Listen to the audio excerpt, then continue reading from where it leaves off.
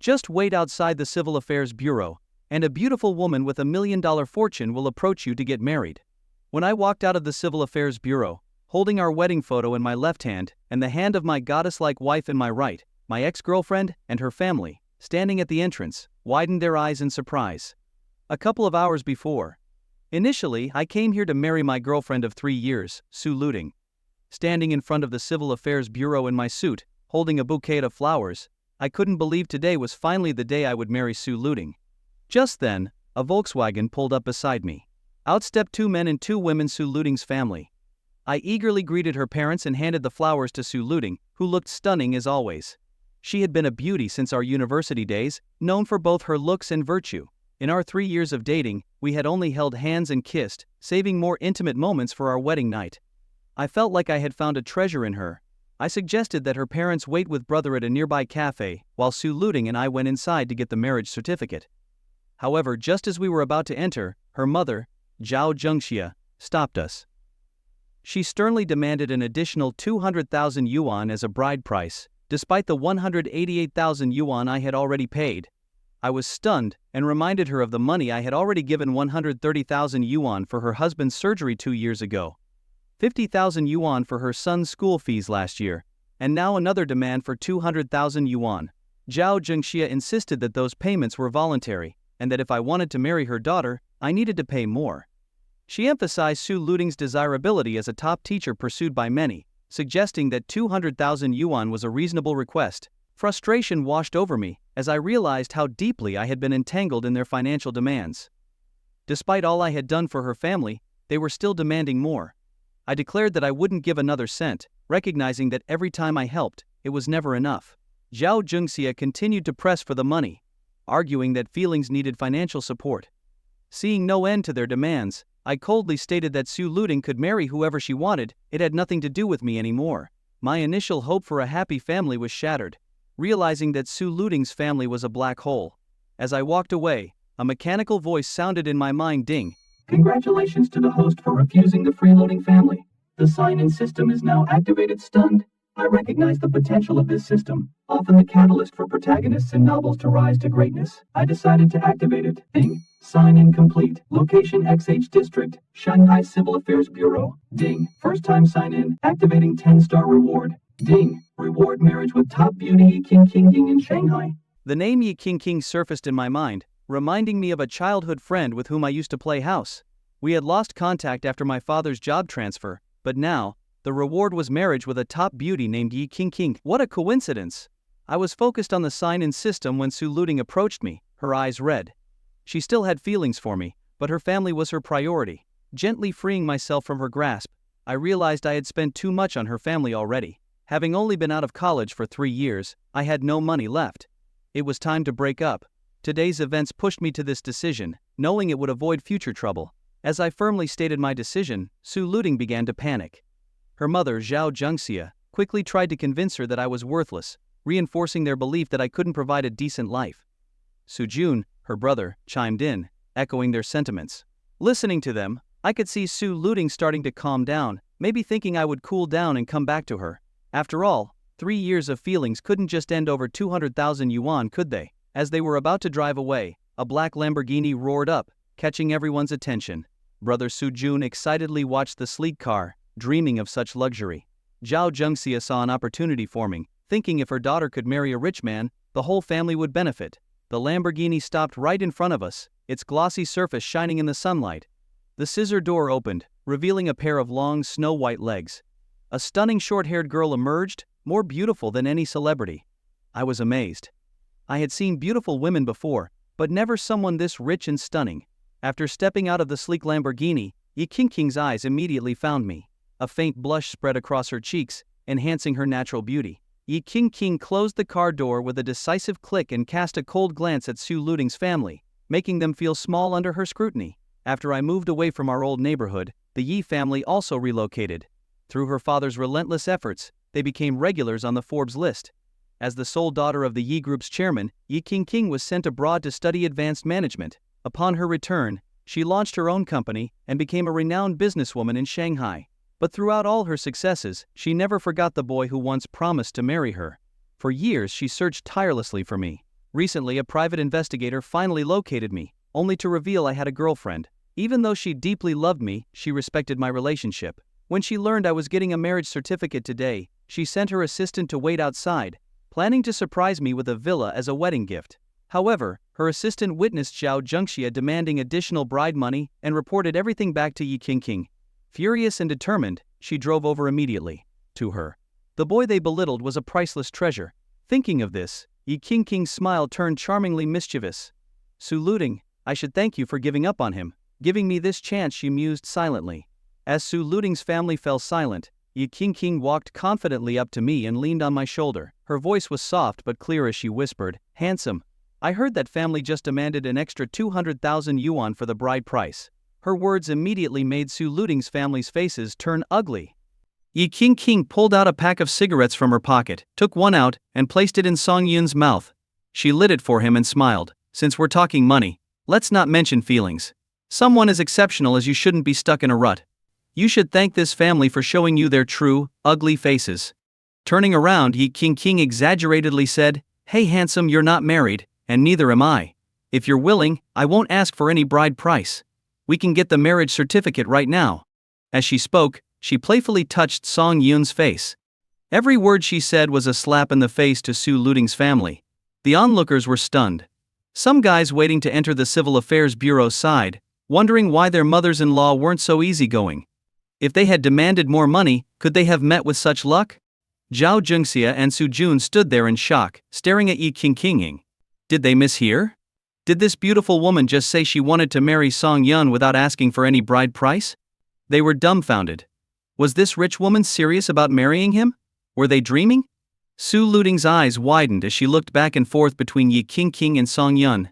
She had thought that after a few days, when Song Yun calmed down, she could reconcile with him. But now, suddenly, there was a woman more beautiful and wealthier than her who wanted to marry Song Yun without asking for anything.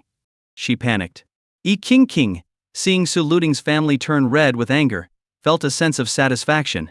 Helping Song Yun vent his anger, she wondered if this would give her a chance to enter his life and maybe have a few kids after marriage. Did Song Yun prefer boys or girls? But what Song Yun said next caught her off guard. "Sure, let's go get the marriage certificate now." Huh. What did he mean? Even though she wanted to marry Song Yun, hadn't they not seen each other for years? Shouldn't they catch up first and take things slow? Why was he rushing? Seeing Yi Qingqing's confused look, Song Yun asked, "Didn't you bring your documents?" He was puzzled. Wasn't this beautiful woman supposed to be his reward from the system? Why did she seem so clueless? "I did. I brought them." Yi Qingqing's heart raced. To hell with catching up and taking it slow. She was going to fulfill her wish today. "All right, let's go in." With that, Song Yun started walking towards the Civil Affairs Bureau, not bothering to look back at his girlfriend's family. Seeing that Song Yun was really going to marry someone else, Su Luting panicked. She wanted to stop him, but her mind was a mess, and she couldn't say a word. Today's outcome was entirely their own doing. If her mother hadn't interfered, if she had been firm in marrying Song Yun, they might already be discussing wedding plans. Su Jun watched Yi Qingqing follow Song Yun into the Civil Affairs Bureau, feeling utterly defeated. He clenched his fists, unable to believe it. Such a stunning woman was really going to marry Song Yun, a poor guy? It had to be fake, right? A hallucination maybe? Did rich women really go for guys like him? His worldview was shattered. About 10 minutes later, Song Yun came out holding Yi Qingqing's hand. Yi Qingqing tightly held onto Song Yun's arm, the bright red marriage certificate in her other hand, her face glowing with joy. She couldn't believe it. Within moments, she and Song Yun had become a legally recognized couple. She was ecstatic, truly overjoyed. Song Yun, on the other hand, felt a bit uneasy because Yi Qingqing was so beautiful. Her every smile and gesture stirred his deepest desires. The more he looked at Yi Qingqing, the more she reminded him of his childhood friend. Wait a minute. When they were kids, Yi Qingqing had a mark on her butt. They were playing house, and Yi Qingqing, as the mom needed a shot because she was sick, Song Yun, playing the dad, used a pencil as a syringe. Someone pushed him from behind, and he accidentally poked her for real. The mark had left a dark spot that looked like a mole. Thinking of this, Song Yun glanced at Yi Qingqing. "Where are you looking?" Perv. Yi Qingqing pinched Song Yun's waist, her face turning red. He. Outside the Civil Affairs Bureau, Song Yun saw that his ex-girlfriend's family hadn't left. They were glaring at him with dark expressions. Zhao Zhengxia couldn't believe it. This poor kid actually had a flash marriage with such a beautiful and wealthy girl. It indirectly proved her judgment wrong. Not only was she blind, but also incapable of recognizing a good person. Su Luding, looking at the marriage certificate in Yi Qingqing's hand, shouted with a trembling voice, Song Yun, are you really that heartless? You could have earned the 200,000 yuan with some effort. Why marry a random woman? Song Yun stared into Su Luding's eyes and said slowly, I can support a woman, but I can't support her entire family. Sorry, we are never getting back together. He walked past Su Luding and approached Zhao Zhengxia. I'll forget about the medical bills and Su Jun's tuition, but the 188,000 yuan bride price, every penny of it needs to be returned. Zhao Zhengxia had assumed she had Song Yun cornered, so she had already spent the bride price. She didn't expect Song Yun to end their relationship so decisively. Now, where was she supposed to get the money? Su Jun protested. You wasted 3 years of my sister's youth, and still have the nerve to ask for money back. Hearing her son, Zhao Zhengxia's eyes lit up.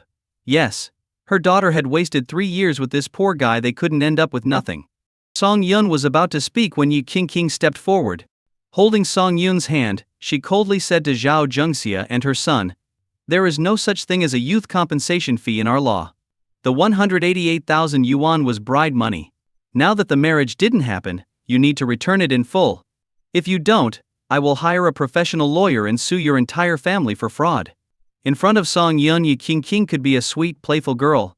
But to others, Yi Qingqing was a formidable businesswoman. Hearing the threat of a lawsuit, Zhao Zhengxia panicked. After hesitating for a while, she stammered, it's just 188,000 yuan. Do you have to be so aggressive? I'll return it in a few days, okay? Within 3 days. If I don't see the money, expect a court summons, Yi Qingqing said, pulling Song Yun towards the Lamborghini. The car's roar filled the air as they drove away. Watching them leave, Zhao Zhengxia collapsed to the ground, her spirits crushed. How was she going to gather the money in 3 days? Su Luding also crouched down, crying uncontrollably. This day would be remembered by the Xu family forever. On the other side, sitting in the passenger seat, Song Yun closed his eyes to rest. The system rewarded him with a beginner's 5 draw based on his recent actions. Start the draw. Ding, congratulations, you have received 200,000 yuan in cash. Song Yun's phone screen lit up. A legal overseas gambling company had transferred 200,000 yuan to him. Ding, congratulations, Yi Qingqing's affection for you has increased by 10 points. Ding, congratulations, you have received a beauty enhancement serum. This serum has no side effects and will significantly improve your facial features after injection. Ding, congratulations, you have hit the jackpot and received a 5-star reward, a karma card. This card allows you to check the good or evil nature of a person's actions. If judged as evil, the target will experience a month of bad luck. If judged as good, the target will receive different levels of rewards. Note this card can be used 3 times a month. Ding, congratulations, you have received a property card. This card allows you to purchase any property, without limits on location or price. E-Karma card? A smile played on Song Yun's lips as he immediately used it on Zhao Zhengxia. The system is determining, please wait. Ding, determined as evil. Target Zhao Zhengxia will experience a month of bad luck. Prices will always go up when she shops, she will trip every time she goes out, and she will lose every time she plays cards. Song Yun detested Zhao Zhengxia to the core. Her greed and mean-spirited nature defined her. Whether it was demanding extra bride money at the last minute or being ungrateful, she did it all without a second thought. Song Yun had been wondering how to punish her lightly. But the system handed him the perfect tool. With this, his ruined mood lifted instantly. Opening his eyes, Song Yun looked at Yi Qingqing, who was focused on driving, and sighed. If it weren't for Zhao Zhengxia's interference, he would have gotten the marriage certificate with Su Luding and gone for a celebratory meal by now. But now he was relieved it didn't happen. If they had married, life would have been much harder. Yi Qingqing, feeling Song Yun's gaze, blushed and wondered if tonight was the night she would be with him. You can drop me off at the next corner. Song Yun pointed to the intersection ahead. You're not coming home to meet my parents? Yi Qingqing asked in surprise. She had planned to bring him home after getting the certificate to discuss wedding details with her parents. Song Yun's response puzzled her. Song Yun was taken aback. Wasn't the plan for her to help him look cool and then they'd go their separate ways? What was happening now? Did she take this seriously? Holy crap. Was this beautiful woman really his wife now? Did this mean the wedding night was near, and he could lose his virginity? This was intense. I'm a bit nervous about meeting your parents right after getting married. Can you give me a few days to adjust? Oh. Alright. I was hoping we could spend the night together, Yi King said, disappointed. Cough cough. This unexpectedly bold wife was something else. He wondered if the system might reward him with a physical enhancement serum. Song Yun opened the car door and got out as it pulled over to the side of the road. Leaning out of the passenger seat, Yi King called out, Song Yun, when I'm not around, you can't talk to pretty girls, okay? Also, I added you on WeChat. Make sure to post about me on your moments and introduce me to your friends. Alright, I'm leaving now. I'll come find you tomorrow. Bye bye. Pouting, Yi King drove off, clearly not happy about leaving. The people who had been admiring the Lamborghini were now staring at Song Yun in disbelief. It's common to see guys using Lamborghinis to pick up girls, but seeing a guy getting picked up by a girl in a Lamborghini, and then having her reluctantly say goodbye, now that's rare. Is this guy some kind of dating guru? Feeling awkward under their gazes, Song Yun quickly walked away. Meanwhile, back at Su Luting's home, her family was trying to comfort her in her bedroom. She looked pale and lost, like she was in a trance. Stop thinking about that jerk. He's suing us after hooking up with a rich woman. A man like that is garbage. I'll find you a rich guy to piss him off. Zhao Zhengxia tried to console her daughter, but Su Luting wasn't listening. Forget it, just get some sleep. You'll feel better after some rest. Zhao Zhengxia sighed and left the room. After talking to her husband, she went out to find someone to borrow money from. As she was going down the stairs, a dog suddenly ran up, startling her. She lost her balance and fell down the stairs. Thud, thud, thud. She tumbled down several steps and lay on the floor, unable to get up. The karma card had started to take effect. Ow! Whose dog is this? Zhao Zhengxia groaned in pain, clutching her leg. She was soon found and taken to the hospital by the Su family. After the examination, it was revealed that Zhao Zhengxia had a broken right leg, a fractured left hand, and minor rib fractures. The doctor was shocked by the extent of her injuries from a simple fall. How high could those stairs be? What he didn't know was that the karma card magnified even small misfortunes several times. Lying in the hospital bed, Zhao Zhengxia was tightly wrapped in bandages. Any slight movement caused her great pain. It's all Song Yun's fault. If he had just given us the 200,000 yuan, I wouldn't be suffering like this. Ow, it hurts. Mom, that guy just got lucky. Mark my words, he'll be back to being a loser soon enough, Su Jun said, his eyes filled with hatred and jealousy. Why did Yi King, a beautiful woman, marry a poor guy like Song Yun while he, a promising college student, was still single? As they cursed Song Yun, the doctor walked in. Here is the bill for the surgery. Who will be paying it? Su Jun took the bill and, seeing the amount, quickly tossed it aside in shock. Su's father, hunched over, picked it up and checked it carefully. As the head of the family, he used to have a say in his daughter's marriage, but since he was diagnosed with cancer 2 years ago, his health had deteriorated, and he had turned a blind eye to his wife's actions. Sigh. There goes another 80,000 yuan, Su's father sighed. What? 80,000? Zhao Zhengxia exclaimed. They already owed Song Yun 188,000 yuan for the bride price, and now they had lost another 80,000. What were they going to do? Zhao Zhengxia believed that if Song Yun didn't get his money in 3 days, Yi King would surely take them to court. After all, anyone who could drive a Lamborghini definitely had power and influence. Going up against an ordinary family would be a piece of cake. Looking at the bill, the Su family fell into silence. Maybe, Ting, you could ask Song Yun to give us more time to pay back the bride price, Zhao Zhengxia shamelessly suggested, as if she hadn't just been cursing Song Yun. Su Jun chimed in, knowing their financial situation. They didn't have enough money to cover the bride price, let alone their mother's medical bills. Sis, we really don't have any money left. I haven't graduated yet, and Dad's too sick to work. If we need to come up with the money, we might have to sell the house. Do you really want to see our family like this? Seeing the hopeful look in her mother's eyes, Su Luting bitterly took out her phone and called Song Yun. Beep. Beep. Beep. After several tense moments, Su Luting put down her phone. He's not picking up. Try a voice message on WeChat, Su Jun suggested. She sent a voice message, but it was immediately marked with a red exclamation point. He blocked me. Su Luting's voice was choked with emotion as she looked at the years of messages between them on the screen, her heart aching. Try calling him with another phone. Zhao Zhengxia borrowed a phone from a nearby patient and called Song Yun. Hello, who is this? Song Yun's voice came through. Hello Song Yun, this is Ting's mom, Zhao Zhengxia said softly. Song Yun was puzzled. Why were they still bothering him after everything was over? Fearing he would hang up, Zhao Zhengxia quickly explained everything and promised to pay back all the bride price within a year. Hearing this, Song Yun realized the karma card was working. When I paid the 188,000 yuan bride price, you said not a penny less. Now, I'm giving you your own words back, Song Yun said coldly. Hearing this, Zhao Zhengxia couldn't help but cry. Song Yun, for Tingting's sake, please give us another chance. You know our situation. Junjun is still in school, Tingting's father is disabled, and the whole family depends on Tingting's salary. Please, I'm begging you, spare us. Song Yun responded calmly. I've calculated the total 130,000 yuan for medical bills, 50,000 for Sujun's tuition, 188,000 for the bride price. That's nearly 400,000 yuan, not counting the gifts and holiday money. Now, I'm only asking for the bride price back. Is that too much? As for Tingting's sake, I've done enough. If I don't see the money in 3 days, see you in court. With that, Song Yun hung up. On the other end, Zhao Zhengxia felt her heart sink. Seeing the hopeful look in Sujun's eyes, she broke down in tears. Why is my life so miserable? My husband is useless, my daughter's boyfriend is blind, and now we're in this mess. Oh, why doesn't heaven just take me away? Her crying attracted the attention of patients in the corridor. Among them was a man in a suit with a gold Rolex on his wrist. Seeing Zhao Zhengxia lying in the hospital bed, his eyes lit up. Zhengxia.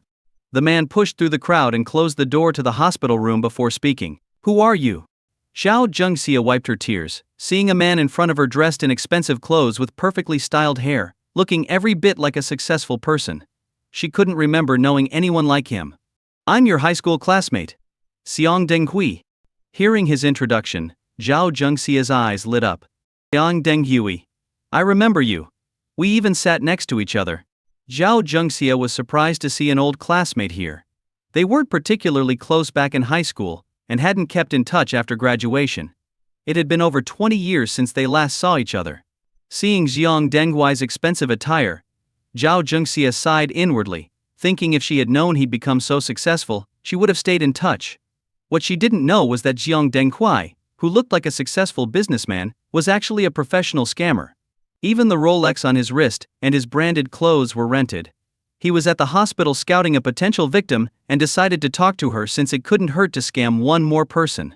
Gee, what's wrong? Is your injury serious? Hearing her old classmate's concern, Zhao Zhengxia started pouring out her troubles, painting Song Yun as a villain. After hearing the whole story, Yang Denghui expressed his sympathy. Zhao Zhengxia eyed Xiang Denghui's attire, wanting to ask for money but feeling embarrassed. After all, it had been over 20 years since they last met, and it felt inappropriate to bring up money right away. Gee, I have a project to attend to soon, so I must go. I wish you a speedy recovery. With that, Xiang Denghui stood to leave but was stopped by Su Jun. Uncle Xiang, you haven't seen my mother in so long. Please stay and catch up. Let me get some fruit for you. Su Jun was thinking about how to use this social connection. It would be a waste not to take advantage of his mother's old classmate. Returning with the fruit, Su Jun cheerfully asked, Uncle Xiang, what are you working on now? I'm graduating next year. Is your company hiring? Xiang Denghui waved his hand apologetically. Sorry, the company is in a tough spot right now and is planning layoffs. Hearing this, Su Jun's enthusiasm faded a bit. But if I complete my current project, that might change. Oh? Can you tell me about it? Su Jun was intrigued. He thought it might be better to gather useful information from influential people, rather than just working for someone else after graduation. This project needs a lot of funding. I've invested millions myself. Your family has a small business, it's better not to get involved. The more Xiang Denghui refused, the more Su Jun thought it was a promising opportunity. Who would share a money-making project unless it was really profitable? Uncle Xiang, you know our family situation. Please have some compassion and let us in on it. Even if we only get a small part, I, Su Jun, will be grateful forever. Well, Xiang Denghui pretended to hesitate, though he was actually thrilled inside. Are you worried about the amount? We can mortgage our house to get some money and redeem it later. I'll think about it. Seeing Xiang Denghui hesitate, Zhao Zhengxia quickly said, Old classmate, you have to help me. If this continues, I'll have to jump off a building. Sigh, I wanted to keep this to myself, but since you were my high school crush, I'll let you in on it. This project, if handled well, will return at least tenfold. The gullible Su family was eager to give him money. If only there were more people like them, he thought, he might already be a billionaire. After 2 days, Xiong Denghui decided it was time to reel them in. Zhao Zhengxia, eager to make big money, wasted no time taking him to the most expensive hotel in town. They ordered abalone, bird's nest soup, and Mao Tai liquor, and as they drank, Xiong Denghui pretended to get tipsy. Su Jun kept asking about the project, and Xiong Denghui, red-faced and slurring, revealed everything. As a university student, Su Jun thought the project sounded even better than his uncle had suggested. It wasn't just 10 times the profit if done right, they could earn 20 times the investment. It was a long-term, profitable venture. Faced with such a golden opportunity, Su Jun's greed took over. He persuaded Zhao Zhengxia to invest 3 million yuan into the project, even if it meant selling their house and everything they owned. Though the amount was huge, Zhao Zhengxia, spurred by thoughts of Song Yun's disdainful expression and the allure of the investment, decided to go for it. Make it big and succeed, Xiong Denghui said, ending the meal. Now, all he had to do was wait for the 3 million yuan to hit his account so he could disappear. Outside the hotel, Xiong Denghui waved, and a Rolls-Royce pulled up. A driver in a suit opened the rear door professionally, holding his hand over the top to protect it. Seeing such a high-end car, Su Jun was convinced that Uncle Xiong was a hidden billionaire. With a swagger, Xiong Denghui got into the car. As soon as the door closed, his drunken demeanor vanished, and he relaxed with his feet up. "Boss, today's car rental is 5,000 yuan. Will you pay by card or cash?" the driver asked. "Hey, card," Xiong Denghui laughed. Unbeknownst to the Su family, even the car was rented by Xiong Denghui. "Jun, do you think this project is reliable?" Zhao Zhengxia asked worriedly as they sat in a taxi. "Mom, you can insult me, but don't insult my expertise. I studied finance in college. This project is highly feasible and incredibly profitable.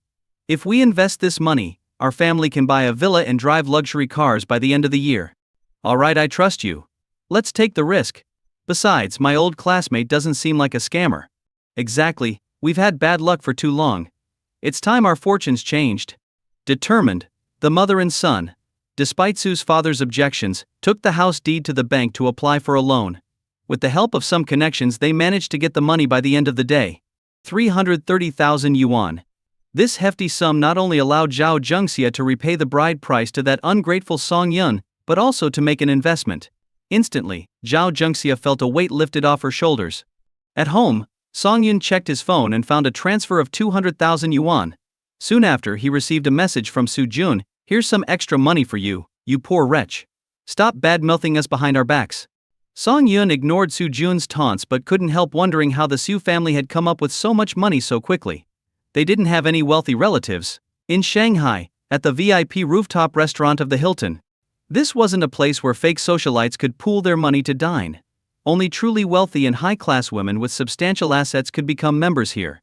At a window seat, Yi Qingqing rested her chin on her hands, her eyes filled with happiness. Across from her sat a long-haired woman, equally attractive and well-built. "Sweetie, you're married now? Are you serious?" the woman asked in disbelief. "Are you sure you're not feverish? We agreed to stay single until the end of the world, and now you've gone and gotten married without me. Do you even consider me your best friend?" "I just happened to meet someone. I couldn't let those bad people bully Brother Song, so I acted on impulse," Yi Qingqing explained. The woman, Li Shishi, came from a renowned energy family with assets in the billions. She and Yi Qingqing had known each other since childhood. Their friendship wasn't like those superficial bonds with others, they were genuinely close. Stirring her coffee, Li Shishi finally said, "My silly friend, I can't understand what you're thinking. It's not about whether you're married, but that you married a stranger you hadn't seen in years. It's just, he's not a stranger, he's Brother Song." Alright. But does your Brother Song even remember you?" Li Shishi lit a cigarette and leaned back in her chair. "Do you know what he's been through? Do you understand what he really wants?" I don't know. But I like him." Sigh. "They say love lowers your IQ. Yours hasn't just lowered, it's gone negative. My dear friend, you know nothing about him, yet you're betting your whole life on him. Have you forgotten what happened to Mo Lan?" Mo Lan was a well-known socialite in their circle. Her family was in real estate and very wealthy. During college, she met a poor boy and, after much begging, her family finally agreed to their marriage. 3 years later, her parents mysteriously died, leaving her as the sole heir. The poor boy then took over the family business, only to later squander all assets, have numerous affairs, and drive Mo Lan into depression, which led to her suicide. "I just want you to be happy, and not end up in a tragedy. Okay, Lai Shishi extinguished her cigarette and sighed. It's different, Shishi. Believe me. Brother Song isn't like that scoundrel. When I drove my luxury car to get our marriage certificate, Brother Song showed no interest. If he's pretending, then I'll admit I'm wrong. Hearing her friend's conviction, Li Shishi became intrigued by Song Yun. These past few days, Song Yun had no time to contact Yi Qingqing because he discovered that signing in at various locations gave him different rewards. Signing in on the bed, he received a deep dream card, allowing him to enter others' dreams or create his own dream world. Amazingly, with this card he could lucid dream, never getting lost in the dream. Signing in at a KTV, he gained a professional singer's voice. Signing in at a bookstore, he acquired the peak writing skills of a top 10 global author. Even signing in at the bathroom, he was rewarded with a healthy digestive system. Delighted, Song Yun spent his days wandering around different places, enjoying the rewards. Meanwhile, Zhao Zhengxia and her family solemnly placed a bank card with 3 million yuan in front of Xiang Denghui. Old classmate, whether my family thrives or starves depends on you, Zhao Zhengxia said, her eyes lingering on the card. She had never seen so much money in her life, minus 3 million yuan, enough to live comfortably forever. Leaning back, Xiang Denghui glanced dismissively at the card and waved his hand. Don't worry. I'm only giving you this opportunity because we're old classmates. You should know, countless people want to invest in my project, but I turn them all down. Do you know why? Why, Uncle Xiang? Wouldn't taking in more funds benefit the project? Su Jun asked curiously. Hey, truly profitable projects are treasures to big players. Have you seen Jack Massachusetts give away Taobao shares to random investors? You're young and don't understand the intricacies. But now that you've given me the money, I'll make sure to deliver. As a seasoned scammer, Yang Dinghui spun his lies effortlessly, making them seem believable. He pocketed the card and smiled. Congratulations, Xie Ji, on becoming a future billionaire. I'll ensure you get a part of the first wave of returns. By then, this 3 million will look like nothing compared to the returns. Seeing Xiang Denghui treat money with such disdain, Su Jun and Zhao Zhengxia exchanged glances, convinced they had made the right choice. To someone like Xiang Denghui, 3 million was probably just a day's profit. After saying goodbye, Yang Denghui got into his rented Rolls-Royce and headed to the airport. With 3 million in hand, it was time to disappear. Ha ha ha, I can't believe how stupid Zhao Zhengxia is. Her son Su Jun is just as clueless, thinking he knows everything. I've struck gold. Xiang Denghui didn't care about the fate of Zhao Zhengxia's family. He had long abandoned any semblance of a conscience. If a relative had money and he could scam them, he wouldn't hesitate. Meanwhile, Su Jun and Zhao Zhengxia were daydreaming about how much profit they would get from Xiang Denghui in a month. Thinking about the Lamborghini he saw at the Civil Affairs Bureau, Su Jun felt reinvigorated. Driving a sports car really was the way to live. Zhao Zhengxia also felt relieved. The money was invested, now they just had to wait for the dividends. Once they paid off the house loan, they could sell the old house and move into a villa. Life was going to be great. Back at home, Su Jun lay on his bed, his vanity keeping him restless. He took out his phone and posted on social media. Thanks for the invite. Just got off the plane. Here's what it feels like to achieve financial freedom while still in college. Within minutes, his message inbox exploded with questions from classmates, compliments after hearing the truth, cautious inquiries from teachers, and attention from girls who usually ignored him. This surge of attention filled the young man with an intoxicating sense of vanity. Brother Su Jun, let's go out to eat sometime. Hearing the sweet, flirtatious voice from his dream girl, Su Jun felt his bones melt. Sure. Next time I'll take you to the fanciest restaurant in Shanghai, and then we can. Brother Su Jun, you're so naughty, but I like it. Hee Xiaoyi. I'm planning to visit the Lamborghini dealership in a month to pick up a car. Want to come with me to check it out this week? On the other side of the screen, Xiaoji's eyes lit up. It seemed this guy really had money now if he was talking about buying a sports car. I wonder how the suspension on those sports cars is. Su Jun swallowed hard. His dream girl was flirting with him. Asking about the suspension, did she want to test it out? Meanwhile, Yi Qingqing dragged Li Shishi to a cafe near Song Yun's place. The cafe was right across from his apartment complex, so if he left his house, she would see him. Sitting inside, Yi Qingqing was annoyed. What was Brother Song so busy with that he didn't contact his newlywed? It was infuriating. Everyone in the cafe couldn't take their eyes off the two women. Holy crap. These two are stunning. With perfect features and amazing bodies, they were absolute knockouts. Seeing one woman like this on the street would be a blessing, but two in a small cafe. Unbelievable. A young man gulped. His girlfriend, who was about to scold him, felt too insecure to get mad after seeing the two beauties. She couldn't compete. Yi King stared out at Song Yun's apartment building, while Li Shishi sighed at her friend's lovesick expression. She couldn't understand what made Song Yun so attractive to Yi King.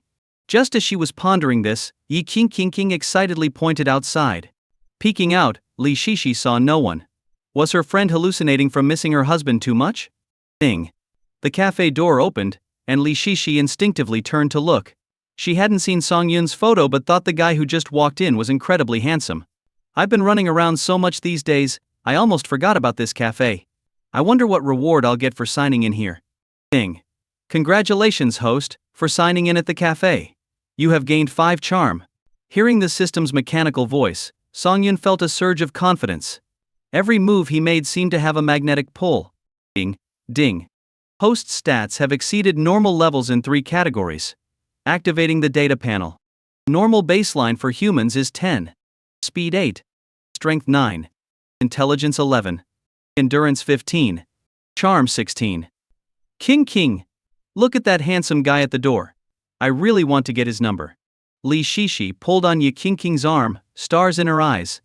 Yi King looked in the direction her friend was pointing. Wasn't that her husband, Song Yun? She was wondering where he had gone, and here he was. Brother Song Yun.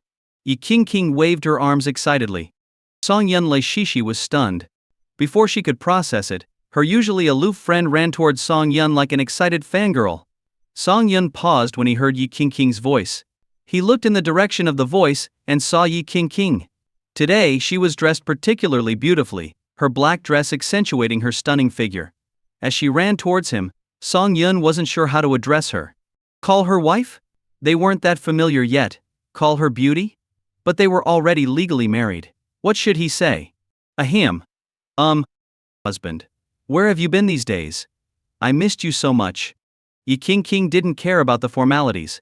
To her, once they were married, Song Yun was her official husband, recognized by the state. Wife, what are you doing here? Since she was so straightforward, Song Yun naturally went along with it. But hearing this, Yi King was stunned. Brother Song Yun actually called her wife. She was thrilled. As this exchange happened, every man in the cafe was staring daggers at Song Yun. Wife? This bastard called the goddess wife? What's going on? Was their romance over before it even started? With everyone glaring at him, Yi King shyly moved to Song Yun's side. I called you. But you didn't answer, so I had to come find you myself. Everyone in the cafe was dumbfounded. What was happening? What the hell? Was this beautiful girl really married? Do I still have a chance? And to top it off, this bastard dared not to answer the goddess's calls. Unforgivable. If my wife looked like that, I wouldn't even go to work. I'd spend all my time making her happy. And here you are, making your gorgeous wife come find you. Are you even a man? Damn. It's like some have it all, and some have nothing. But as they processed this, thinking that at least their own wives loved them, they noticed their wives were staring dreamily at Song Yun. Yi King led Song Yun over to Li Shishi. Shishi. This is my husband, Song Yun. Li Shishi took a sip of her coffee to hide her embarrassment. She finally understood why her best friend had rushed into marriage with a man she hadn't seen in nearly 20 years. If it were her, she'd lock Song Yun up at home after getting married. He was just too damn irresistible. It seemed she had worried for nothing. Her friend's happiness was something she couldn't fathom. Song Yun nodded at Li Shishi and sat across from her. Li Shishi kept glancing at Song Yun, her eyes filled with curiosity and inner conflict. Yi King, you bad woman. You lied about childhood sweethearts growing up to marry you. If it were an ugly guy, would you still rush into marriage? You just married him for his looks. While Song Yun and the two girls chatted, a man in a suit walked over. He wore gold-rimmed glasses, had a fair complexion, and exuded a scholarly vibe. Hello, ladies. His eyes roved over the two women's bodies with possessiveness. He had been debating whether to approach them ever since Yi King called out husband. He decided he had to make a move, because he had a hidden fetish for married women. Seeing beautiful married women always made him want to claim them for himself, then discard them when he got bored. With his looks and wealth, he had seduced dozens, if not hundreds, of women. He had a routine that made girls lose their heads over him. But this time he felt he had met his match. These two beauties paid him no attention. It was Song Yun who looked up and asked, "Hello, can I help you?" Hey, just saying hi and making friends. The man tried to sit next to Li Shishi, but she firmly refused. Undeterred, he shamelessly dragged a chair over from another table and sat in the aisle. Song Yun looked at him with disgust, thinking this guy must be an idiot. No sense of decency. "Excuse me, you're being a nuisance. Could you please leave?" Yi King said, unnerved by the man's invasive gaze. "Hey, I heard you ladies discussing Pride and Prejudice. I'm well versed in the original English version from my university days. If you want to understand it better, I can explain." "No need. If I have questions, I'll ask my husband," Yi King interrupted. What the man looked Song Yun up and down, thinking this guy was just another pretty face. Pride and Prejudice wasn't a book everyone could appreciate. Its tedious plot and long character list deterred many. Your husband might be handsome, but I majored in classical literature. I can make even the dullest books come alive." The man smiled, already plotting. He believed these two beauties were literary types. If he could impress them with his knowledge, he might get closer to them, maybe even end up discussing literature late into the night in a hotel. "Sorry, we don't need your explanation. Please leave," Yi King said sternly. "Miss, are you worried that my presence will hurt your husband's self-esteem?" The man tried a risky move, aiming straight for the heart of the issue. Yi King did worry a bit. According to the information, Song Yun was just an ordinary person. How could he know much about literature? "No matter what, I like you the most, Song Yun," she reassured, her voice soft. Song Yun patted her head with a smile. "Then let me make you like me even more." Literature? He had been transformed by the system in recent days, gaining deep knowledge of literature from ancient to modern times, both domestic and foreign. Explaining Pride and Prejudice? He could write a masterpiece himself. Hearing this, Yi King decided not to press further. In front of others, she had to maintain Song Yun's dignity. If he couldn't say much, she would simply pull him away. The man looked at Song Yun with a fake smile. "Did I misjudge today and meet a literary expert?" "Not an expert, but I know a few things." Song Yun activated his memory, where countless thoughts of top writers swirled. Among them was Jane Austen, the author of Pride and Prejudice. Jane Austen was born in a small town in Austria. Her father was a local clergyman, and she never attended school. While writing Pride and Prejudice, she probably never imagined it would break the old conventions of European literature. Song Yun's detailed and professional explanation left the onlookers in awe. Who knew this pretty boy was so knowledgeable? Quoting classics made him even more impressive. This was the result of Song Yun's enhanced charm.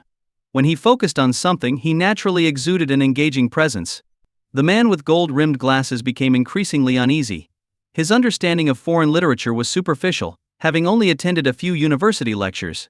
Finding them boring, he never delved deeper.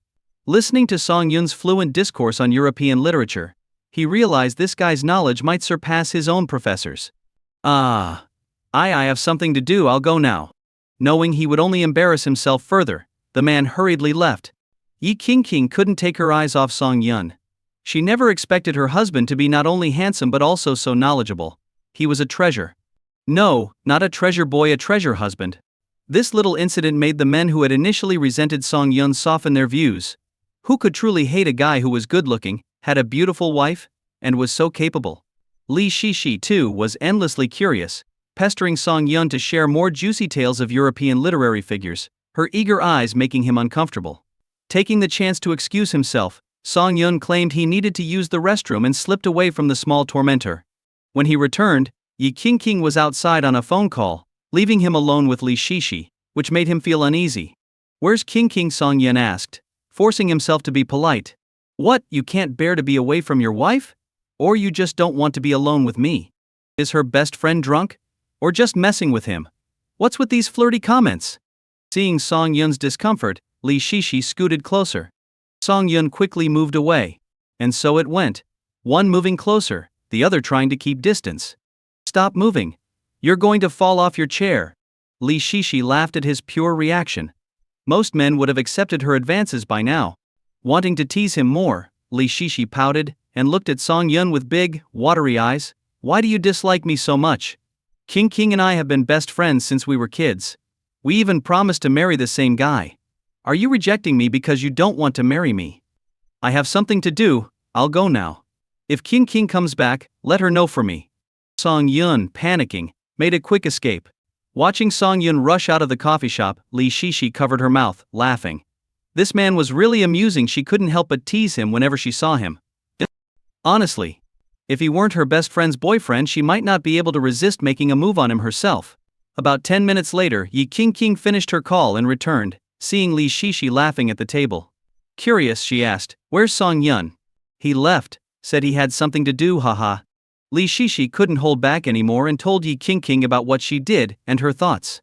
Yi King looked at her best friend, laughing so hard she could barely breathe, and felt quite helpless. That evening, Song Yun had just come out of the shower when he received a message from Yi King. "I'm thinking of buying a sports car soon. Will you come with me to look at some?" "Sure.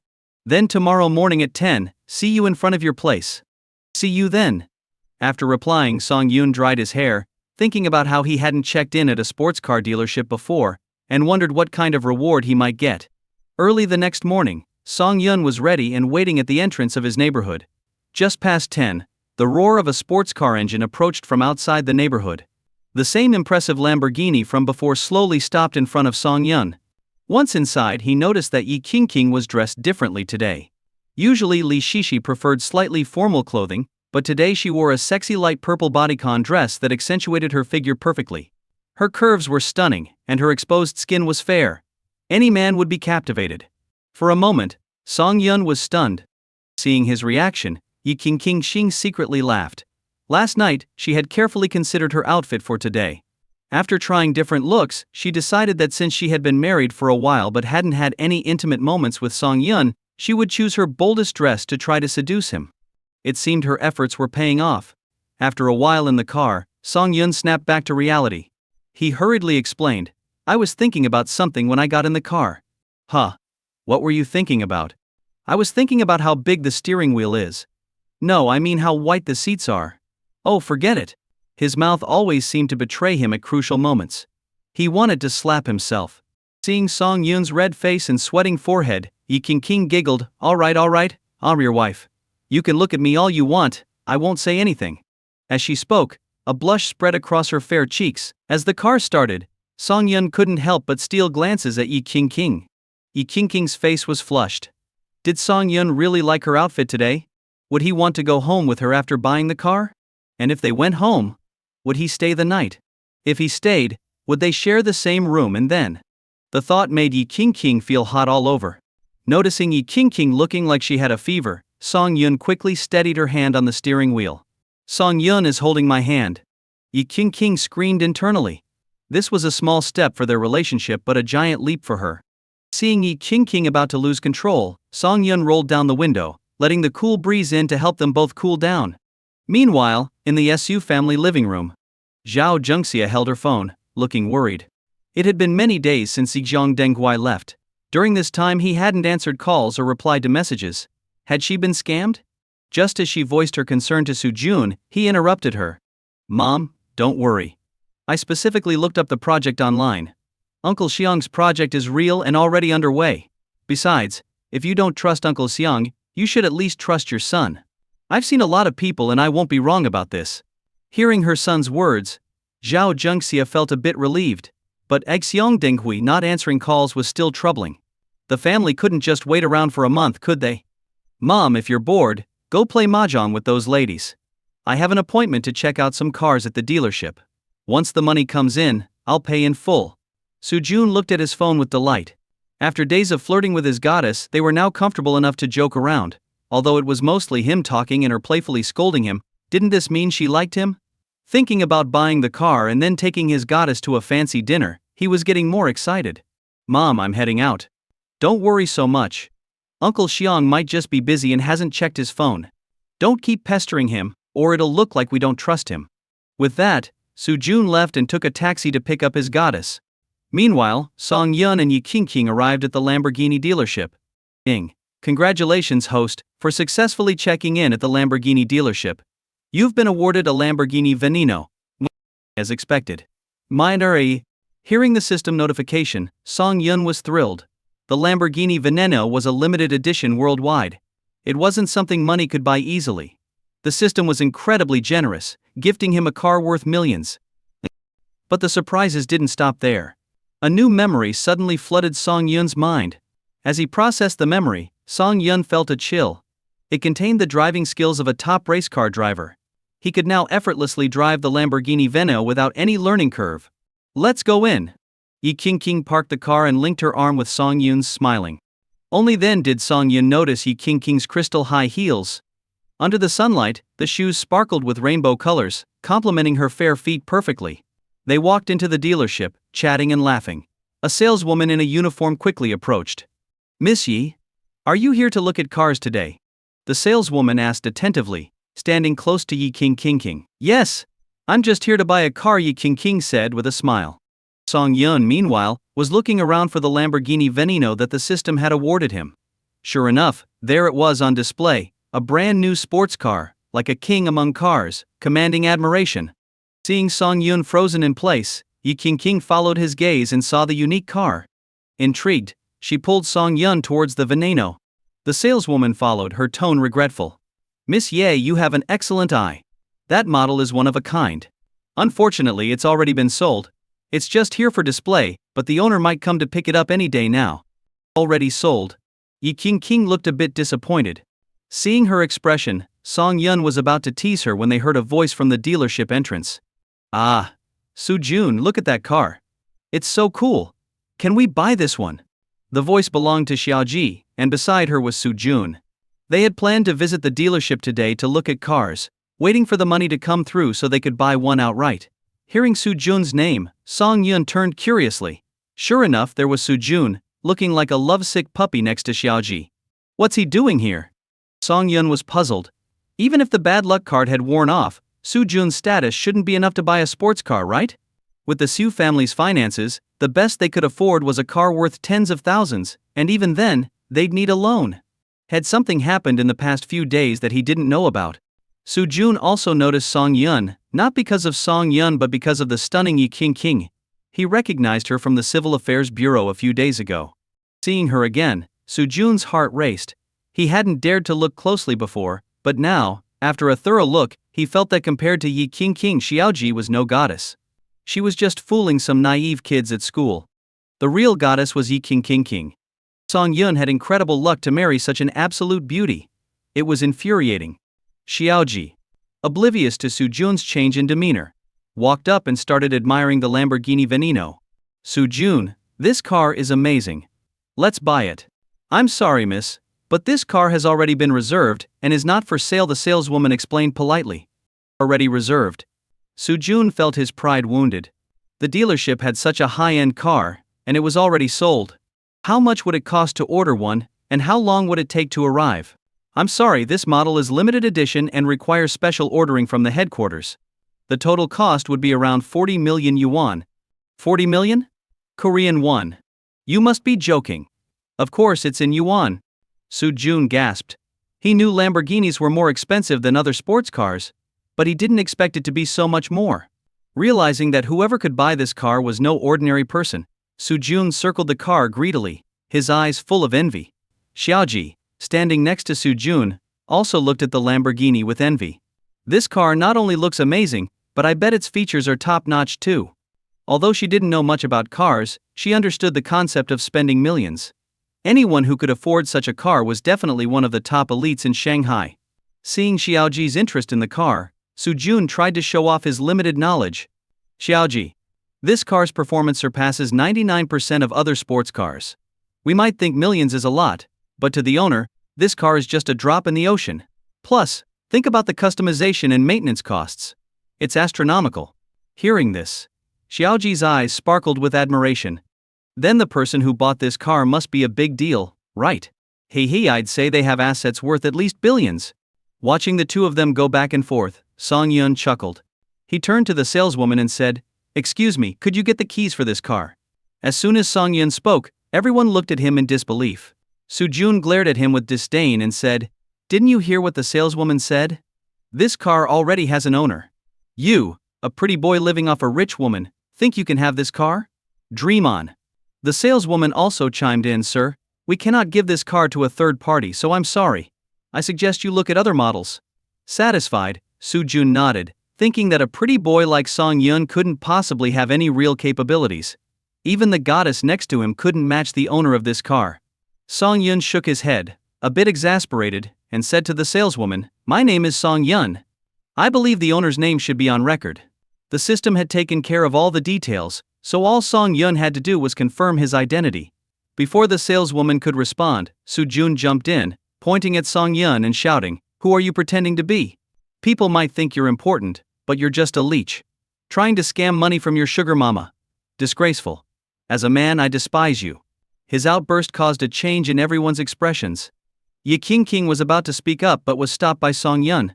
Song Yun looked at the stunned saleswoman and asked gently, "Didn't headquarters inform you of the owner's details?" "And no, you're Mr. Song Yun." The saleswoman covered her mouth in shock. What was it with rich people pretending to be ordinary? And this handsome guy dressed so plainly. It was hard to believe he was the owner. "Please provide your identification." She respectfully took Song Yun's ID and carefully matched it with the information from headquarters. After confirming it, she returned the ID with both hands. "Mr. Song, it's confirmed. I'll get the keys for you right away." A few minutes later, the saleswoman returned with 2 keys, running back in a hurry. "Mr. Song, here are the keys to your car. One is the main key, and the other is a spare. If you lose them, you can contact the Shanghai Lamborghini dealership for 24-hour emergency assistance." Soo-jun was dumbfounded at the saleswoman's respectful demeanor. What just happened? Was this car really Song Yun's? Just a few days ago, wasn't he a broke guy who couldn't afford the dowry? How could he own a Lamborghini Veneno? And such a high-end car needed to be custom-ordered. This meant Song Yun had bought the car even before breaking up with his sister? Impossible. Absolutely impossible. Soo-jun couldn't accept the reality that Song Yun was actually a wealthy big shot. He shook his head, filled with bitterness. If only his mother hadn't demanded more dowry money, could he have benefited from this connection? Xia Ji, standing next to Soo-jun, gazed at Song Yun with longing eyes. This guy is not only more handsome than Soo-jun but also richer. If I could hook up with him, would I become a phoenix? Yi King's eyes sparkled as she looked at Song Yun, her thoughts in turmoil. So, her Song Yun was actually rich. It didn't seem like it, and the information from the detective indicated he was just an ordinary guy. Was there something she didn't know? Ignoring everyone's stares, Song Yun took the keys and handed them to Yi King as if this multi-million-dollar car was nothing to him. Seeing Song Yun's nonchalant expression, Soo-jun's confidence crumbled. Just moments ago, he was bragging about the car, only to have it blow up in his face. He felt his head getting hot, his vision blurring. No. Getting humiliated like this, Soo-jun might have endured it in the past. But now, things were different. He was rich too. With the dividends from Uncle Seong's project, he'd get over 50 million. In that case, spending 40 million on a car wasn't a big deal. Calming himself, Soo-jun turned to the saleswoman and waved grandly. "Get me the specs for a car just as luxurious as this one. I'm buying it." Meanwhile, in the Su family's neighborhood mahjong room, Zhao Zhengxia was boasting to her friends about her imminent fortune. Seeing the envious looks from her friends made Zhao Zhengxia feel utterly triumphant. In the middle of her storytelling, the door to the mahjong room opened. 2 police officers walked in. Everyone quickly stashed their money, fearing accusations of illegal gambling. The officers ignored their actions and approached Zhao Zhengxia, who suddenly felt a twinge of anxiety. "Are you Ms. Zhao Zhengxia?" "Yes, that's me. What's going on?" Zhao Zhengxia asked cautiously. "Do you recognize this person?" One officer pulled out a photo from a folder and placed it in front of her. "Xiang Denghui. I know him. What's happened?" Zhao Zhengxia felt a pang of panic. "I regret to inform you that this suspect is a professional con artist. He scams middle-aged and elderly people by promising high returns on investments. Someone reported him to the Shanghai Criminal Investigation Team yesterday. We've opened an investigation, but it might take a long time to find him. You should prepare for a lengthy process. Xiang Denghui is a fraud." These words kept echoing in Zhao Zhengxia's mind. She tried to stay composed, finding it hard to believe. But the evidence the police provided pulled her back to reality. Her 3 million yuan was gone. She had barely gotten her hands on the money before giving it to Xiang Denghui, and now this was the outcome. Was fate really against the Su family? Seeing Zhao Zhengxia on the verge of collapsing, the police quickly tried to calm her down and began taking her statement. After it was over, Zhao Zhengxia, with a bitter expression asked, "Officer, can we get our money back?" Well, the young officer hesitated. The older officer sighed and said seriously, From our experience, con artists usually spend the money immediately. They know they can't hold on to it for long. So, it's very likely that Jiang Denghui has already spent your money. Bang. Zhao Jungxia collapsed onto the mahjong table beside her. 3 million yuan, a lifetime savings, all gone. Gone. The money was from a mortgage on her house. If she couldn't pay the bank back, what would happen to her home? Thinking of the monthly loan payments, Zhao Jungxia couldn't hold back her tears and cried. The two officers had seen this many times. They looked at each other, leaving only Zhao Jungxia's sobs in the room. How could you trust a stranger with such a large sum of money? The young officer began, but the older officer interrupted. This was the time to comfort, not to criticize. He patted Zhao Jungxia on the shoulder and said gently, "If we catch Yang Denghui, he'll be sentenced to over 30 years in prison. It's the only good outcome here." 30 years in prison? Even if he got a life sentence, what difference would it make? Her money was still gone. Thinking about the bank loan payments, Zhao Jungxia felt a rush of pain in her chest and fainted. But as soon as she hit the ground, the pain from her previous injuries jolted her awake. She could only lie there, sobbing in agony. Meanwhile, at the Lamborghini dealership, Su Jun was meticulously choosing the features for his car, finally settling on a customized model worth 30 million yuan. Seeing Su Jun's smug expression, Song Yun asked curiously, "Did you win the lottery? Even winning first prize wouldn't give you this much money. Who do you think you're looking down on? Let me tell you, without you bringing bad luck, our family is doing great. We've even got a project that's like a golden goose. 3 million, even 3 billion, will be nothing to me in 6 months." Seeing Su Jun's confident attitude, the saleswoman was ecstatic. If this deal went through, she could afford a down payment on a house in Shanghai. Even if you have a project, you don't have the money yet. There are many scammers out there who can swindle a lot with just empty promises. I hope you didn't run into one. Hearing this, Su Jun was furious. He pointed at Song Yun and sneered, "Not everyone is like you. The world isn't that bad." He pulled out his phone to call Jiang Denghui. Since he had already invested, it wouldn't be a problem to get some early dividends, right? Beep beep beep. "The number you dialed is not available. Please try again later." No answer? Su Jun frowned and called again. After several attempts, with sweat on his forehead, Su Jun started to panic. What was going on? Why wasn't anyone answering? Before he had paid, his calls were always answered immediately by a secretary. What had changed now? After trying to reach Uncle Zeong for a while, Su Jun decided he needed to complain and get his incompetent secretary fired. But minutes passed, and still, no one answered. Everyone around started getting impatient, and even Xiaoji showed signs of annoyance. "Wait a sec, I'll call my mom and see what's up." Su Jun wiped the sweat from his forehead and shakily dialed Zhao Jungxia's number. It connected.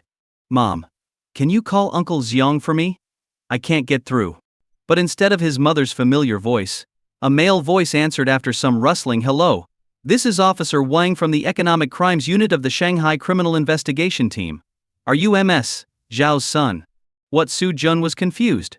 Why was the police involved? Trying to stay calm, he stepped away and spoke quietly. "Did my mom do something wrong?"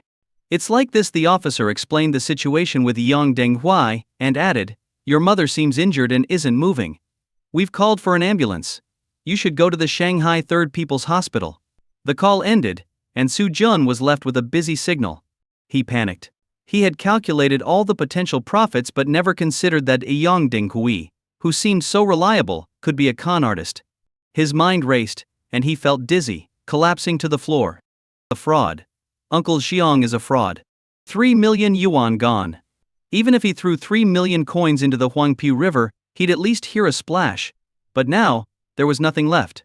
That 3 million was from a mortgage on their house, with monthly interest and principal payments. Thinking of this, Su Jun nearly fainted.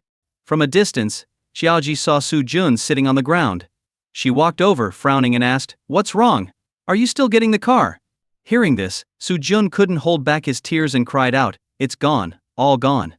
I have no money. 3 million. I might never earn that in my lifetime, and now it's just gone." Xiaoji frowned, feeling more embarrassed than sympathetic. She glanced disdainfully at Su Jun, then turned to Song Yun with a flirtatious smile. "Hey handsome, mind adding me on WeChat? Maybe we can grab a drink sometime." Hearing his goddess abandon him, and turned to Song Yun, Su Jun cried even harder. "Sorry, my husband doesn't add strangers," Yi King said, stepping in with her hands on her hips. "And he has high standards." If you're not good looking, you're not on his menu. Xiaoji wanted to retort, but, seeing Yi Qingqing's stunning face and incredible figure, felt outmatched. But with no other choice, she pinned her hopes on Song Yun, looking at him with pleading eyes, hoping he wouldn't embarrass her further. But Song Yun just frowned at Su Jun's hunched back, ignoring Xiaoji. Damn, Xiaoji stomped off angrily in her high heels. Passing Su Jun, she kicked him and snapped, "Idiot. You embarrassed me today. Just wait until I make sure you're socially dead back at school." Ding. This use of the justice and punishment card is complete. After continuous bad luck, the following results have occurred. Song Yun looked at the program panel showing the Su family's current situation and was shocked. He originally thought the system would just give Zhao Zhengxia a minor injury. However, it went above and beyond. Zhao Zhengxia ended up with dozens of fractures, and because she listened to Su Jun's deceit, the Su family sold their house and lost 3 million yuan. 3 million yuan. That's a lifetime of savings for most people. For Zhao Zhengxia, who was obsessed with money, it was a fatal blow. Back when Song Yun was dating Su Luting, Zhao Zhengxia often took money from him, and even Su Jun's dates were on Song Yun's dime. They treated him like a walking ATM. If Zhao Zhengxia had even considered Song Yun's feelings or appreciated his hard work, it might have been different. But her greed was insatiable, as if she wanted to drain every penny from him. Now, not only did she lose all the money she squeezed out of Song Yun, but she also couldn't keep her own savings. Who knows if poor Su Luting will have to bear the heavy burden of the mortgage because of her mother and brother's greed. But this wasn't Song Yun's problem anymore. None of this had anything to do with him now. He got into his car and left with Yi Qingqing, leaving behind a stunned saleswoman and a weeping Su Jun. As they sat in the Lamborghini Veneno, Yi Qingqing curiously observed the man beside her. "I never expected my Song Yun to be a hidden millionaire. If owning a Veneno didn't make someone a millionaire, then maybe only owning a private jet would." Song Yun, meanwhile, was getting accustomed to the memories of a race car driver in his head. He shrugged and smiled. "I'm really not that rich. Would you believe this is my first time driving a sports car?" "I don't believe you at all." Yi Qingqing rolled her eyes. She felt the car moving smoothly without any bumps or discomfort, a skill only a seasoned driver would have. "Believe it or not," Song Yun said with a helpless grin. Dummy Yi Qingqing stared at Song Yun's focused face and couldn't resist giving him a quick kiss on the cheek. The sudden kiss startled Song Yun, making him pull over to the side of the road. After kissing him, Yi Qingqing retreated to her seat, turning her face away, too shy to look at him. Song Yun touched his cheek, feeling the lingering warmth of the kiss. "Oh, you! You dared to steal a kiss from me?" Song Yun pretended to be angry. "I'm sorry. I just..." Yi Qingqing started to apologize, but Song Yun cut her off with a deep kiss. Peef? Yi Qingqing's eyes widened at first, but soon she began to enjoy the moment. Song Yun's kiss was warm, and her heart raced. After a while, Song Yun finally returned to his seat. Yi Qingqing's lipstick was smudged, but she didn't care. Her heart was pounding in her chest. She sneaked a glance at Song Yun and noticed the lipstick mark on his lips, which made her giggle. She took a handkerchief from her bag, dampened it, and gently wiped his lips. "Song Yun, you're such a big dummy, not gentle at all." Yi Qingqing's words were filled with playful charm, making Song Yun's hair stand on end. "Oh, so you dare to call me out? Let's go home right now, and I'll show you what being not gentle really means." Song Yun floored the gas pedal, speeding towards home. He was incredibly excited. His wife was simply too stunning. Even after seeing so many beautiful women in Japanese movies, he had zero resistance against Yi Qingqing's allure. He couldn't take it anymore. He had to take this little enchantress home and deal with her right away. Yi Qingqing, sitting in the passenger seat, blushed. Did Song Yun just say they were going home? For that? They soon arrived at Song Yun's place. This apartment was one he rented right after college. The monthly rent was 4,000 yuan. If it weren't for his decent salary and his habit of cooking at home, he wouldn't be able to afford living in Shanghai. As the car stopped, all eyes from the surrounding neighbors were glued to the luxury sports car. The neighborhood wasn't high-end, nor was it shabby, just average. Having a BMW or Mercedes worth tens of thousands was a big deal here, but seeing a luxury supercar pull in was a shock.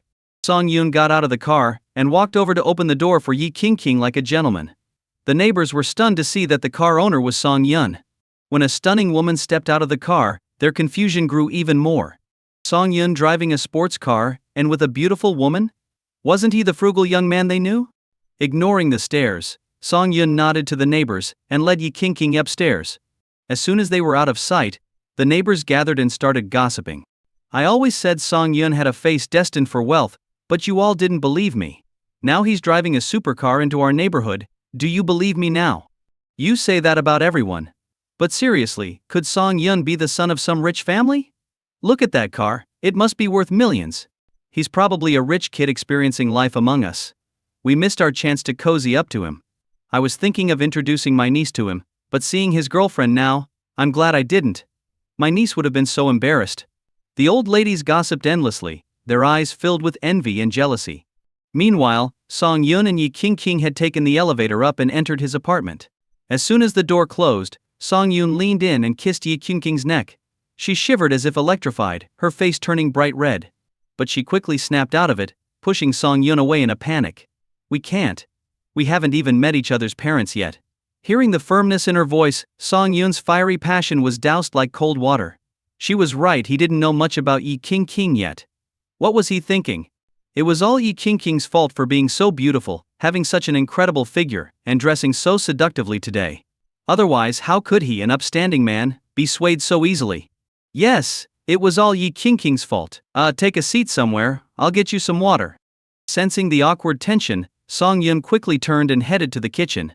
Song Yun, I always thought a guy's place would be messy, but your place is surprisingly clean, Yi King said as she sat on the sofa, looking around.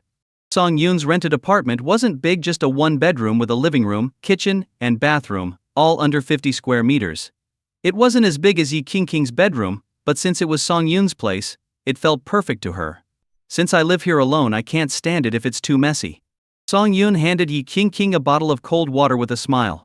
Did you have someone clean it for you? Yi King teased, rolling her eyes playfully. From now on, this place is mine. No other female creature is allowed inside. Hey, what about pets? Song Yun decided to play along. No pets either. Yi King took a sip of the water and immediately spat it out, her face turning a bit red. It's not a good time for me to have anything cold. Oh right.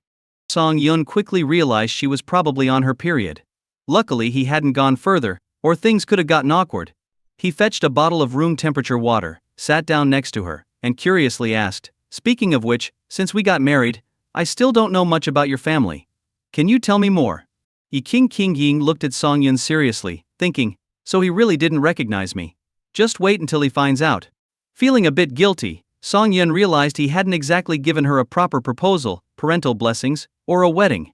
They had just rushed into getting their marriage certificate, and anyone would feel hurt by that. My mom is pretty easygoing, but my dad is very strict. How strict? It's hard to explain. He's just not easy to get along with. Plus, he's the richest man in Shanghai, so he's a bit hard to read. Hearing this, Song Yun started to sweat. He had thought Yi King's family might be worth a few billion, but the richest man in Shanghai? The richest man in Shanghai must be worth tens of billions. While Song Yun wasn't struggling financially, his wealth was nothing compared to a billionaire. Do you have any siblings?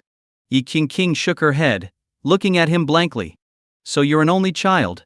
Yep. My dad says having me is enough for this lifetime. Song Yun noticed that Yi King's expression was becoming increasingly perplexed, and wondered what she was thinking. Just to be clear, I don't plan on becoming a live-in son-in-law. Hearing Song Yun mumbling, Yi King burst out laughing. She leaned on his shoulder and said, dummy, no one said you'd be a live-in son-in-law, and you're not allowed to be one. Hey. Oli. Song Yun put his arm around her shoulder and asked, so, if our dad is the richest man in Shanghai, has your family been wealthy for generations? Yi King thought for a moment and nodded. We were pretty well off, but then we went bankrupt for some reason. When I was very young, my dad seized an opportunity and brought the family fortune back. Oh? What opportunity did your dad seize to become the richest man? Song Yun wondered if her dad also had some kind of system like his. The old family estate got demolished, and my dad got a lot of money from that. He invested it wisely, started factories and companies, and built it up to what it is today. Second-generation demolition tycoon, can't mess with them. Turns out there's some truth to the saying, one demolition, 3 generations of wealth. I'll make some time to visit your dad. No matter how tough he is on me, I won't say a word back. I'll make sure he knows I'm serious about you, Song Yun said. His words filled with sudden sweetness, making Yi King's cheeks flush. She leaned in and gave Song Yun a quick kiss on the lips. They spent the next 2 hours in that cozy, intimate atmosphere. Song Yun felt that if they stayed any longer, he'd definitely fail at being a modern-day Liu Shihui, a man of virtue who resisted temptation. It's getting late. I'll take you home, Song Yun said, standing up and turning away to hide his awkwardness. All right. But we have to plan our next meeting, Yi King said reluctantly. Sure, Song Yun was struggling with a very male-specific awkwardness, mentally chanting the Heart Sutra and taking deep breaths to calm down. Let's go. They got into the car and drove off. Downstairs, a group of older ladies sunbathing pointed at the car exhaust and chatted. Looks like Xiaosong is doing well. It's been almost 3 hours. Young people. It's normal to be passionate. The more I see them, the more I think they fit together. After dropping Yi King off, Song Yun parked his car in a nearby large supermarket's underground parking lot. He couldn't risk leaving a multi-million-dollar car in the neighborhood, where some mischievous kid might scratch it. Lying in bed, staring at the ceiling, Song Yun thought about how his life had changed since he got the system. Everything had become so much smoother. But what if he hadn't gotten the system? What if he had compromised at the Civil Affairs Bureau? He couldn't bear to think about it. Song Yun felt even more grateful for his current life. The next day, Yi King went to Li Shishi's house. She walked into the bedroom and pulled back the heavy curtains. Sunlight streamed in, and Li Shishi, waking up groggily, sat up and adjusted her fallen shoulder strap. What time is it? I was up all night watching shows. Let me sleep a bit more. I was with Song Yun yesterday. Yi King excitedly jumped onto the bed and made a gesture of excitement. Li Shishi's still waking brain stalled for a moment. She gaped at Yi King in shock. Wait, you guys just met a few days ago. Sure, Song Yun is handsome and smart, but isn't this too fast? Hey, I just couldn't help it. You silly girl. Li Shishi playfully poked Yi King's forehead. She glanced at Yi King's legs and gasped, how could you be so reckless? Have some self-respect. Yi King's face darkened, and she gave Li Shishi a playful shove. What are you thinking? I mean, we hugged yesterday. Just a hug. Li Shishi waved her hand. Then suddenly realized, wait, you hugged him already? Li Shishi's brain was having trouble keeping up with Yi King. She now felt that love really was a strange and powerful thing. Sweetie, get a grip. Even if he's your Song Yun, you can't just give in like that, Li Shishi said, frustrated. Oh, come on. I just couldn't resist, Yi King replied. Sigh. What am I going to do with you? Li Shishi sighed heavily, giving Yi King a firm poke on the forehead. You're being so forward now, it makes Qian Yunsheng's efforts look pathetic. Qian Yunsheng? Yi King rolled her eyes. This guy's family was powerful in Shanghai, and last year, her father tried to set them up. But back then, Yi King was focused on finding Song Yun, and didn't care about Qian Yunsheng. She found him annoying and couldn't stand to be around him. Whenever he tried to get close during gatherings, Yi King would go out of her way to avoid him. Eventually, the matter fizzled out and became gossip among Shanghai's elite. Li Shishi gently touched Yi King's smooth face, lamenting, Qian Yunsheng treated you so well. Many girls were envious, but you didn't like him. And now, within less than a month, you've already kissed another guy. It's different. Song Yun promised to marry me when we were kids. That promise kept me going all these years while living abroad alone. Tsk's air is thick with the smell of love. Li Shishi lit a cigarette and pondered. If such a dreamy scenario happened to her, would she accept it? After thinking for a moment, Li Shishi knew she would. She would happily stick to Song Yun every day. She couldn't help it, she was a sucker for good looks, and Song Yun was exactly her type. Sigh. As much as she didn't want to admit it, Li Shishi truly envied her friend. Shishi. Do you know what I find most surprising? Yi King asked with a mischievous smile. What? My private investigator found out that over the years, Song Yun has only dated one girl, and they never even, he's practically brand new. Hearing this, Li Shishi felt a pang of envy. Not only was he handsome, but he wasn't a player. And he was still inexperienced? This was rare for guys. HMPsh. Have you considered that once men get a taste, they might stray? You could end up heartbroken, Li Shishi warned. No way.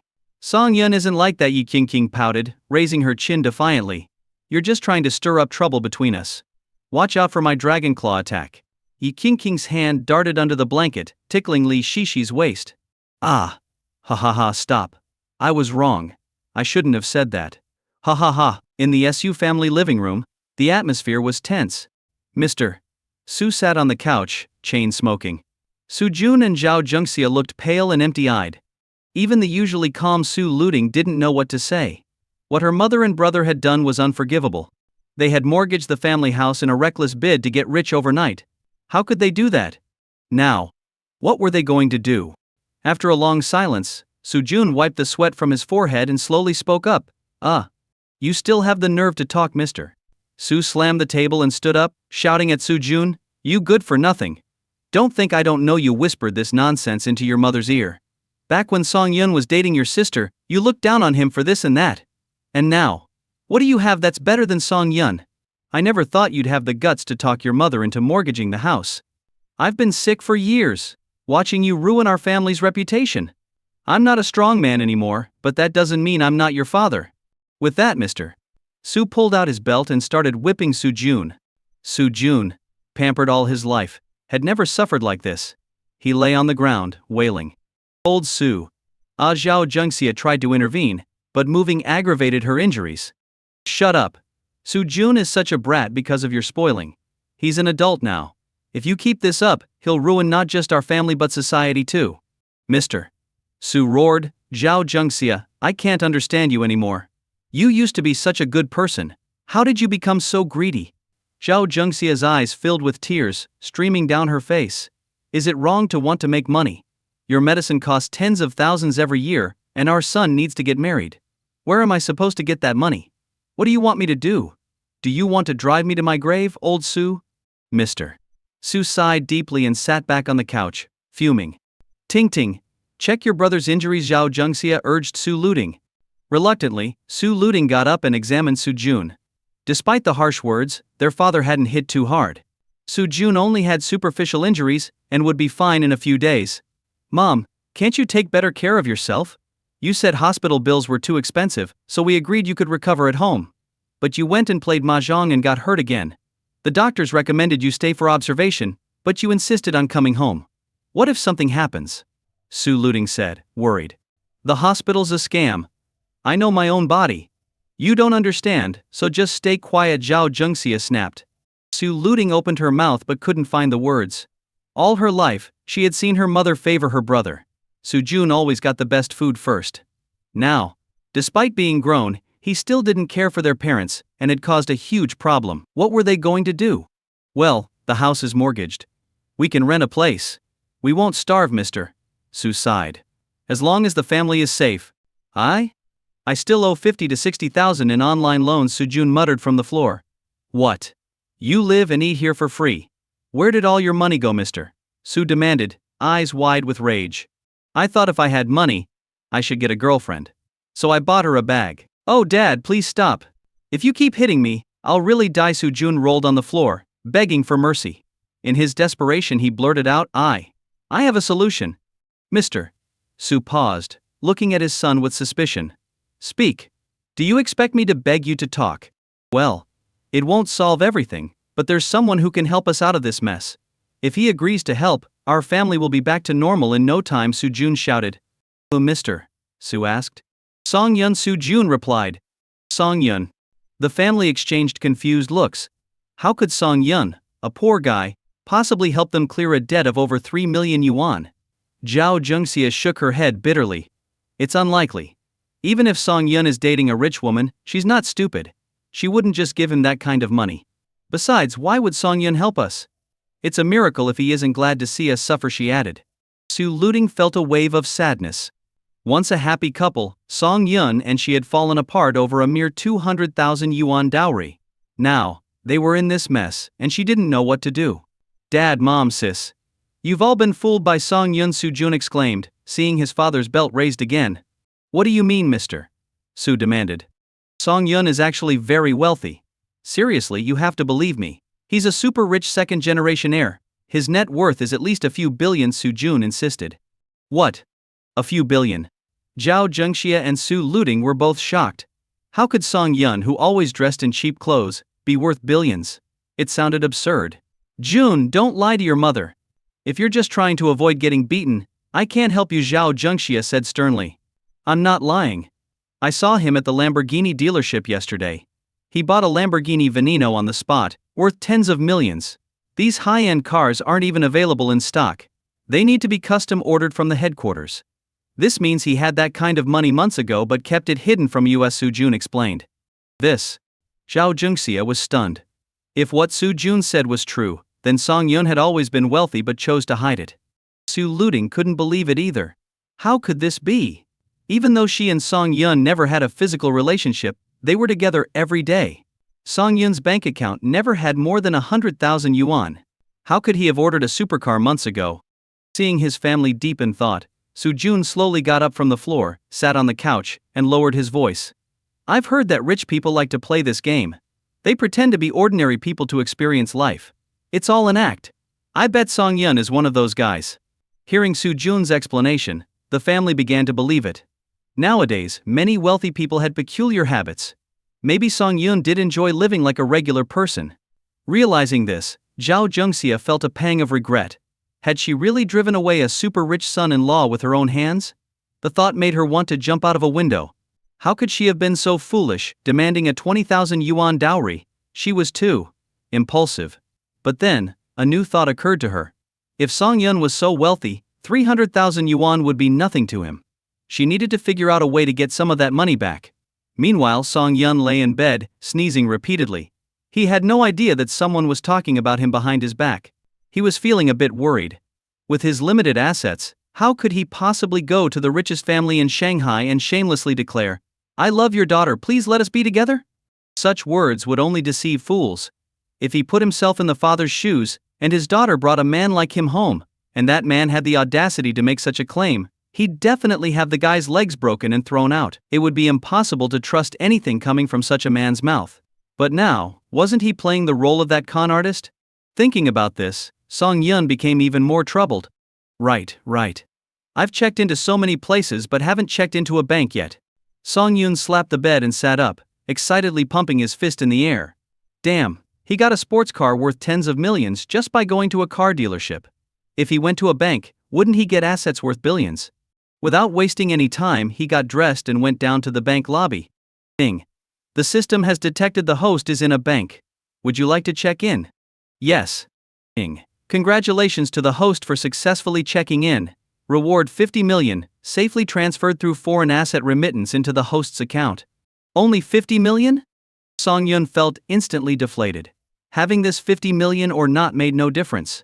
He sat at the bank counter, sighing deeply in frustration. Meanwhile, the asset manager noticed this lost sheep early on. Feigning nonchalance, he sat next to Song-yun and casually asked, "What's wrong, young man?" Why the sigh? I'm stressed out. Is it because of money? Song-yun turned to look at the man in a suit, cautiously asking, "What's it to you?" Hey, in a bank, 99% of the time people sigh because of money. Do you know why people don't have money? The asset manager asked with a smile. Why? Because they don't know how to manage it. Ordinary people just put their money in a savings account for interest, but this isn't 20 years ago. Nowadays, the interest rates are getting lower and lower. Soon, it won't even be enough to buy groceries. The asset manager, acting like an expert, said, "I see you're still young. You need to develop good financial habits. Look, I have a few funds here. They may not give a 10% annual return, but 7 to 8% is achievable. Isn't that better than a fixed deposit?" Ding. Congratulations to the host for unlocking the plot mode. Reward the ability to predict the rise and fall of all funds for the next half month. Damn. Song-yun jumped up suddenly, shocked that such a feature existed. So for the next half month he could foresee which funds would rise and which would fall. This feature was incredible. Song-yun's sudden movement startled the asset manager, who backed away, thinking he might have encountered a madman. What if this guy decided to hit him? Ignoring the strange looks from people around him, Song-yun opened the virtual panel and saw the top-ranked fund Jinling Fund. In 3 days, it would yield triple profits. He quickly walked over to the asset manager and stared him in the eye, asking, "Can I buy Jinling Fund here?" Jinling Fund. The asset manager thought for a moment, then shook his head and sighed. That fund is very obscure, not many people buy it, and its interest rate is also very low. I wouldn't recommend it. I don't need your advice. I'll take the risk. Song-yun left some money for meals and invested all the rest into that fund. In a week, his assets would triple. You stubborn kid, not listening to reason. The asset manager sighed. This young man must have heard some tips and decided to gamble on the fund. The market's too volatile now, and many people are losing money. Whatever. It's hard to save someone who doesn't want to be saved. The asset manager led Song Yun to the fund management office, losing any interest in advising this small fish further. Sitting in a chair, a young, beautiful woman in professional attire brought over a glass of water and set it on the table in front of Song Yun. She asked warmly, "Hello, sir. What can I help you with today?" She wore the bank's standard polite smile, not overly enthusiastic but not cold either. "I want to buy a fund," Song Yun said casually. "Would you like me to recommend a few? Some have been performing really well lately, and I believe they will continue to do so for the next month." "No need. Just buy all into the Jinling Fund." "All right, I'll take care of that for you." The woman began processing the transaction, while the other customers in the fund management office started glancing at Song Yun with puzzled looks. "Jinling Fund? That sounds unfamiliar. Is it even real?" For most people buying funds, there are always a few popular choices. Only young people like Song Yun would dare to buy into obscure ones. If it loses money, he might end up losing his pants. After completing the procedures, the woman asked Song Yun, "Sir, how much would you like to invest?" "Let's start with 50 million. The room fell silent instantly. Even the woman's professional smile slowly turned into a sycophantic grin. "Sir, are you sure you want to invest 50 million in the Jinling Fund? Did I hear you correctly?" Seeing her shocked expression, Song Yun waved dismissively. 50 million into the Jinling Fund, swipe the card now. It was the first time the woman had seen someone buy a fund without asking for details, and the first time someone was willing to spend such a large sum. This young man must be a rich heir. After completing everything, Song Yun left the bank. The asset manager walked into the fund management office and asked, "How much did that young man invest?" "Fi. 50 million." The woman was still in shock, her eyes fixed on the long string of zeros on the screen. "What? 50 million?" The asset manager couldn't believe it. This seemingly ordinary guy had such terrifying wealth. Thinking about the huge commission he missed out on, he squatted in frustration. "Damn it. Serves me right for looking down on people." Song Yun left the bank and realized he had been so busy checking in that he hadn't even washed up. He hurried home and went straight to the bathroom to freshen up. Ring, ring, ring, ring. Without checking who it was, Song Yun answered the call. "Hello, who's this?" he mumbled with a toothbrush in his mouth. "It's me, Sin bro." The caller was Jia Shin, Song Yun's college roommate. They had been very close during their university days. The two of them chatted for a while. Song Yun turned off the water, wrapped a towel around himself, and came out of the bathroom. He grabbed a bottle of water and chugged it down. "By the way, Shin bro, aren't you into funds now? I just bought one today too." "Oh, so you're interested in this stuff now. Which one did you buy?" Jia Shin asked curiously. He didn't know that Song Yun had broken up with Su Luting. In his mind, Song Yun's money always went to Su's family, so he wouldn't have extra cash for other investments. Jinling Fund. D? There was the sound of papers rustling on the other end, followed by Jia Sin's voice. "Hold on, let me check." After a moment of silence, Jia Sin's exaggerated voice came through. "Bro, you're seriously my brother. Out of all the popular funds, you go for the obscure one. Are you afraid of not losing enough money? Tell me who convinced you to buy it. That person is a scammer." "Song Yun, I'm not trying to discourage you, but even I can't predict the market right now. How dare you jump in so casually? How much did you invest?" Song Yun rubbed his ear, almost deafened by Jia Sin's outburst. "I invested 50 million. "What the heck? 50 million? Did you rob a mint?" Jia Shin yelled in excitement. After calming down, he grabbed the phone and shouted, "Quick! Listen to your bro. Sell the Jinling Fund now. Those people are just out to scam you. If you want to invest, I'll recommend some good ones for free." Sell. Selling wasn't an option. Not this week, not ever. His plan to get rich depended on it. Besides, those good funds Jia Xing mentioned only yield about 13%. The one he bought? It yields 300%. If he sold now, that would be foolish. "Come on, just listen to me for once. Please. If you sell now, you won't lose much. But if you hold on, your 50 million will be gone." Jia Xin pleaded patiently. He had been playing the market since college and knew how deep the waters ran. One wrong move, and the investment could swallow everything. Jia Xin was also surprised that Song Yun had managed to amass 50 million in just a few years after graduation. He, who worked in finance, only had a few $100,000. "Hey, thanks for the advice, Sin bro. But I suggest you buy some too. This fund is definitely going up." After Song Yun said this, Jia Xin was silent for a long time. "Is my brother crazy? He's not just losing money himself, he wants me to join him." Jia Xing sighed and said, I don't have your kind of money. I can't afford it. Song Yun didn't push. He'd given the advice, and it was up to Jia Xing whether to take it. Jia Xing continued, I might not be good at much, but I have some savings. If you ever run out of money to eat, come find me. I won't let you starve. Okay. Song Yun replied with a smile. Although he knew that would never happen, it was still heartwarming to hear someone care. A few days passed in the blink of an eye. During these days, Song Yun signed 2 dream cards and earned 8 million in cash. One day he arrived at the largest private hospital in the city. Originally he wanted to sign in for good health, but what the system said next made him ecstatic.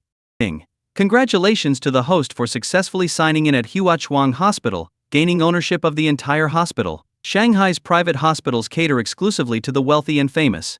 In these hospitals, even a minor cold can cost thousands, while surgeries can run into the millions. People without substantial funds don't even dare to step through the doors.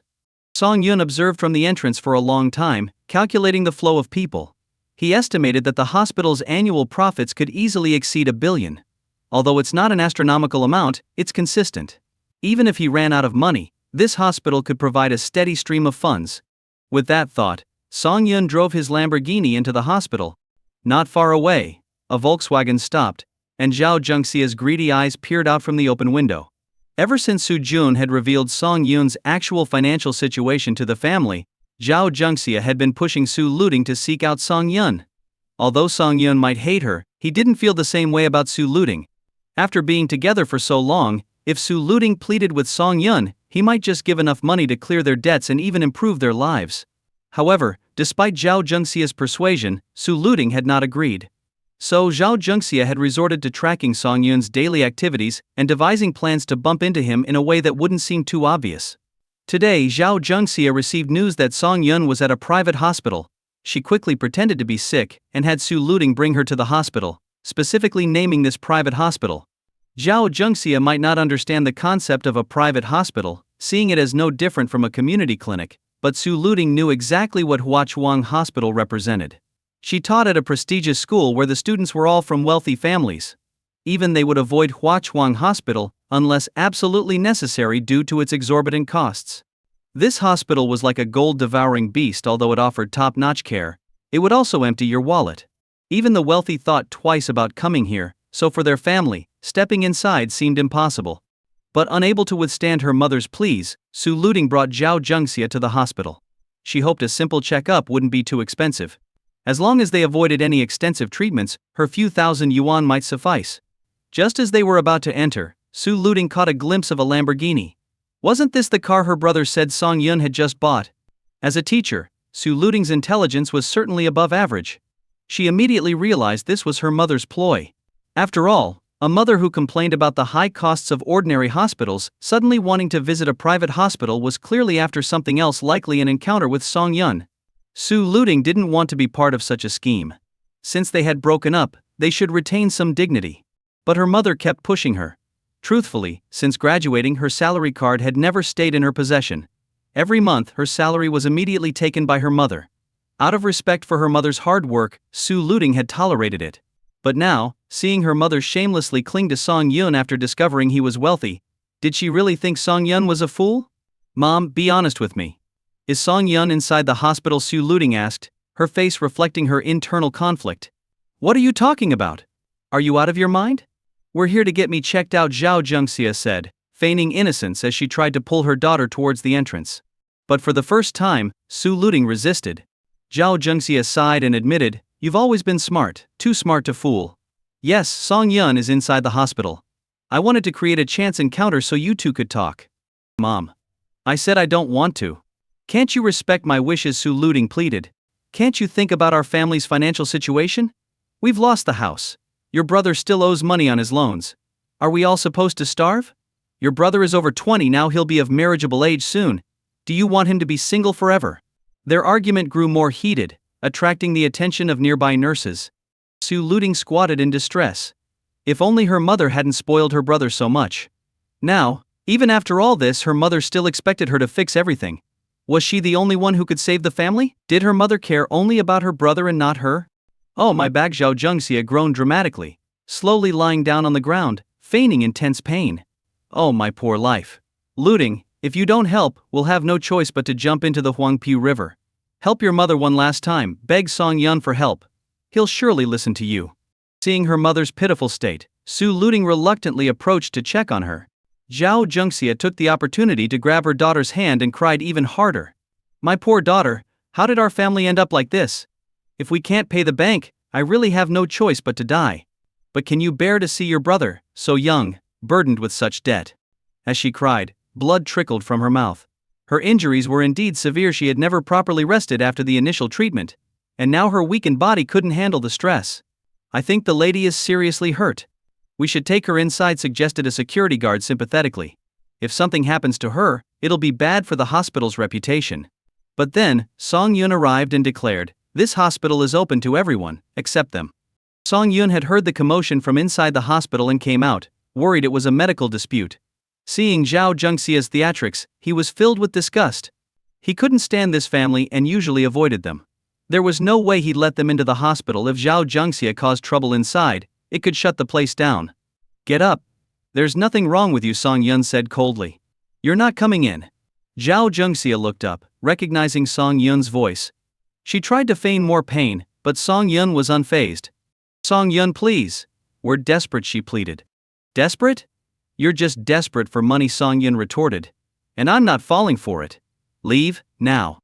Realizing that Song Yun wouldn't budge, Zhao Zhengxia's tears turned to fury. But she was too weak to argue. She lay there, defeated, while the security guards looked on, unsure of what to do next. When Song Yun appeared, everyone's eyes turned to him. Zhao Zhengxia, lying on the ground, immediately brightened up. The pained expression on her face vanished. Why had she come here today? To find Song Yun, of course. She had finally caught him. As Zhao Zhengxia struggled to get up and pull Su Looting into the hospital, the security guard stepped in to stop her. The guard hesitated, then said, Ma'am, our chairman has made it clear that Huachuang Hospital does not welcome you. If you need, I can call an ambulance from another hospital for you. When Song Yun had taken over the hospital, his identity and appearance were embedded into the minds of all the hospital staff by the system. This was a perk of Song Yun's upgraded permissions after activating the storyline mode. Zhao Zhengxia and Su Looting stood frozen in shock. They had thought Song Yun was just a rich kid living off his family. They never imagined he was so influential. The chairman of Huachuang Hospital, a top private hospital in the city. His status had skyrocketed. A hospital was the perfect place to build connections, and Huachuang catered to high-end clients. Song Yun must be networking with powerful people every day. His connections were formidable. Even a casual acquaintance of his could shake the entire city. If she hadn't raised the bride price at the last minute, Song Yun might have introduced some successful people to Shu Jun. And now, because of her, they had lost such a perfect son-in-law? Was she an idiot back then? How could she have driven away such a great son-in-law in a moment of hot-headedness? As people fawned over Song Yun and introduced themselves, a few nurses discreetly freshened up their makeup. If one of them could catch Song Yun's eye, even a brief fling could elevate her status. A group of nurses stood not far from Su Looting, chatting excitedly. One nurse, looking at Song Yun dreamily, said, Song Yun is so handsome. I used to think his photos were photoshopped. Another beautiful nurse nodded in agreement. He's not just handsome but rich too. Whoever marries him will be so lucky. Hearing the nurses gushing over Song Yun, Su Looting wanted to find a place to hide. This was the man everyone admired, and she had let him slip away. Back then, Song Yun had been so good to her, always patient, and never forcing her into anything. It was like the Su family had hit the jackpot. But her mother, foolishly, had driven Song Yun away over a dowry of just 200,000 yuan. The stark contrast left Su Looting feeling utterly cold inside. Despite the pain, Zhao Zhengxia slowly moved closer to Song Yun. Song Yun, she began. She knew she couldn't deceive this man. He was too powerful, young, rich, and well-connected. If he wanted to destroy the Su family, it would be effortless. So, she decided to be straightforward, hoping that Song Yun would help them for Su Looting's sake. Zhao Zhengxia began to recount their misfortune, detailing how they had been scammed and the current dire state of the Su family, all the while crying to Song Yun. Looking at Zhao Zhengxia, Song Yun couldn't help but laugh in disbelief. There were really people in this world with no shame. She had humiliated him at the Civil Affairs Bureau, making him lose face. Now she had the nerve to ask him for 3 million? Hell, was he her parent? Why should he pamper her? Song Yun, please, for the sake of Tingting, help us. I swear this will be the last time. 3 million is nothing to you. But the love between you and Tingting is priceless. Stop. What right do you have to say that? Priceless love? You've clearly put a price on it already. Zhao Zhengxia was momentarily speechless. Song Yun, I admit I was wrong before. I apologize sincerely and hope you can forgive me. If not, I'll kneel and beg you. With that, Zhao Zhengxia actually knelt down and started bowing her head repeatedly to Song Yun. She had no other choice. Song Yun was the Su family's only hope. Without his help, the Su family would be buried in debt, Su's father's medication would have to stop, and the family would fall apart. Seeing Zhao Zhengxia resorting to moral blackmail in front of everyone, Song Yun was furious. Why should I forgive you just because you apologize? Why should I accept it just because you kneel? Do you really think bowing to me will earn you 3 million? Why? You people treated me like dirt before, and now you come crawling back. Disgusting. Zhao Zhengxia's face turned awkward. But there was no other way. She had to endure whatever Song Yun said. If she had known his background back then, she wouldn't have dared treat him like that. With no options left, she continued with her act, trying to gain sympathy. Song Yun, I'm a terrible person.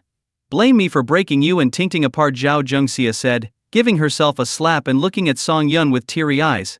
But Tingting is innocent. I beg you, for her sake, help us this one time. Once, twice, 3 times, 4 times. Song Yun couldn't remember how many times he had helped the Su family. What had he gotten in return? To put it bluntly, even if he owed the Su family a debt from a past life, he had repaid it in full this life. And now, they were still using Su looting as leverage. Did they really think Su looting held that much sway over him? People around seemed to get a sense of what was happening and quietly dispersed. After all, this was a private matter of the chairman. Seeing the crowd thin out, Zhao Zhengxia panicked and blurted out, "Up, Song Yun. Even 1 day of marriage is worth 100 days of kindness. You were with Tingting for so long. Don't you have any feelings left? I don't believe it. If you don't help me, I'll die right here in front of the hospital." She then started wailing again. Are you done? I'll say it again, your Su family's problems have nothing to do with me. Whether you die at the hospital entrance or my doorstep, I couldn't care less. Seeing Song Yun's cold expression, Zhao Zhengxia felt a sharp pain in her chest. She coughed up blood and collapsed to the ground, unconscious. Su Looting rushed over to hold onto Song Yun's sleeve, her eyes filled with tears. Song Yun, I'm begging you, please help us one last time. Haven't you always wanted me? Shut up. Don't lower yourself. If you've held your ground this long, don't give up now. Giving in halfway only cheapens you, Song Yun said coldly. He then instructed the guards not to admit Zhao Zhengxia without his permission, and anyone who disobeyed would be fired. With that, Song Yun got into his car and drove away. 5 days later, Song Yun watched as the Jinling Fund continued to soar on his phone. He checked the system's control panel and realized that this peak was the highest it would reach before it started to decline. Sell. Myel. Song Yun sold all his holdings in the Jinling Fund, immediately realizing a profit that tripled his initial investment, totaling 150 million yuan. As the funds flowed into his account, Song Yun understood why so many people were drawn to investing in funds or the stock market. The rush of making money this way was incredibly satisfying. With over 200 million yuan in liquid assets, Song Yun felt confident. He was now wealthier than many medium-sized company owners in Shanghai, who often had most of their net worth tied up in assets rather than cash. Feeling financially secure, Song Yun felt ready to meet Yi Qingqing's father. With 200 million yuan, he wouldn't feel embarrassed, knowing this was a fortune many never see in their lifetime. Meanwhile, Jia Xing was out drinking with colleagues. As they got progressively drunker, one colleague began speaking mysteriously. Do you guys know? There's been a wild stock recently. In their industry, a wild stock referred to a fund that unexpectedly skyrocketed, leading small investors to significant gains. Another colleague, intrigued, asked, Stop teasing us and spill the beans. We know we're not supposed to share tips at work. But come on. The colleague took a swig of beer and, slightly tipsy, revealed, it's the Jinling Fund. This obscure fund has tripled in value in just 3 days. What? The Jinling Fund? That fund was practically unknown. The group erupted in conversation. Man, we're just not meant to make big money. If I'd bought some of that, I could have bought a new car this year. Jinling Fund. Jia Xin scratched his head, the name sounding familiar. But the alcohol clouded his thoughts. Don't tell us you bought some, a colleague joked. If you did, you're buying drinks tonight. No way, I've only heard about it. It was so obscure, why would I buy it? Wait, Am I the idiot for not buying it? Jia Xing laughed. He lit a cigarette. And a memory flashed through his mind. Jinling Fund. Damn it. It's the Jinling Fund. Jia Xing jumped up, eyes wide with realization. His colleagues looked at him curiously, wondering if he really had bought some. Jia Xin, cigarette in hand, stood there remembering. It was Song Yun who had mentioned this fund. When Song Yun suggested he buy some, Jia Xin had dismissed it because it seemed like a poor investment. But now, it had tripled in value. 3 times. If he had listened to Song Yun and invested 500,000 yuan, he'd have 2 million now. That money could have been a down payment on a house in Shanghai. He felt like an idiot for missing out on such a windfall. Overcome with regret, Jia Xin wished he could slap himself. He had let his confidence lead him to miss a golden opportunity. Damn it. The more he thought about it, the more he regretted it. Suddenly he remembered the amount Song Yun had invested. He quickly grabbed his phone and ran outside to call him. What's up with Jia Xin? Why is he acting so secretive? He's probably just drunk. Forget about him, let's keep drinking. Jia Xin stumbled out the door, found a quiet spot, and shakily dialed his phone. Beep, beep, beep. The endless ringing was driving him crazy. Finally, someone answered. A groggy voice came through. Hello, what's up, Xin? Song Yun. That Jinling Fund you told me about went nuts. Did you buy any? Yeah, I bought some, but I already sold it, Song Yun replied sleepily. Jia Xin collapsed to the ground, trembling with excitement. He nervously asked, Sold? How much did you make? Not much. Just around 150 million yuan. Gulp. Jia Xin swallowed hard. Song Yun made over 150 million yuan in just a few days. And Song Yun was so low-key about it. He even sounded like he had just woken up. How could he sleep with that much money? Why wasn't he out celebrating or at least worried about his fortune? Jia Xin chatted with Song Yun for a bit, checking the time and realizing it was late. Song Yun said, Xin, do you need anything else? If not, I'm going back to sleep. Song, could you give me a tip? What fund should I buy next? I'll let you know if I hear anything. Don't worry, I'll make sure you get a piece of the action. As Song Yun went back to sleep, Jia Xin was thrilled. This opportunity could change his life. The next day, Song Yun stretched and got ready to start his day. He had planned to meet Yi Qingqing, but she had an emergency meeting and had to cancel. With his plans suddenly free, Song Yun decided to go for a drive. He drove to the busiest street in Shanghai. After parking in an underground lot, he wandered around. Not far away, he spotted a newly opened bookstore. It was 2 stories tall. The first floor sold books, while the second floor had a cafe where customers could read and enjoy a coffee. Song Yun liked this concept. It combined learning with relaxation. He borrowed a book and headed to the second floor, settling into a comfy sofa. He leisurely flipped through the book. Congratulations. You've gained 10 charisma for studying diligently. Keep it up. To strangers, Song Yun looked radiant, bathed in sunlight as he read. He seemed so peaceful and approachable. Girls sitting nearby noticed the change. Although they had initially found him attractive, his newfound aura made them fall for him completely. An hour later, Song Yun stretched lazily, finishing the last sip of his coffee. It was time to leave. As soon as he stood up, all the girls around him stood up too. They followed Song Yun out of the bookstore, and suddenly a dozen people left, leaving the second floor half empty. The remaining guys, who had hoped to chat up some artsy girls, were disappointed to see all the pretty ones had gone, so they left too. The girls following Song Yun were all nudging each other, too shy to be the first to ask for his contact information. They followed him all the way to the underground parking lot, where they watched him get into a Lamborghini and drive away. The girls couldn't help but marvel. These days, all the good-looking guys are rich too. Sigh. I've never seen a man more handsome than him in my life. I wonder if I'll ever meet someone like that again. I'm in love. This is my dream guy, tall, handsome, and rich. Oh God, please give me a boyfriend like him. Are you only looking at his looks? Come on, girls.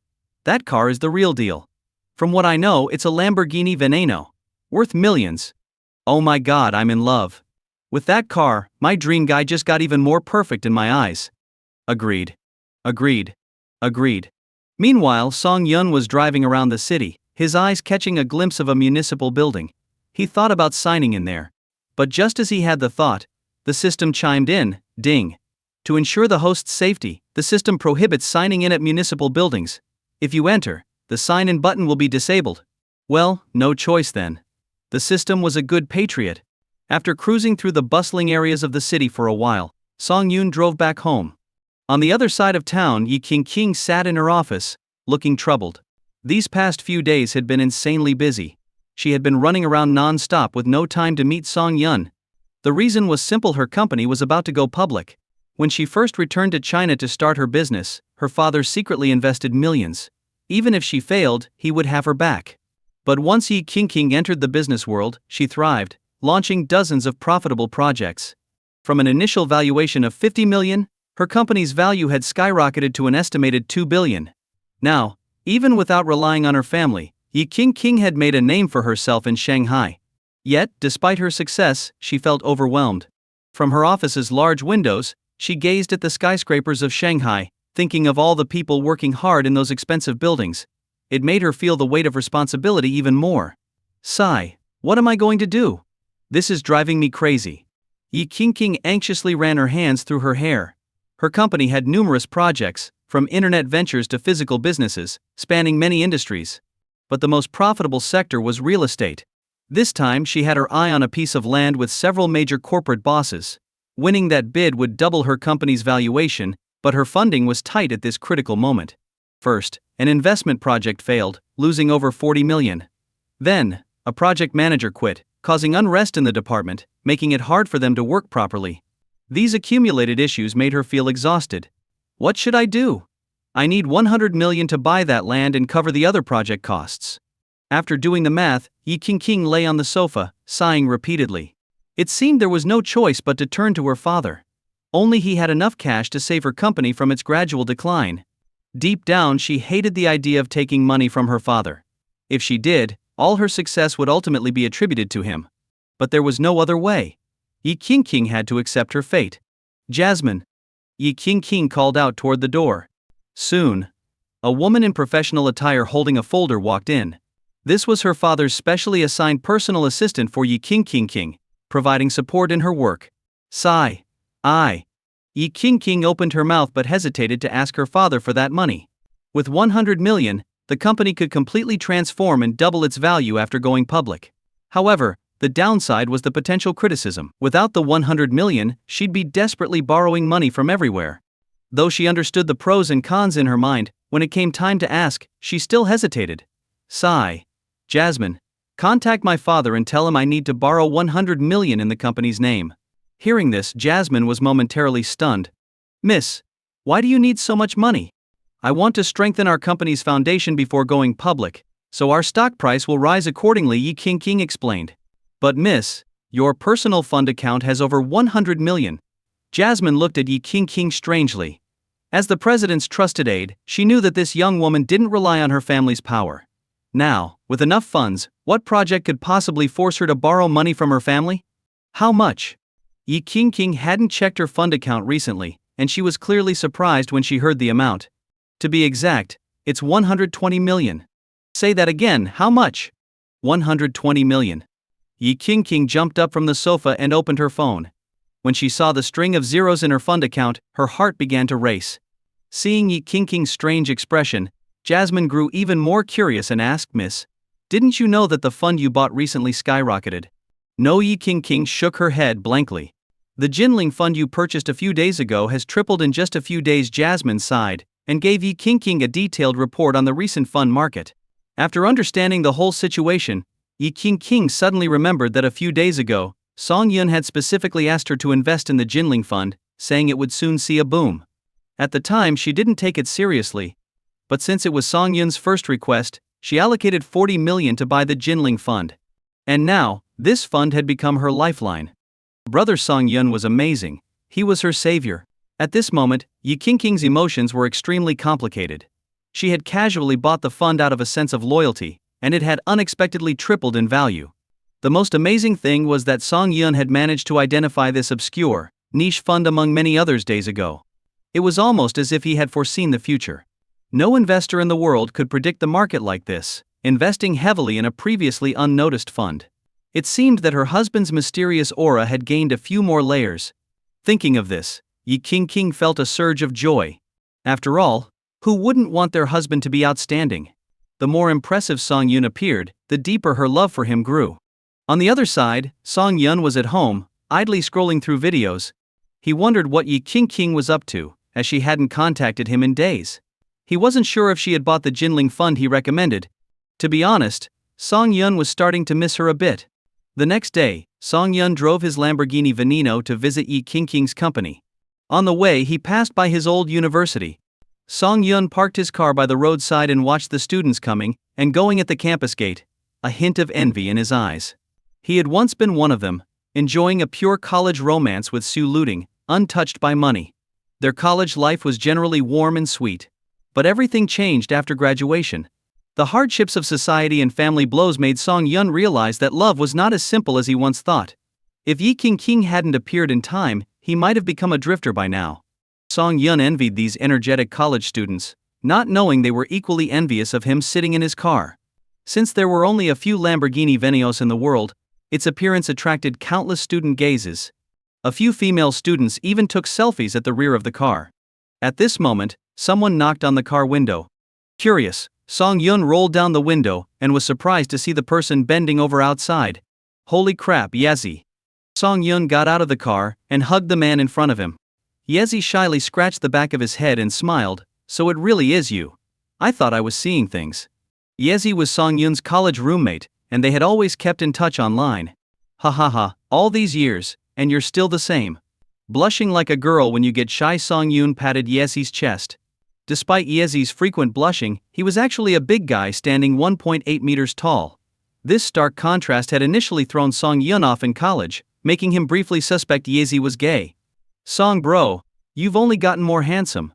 If our female classmates saw you now, they'd probably chase you all the way home. Yezi laughed.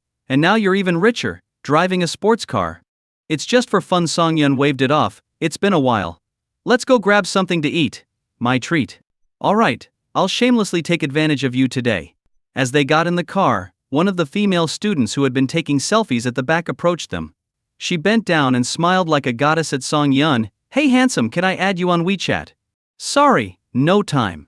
No problem, I can scan you. Seeing her persistent eyes and other bystanders eager to do the same, Song Yun shook his head, closed the window, and drove off. Inside the car, Yezi looked around at the luxurious interior, touching everything with eyes full of envy. Lamborghini. This is a luxury car.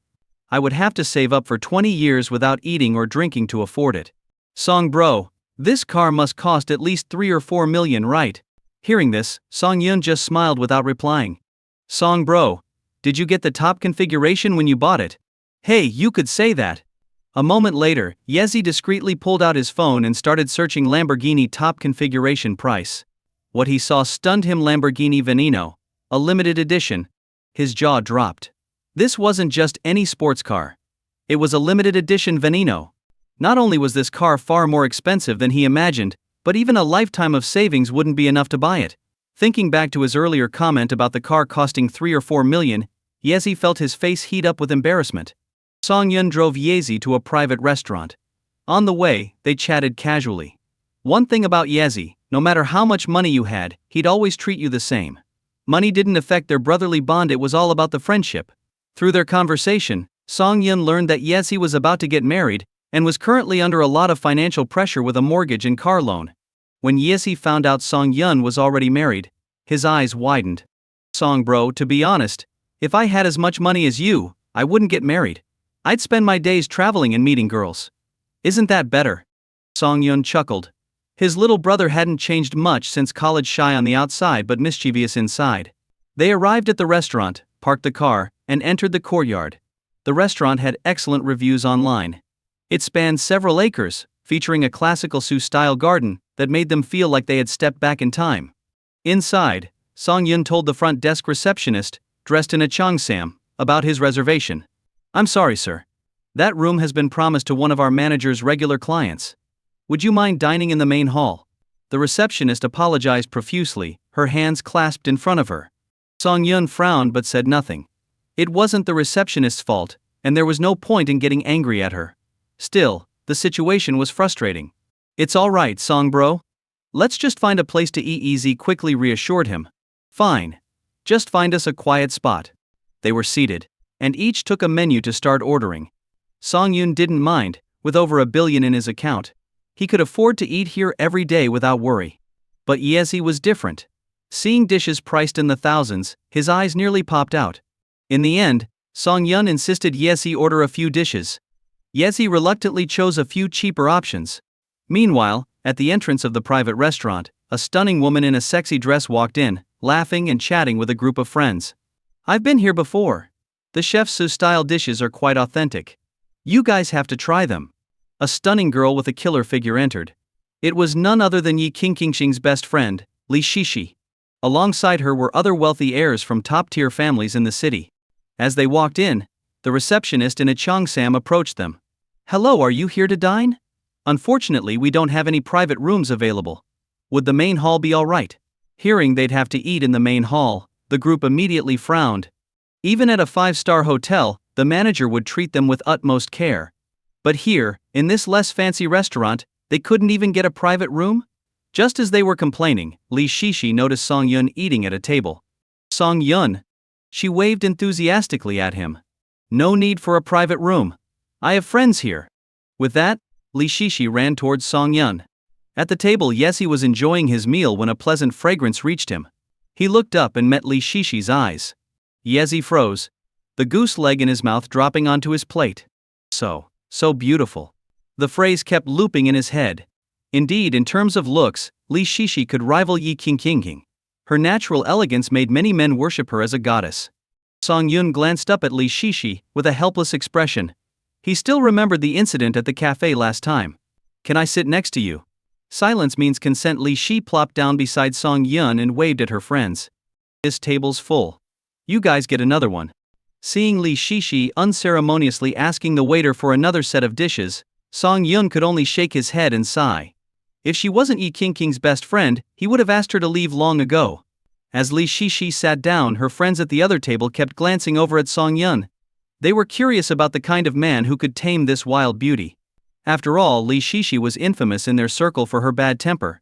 Except for her best friend Yi Qingqing, she'd openly call out anyone who crossed her, often leaving them embarrassed. Most people who didn't get along with Li Shishi would go out of their way to avoid her. Now, seeing a man who could make Li Shishi act so well behaved intrigued them. First impression, handsome. Second impression, charismatic. Third impression, extremely handsome. No wonder he could win over the little witch. Turns out, having a good-looking face really lets you do whatever you want. On the other side, Yezi felt extremely uncomfortable with the sudden presence of a beautiful woman across from him. Even eating became a slow, meticulous process. "Song bro, who is this?" Yezi quietly asked Song Yun. But the table was small, and even a whisper could be heard. Li Shishi, feeling playful, grabbed Song Yun's arm and leaned her head on his shoulder, smiling. "Hi, I'm Song Yun's wife." As soon as Li Shishi said that, everyone's chopsticks dropped to the floor, staring at her in shock.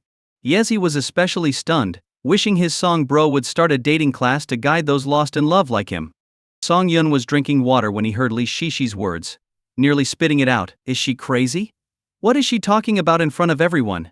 I'm a married man, and my wife is her best friend. Doesn't she worry that Yi Qingqing will get angry? Before Song Yun could explain, Li Shishi released his arm and laughed. I'm Song Yun's wife. Best friend. Hi, I'm Li Shishi. Nice to meet you. Everyone breathed a sigh of relief, but Li Shishi's friends quickly connected the dots. Li Shishi's best friend is Yi Qingqing. So, Song Yun is married to Yi Qingqing? While Li Shishi and Yi Qingqing were equally stunning, in terms of temperament, personality and family background, Li Shishi couldn't compare. After all, Yi Qingqing's father was the richest man in the city. They never expected that the top goddess in their circle was already married to someone they'd never heard of. Who is this Song Yun? Is he the son of some high-ranking official? But even that wouldn't make sense, considering Yi Qingqing's status as the only daughter of the wealthiest man. Song Yun seemed almost divine, descending from the clouds to marry the woman everyone admired. This meal turned out to be more uncomfortable for Song Yun than for Yezi. On one side was Li Shishi, whose presence made him feel guilty since Yi Qingqing wasn't there.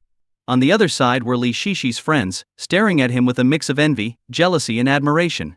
It made eating difficult. Luckily, the meal ended quickly, and Song Yun hurriedly excused himself with Yezi. He couldn't stand another moment there. As they left, Li Shishi stood up, flashing a charming smile at Song Yun's retreating figure. It seemed Song Yun was even more intriguing than she had imagined. Such a pity he's her best friend's man. She couldn't make a move, which was frustrating. Still, teasing him a bit wouldn't hurt, right? With that thought, Lee Shishi said goodbye to her friends and followed after Song Yun. Her friends exchanged puzzled looks. Is this really happening? Two top beauties fighting over one guy in real life? And it's Song Yun thereafter. Damn. They needed him to teach a class on this. Meanwhile, Yezi sat in the passenger seat, looking unsatisfied. Song bro, why did you leave so soon? Lee Shishi is amazing. Are you two? Hey, I get it. A great man always has a few close female friends. But you're bold to mess around so close to home. Aren't you afraid your wife will find out? Yezi grinned mischievously and wiggled his eyebrows at Song Yun.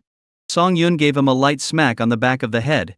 My wife is way more beautiful than Lee Shishi, so I have no intention of cheating. Yezi looked at Song Yun in disbelief, as if to say, you're kidding, right? Lee Shishi was already stunning, and you're saying your wife is even more beautiful? Come on, you must be joking. Song Yun turned on his phone. Not long ago, Yi King had forcibly changed his wallpaper to a picture of the two of them together. He held up his phone for Yezi to see and laughed. This is my wife. Yezi's eyes widened in disbelief. He grabbed Song Yun's phone, looked at the screen, then at Song Yun. After a moment he stammered, You, brother Song. You're incredible. Your wife is gorgeous. Don't blame me for being amazed, it's just that your wife is. Before Yezi could finish, Song Yun kicked him away. Honestly, with a wife that beautiful, I feel like you don't deserve her. Bullshit. If someone like me doesn't deserve her, then who does?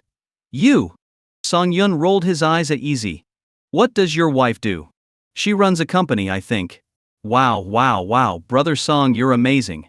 I finally understand how you could afford a sports car just a few years after graduation. You married a rich woman. Yezi clung to Song Yun's leg, wailing.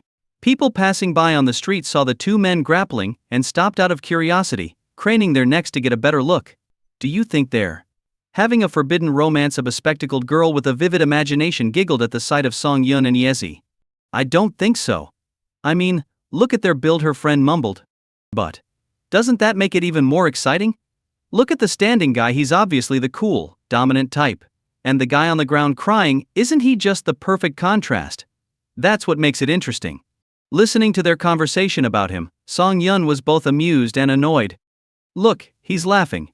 He must be enjoying the role reversal, one of the girls exclaimed. Song Yun stood frozen, unsure whether to laugh or cry.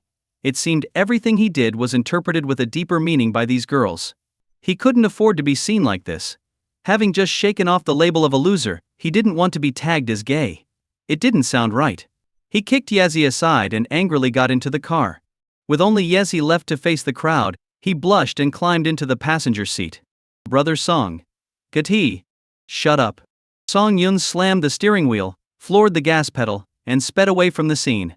Wow, they just left. I didn't expect the cool guy to be rich. Incredible. I need to tell my friends about this, the bespectacled girl marveled as she watched the sports car drive away. Brother Song, please forgive me this time. I didn't know it would. If you don't want my hands to shake and cause an accident, you'd better shut up, Song Yun shouted, slapping the steering wheel.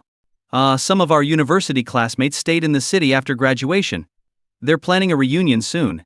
Will you go? Yezi asked cautiously. Who's organizing it? They. Our class monitor, Sun Lei. Sure, I'm free anyway. Where do you need to go? I'll drop you off. Song Yun followed Yezi's directions and arrived at an office building. I'm off, brother Song. I'll let you know when the reunion is scheduled, Yezi said, waving goodbye before rushing into the building. Unlike Song Yun, who had married into wealth, Yezi still needed to work to support his family. Finally free of his troublesome friend, Song Yun drove aimlessly until he found himself on the commercial street. He remembered the bookstore he had visited last time, which seemed like a good place to kill some time. Parking his car, he entered the bookstore, grabbed a book, and went up to the second floor. Unbeknownst to him, Lee Shishi had been following him all along. Seeing Song Yun head upstairs, she picked up a manga and quietly followed. She found him lounging on a sofa, absorbed in his book. What's going on? Song Yun was already very handsome, but there was something about seeing him reading that made his aura even more captivating. The sunlight streaming in gave him a glowing halo, making him irresistibly attractive. Completely unaware, Song Yun was engrossed in his book until a subtle fragrance caught his attention. Unlike Yi King's sweet scent, this fragrance had a refreshing quality, reminiscent of a cool breeze on a hot summer day.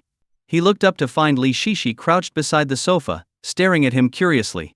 You again? Song Yun sighed in resignation. Was he really so attractive that every woman who saw him fell head over heels?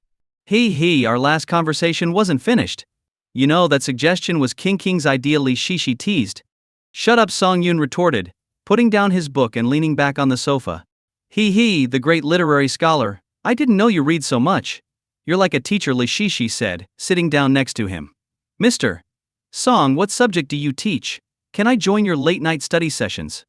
If he weren't afraid she'd follow him home, he'd have left already. Say one more thing like that, and I'm out of here, Song Yun warned. Really? I don't believe you. Without another word, Song Yun grabbed his book and walked off. Watching him leave, Li Shishi chuckled to herself. This man was too amusing to not tease. But seriously, could Song Yun really be such a gentleman? Li Shishi prided herself on her allure and refused to believe that any man could resist her charms. If he did, it just meant she wasn't trying hard enough. Song Yun left the bookstore, relieved that Li Shishi hadn't followed him. He quickly got into his car and drove home. After a shower, he lay on his bed in a bathrobe, casually chatting with Yi King. Song Yun noticed that Yi King seemed to admire him even more than before. What was going on? Could it be true that absence makes the heart grow fonder? After a while, Yi King had to prepare for a land auction, so they ended the call. President Mr. Zhou is here. He wants to discuss the land issue with you. Do you want to meet him? Jasmine asked, knocking on the door. Peef. These people are like sharks smelling blood, all wanting a piece of the pie. But does anyone think they can take a bite out of Yi King's cake? Yi King's expression hardened. Prepare the conference room. Let's see what he has to say. A few days later, Yezi informs Song Yun about the class reunion. On the day of the reunion, Song Yun and Yezi arrived at the location specified by their class monitor, Sun Lei. When they arrived, they found themselves at a villa complex. Song Yun tried to drive in, but the security guard stopped them, saying that only residents could enter with their vehicles. With no other choice, Song Yun parked his car nearby. After parking, Song Yun and Yezi walked into the villa complex. Seeing the luxurious villas, Song Yun wondered what it would be like to check in here. With this thought, he quickly decided to sign in. Congratulations, host. You have signed in at Huashu Villa Complex and received Villa 83 as a reward. The market value of this villa is 90 million. Hearing the system's mechanical voice, Song Yun was overjoyed. He never expected that attending a reunion would come with such a pleasant surprise. A 90 million yuan villa was a mansion, even in a big city like this. He made a mental note to check out Villa 83 later. From now on, he would be a proud homeowner with a car. Since Song Yun didn't know the exact location of the reunion, he followed Yezi. They arrived at the meeting place, and Song Yun looked up to see the address Villa 83. The class reunion was being held at his new place? Song Yun was stunned by the coincidence. The system really had a knack for tying rewards to real-life events. Amazing. What Song Yun didn't know was that Sun Lei originally had no plans to host the reunion here. One night, while drinking with his cousin who worked in real estate, Sun Lei heard about a villa that had been on the market for years but remained unoccupied. Some wealthy investor had bought it and left it empty. Hearing this, Sun Lei had an idea. This villa wasn't being used, so why not borrow it for a day? It would show off his connections and make the reunion more interesting, especially with the girls. He pestered his cousin, begging to use the villa for a day. After much pleading and paying 5,000 yuan, his cousin finally agreed. But Sun Lei didn't know that the villa now belonged to Song Yun.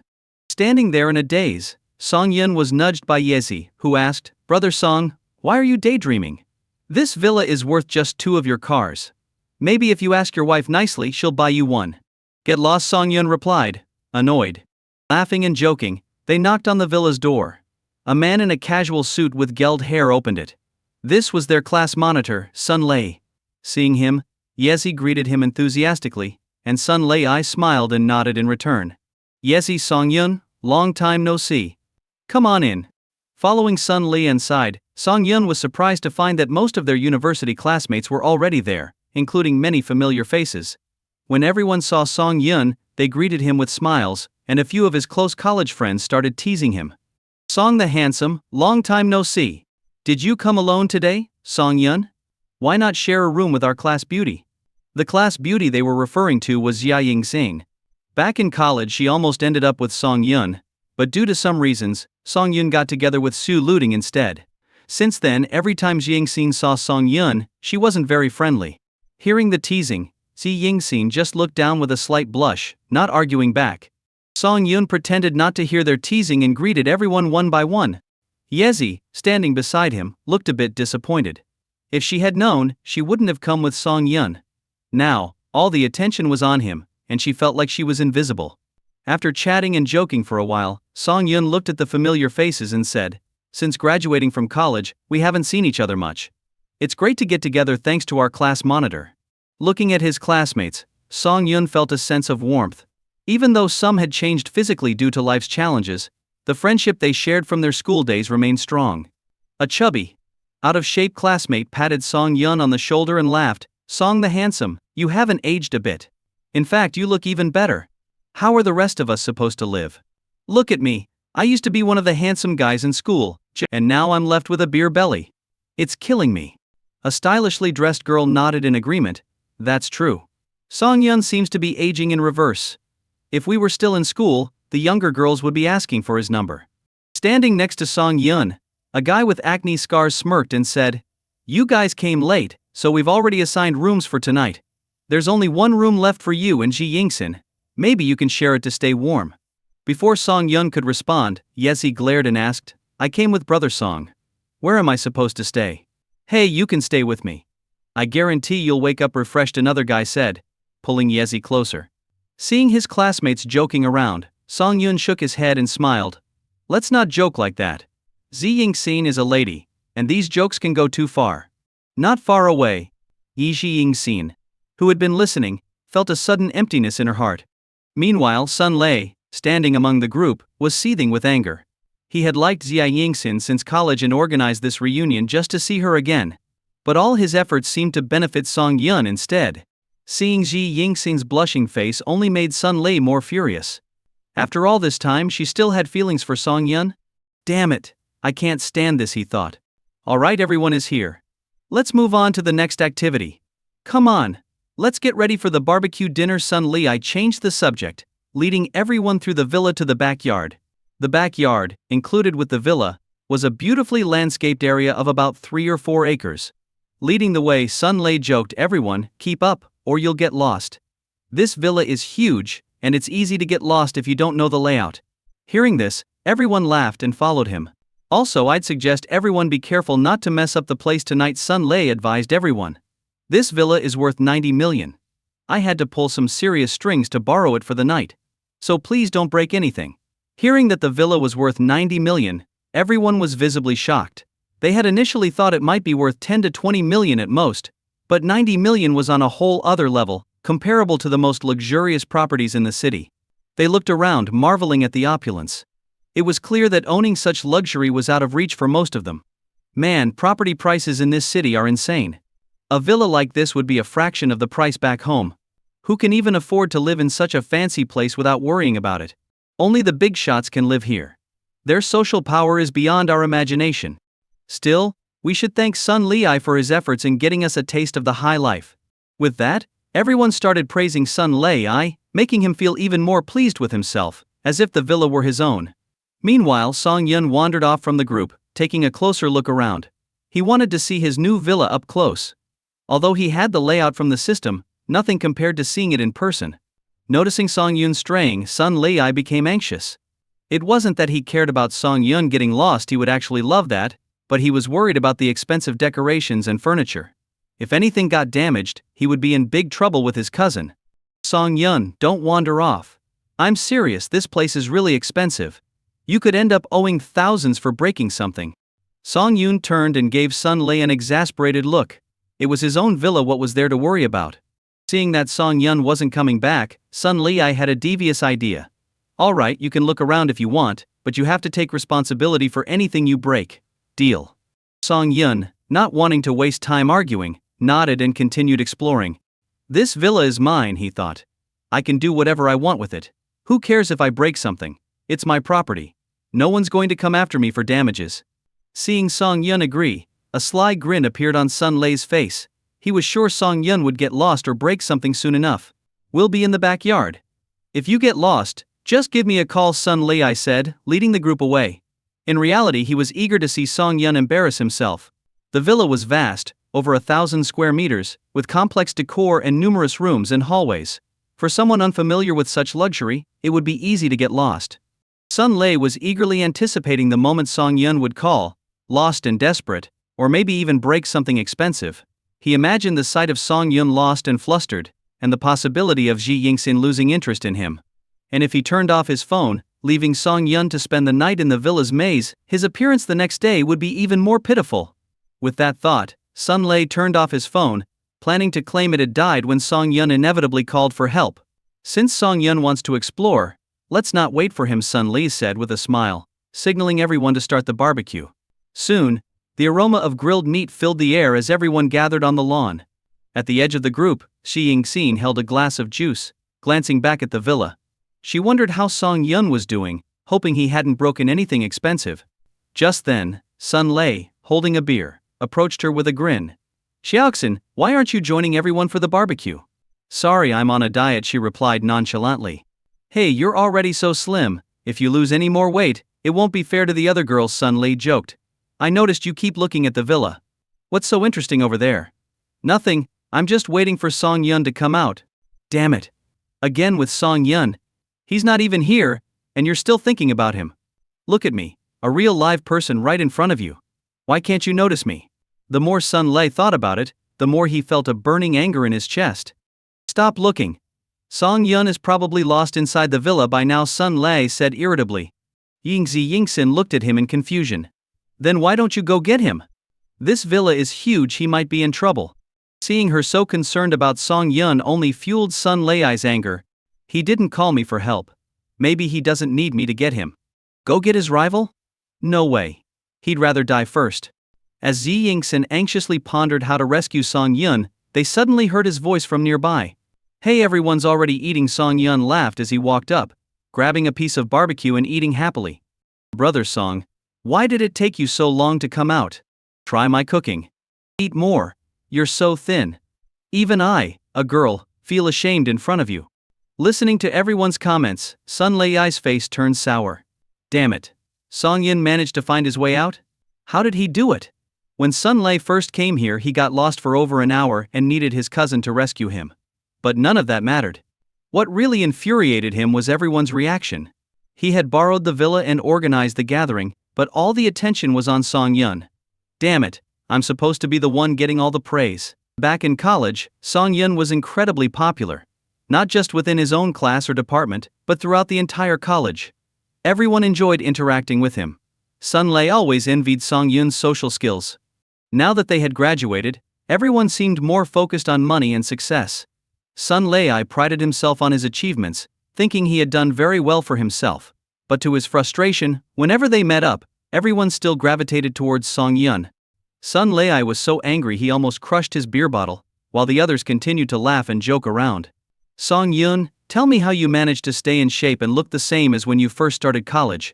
Brother Song, remember when we snuck out to go online, and your down jacket got caught on a hook, making feathers fly everywhere? Someone from the dorm had to bring you a new one. Now, staying up all night is impossible, it feels like I'm dying. I miss those days.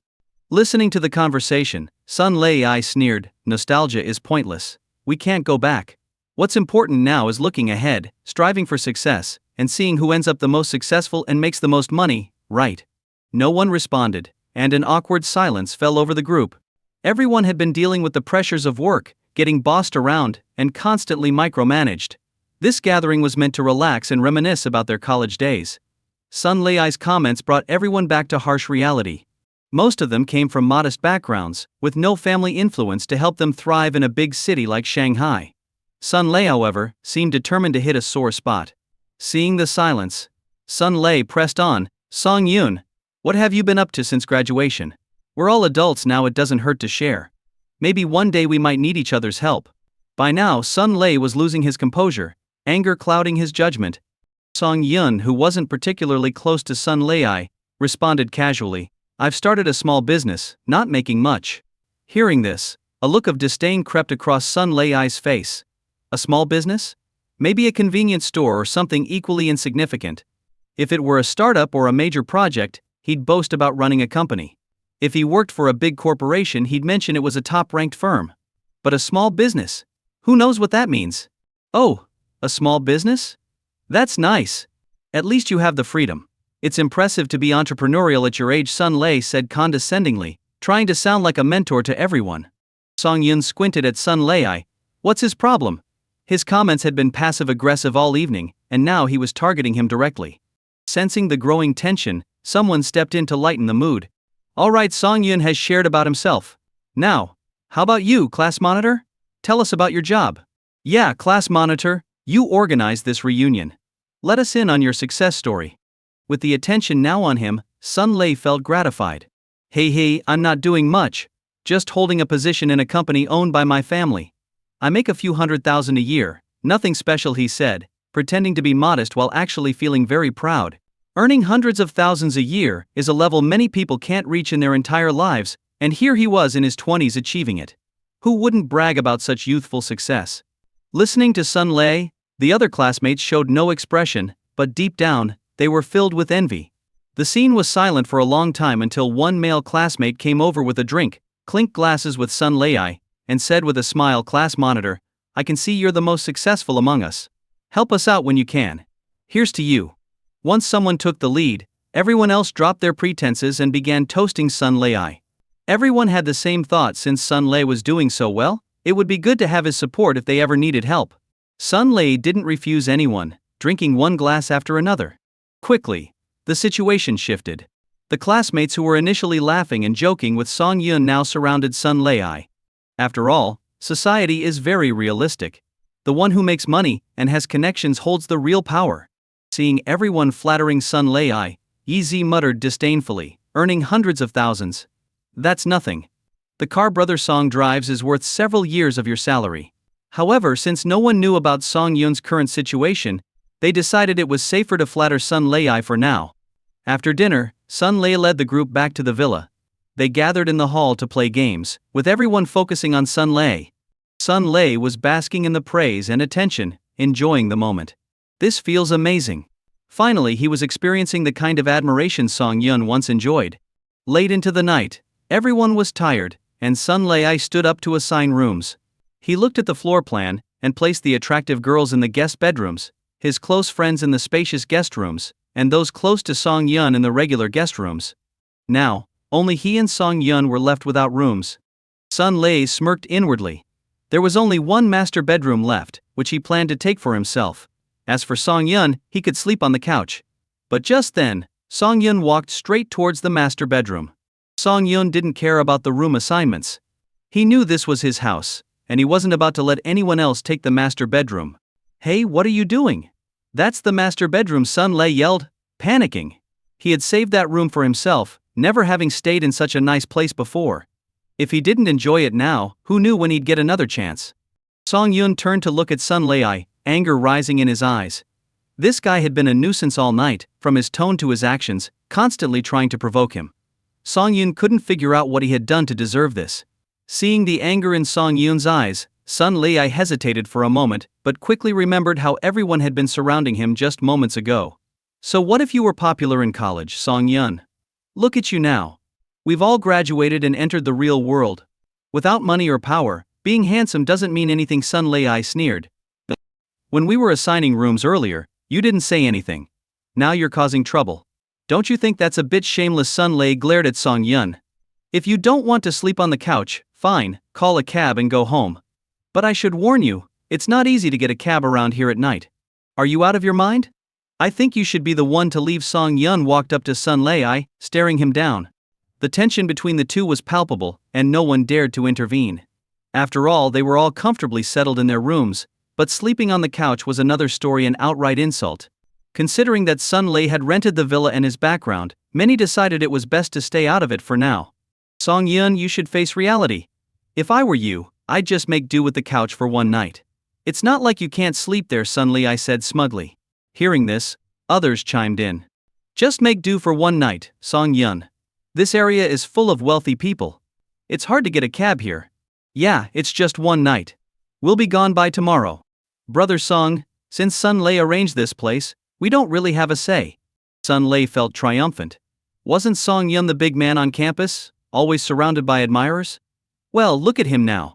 Song Yun looked around at everyone, his tone icy. So because Sun Lei arranged this place, he has the right to decide who stays where. Exactly, Sun Lei replied confidently. Song Yun shook his head, lit a cigarette, and said, "But what if I told you this villa is mine? Sun Lei, it's one thing to show off, but you crossed the line messing with me. You can leave now." His words stunned everyone into silence. Those who had been persuading Song Yun were left speechless. Even Yi Zi was shocked. Damn! This villa belonged to Brother Song. Earlier that afternoon she had joked about asking her wealthy friend to help Song Yun, only to find out later that he had already bought the place. Damn! The joke was on her. Yi Zi looked at Sun Lei, feeling a bit sorry for him. But aside from Yi Zi, most people were skeptical. This villa was worth 90 million. Had Song Yun robbed a bank after graduating? Sun Lei was momentarily stunned, but then burst into laughter. Song Yun, if you beg me, I might find a maid's room for you to experience living in a mansion. But claiming this place is yours? That's just shameless. Ignoring Sun Lei, Song Yun took out his phone and called the real estate agent provided by the system. Seeing Song Yun actually making a call, Sun Lei laughed even harder. Song Yun, save your breath. You're just a nobody trying to act big. Now you're stuck in a lie. That's why you shouldn't pretend to be something you're not. It'll only get you in trouble. The phone rang a few times before someone answered. Hello, who is this? Hello, this is Song Yun, the owner of Villa 83 at Hua Shou, Song Yun said calmly. There was a brief silence on the other end, followed by the sound of rustling as someone hurriedly got dressed. Hello, Mr. Song. What can I do for you this late? The voice on the other end was urgent. It's not so much an order, but I came back today and found that you've rented out my villa. Impossible. Mr. Song, there must be some misunderstanding. We've always had someone managing your villa, and no one is allowed to stay there. I'll come over right now. Please just give me a few minutes to handle this. The real estate agent broke out in a cold sweat. One moment he had been with his lover, the next, he was terrified by Song Yun's words. The owner of Villa 83 had always been a mystery. Ever since buying it, he had never stayed even a single night. It was as if this $90 million villa was just a shack in the countryside. But precisely because of this, the agents were extra cautious. They had no idea how powerful this mysterious owner could be, and any mistake could be disastrous for them. The agent's heart was pounding. He had no idea what Song Yun intended, but if he was angry, none of the agents could escape the company's punishment. If Song Yun was furious about this, it could be even worse. He had the right to demand a full refund and claim 3 times the property's market value as compensation. 3 times $90 million. The agent couldn't think any further. The company president would kill him. Do you really think you can handle this perfectly? I saw it with my own eyes. Song Yun's voice was cold, making the agent even more nervous. Mr. Song, my name is Zheng Wang, employee number 0312. Please give me a chance to handle this. If you're not satisfied, you can file a complaint with the head office. Alright, come handle it then. Just so you know, the person renting my house is quite arrogant, even telling me to leave. There must be some misunderstanding. Please wait a moment, I'm on my way. After Song Yun hung up, Zheng Wang's veins bulged on his forehead. Damn it! Which idiot set him up? Not only did they rent out Villa 83, but they also insulted the owner and told him to leave. If he found out who it was, he would definitely make that idiot pay. As Zheng Wang drove, he called every senior executive in the company, explaining the situation. After being given full authority to handle it, he floored the gas pedal and sped towards the villa. On the other side, after Song Yun hung up, everyone exchanged uneasy glances, afraid to speak. The authenticity of Song Yun's phone call seemed high. Pretending like this usually gets exposed, and judging by the person on the other end, someone was coming. So, was that call real? Thinking about this, everyone's heart started racing. $90 million. They might not earn that much in a lifetime, even if they didn't spend a dime. But if Song Yun really owned the villa, his net worth must be in the billions. Sun Lei felt uneasy. But then he thought, how could it be such a coincidence? The villa he borrowed from his cousin happened to belong to Song Yun. The odds were too small, even smaller than winning the lottery. Thinking this, he calmed down and said sarcastically, Song Yun, don't just bring anyone to fool us. My cousin is a real estate agent for these villas. Do you want me to call him to confirm? With that, Sun Lei took out his phone and dialed his cousin's number. Everyone watched eagerly as the busy tone echoed in the villa. Ring. Ring the call was answered, but the background noise was loud, like a nightclub. Cousin, can I ask you, who owns the villa you rented to me? Sun Lei asked carefully. What's up? His cousin sounded confused, then urgently said, hold on, the higher-ups are calling me. I'll talk to you later. Song Yun, I suggest you run now. If it turns out you're not the owner, how will everyone see you? Sun Lei sneered. About a minute later, Sun Lei's phone rang. He put it on speaker, ready to humiliate Song Yun in front of everyone. Hello, cousin. I'm not your cousin. You're my goddamn brother. My real brother. His cousin's furious voice shouted from the phone. Are you brain dead? You met the real villa owner and told him to get out? The one who should get out is you. With relatives like you, I've had the worst luck for 8 lifetimes. No. It's not like that. You dare lie to me. My boss called and chewed me out. How dare you mess with Mr. Song? Do you know the kind of power he has? He could crush you with one finger. If you want to die, don't drag me down with you. I beg you, brother, son, grandfather, son, you're like the Monkey King. The furious curses from the phone stunned everyone into silence. The villa was now so quiet that only the faint hum of appliances could be heard. Everyone stared at Song Yun in disbelief. What the heck? So Song Yun wasn't bluffing, he was telling the truth? This $90 million villa really belonged to Song Yun? And how old was Song Yun? He was already doing this well?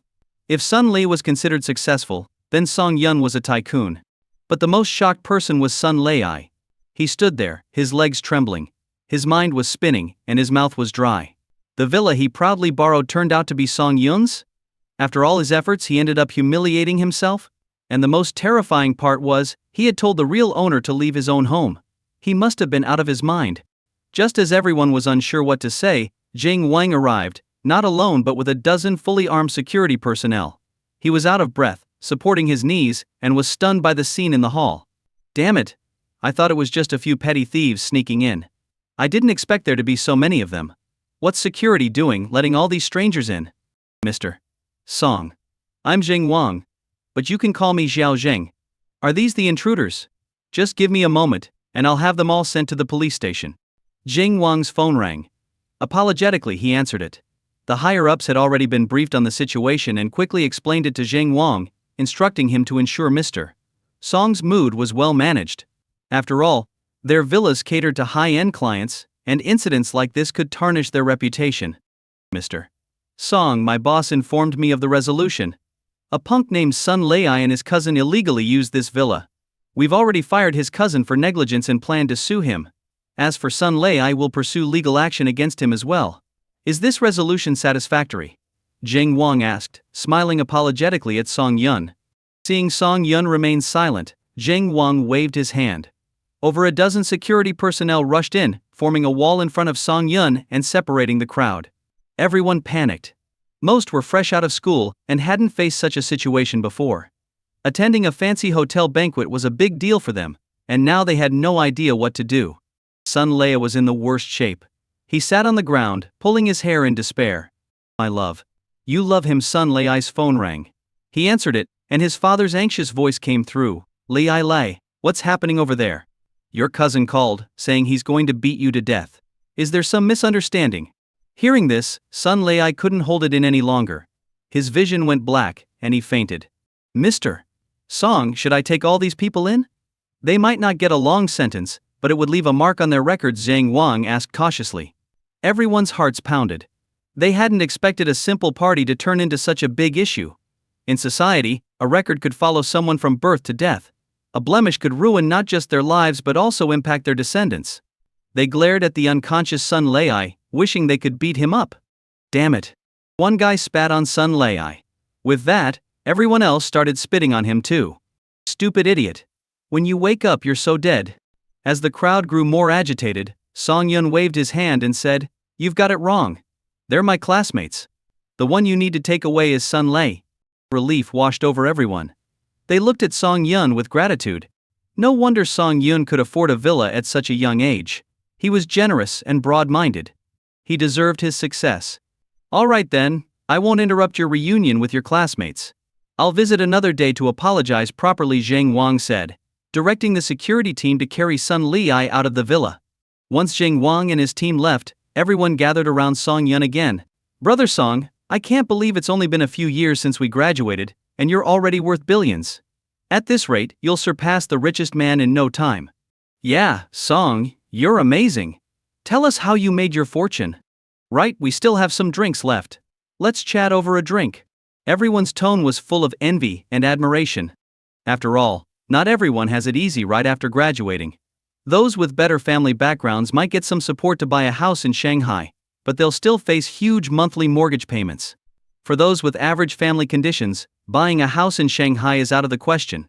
Even renting can be a challenge depending on the location and price. The fact that Song Yun bought a 90 million yuan villa was something they could only dream of.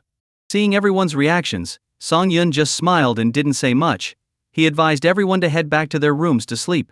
Not far away, Si Yingxin watched Song Yun walk into the master bedroom. She bit her lip and stood there, conflicted for a long time. Finally she sighed deeply and didn't follow him. If Song Yun were still an ordinary person, maybe they could have rekindled their relationship. But now, their social statuses were worlds apart. It's better to let it go. The next morning, everyone got up early. The villa had a dedicated cleaning staff come in daily. To make up for the mistake yesterday, Jing Wang specially brought in a top-rated housekeeper to cook breakfast for Song Yun and his friends. After a quick breakfast, Song Yun and everyone left the villa. He planned to meet Yi Qingqing today, as he had missed her a lot after such a long time apart. As they walked through the villa area, breathing in the fresh air, they felt incredibly relaxed. This villa area is something else. The air quality in downtown Shanghai is really average, but here, I can actually smell the freshness. Yeah. The air here feels like it's straight from the mountains. If I lived here, my skin would definitely get better. They joked and laughed as they left the villa area. Brother Song, where are you headed next? I'm going to see my wife. Everyone looked puzzled. Not only was Song Yun a billionaire at such a young age, but he was also married. No way. Seriously? You're already married? Come on, Brother Song. You're rich and you got married early. How are us single folks supposed to survive? At this moment, Yessie stepped forward and confidently said, Brother Song is telling the truth, and his wife is stunning. She's like a goddess. Hearing this piqued everyone's curiosity, and they started asking Song Yun to show them a photo of Yi Qingqing. Reluctantly, Song Yun opened his phone's wallpaper, and everyone was amazed when they saw Yi Qingqing. Oh my gosh! Brother Song, is your wife a celebrity? She's so beautiful. No way. Brother Song wouldn't go for those common celebrities. His wife looks sweet and pure. Absolutely perfect. It seemed like Song Yun had it all success in both love and career. When would ordinary people like us get a chance at such fortune? As everyone was busy praising Yi Qingqing's looks, a male classmate wearing glasses suddenly clapped his hands and shouted excitedly, Isn't she the CEO of Mojing Group, Yi Qingqing? You know her. Meng? No, the male classmate shook his head frantically and said, Someone like me could never be in her league. From what I know, since Yi Qingqing returned from studying abroad, she founded Mojing Group. In just a few years she has developed the company into a giant worth over $2 billion, spanning multiple industries. She's the leader of new enterprises in Shanghai. To put it mildly, among women under 30 in Shanghai, no one is wealthier than Yi Qingqing. And this legendary figure is actually Song Yun's wife. Listening to the guy with glasses, everyone felt overwhelmed by the events of the past 2 days. A stunning girl with fair skin and a great figure. And she's the CEO of Mojing Group. And she's married to Song Yun. What defines a winner in life? What does it mean to be the protagonist of your own story? Song Yun exemplified these concepts perfectly. Seeing the gossip-filled eyes of his classmates, Song Yun smiled and shook his head. He didn't want to share too much about his personal life. He took out his car keys and pressed the button on his Lamborghini Veneno. Guys, I have some things to take care of. Let's catch up next time. With a nod to everyone, Song Yun got into his car and drove off. Seeing Song Yun's ride, a car enthusiast quickly pulled out his phone to look up the model. Curious if it really was the one he thought it was. After a quick search, one of the guys suddenly screamed, Holy crap! Song Yun might be even richer than we thought. That car he's driving is worth 40 million yuan. Are you serious? Absolutely. And it's a limited edition in the country. Without connections you can't even order it. Man, Song Yun has come so far so quickly. Is he a monster? Meanwhile, Song Yun drove to the Mojing Group building. He wondered what his little lady was up to. Would his sudden visit be a pleasant surprise? After parking his car, he entered the office building. In the CEO's office at Mojing Group, Yi Qingqing was sighing as she looked at the documents in front of her, clearly troubled by issues with the land. Someone had leaked the route of a new subway line in Shanghai. This line runs north to south, with one of the stations near the piece of land she wanted, causing its value to skyrocket. Not only were the initial companies vying for it, but even some established real estate giants had entered the competition. Yi Qingqing faced a harsh reality: she didn't have enough funds. If she had originally needed a bit over $1 billion, now she needed 3 or 4 times that amount. However, acquiring this land would mean Mojing Group's market value would multiply several times after going public. It was driving her crazy. What should she do? Yi Qingqing kept tapping her pen on the desk, thinking she might have to ask her father for money. No, that's not an option. Last time, the thought of asking for help already shook her resolve. If she always turned to others at the first sign of trouble, she would never achieve anything great. Screw it, we don't need that land. Mojing Group can do without it, Yi Qingqing muttered to herself, her tone firm. In reality, the land wasn't originally that valuable. It only became overpriced due to continuous hype from various big players. As a young company, Mojing Group couldn't compete with them. Having made up her mind, Yi Qingqing felt a weight lift off her shoulders. Hello, sir, do you have an appointment? As Song Yun was about to enter Mojing Group, the receptionist stopped him. An appointment? Can't I go in just because Yi Qingqing is my wife? The receptionist rolled her eyes at this. The CEO is your wife? Why don't you say this company is yours too? Such a handsome guy, but a bit delusional, she thought. I'm sorry, sir, but if you don't have an appointment, I can't let you in, she said politely. Song Yun didn't want to argue with her. Company rules are rules, and she was just doing her job. He pulled out his phone and called Yi Qingqing. After explaining the situation, Yi Qingqing cheered on the phone and quickly came down to meet him. While waiting, Song Yun looked at the company's impressive yet understated entrance and realized he had never checked in at an office building before.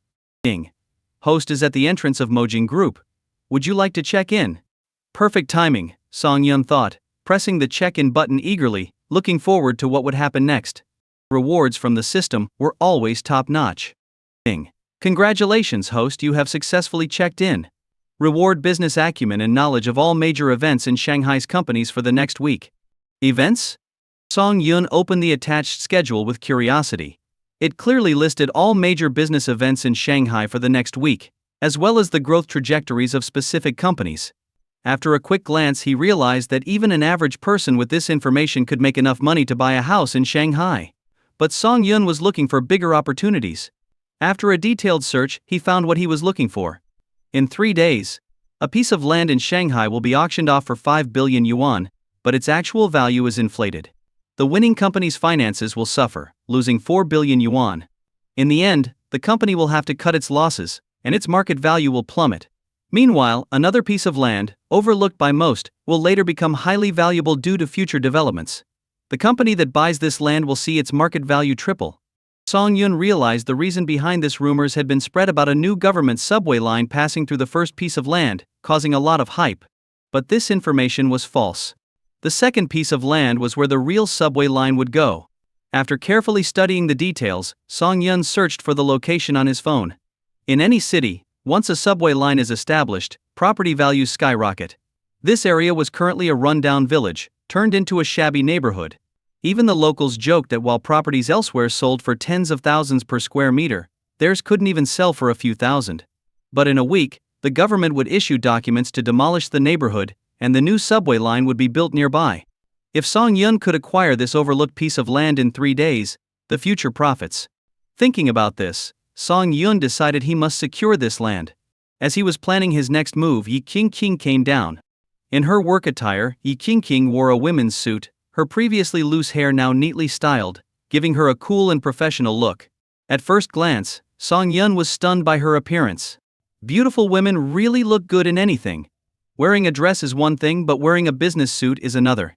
And after wearing, well, I better not think about it any further. As Song Yun stood lost in thought, Yi Qingqing came down. Hello, President Yi, the receptionist greeted her respectfully. Yi Qingqing gave a curt nod and walked straight towards Song Yun. Seeing Yi Qingqing walking with such purpose, the receptionist couldn't help but think, this is why she's the CEO. Always moving with speed, never wasting a second. But just as she was marveling, she saw President Yi throw herself into a man's arms, rubbing her cheek against his. Brother Song Yun? You heartless man, why did it take you so long to come see me? If I didn't come looking for you, would you never visit me? I missed you so much. Hearing this, the receptionist, who was busy with her work, slowed down a bit and listened more intently. Brother Song-yun, did you miss me? He, if it weren't for my busy work, I'd stick to you every day, he. What the heck? Was this the same cold and aloof CEO? How could she sound so playful? While satisfying her curiosity, the receptionist's world was crumbling. One moment she was inspired to emulate President Yi in everything, and the next she realized Yi King had a sweet love life all along. Her job was just to give them an excuse to be together. Feeling lonely and confused, the receptionist wanted to cry. Unable to resist her curiosity, she looked up at Yi King. She saw Yi King's face full of a shy, girlish charm, a stark contrast to her usual decisive demeanor. And most importantly, President Yi was in a man's arms. And that man had just told her that Yi King was his wife. No way. Could it be true? Am I going to get fired? After a while, in a daze, the receptionist watched as Yi King clung to Song-yun's arm and took the exclusive elevator for the CEO. They used the CEO's private passage and entered the office. As soon as the door closed, Song-yun eagerly kissed her. After a long kiss, Yi King's face turned red. She bit her lip lightly, took a wet wipe from the desk, and carefully wiped the lipstick off Song-yun's lips. You bully. Always teasing me. Because you're my wife. Song-yun hugged her tightly, and seeing her adorable expression, he couldn't help but kiss her several more times. At that moment, someone knocked on the office door. Yi King instinctively shouted, "Come in." No. Wait, don't come in. But it was too late. Jasmine had already opened the door. Seeing the two tightly embracing, Jasmine's eyes widened, her fingers pointed at them, and then she awkwardly backed out and quickly closed the door. A moment later, Yi King's cold voice came from inside the office, "Come in." Jasmine entered with her head down, placed the documents on the desk without saying a word. Yi King carefully reviewed the documents, her expression changing as she read. Gritting her teeth, she said, "Are they crazy? They've raised the land price to 430 million. Sure, this land is tempting, but aren't they afraid of overextending themselves and breaking their funding chain?" Yi King shied in frustration, realizing she had no choice but to give up. These old real estate companies were raising the stakes recklessly, as if they wouldn't stop until they got the land. Seeing Yi King's distressed look, Song-yun glanced at the documents and noticed they were bidding on a notoriously loss-making piece of land. "Did you hear something about a new government subway line passing through here?" Song-yun asked curiously. "Brother Song-yun, I didn't know you were into this stuff." "Yes, there's a rumor floating around, making it hard for new companies like ours to compete with the big players." "Have you considered that this news might be fake?" Song-yun was puzzled. People at their level might not all be geniuses, but they certainly weren't fools. Would they really bet everything on an unverified rumor? Yi King froze at his words. Right. They didn't even know if the rumor was true. Everyone in the industry had heard it, and assumed others had verified it. But if every company thought this way? Seeing Yi King's dawning realization, Song-yun smiled and said, "A plot worth just over 100 million now going for 3 or 4 times that amount? High risk, low reward. Leaving was the right move. Sir, watch your tone. This is a major auction in Shanghai. There shouldn't be any foul play." Jasmine adjusted her glasses, looking displeased at Song-yun. Seeing her trusted assistant misunderstanding Song-yun, Yi King quickly stepped in. "Jasmine, this is my husband." Jasmine was stunned, her expression blank. "Husband? Miss? Does your father know about this?" Jasmine was in shock. Her boss had gotten married, and she didn't even get an invitation. She felt deeply hurt. Yi King stammered, blushing. "We just got married and haven't told my dad yet. You better not snitch, or I'll fire you." Jasmine sighed, realizing this was a secret marriage. She might be the first to know. What had this guy done to make the boss keep it a secret from everyone and get a license so quickly? With the misunderstanding cleared, Yi King introduced Song-yun to Jasmine. Jasmine realized Song-yun wasn't some wealthy heir but an ordinary guy. She wondered if he'd passed the family test. Back to business. "I don't necessarily need this land. The company plans to go public soon, and I need to boost our market value. Brother Song-yun, do you have any suggestions?" Song-yun thought for a moment before saying, "Everyone's fighting over this land, which used to be an old industrial area. The residents are mostly retired factory workers who won't move easily. The relocation costs will be astronomical. Plus, dealing with a few stubborn holdouts could take a lot of time and money. It's not worth it." Hearing his explanation, Yi King started to see the land in a new light. The value of land depends on development, but if relocation is obstructed, Indefinite delays can drag down the company. Even Jasmine, a professional, nodded in agreement. She thought, so my boss isn't just a fool for good looks. The guy she chose does have some real skills. Sir, according to your idea, will that piece of land appreciate in value? Jasmine asked seriously. Yi King looked at Song Yun with starry eyes, realizing her husband was so knowledgeable and kept surprising her. He was truly a treasure. Song Yun looked through the files of all the lands up for auction, then pointed to a specific plot. This one is definitely worth buying. Yi King and Jasmine followed his finger and fell silent. They knew the plot Song Yun was talking about. It was not only far from the city center but also in a chaotic area that used to be a village within the city. Property prices there had never gone up, and they saw no need to develop such an unpopular piece of land. Brother Song Yun, can you explain why we should buy this land? Yi King asked. This land may be near the outskirts, but it has a natural advantage: it's cheap. Moreover, the residents often joke about the low property prices, which means they'd be eager for someone to develop it. Also, have you ever studied the construction patterns of Shanghai's subway lines? If you look closely, you'll find a predictable pattern. Hearing this, Yi King's face changed slightly. She asked Jasmine to fetch the construction timelines and orientations of all the subway lines in Shanghai. Jasmine, being a professional, quickly laid out a map on the office table, with all the lines marked. Song Yun pointed at each line, explaining their deeper implications. When he drew a new line on the map, Yi King and Jasmine were stunned. According to Song Yun's logic, the new line would pass right through that unpopular piece of land. This is too much information, I need a moment. Jasmine rubbed her temples. Although she didn't want to admit it, what Song Yun said made a lot of sense. The government develops land to boost the economy. The popular plot might appreciate in the future, but in real estate, long cycles and slow returns can bankrupt a company. I trust Brother Song Yun. I'll lead the effort to buy this land, Yi King said firmly after a moment of silence. Though it's an unpopular plot, it still required nearly 100 million, plus relocation costs and other investments, bringing the total to around 200 million. Jasmine was anxious. Miss, shouldn't we think this through a bit more? Jasmine, do you remember the fund I invested in that skyrocketed? Jasmine nodded. Of course, that was an amazing investment. No, it was just a small investment based on Brother Song Yun's advice, but it brought me substantial returns. I believe Brother Song Yun's judgment will be accurate again. After all, Brother Song Yun has the capability. Jasmine was stunned by Yi King's words. She never expected that Song Yun had predicted the surge of a niche fund. This foresight proved that Song Yun was far from being a useless pretty boy. He could easily hold a key position in any major investment firm. Sitting on the sofa, Song Yun smiled and asked, King, do you want to get involved with this land? If you don't, I'll go ahead and take it.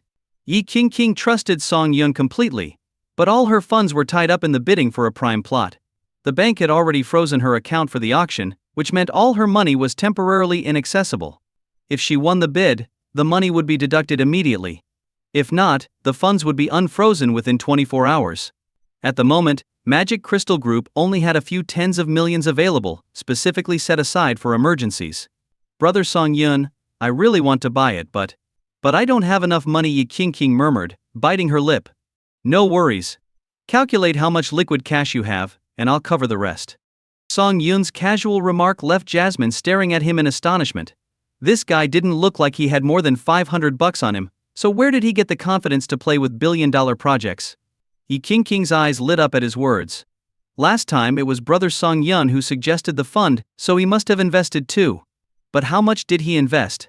Thinking of this, Yi King sat beside Song Yun, hugged him, and asked coyly, Honey, how much did you make from that fund? Song Yun blushed from the sudden closeness. Not much, just 50 million. Before he could finish, Yi King screamed, 50 million. Brother Song Yun, where did you get so much money? I saved it up. It's not like someone gave it to me, Song Yun chuckled. 50 million. So your investment made 150 million. Yi King stared at Song Yun in shock. She never expected her husband to have more money at his disposal than she did. What other secrets was Brother Song Yun hiding? She would dig them out eventually. Jasmine, go find the CFO and see how much money we can use. I need to buy that land, even if we lose money.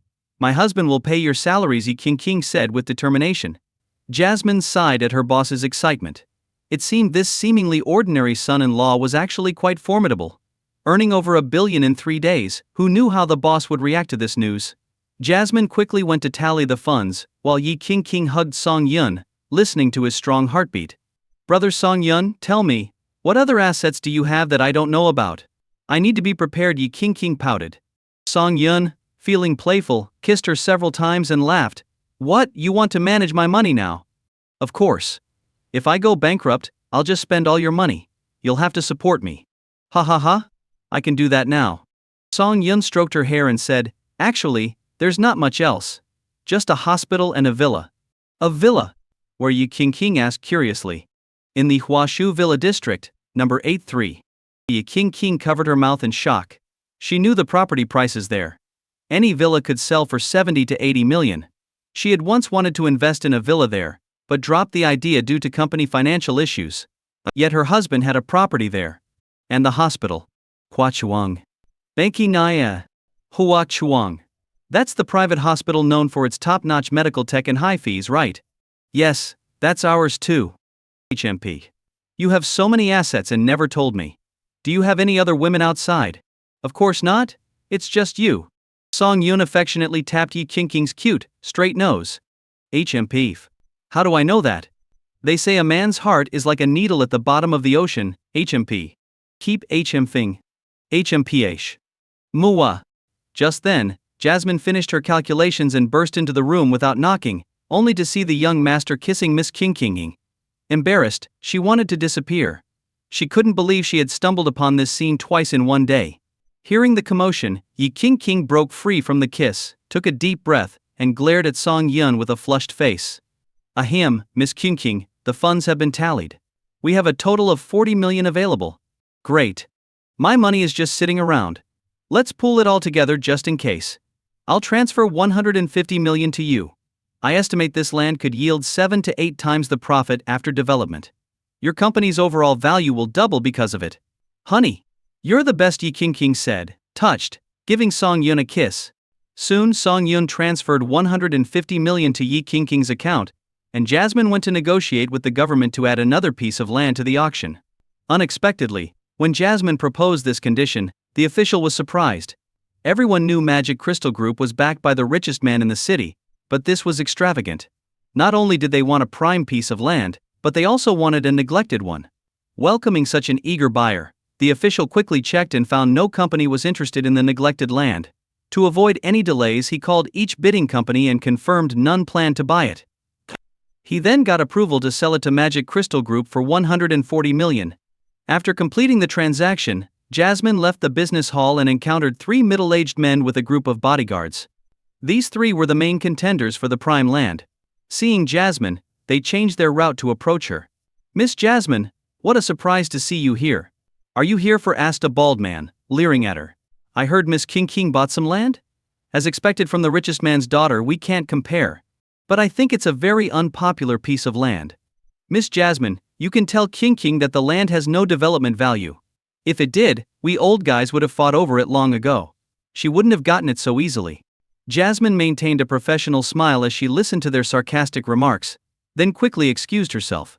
After returning, Jasmine handed the contract to Yi King, who reviewed it and nodded with satisfaction.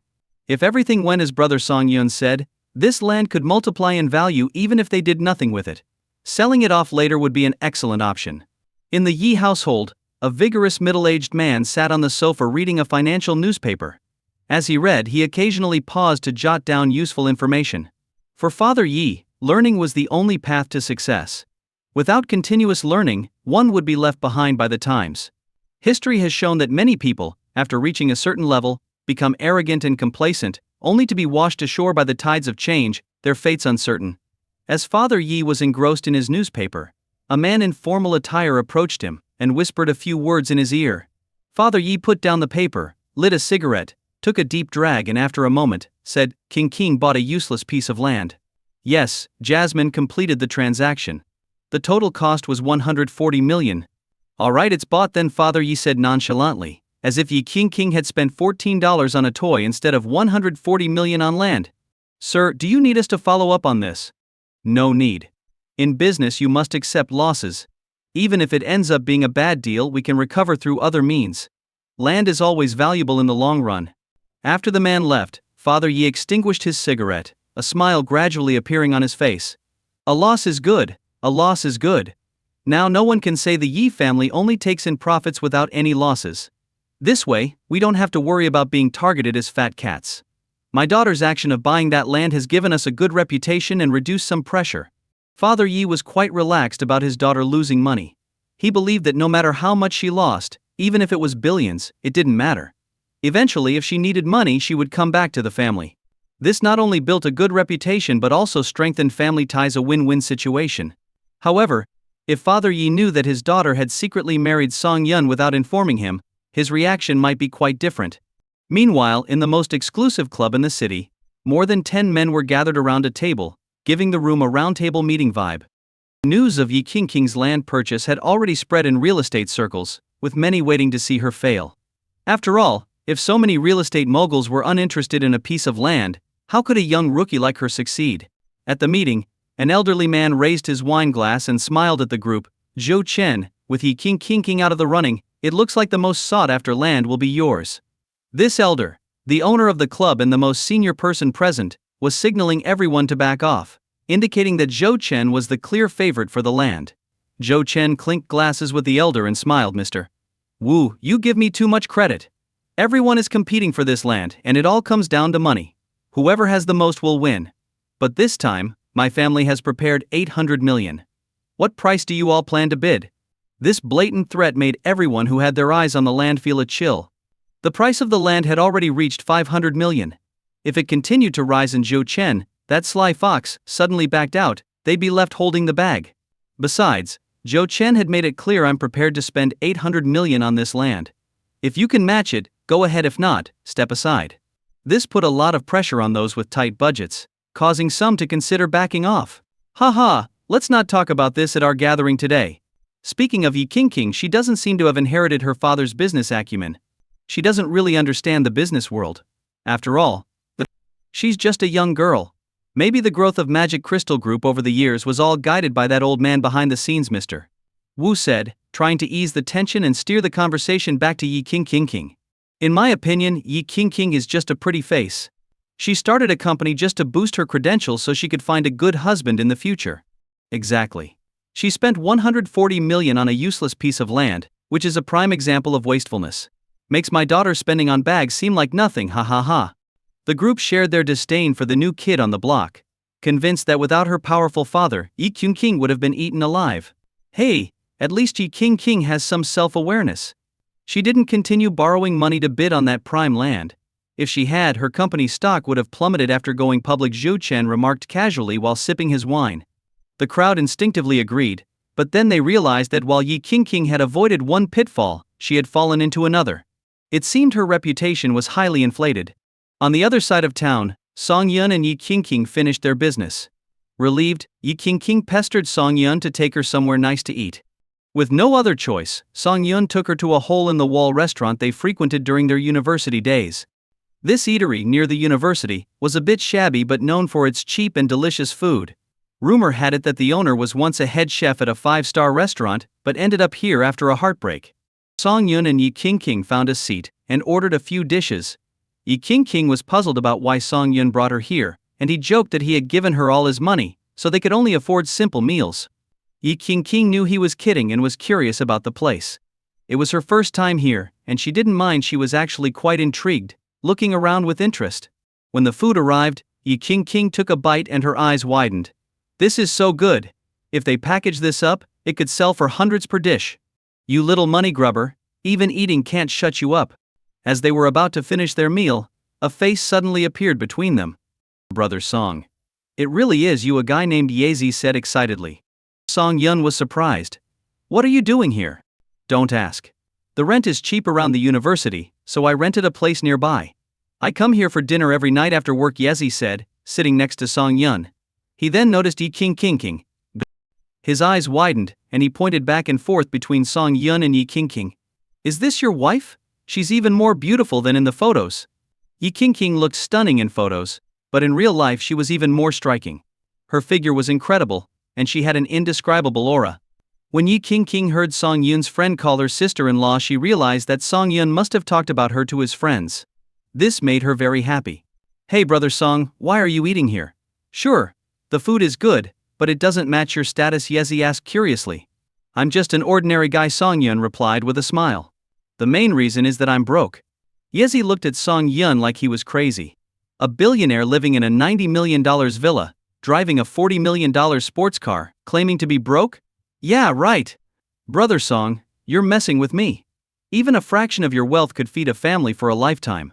Song Yun smiled and said, seriously, I'm out of money.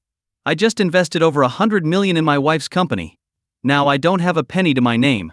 Over $100 million? Get out of here, you rich dog. After joking around, Yezi packed up the food and left, saying he had to leave before he got too jealous of their relationship.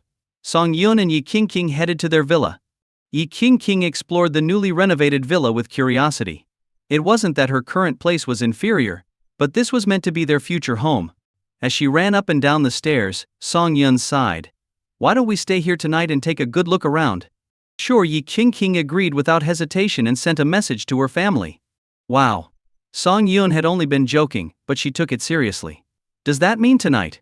Yi King seemed to read his mind and said, get those thoughts out of your head. Until you meet my parents, nothing is happening. What are you talking about? I wasn't thinking anything. Song Yun, embarrassed, pulled Yi King into a kiss. If he couldn't do more, he could at least collect some interest. When it was time to sleep, Song Yun planned to crash in the guest room. But Yi King naturally pulled him into the master bedroom. No, I'm a man, and we are legally married. Aren't you afraid I might lose control? I'm not worried. I trust you, Yi King said seriously. Song Yun wanted to show her how cruel the world could be, but he also wanted to live up to her trust. Lying in bed, Yi King snuggled into Song Yun's arms, burying her face in his chest and breathing in his scent. This was pure torture for Song Yun. Holding such a beautiful woman, feeling her warmth, resisting was almost a crime. But just as he thought about moving, he saw Yi King had fallen asleep in his arms. Her eyes had dark circles. She must not have slept well due to the stress of the company. Song Yun adjusted himself so Yi King could sleep more comfortably in his embrace. Good night. Love you, he whispered, kissing her forehead before closing his eyes. The night passed peacefully. Early the next morning, Yi King slowly opened her eyes and found herself in a strange big bed. Oh right. This would be her home from now on. She groggily reached out to feel the bed beside her, but it was empty. Where was brother Song Yun? She got up in a panic, throwing on a robe as she rushed to go downstairs. Just then, the bedroom door opened, and Song Yun walked in with a tray. On it were a glass of milk, a piece of bread, and a boiled egg. Lazy bones. Time to eat, Song Yun said, placing the breakfast on the bedside table. No way. Waking up without seeing you first thing in the morning makes me grumpy. Yi King pouted and turned her head away. I saw you sleeping so soundly. I didn't want to wake you. I don't care. After insisting on getting a kiss and a hug, and throwing a small tantrum, Yi King finally got up, washed up, and started eating. Meanwhile, in the auction business hall, Zhou Chen shook hands with the manager. The hottest piece of land was finally his. Under the combined pressure from him and old Wu yesterday, many real estate companies gave up on bidding. Even some old companies that were reluctant had to back down after reviewing their finances late at night. After all, Zhou Chen had more money, and money rules the world. No money, no deal. The land was sold for $490 million. Congratulations, Mr. Zhou. We look forward to seeing a landmark building in Shanghai under your name, the manager said warmly. Thank you for your support, Zhou Chen replied with a smile. After some small talk, he left with the contract. Getting into his car, Zhou Chen found old Wu sitting in the back seat. Is everything settled? Zhou Chen proudly waved the document and instructed the driver to go. Ha. After this development, the Zhou family will make at least $200 million, old Wu said with a hint of envy. Zhou Chen smiled, knowing that $200 million was just the minimum. With the right maneuvers, a $300 million profit was entirely possible. I'm making money, but Yi King is losing a lot. She spent $140 million on that piece of useless land. I wonder how she'll explain it to her family, Zhou Chen said disdainfully. He had heard praises of Yi King being a remarkable woman, building her empire from scratch. But now she was foolishly buying worthless land, utterly laughable. Yi King is just a young girl, easily influenced. Maybe someone whispered in her ear, and she made a hasty decision. But this is good, it saves us trouble. Honestly, I thought she would go back to her family for resources. But now it's clear that those who can't use resources wisely are doomed to fail. Days passed, and the government still hadn't released any news about the new subway line. This made many real estate moguls anxious. However, Yi Qingqing in the Magic Crystal Group office showed no signs of worry. Her daily routine was simple: go to work, handle documents, wait for brother Song Yun to pick her up, go home, and sleep in his arms. Simple and warm. Even if she lived like this for hundreds of years, Yi Qingqing would never get tired of it. Song Yun wasn't idle either. He was constantly signing deals and filling his coffers. He didn't have a huge fortune yet, but he had accumulated a few tens of millions in some functional cards, making him even more prepared to handle any situation. One morning, Zhou Chen was sitting at home, leisurely eating breakfast with a newspaper in hand. He had picked up this habit while studying abroad at a relative's house in the UK. Just as he cut a piece of bacon and elegantly put it in his mouth, his secretary burst in, flustered. "You're always so careless. You need to be more composed," Zhou Chen scolded. Mr. Zhou. The new subway line in Shanghai. It's been announced." The secretary was out of breath from running. Hearing this, Zhou Chen jumped up excitedly. Really? His heart raced with joy. The land he had just bought would soon skyrocket in value. A new subway line would not only improve transportation but also cause property prices to soar. Where is the subway line going to be? The secretary opened a map of Shanghai and drew a straight line with a red marker. Seeing the line, Zhou Chen's heart sank. He grabbed the secretary by the collar, his eyes red with anger. "Where did you get this information?" "The government has issued a document. The subway construction will start soon." The secretary hung his head, bracing for his boss's wrath. Zhou Chen shoved the secretary aside and stared furiously at the map. The land he bought was valuable, but not that valuable. He had bet heavily on the subway line passing through it, convincing his family to increase their investment. But now, it was all wrong. The information had been both right and wrong. What to do? How could he recover from this? Suddenly he had an idea. With the new subway line he could buy another piece of land before the news spread widely. He followed the red line the secretary had drawn, searching for available land. Finally he found one, the only one. His heart sank further when he saw it was the same piece of unpopular land Yi Qingqing had bought. It was over. He had invested so much money and could end up losing it all, while Yi Qingqing's gamble had paid off. Her land's value had multiplied several times over. After the official announcement, the commercial district in Shanghai was abuzz. Initially, the real estate tycoons dismissed Yi Qingqing's purchase, considering it too far from the city center with a mixed population. But now that piece of land was the golden egg of Shanghai, the only one. If Yi Qingqing decided to sell, it could easily fetch 700 to 800 million. Meanwhile, at the Yi family residence, Father Yi had been in a gloomy mood since hearing the news. His secretary, puzzled, wondered why the master wasn't happy. After all, the young lady had made a perfect investment and earned a fortune. What the secretary didn't know was that Father Yi had already gathered the funds, waiting for Yi Qingqing to come back and discuss the matter. He had hoped to enjoy his daughter's admiration and affection. But now, it was all ruined. How could his daughter be so capable? She had turned a sure lost piece of land into a gold mine. "Master, why do you look so unhappy?" the secretary asked cautiously. "Xiao Qian, can you help me come up with a plan to fail in my investment and lose some money?" Father Yi sighed deeply. The secretary was baffled. Was the master so happy that he lost his mind? Since when did losing money become a goal? Seeing the secretary's confusion, Father Yi sighed again. None of them understood him. Forget it, he thought. He'd just focus on building more Hope primary schools. Meanwhile, the happiest people were those in the Magic Crystal Group. In the general manager's office, Molly answered call after call. "Hello, Mr. Yin?" "I'm sorry, Mr. Su offered 9 billion, but we didn't sell the land." "Yes, please discuss with your company executives and decide on a final price." "Hello, Mr. Lee? You're offering 11 billion? I'll note that down and report to our president." "All right, goodbye, Mr. Lee." After hanging up countless calls, Molly finally breathed a sigh of relief. When handling the land purchase, many mocked her. Now, with the land's value skyrocketing, those same people had to beg her for a chance to meet the young lady. The satisfaction of this reversal was immense. As she basked in this feeling, the door opened. Song Yun and Yi Qingqing walked in. The official document had just arrived, and Song Yun's investment of 1.5 billion had increased several times over. His wallet was finally going to be full. Following him, Yi Qingqing clung to Song Yun, asking for a hug. She adored her brother Song Yun now, amazed by his foresight. The line he casually drew matched almost perfectly with the city's planned route. "Molly, what's the highest offer so far?" Yi Qingqing asked, sitting on the sofa. 11 billion. Do you want to sell or should our group develop it ourselves? Molly replied respectfully, though she couldn't help but glance at Song Yun. She was astonished at his abilities. First, he'd doubled his investment, and now the land was equally profitable. The young lady was fortunate to have married him. Brother Song Yun, you're the largest shareholder of this land. Should we sell it? Yi King asked with a smile. Song Yun pondered for a moment. Keeping the land a bit longer might increase its value, but that extra money was insignificant compared to his usual investments. A well-placed investment would yield far more profit. Sell it. 11 billion seems like the highest offer, and any higher would be pure speculation, Song Yun said calmly. All right. Then let's sell. Yi King instructed Molly to contact Mr. Lee to sign the contract today. These things were best settled quickly. Mr. Lee, upon hearing the news, hurried to gather the funds.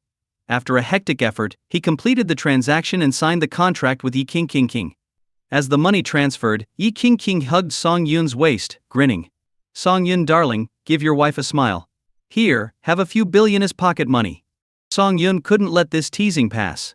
He smiled, and after the smile, a kiss was inevitable. Yi King didn't expect Song Yun to be so mischievous. Though she was getting used to it, his sudden move still made her heart race.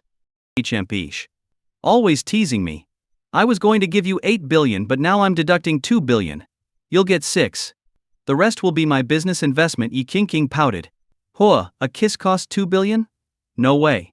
I'm at a loss. I need to earn it back. Song Yun leaned in for another kiss. In the end, Yi King still gave Song Yun the 8 billion. After all, they were family, and it didn't really matter who held the money. Besides, the Magic Crystal Group was now flush with cash. With the perfect track record of this land investment, their stock prices were expected to soar once they went public. Be good at work. I'll pick you up after you finish, Song Yun said, grinning as he waved the bank card loaded with 8 billion and walked away. Watching Song Yun's carefree departure, Molly couldn't help but admire. Young lady, your choice in men is incredible. It's like he can foresee the future. Yi King smiled proudly. Of course, do you know who my husband is? Meanwhile, Song Yun drove back to the villa from the Magic Crystal Group. He parked his car and looked at the spacious garage, pondering if he should buy a couple more cars. After all, the Lamborghini Veneno was a supercar and not suitable for city driving. It couldn't even speed up before hitting the speed limit and getting fined. With that thought, he searched online for a local car dealership and found that one was having a car show today. So, Song Yun drove his Lamborghini to the event. After parking, Song Yun headed inside. The showroom was packed with people, most of whom weren't there to buy cars but to see the car models. Song Yun wasn't interested in that and focused on checking out the SUVs. As he walked, he found himself at the Bentley section. Bentley catered to high-end clients, and not everyone could just walk in. As Song Yun approached, he was stopped. Sir, the Bentley section is for VIP customers only.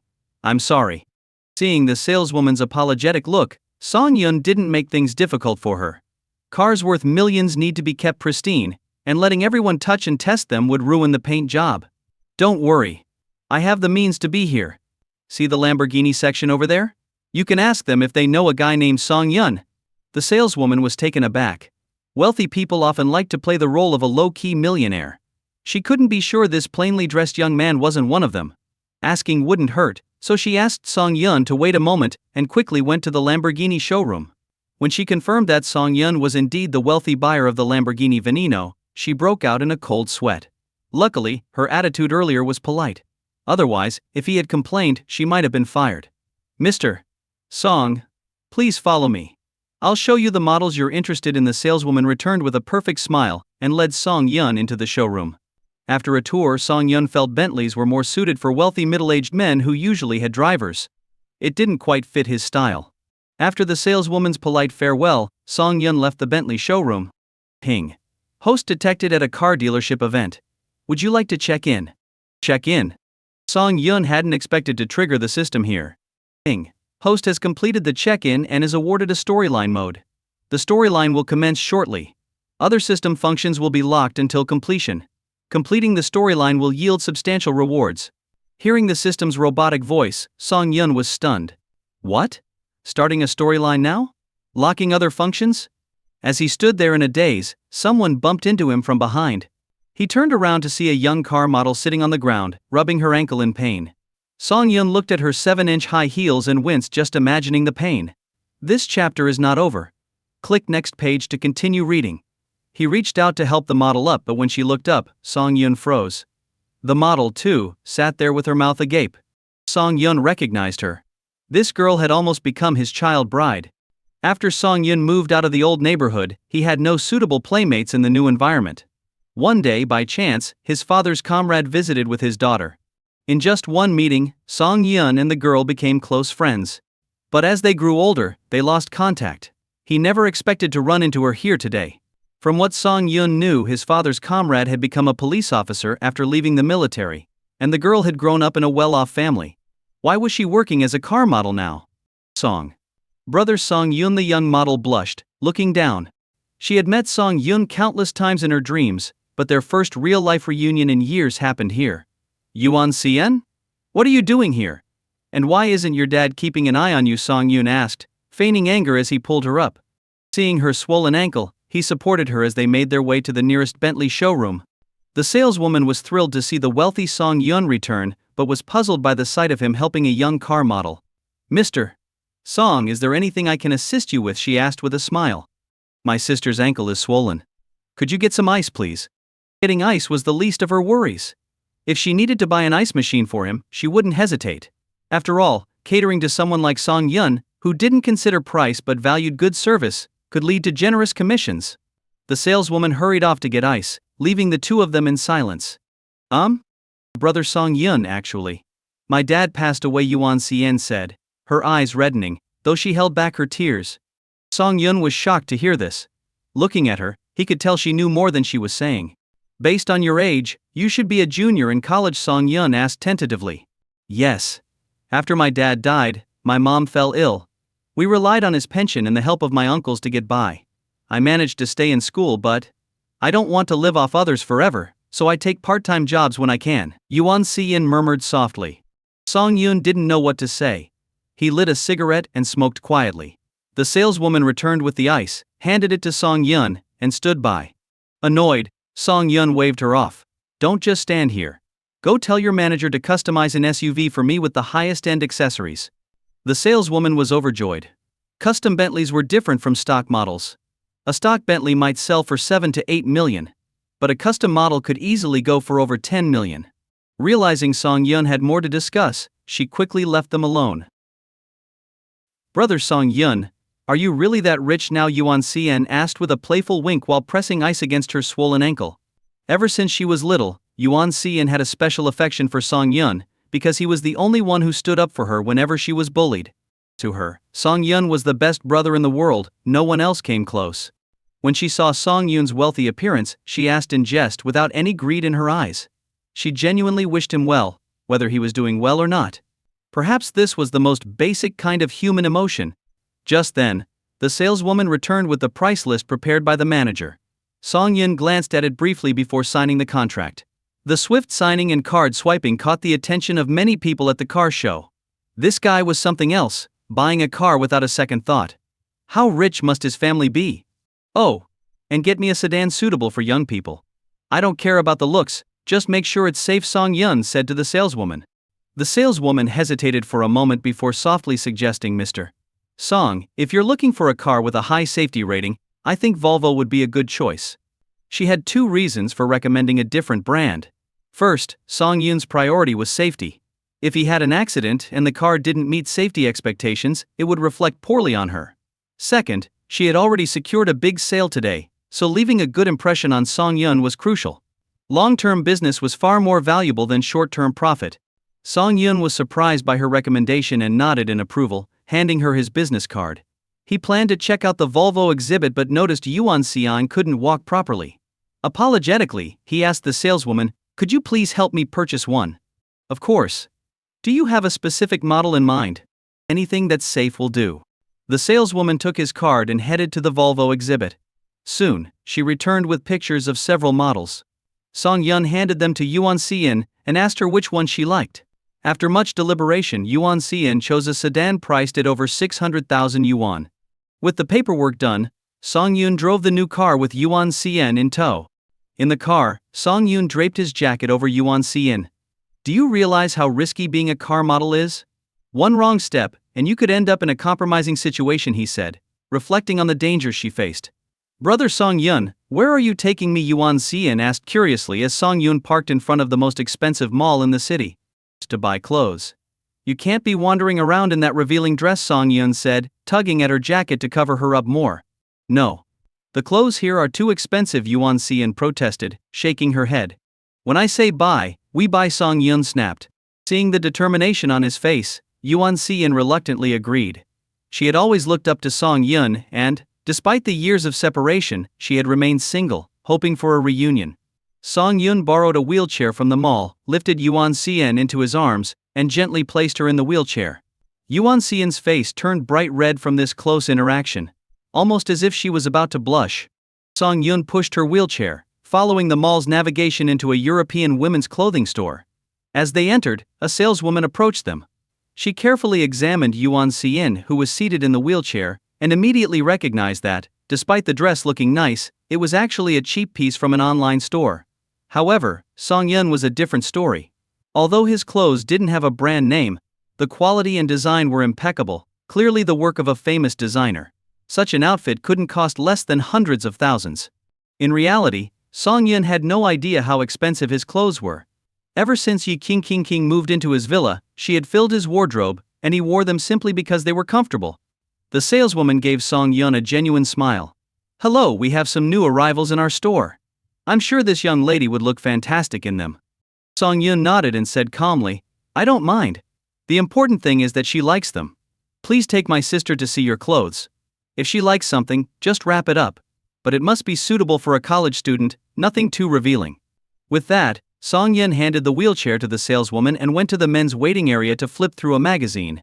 Honestly, he never wasted time shopping for clothes. He would spend a few minutes looking, and within 10 minutes, he'd have a complete outfit. But shopping with girls was different. They'd go from one store to another, compare options, and often end up not buying anything. He never understood this waste of time. Meanwhile, the saleswoman brought out all the new arrivals for Yuan Xian to choose from. Yuan Xian selected a dress. The saleswoman helped her into the fitting room, and when she emerged, she looked stunning. Her entire aura seemed to have elevated several levels.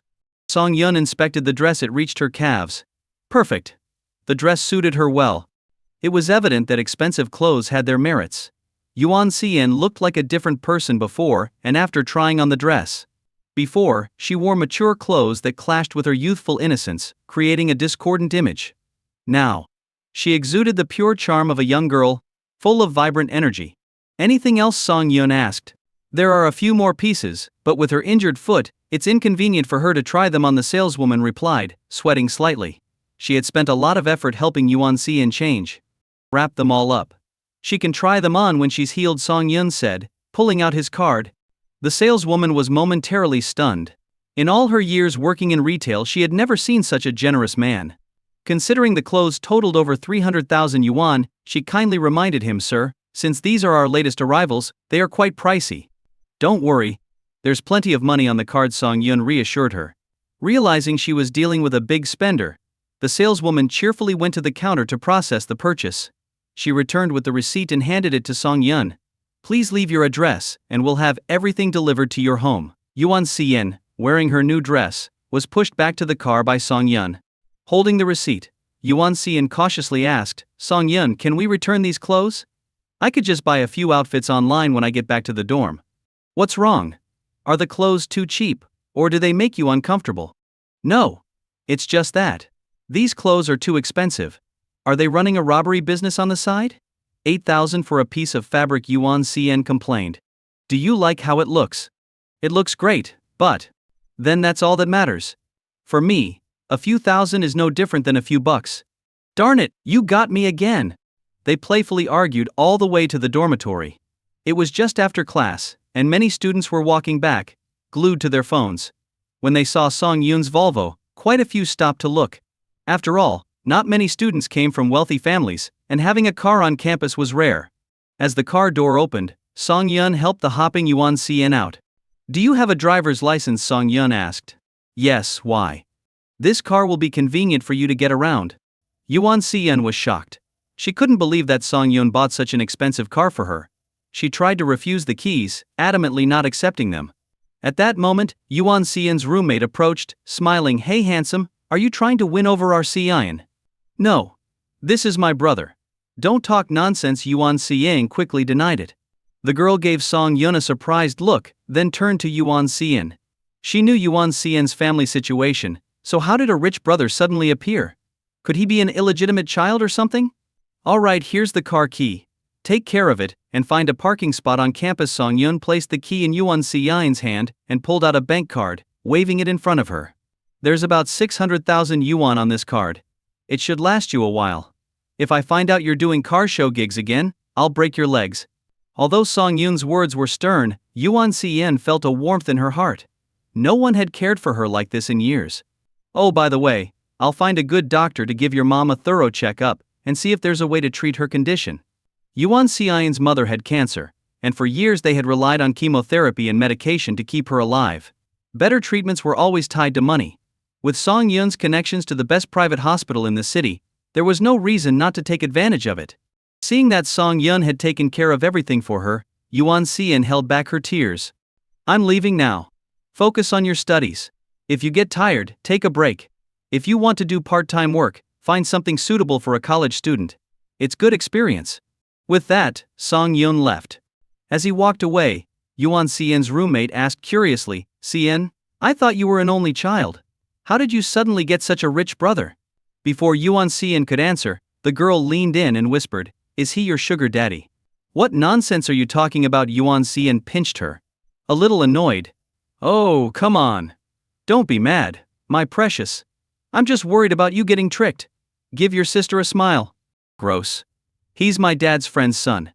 We've known each other since we were kids. It's nothing like what you're thinking. Oh, so he's your childhood sweetheart. Am I just being left out? Yuan Xian sighed as she watched her roommate teasing her. Feeling embarrassed, she limped back to the dorm. After leaving the school, Song Yun hailed a taxi and headed home. Lying on his soft bed, Song Yun thought about everything that had happened recently. It all felt like a dream. He had gained a system, married a beautiful wife, made billions, and now had a house and a car. He was a bona fide new age millionaire. But then Song Yun began to ponder. Everything the system had arranged and everyone he had encountered were people he knew from his past. But what about Yi King? Could she really be that little girl who always followed him around and said she wanted to marry him? Finding out the truth was simple. He just needed to check the mark on Yi King's body. But she always wore pajamas to bed, never exposing more than necessary. He couldn't just strip her to check. Sighing, he decided he would wait until they visited her parents. Then he could see if this girl was indeed his childhood sweetheart. Meanwhile, at Pudong Airport in Shanghai, a private jet landed smoothly. A man in an English suit, wearing gold-rimmed glasses, descended the steps. He stood 6 feet tall, had a scholarly demeanor, and looked very refined. This was Liu Sihua, the eldest grandson of the Liu family in Shanghai. The Liu family's history in the city dated back to the early Republic of China. Liu Sihua's great-grandfather fled to Shanghai during the early Republic period, starting off as a rickshaw puller before gradually building his fortune through the business community. The Liu family's influence in Shanghai was substantial, ranking among the top 5.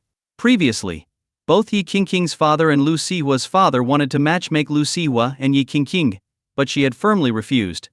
This matter was left unresolved.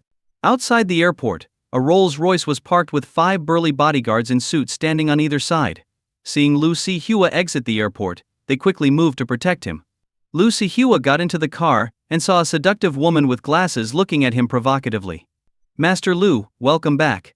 Are you heading to the Liu family first, or do you want to visit Yi King? The woman flirted, licking her lips seductively and biting her lower lip. You naughty secretary. Let's see if your skills have improved while I was gone. Liu Sihua pounced on her.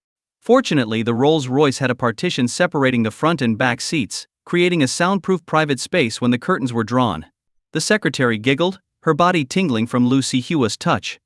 I've been waiting for you for so long. You better make it worth my while. The next day, Song Yun received a call from Yuan Xian.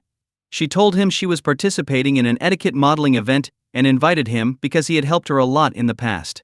She asked if he could come. Song Yun thought about it and figured that an etiquette model wouldn't be dressed more provocatively than a car model, so he agreed. For Yuan Xian's safety, Song Yun drove his sports car to the school gate to pick her up. After parking, he saw Yuan Xian limping towards him. Her foot was still a bit sore, but she had treated it in time and put on a plaster, so it didn't look very swollen anymore. Are you sure you're okay like this? Song Yun asked, concerned, as he stared at her foot. It's fine. The original model got food poisoning and can't go on stage, so I'm just filling in as a background model. I won't have to do much, Yuan Xian said with a sweet smile. Song Yun didn't say much else and followed the GPS to the place she mentioned. It turned out to be a training base for flight attendants, which had just opened today and had invited many beautiful girls to the event. When Song Yun parked his car, the roar of the powerful engine caught everyone's attention. A Lamborghini. Everyone's eyes were glued to the sleek curves of the sports car, ignoring the beautiful host on stage. Ding. Host detected at the Lizi training base in Shanghai. Would you like to sign in? Finally. A new place to earn a reward. I wonder what I'll get this time. Could the system transfer this training base to my name? Sign in. Ding. Congratulations to the host for successfully signing in. Reward Charisma 10. Ding. Due to the host's charisma reaching a certain level, you have been awarded the title Noble Scion. Note titles provide certain attribute bonuses. Ding. The host has used the title, increasing charm by 10 points. Whenever the host appears, he will attract the attention of all the women present. Suddenly, Song Yun's demeanor underwent a dramatic change. Every move he made exuded the aura of an aristocratic gentleman, and even the slightest expression could make a girl's heart flutter. Song Yun couldn't believe it. He had become the dream guy of countless girls. If Yi King found out, she would definitely keep a closer eye on him to fend off the swarm of admirers. Being handsome is such a hassle. Song Yun, you seem different, Yuan Xian muttered, staring at him intently. Song Yun joked, more handsome, right? Yuan Xian nodded vigorously. Song Yun's smile now was 100 times more charming than before. She couldn't take her eyes off him. All right, let's get going. Song Yun got out, opened the passenger door, and helped Yuan Xian out. As soon as Song Yun faced everyone, their attention shifted from the sports car to him. Especially the girls, who were mesmerized by his presence. Wow. The guy driving the Lamborghini is so handsome. Is this what it means to be a winner in life? Not only is he rich, but he's also incredibly good looking. If only I could get his contact information. Even if he just played with my feelings, it would be worth it. Seeing the crowd start to push forward, Song Yun frowned. He didn't mind since his body was strong thanks to the system, but Yuan Xian couldn't handle it. If her foot got worse because he was too handsome, that would be a real tragedy. He pulled a mask from the car and put it on. But it didn't help much. Just his eyes were enough to captivate countless girls. Xian, maybe we should leave now. I'm afraid if we don't go soon, we won't be able to leave at all, Song Yun said, feeling a bit panicked. With so many eyes greedily staring at him, he was worried someone might take advantage of him in public. After all, as a guy, he had to protect himself when out and about. Okay. I'll call the person who invited me in a bit. Song Yun quickly drove Yuan Xian away from the scene. What he didn't know was that someone had already posted his photo online, and a search for Song Yun's information was now trending. People were offering a 100,000 yuan reward for his contact details. Seeing Song Yun online, everyone started to join in the search for his contact info. This quickly became a hot topic on the internet. As Song Yun left, the girls at the scene couldn't help but be amazed. Today was a real treat for the eyes. On the other side, Song Yun dropped Yuan Xian back at school. To avoid causing a scene, he asked her roommate to come and get her. Seeing Yuan Xian safely back at school, Song Yun finally breathed a sigh of relief. It seemed being too handsome wasn't all good. If he kept getting these kinds of boosts, he'd need to hire a bodyguard. The next day, after washing up, Song Yun went to the Mojing Group. The land purchase deal wasn't finalized yet. There were still some documents and procedures to handle. Yi King had been staying at the company to expedite things, even resting in the office overnight. As soon as he entered Mojing Group, everyone's eyes turned to Song Yun. A young girl in work clothes, blushing, stuffed a bottle of coffee into Song Yun's hands before shyly running off. Song Yun shook his head helplessly and took the exclusive elevator to the CEO's office. After he left, the receptionist glared at the young girl beside her. Do you know who that man is? Who cares? So what? I'm not ugly either. Can't I flirt with a handsome guy? You silly girl. That's President Yi's husband, the receptionist said angrily. If someone tells the higher-ups, do you think you'll get away with it? The young girl's face turned pale instantly. She couldn't believe her courage. But the president's husband was so handsome. Even if she got fired, she wouldn't regret what she did today. When Song Yun reached the general manager's office, he opened the door and found Yi King sleeping on the couch, while Jasmine was quietly organizing some documents. Hearing the door open, Jasmine turned to see Song Yun and didn't pay much attention. But wait! Why did Song Yun look even more handsome? She turned back again. It wasn't an illusion.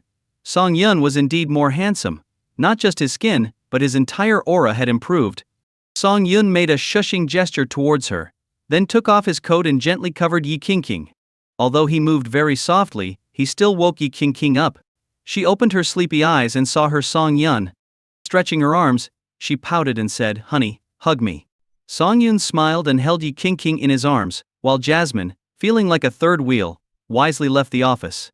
"Honey, I missed you so much. You look even more handsome after a few days." "Darn it. What if someone else steals you away?" Though Yi Qingqing was surprised, she quickly adjusted. After all, no matter how handsome he was, still her husband, officially recognized by the state. "Honey, once I finish up things here, let's go home and meet my parents," Yi Qingqing suddenly said as they cuddled. "No problem, you pick the time, and I'll be there," Song Yun replied, kissing her on the forehead. It seemed he was close to happiness. As long as he got the approval of her parents, he and Yi Qingqing could truly be together. Seeing the seriousness in Song Yun's expression, Yi Qingqing smiled dreamily. Just as the atmosphere between them grew more intimate, Yi Qingqing's stomach growled loudly. Embarrassed, she giggled and buried her head against Song Yun's waist. "Let's go, I'll take you out to eat." Yi Qingqing's office had a private room that was as well decorated as any five-star hotel, with facilities for sleeping and showering, one of the perks of her position. Feeling sticky after working all night, Yi Qingqing asked Song Yun to wait while she showered. While she was in the shower, Song Yun looked over the land transfer documents. Thanks to his system-enhanced business acumen, he had no trouble understanding them. After reading through everything, he couldn't help but admire the thoroughness of big companies. The documents had all the important clauses and rules highlighted, making them easy to read. Just then, Yi Qingqing came out of the shower. She had changed into a black dress, and, even without makeup, looked stunning. She was no longer the high-powered CEO but Song Yun's adorable girl next door. Yi Qingqing took Song Yun's arm, and they left the Mojing group together. "What do you want to eat?" Song Yun asked as they got in the car, attentively fastening her seatbelt. "A new 5-star restaurant just opened. Want to try it?" "Sure, you navigate." They drove to the highly rated new restaurant. After ordering, they made small talk, mostly with Song Yun asking about her parents' likes and dislikes so he could prepare properly. Even though the Yi family was the wealthiest in the city and lacked nothing, showing up empty-handed wouldn't be polite. First impressions mattered, and Song Yun didn't want to mess up. As they chatted, dish after dish was served. Song Yun tasted the food and found it mediocre, not even as satisfying as the cheap eats near his university. Maybe people came here more for the status than the food, he thought. Just then his system chimed. Ding. Detected host at Lijiang Restaurant on Furong Street in YH District, Magic City. Check in. Check in. Song Yun didn't think much of it. What could he possibly get from a restaurant? But the system's reward shocked him. Ding. Congratulations to the host for successful check-in. You have been awarded Grandmaster-level culinary skills and the cooking knowledge of 100 famous chefs from ancient to modern times. A flood of memories entered Song Yun's mind. It felt like he had been learning culinary arts for years. He could instantly recall the steps and requirements for any dish. After they finished eating, Song Yun asked with a smile, "Are you full?" "No. The portions are so small. The fancier the place, the less food you get." Yi Qingqing complained. "Let's go home. I'll cook something delicious for you." "Song Yun, do you really know how to cook?" Yi Qingqing asked with a puzzled look as they returned home. Song Yun took some ingredients out of the fridge. Since they had already eaten, he just made a bit of rice and cooked 2 simple dishes. While cooking, Song Yun continuously integrated his new culinary skills and the memories of master chefs. Finally, he finished 2 dishes: scrambled eggs with tomatoes and spicy stir-fried pork. When he set the dishes on the table, Yi Qingqing's eyes lit up. "It smells amazing." Yi Qingqing eagerly took a bite of the spicy stir-fried pork. The heat of the peppers exploded in her mouth, making her crave more. "This is so delicious. I can't believe you've been hiding this talent from me," she complained, her mouth full of food. "Eat as much as you like." Song Yun laughed, pouring some of the tomato egg sauce over his rice. The moment he tasted it, he realized this was real food, nothing like what he'd had before. They devoured everything, not leaving a single drop. Leaning back with a satisfied belly, Yi Qingqing said, "Now I understand why you didn't cook for me before. You were afraid I'd never stop eating and get fat." "That's not true. Don't make things up. Song Yun couldn't exactly tell her he just gained these cooking skills today. No need to explain, I get it. If I keep eating like this, I'll definitely gain weight. So, do you still want to eat my cooking? Of course. Why not? My husband cooks so well, I should be happy. From now on, you're in charge of all our meals. Yi Qingqing teased, pouting playfully. Sure, no problem. They spent the whole day in the villa, and Yi Qingqing had another meal cooked by Song Yun in the evening. After dinner, Yi Qingqing decided to go home. With the meeting between their families coming up, she needed to talk to her parents first. Song Yun drove her home and then returned alone to the villa. The next day, Song Yun visited the hospital to discuss Yuan Xi's mother's condition with the doctors. After explaining the situation, the doctors wanted to see Yuan Xie herself, as she knew more details about her mother's illness. So, Song Yun called Yuan Xie and arranged to meet her at the school gate. Driving his sports car to the school, he attracted a lot of attention. It was the weekend, and students were bustling about, some with their partners and others planning gaming sessions. The sight of the sports car drew many eyes. Some girls started taking selfies with it, while others posed beside it. One bold girl even lay across the hood, her tight dress barely covering her. As she leaned on the car, her cleavage was prominently displayed in front of Song Yun. Inside the car, Song Yun felt awkward. The tinted windows hid him from view, but he could see everything outside. He was torn between interrupting her and just enjoying the view. Excuse me, could you please get off my car? Seeing the girl's increasingly bold actions, Song Yun couldn't help but roll down the window and remind her. The girl, who had been happily taking photos, turned red and quickly moved aside. How embarrassing. The car owner was right inside the car. The girl taking photos of her stood frozen, captivated by Song Yun's appearance. She couldn't remember anyone this handsome and rich at their school. A buzz went through the crowd, and many girls, forgetting their shyness, rushed to ask Song Yun for his contact information, but he turned them all down. Just then Yuan Xie appeared. Song Yun quickly grabbed her and they drove off. In the crowd, a figure quietly watched the car drive away. Yuan Xie's roommate. Song Yun took Yuan Xie directly to the dean's office. After some routine questions, the doctors assured them that the treatment was no problem at all. Being a private hospital, they could also provide the most comfortable care for her mother's recovery. When Yuan Xie asked about the cost, the dean glanced at Song Yun with a bit of confusion. Song Yun cleared his throat and said, "Don't worry about the cost. Just let Auntie stay here and rest easy." They scheduled a time to bring Yuan Xi's mother in for a comprehensive checkup and to develop a detailed treatment plan. After leaving the hospital, Song Yun noticed a change in Yuan Xi's expression. Though she had been smiling before, it seemed like a weight had been lifted off her shoulders, making her look radiant. Song Yun dropped Yuan Xie back at school. She walked back to her dorm with a spring in her step, only to be mobbed by her roommates as soon as she opened the door. "What's going on, guys? I don't remember doing anything crazy," Yuan Xie joked. "No, you did," her roommates shouted in unison. Seeing Yuan Xie's confused expression, one of her roommates put an arm around her shoulder and said earnestly, "Xie, when are you going to start teaching a class on how to date? I'll be the first to sign up." "I'll be second." "And I'll be third." "What are you guys talking about? I have no idea what you mean." "Don't play dumb. That super handsome guy with the sports car outside the school, he's your boyfriend, right?" Yuan Xie was speechless. Waving her hands, she said, "He's just a brother I've known since we were kids. We recently reconnected." "Oh, childhood sweethearts. And a fateful reunion at that. Well played, Yuan Xie. What are you guys talking about? Our relationship is totally innocent. If you keep saying that, I'll get really mad." Yuan Xie pretended to be angry. Okay, we're just joking. But seriously, that guy is super handsome. You should seize the opportunity." Seeing how serious her roommates were, Yuan Xie started to feel uncertain herself. The next day, Song Yun was woken up by a visitor, Zheng Wang, the officer who handled the villa intrusion case before. Zheng Wang brought some expensive gifts and greeted Song Yun obsequiously. "Mr. Song, how have you been enjoying your stay here?" "It's all right, but I haven't really explored our villa area. I'm not even sure what facilities are here," Song Yun said, yawning nonchalantly. "How about I show you around today?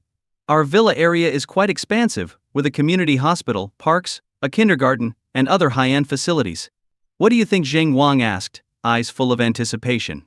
Seeing Zheng Wang's hopeful expression, Song Yun didn't want to refuse his kindness, so he got dressed and followed him out.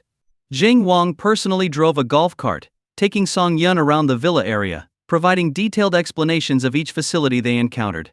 As they wandered around, Song Yun pointed to a more luxurious villa cluster in the distance and asked, "Are those villas built by your company too?" "You give us too much credit." Zhang Wang smiled awkwardly. "Those villas are built by Junal, the most powerful construction company in Shanghai. Just acquiring the land reportedly cost them nearly 10 billion. Oh, Song Yun was intrigued. Maybe if he checked in over there, the system would reward him with a villa? Who would mind having more money? After Song Yun expressed his interest in seeing those villas, Zhang Wang reluctantly drove them over, knowing it would likely result in some sneers and jeers from the competition. But what could he do? The customer had requested it. As they arrived at the Junal Villa area, the system's mechanical voice chimed in. "Ding. Host detected at the Junal Villa cluster in UIK district, Shanghai. Check in." Song Yun decisively pressed the check-in button. "Ding. Congratulations to the host for checking in. You have been awarded a Junal Villa." As expected, Song Yun felt a rush of excitement. During his chat with Zhang Wang, he learned that the Junal Villa cluster, though called villas, were actually built like estates. That vast area housed only 18 villas, each worth about 1 billion yuan. Not only that, but the property fee here was the most expensive in Shanghai, costing 20 million yuan per year. The corresponding services were top-notch as well. Since Song Yun and Zhang Wang had been standing at the villa area entrance for a while, a security guard approached them out of curiosity and asked, "Are you here to see someone?" "No, I'm the owner here," Song Yun replied. He walked up to the gate's verification area and pressed his fingerprint. Instantly, the grand gate opened like a castle. "Welcome home, owner of Villa 6.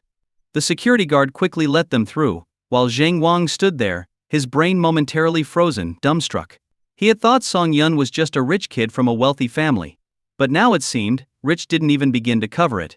Zhang Wang followed closely behind Song Yun like a little sidekick as they entered the Junal Villa area. Once inside, Song Yun noticed that each home had high walls and large courtyards. Locking the gate meant having a private kingdom.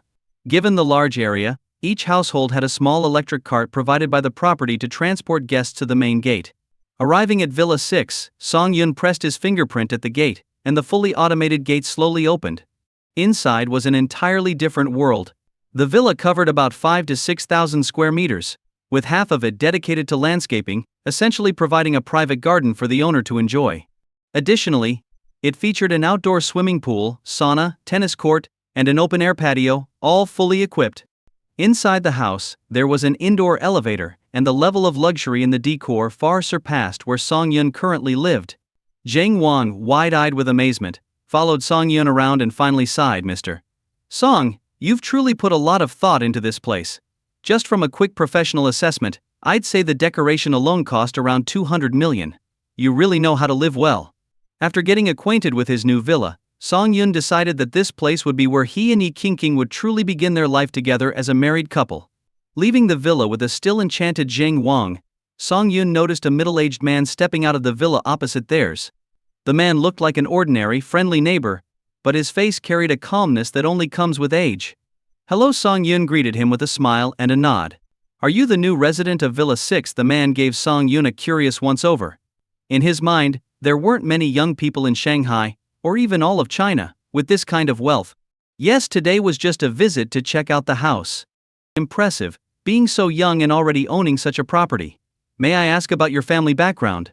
"We're just ordinary folks," Song Yun replied with a chuckle. The man was momentarily taken aback, then patted Song Yun on the shoulder. This young man, despite his wealth, wasn't arrogant or boastful. He seemed like a decent guy. Finding a promising young person was rare, so the middle-aged man invited Song Yun to a cafe in the community. Song Yun agreed happily, and Zhang Wang left them. Entering the cafe, the man ordered a cup of black coffee, no milk, no sugar. The bitter aroma spread as the coffee was served, and once accustomed to it, one could even smell a hint of richness. This intrigued Song Yun, so he ordered a cup as well. The coffee beans here are selected from around the world, and it's prepared by renowned baristas. "It's worth a try," the man said, gesturing for Song Yun to take a sip. Song Yun barely touched his lips to the coffee. Bitter. Extremely bitter. But after swallowing, a lingering fragrance remained in his mouth, making him want another sip. "Actually, there's a way to make coffee taste even better. Want to try it?" The man raised an eyebrow at Song Yun, looking at him like a mischievous old man. He then scooped a little coffee with a spoon and sipped it, making a slurping sound. For someone who cared about appearances, doing this in public would be unthinkable. But Song Yun, having been a humble worker just months ago, didn't care about others' opinions. He imitated the man. Surprisingly, by allowing the coffee to mix thoroughly with the air, the aroma spread instantly, and each sip felt like raindrops hitting his taste buds, filling his mouth with a delightful fragrance. The man watched Song Yun with a satisfied smile, thinking that this young man was worth getting to know better. "After sitting here for so long, I still don't know your name," Song Yun asked curiously, putting down his coffee cup. "Just call me Uncle Yi," he replied warmly. Indeed, this man was Yi Qingqing's father. "Uncle Yi, how long have you been living here?" Father Yi waved his hand dismissively. "This is just one of my investment properties. My home isn't here. I came today to stash away some of my private money." Hearing this, Song Yun and Father Yi looked at each other and burst into laughter. "Young man, you seem like a good person. What do you do for work?" Father Yi asked, noting Song Yun's handsome appearance and the air of sophistication around him. Father Yi was considering something. His daughter was already grown, and finding someone she liked or who matched their family status was proving difficult. But here was this young man who reminded him of his younger self. Maybe his daughter would like him? "I run a small business. It doesn't make much money. Being overly modest is just another form of pride," Father Yi said with a laugh, pointing at Song Yun. The two began to chat happily. The more they talked, the more Father Yi was impressed. This young man had a deep understanding of global affairs and economic trends, which made Father Yi appreciate him even more. When the topic of stocks came up, Father Yi said, "I recently bought some shares in Baishan Pharmaceuticals. What do you think?" Father Yi was an experienced investor. Baishan Pharmaceuticals stock had been steady, but its competitor, Longshan Pharmaceuticals, had suffered from heavy rains that ruined their medicinal herbs.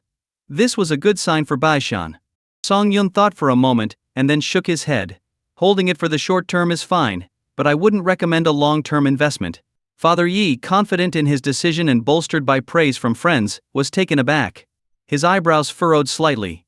"Can you give me a reason?"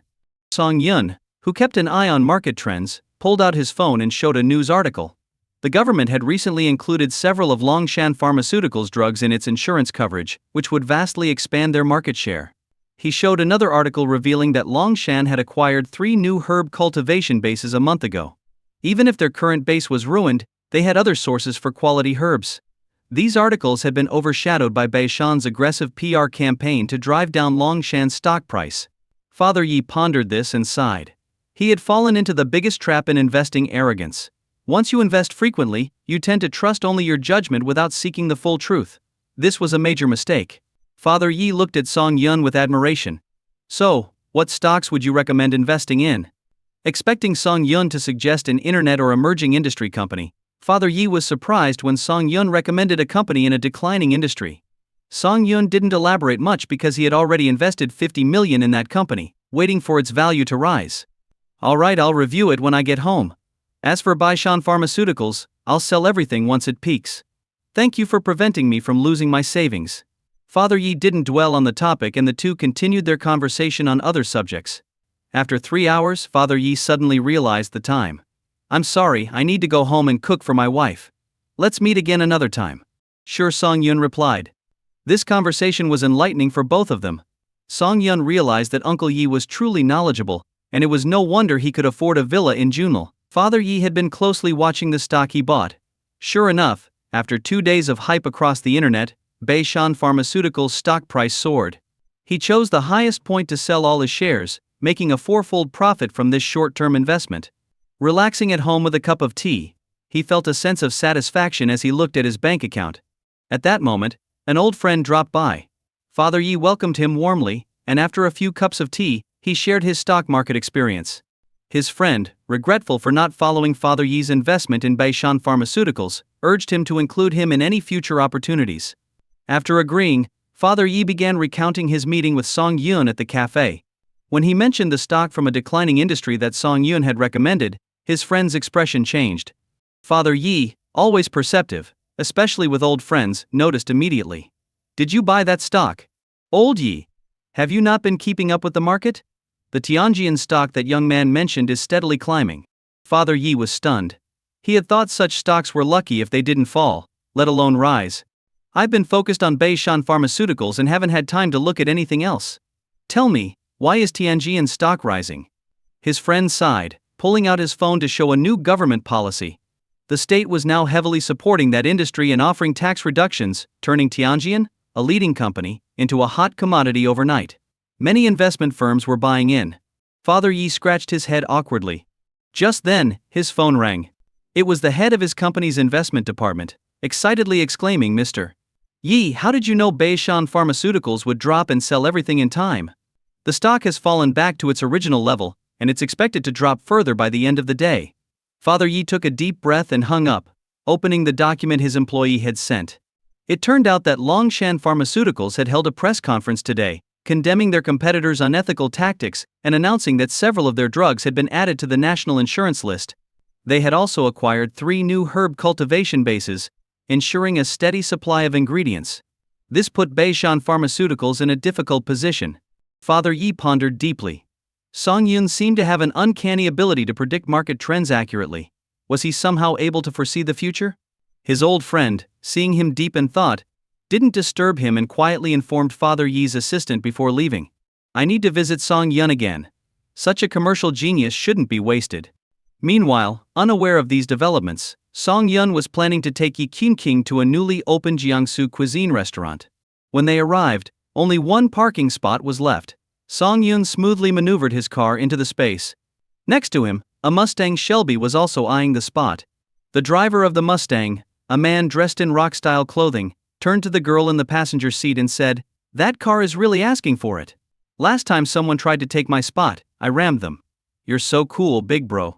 I wonder if we'll have some fun today watching you show off your skills," she replied with admiration. The man snapped his head to the side, shifted gears, and floored the gas pedal, slamming on the brakes immediately after. The rear tires spun wildly, sending up a cloud of acrid smoke. But then he noticed the emblem on Song Yun's car and quickly stopped. "What's wrong, bro?" "Hit him. Hit him," the girl in the passenger seat egged him on excitedly. "Hit your damn self. If I hit that car, even selling you wouldn't cover the cost." The man wiped the cold sweat from his forehead. Thank God he hadn't been drinking today, otherwise a moment of hot-headedness could have ruined his life. The Lamborghini looked like a limited edition model, and just one of its tires probably cost more than his entire car. Meanwhile, Song Yun parked and, taking Yi Qingqing by the hand, headed into the restaurant. Passing by the Mustang, he waved to clear the smell from his nose. What's wrong with that guy? Burning rubber in broad daylight. No class at all. On the other side, Father Yi arrived at Song Yun's villa in Jewel. After knocking for a long time with no answer, he sighed. It seemed he wouldn't get to see Song Yun today, despite wanting to have a chat with the young man. For several days, Father Yi stopped by around noon and evening, making his wife suspect he was having an affair. But despite his persistent visits, he didn't catch sight of Song Yun. On the 5th day, while Father Yi was making his usual noon visit, a Lamborghini Veneno pulled up next to him. The window rolled down, revealing Song Yun's face. "Uncle Yi, long time no see." Father Yi felt a rush of excitement, quickly followed by frustration. Out there, countless people lined up daily to see him, and he had to decide whether to meet them. Yet this brat had been giving him the cold shoulder every day. "What's up, Uncle Yi? Did Auntie find your stash of secret money?" Song Yun joked as he parked and got out. "Go on, you don't know what you're talking about," Father Yi grumbled. "Ha ha ha. Don't be fooled by my age. I'm married too, you know." Song Yun laughed, inviting Father Yi into the villa. Song Yun had come to add some makeup items and a vanity to the master bedroom. Running into Uncle Yi at the door was a surprise. Song Yun liked Father Yi and felt good about him. They sat in the villa's garden pavilion, enjoying the shade. Song Yun called the property management and requested 2 professional tea masters to come over. They sipped tea and chatted like old friends. "Song Yun, did you know Beishan Pharmaceutical stock has dropped?" "I didn't even need to check. It was inevitable." "Uncle Yi, did you sell your stock?" Song Yun took a sip of tea, praising its quality, his demeanor showing he had expected the rise and fall all along. Father Yi was taken aback. Was this young man always this confident? Was he never afraid of making a mistake? But Song Yun's calm and serene expression said it all. Father Yi silently praised Song Yun, realizing the young man was truly talented, not just lucky. After this conversation, Father Yi grew increasingly fond of Song Yun. If Song Yun weren't already married, he would have loved to match his daughter with him. The two of them continued chatting over tea, losing track of time and how many times the tea was refilled. Just when Father Yi was fully engrossed in their discussion, his phone rang. Seeing the name wife on the screen and realizing the time, he quickly answered. "Where are you, you old geezer? Not even a word about not coming home for dinner. The piercing voice on the other end made Father Yi smile apologetically at Song Yun. He lowered his voice and said, "Honey, I'm discussing business outside. I'll be home right away, right away. HMPF. Don't bother coming back. There's no dinner for you." With that, she hung up. Father Yi smiled awkwardly. His wife had stuck by him through thick and thin, even supporting the family when he was unemployed. A wife like that, even if a bit tough, was worth it. "Maybe you should head home, uncle?" Auntie seems Song Yun suggested cautiously. "You young guys don't get it. You can't spoil women. The more you do, the more outrageous they get," Father Yi retorted, trying to sound tough. The conversation lapsed into silence. After a while, Father Yi finished his tea, smacked his lips and stood up. "Well, I've got some things to take care of. Let's catch up another time." "Take care, uncle." "Should I get a driver from the property to take you home?" Song Yun asked, suppressing a laugh. This uncle was quite endearing, terrified of his wife but pretending to be macho outside. They must have a loving relationship. "No need. I brought my own driver," Father Yi mumbled, and then turned to leave. Song Yun stood up and stretched, feeling a bit stiff from sitting all day. Turning to the tea master standing nearby in a kipao, he said apologetically, "Sorry, we got carried away with our conversation and forgot about you. Here's what we'll do: go tell your manager that as compensation, I'll add a $5,000 tip to your original pay. Charge it to my account." Hearing this, the tea master was overjoyed. Despite her aching legs, she gave Song Yun a traditional bow, quickly tidied up the tea set, and left. Watching the lights come on in his smart home, Song Yun couldn't help but marvel at the perks of wealth. But he still didn't stay at the villa in Jewel. It was too big, and he couldn't sleep well without someone around. 2 days later, Yi Qingqing finally finished her tasks.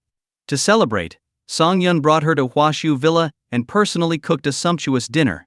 Yi Qingqing ate heartily, barely stopping to speak. "My dad always brags about his cooking. I'll have to show him what real cooking is." Song Yun chuckled. "I wouldn't dare compare myself to your dad. But recently I met an interesting uncle. He's very knowledgeable and totally under his wife's thumb." "Oh? Tell me more." Yi Qingqing's eyes sparkled with curiosity. Song Yun recounted his encounters with the uncle, but Yi Qingqing only latched onto the part where the uncle wanted to introduce his daughter to Song Yun. "HMPsh. Let me tell you, men who are eager to marry off their daughters usually have unattractive ones. My dad isn't rushing to marry me off, so don't be fooled, got it?" Song Yun affectionately kissed Yi Qingqing and said with a smile, "Don't worry. That uncle never brought it up again after knowing I was married." After dinner, Yi Qingqing took it upon herself to do the dishes. Though it didn't go smoothly, she broke 2 plates. Muttering about the poor quality of the plates, she pouted and showed Song Yun a small cut on her hand, asking him to blow on it. Yi Qingqing's cute, childish demeanor made her the most adorable creature in the world. That night as they went to bed, Song Yun found it hard to sleep. After all, next to him was his beautiful and stunning wife. Even the slightest touch from her sent shivers down his spine. Just as Song Yun was trying to calm his mind, Yi Qingqing rolled over, hugged him, and draped her leg over his stomach. Under the dim nightlight, Song Yun looked down at the sleeping Yi Qingqing and swallowed hard.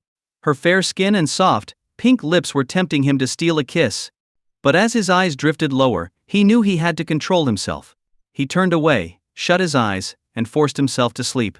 The next morning, Yi Qingqing was awakened by sunlight seeping through the curtains. She slowly opened her eyes and saw Song Yun staring blankly at the ceiling with heavy dark circles under his eyes. "Good morning, honey." Yi Qingqing snuggled into his chest, acting playful. "Good. What's good about it?" Song Yun pulled her close and planted several kisses on her. Yi Qingqing, still groggy, had no idea what was happening and just lay dazed on his chest. After breakfast, Song Yun drove Yi Qingqing back to her company. He then headed to a security training base on the Bund in Shanghai, considering whether to look into the bodyguard market since he would soon need one. Arriving at the location, Song Yun parked his car and looked at the large but somewhat run-down entrance, wondering if he should find another place. As he hesitated, an elderly man in his 60s, dressed in a traditional Zhongshan suit, quietly appeared beside him. "Young man, can I help you?" "Hello, sir. Is this Kunpeng Security Company?" Song Yun was pulled into the base by the old man. Once inside, Song Yun saw that the area was vast, with comprehensive training facilities that contrasted sharply with the dilapidated exterior. Host detected at Kunpeng Security Company in Shanghai. Sign in. Was this the moment he would be rewarded with 2 top-tier bodyguards? But soon, the system shattered his hopes, reminding him that rewards must be earned through effort. After Song Yun completed the sign-in, the system chimed again. Ding. Congratulations, host, for signing in. You have been awarded full mastery of ancient martial arts and the training insights of 100 top masters. Instantly, Song Yun felt a surge of energy. A dragon of energy coursed through his body, and with a slight flick of his hand, he sent the old man stumbling back several steps. The old man turned, eyes wide with surprise, sensing Song Yun's growing aura reaching the pinnacle of martial arts mastery, a grandmaster level. Could this young man be a once-in-a-century genius? It didn't add up. No family had produced such a prodigious talent recently. This shrouded Song Yun's identity in mystery. Young man, who is your master? The old man asked with a respectful bow. Self-taught. Song Yun's answer made the old man laugh. At my age, I've learned that no one masters true skills without a mentor. There's no way you learn to push me back like that on your own in just a few years. To the old man, Song Yun transformed from a customer into a challenger. But this challenger was difficult to handle. Was today the day the company's reputation would be tarnished? Seeing the old man's distressed expression, Song Yun stepped forward to console him. But the old man swiftly dodged with a bagua step. Ah, youth, so impulsive, the old man thought. Why do people always try to beat me for fame? Do they see me as an easy target? Growing angrier, the old man steadied his stance, turned his waist, and, with a mighty motion, charged at Song Yun like an arrow. Song Yun recognized the technique Bajiquan's fierce style. He couldn't take it lightly. Those who practiced Bajiquan started by ramming trees until they could break one. It was said that Bajiquan could shake the heavens and earth with its power. Song Yun couldn't afford to underestimate this. He adopted a Tai Chi posture to redirect the old man's force. The old man's elbow shot up like a battle axe aimed at Song Yun's face. Song Yun skillfully deflected it, neutralizing the attack. But Song Yun wasn't a saint. If the old man wanted to kill him, he wouldn't hold back. He slipped inside the old man's guard, wrapped his arms around the old man's, and began a pushing hands technique, following Song Yun's lead. After several rounds, the old man was drenched in sweat, clearly exhausted. Seeing this, Song Yun redirected his energy and effortlessly pushed the old man back 4 or 5 meters. The old man sat on the ground, gasping for air, astonished by Song Yun's control and power. I admit defeat, the old man said, humiliated. Seriously, old man? You started attacking me out of nowhere. What's your deal? Song Yun asked, annoyed. The old man's expression changed several times before he cautiously asked, You're not here to challenge us. Song Yun was even more surprised. Did I ever say I was? The old man thought for a moment and realized Song Yun hadn't said anything like that. But you're so strong, you don't need protection. Nonsense. This is a civilized society. I can't just solve all problems with my fists. Besides, bodyguards aren't just for fighting. I'm so good looking that when women approach me on the street for my number, the bodyguards can fend them off. The old man wanted to argue but, looking at Song Yun's face, decided against it. Fine, you're handsome, you win. Since it was all a misunderstanding, the old man led Song Yun to the office. After some conversation, Song Yun learned that the old man was actually the chairman of the company and a well-known figure in his youth. Unfortunately, everyone else at the base was out for survival training, leaving the old man as the sole guard. With no other option, Song Yun decided to reschedule his visit. Meanwhile, in another part of Shanghai, Mr. Yi was on the phone in his house. Though he was chatting and laughing, his brow was furrowed. After a while, he hung up and rubbed his temples in frustration. Honey, old Lu and Lucy Hua are coming over later. Call King and ask her to join us for dinner, he said. What? Lucy Hua is back from abroad? He still hasn't given up Mrs. Yi said, equally worried. They regretted introducing their daughter to Lucy Hua. Initially he seemed polite and refined, but he turned out to be a playboy. Neither Mr. nor Mrs. Yi liked him, and their daughter, Yi King, certainly didn't. But because of Mr. Yi's long-standing friendship with Lucy Hua's father, whom he owed a favor, they had to tolerate his visits. Mrs. Yi kicked Mr. Yi sharply. It's your fault for pushing our daughter to meet him. If she ends up in a bad marriage, you'll be the one to blame. Mr. Yi felt wronged but kept silent, knowing better than to argue. It was his wife's anxiety about their daughter's future that led him to arrange the meetings in the first place. What are we going to do, Mrs. Yi asked angrily. Mr. Yi sighed, lit a cigarette, and said softly, Do you think our daughter is stupid? She sees through Lu Sihua better than we do. As long as she refuses to be with him, I'll handle old Lu. We've been friends for years, no need to ruin our relationship over this. I'm not dealing with this. You talk to King yourself. Please don't make me do that. She's already distant with me. If I upset her, she might never come home again. At noon, Mr. Lu arrived at the Yi family's doorstep with Lu Sihua. Seeing the grand entrance, Lu Sihua's thoughts began to wander. First, the Yi family had only one child, Yi Qingqing, which meant that after marrying her, all of the Yi family's wealth would eventually be his. Second, Yi Qingqing was incredibly beautiful, far more attractive than any woman he had been with before. These two factors were enough to make this playboy behave like a perfect gentleman. Mr. Yi came out personally to greet them. After some polite exchanges with Mr. Lu, he noticed Lu Sihua peering inside, and a feeling of disgust crept up. Subconsciously, he compared Lu Sihua to Song Yun and realized that he would have been much happier if it were Song Yun visiting today. Come on in, my wife personally prepared the meal today, Mr. Yi said with a smile. As they entered the villa, Lu Sihua immediately noticed Yi Qingqing helping in the kitchen. Seeing her graceful figure, a wave of desire surged through him. Meanwhile, Mr. and Mrs. Lu were whispering to each other. Qingqing is quite the girl. This marriage could work. Indeed. She's beautiful, and has a great figure. She'll surely give us a healthy grandson. They exchanged a knowing glance, deciding it was time to bring up the proposal to Mr. Yi. Over tea, Mr. Lu casually said. Qingqing is at a good age now, and my son is also single. Why not let them get to know each other better? What do you think, old friend? Well, I think it's best to let the kids decide for themselves. Qingqing, what do you think, Mr. Yi passed the decision to his daughter. Yi Qingqing stepped out of the kitchen, glancing at the love-struck Lu Sihua with disdain. I have no such plans. To be blunt, Lu Sihua is not good enough for me. Her words immediately changed the atmosphere. Mr. and Mrs.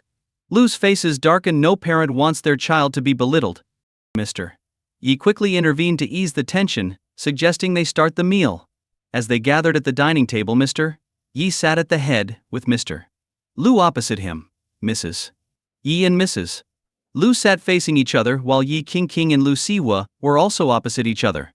Lu Sihua kept gazing at Yi Qingqing with infatuation, while she ate her meal indifferently. Old Yi, I won't hide it anymore. I have a mission coming here today, Mr. Lu said after several rounds of drinks, slightly inebriated. You know the strength of our Lu family in Shanghai.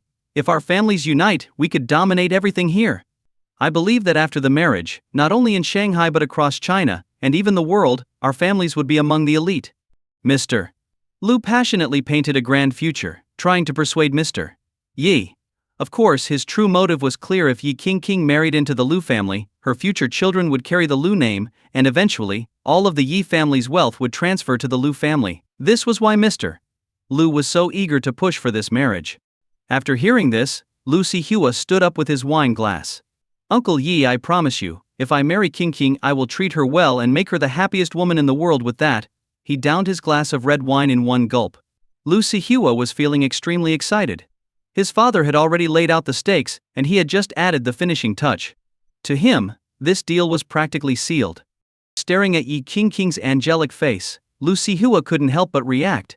He couldn't blame himself, she was a goddess. However, Yi Qingqing sensed the lust in Lu Sihua's eyes, and felt a surge of anger. She stood up and said, Uncle Lu, I don't think so. We are all from prominent families now. If we want to advance further, we should do more good deeds and build our reputation. Top families aren't made just with money. So, don't bring this up again. I won't agree to it. Her words brought silence to the room.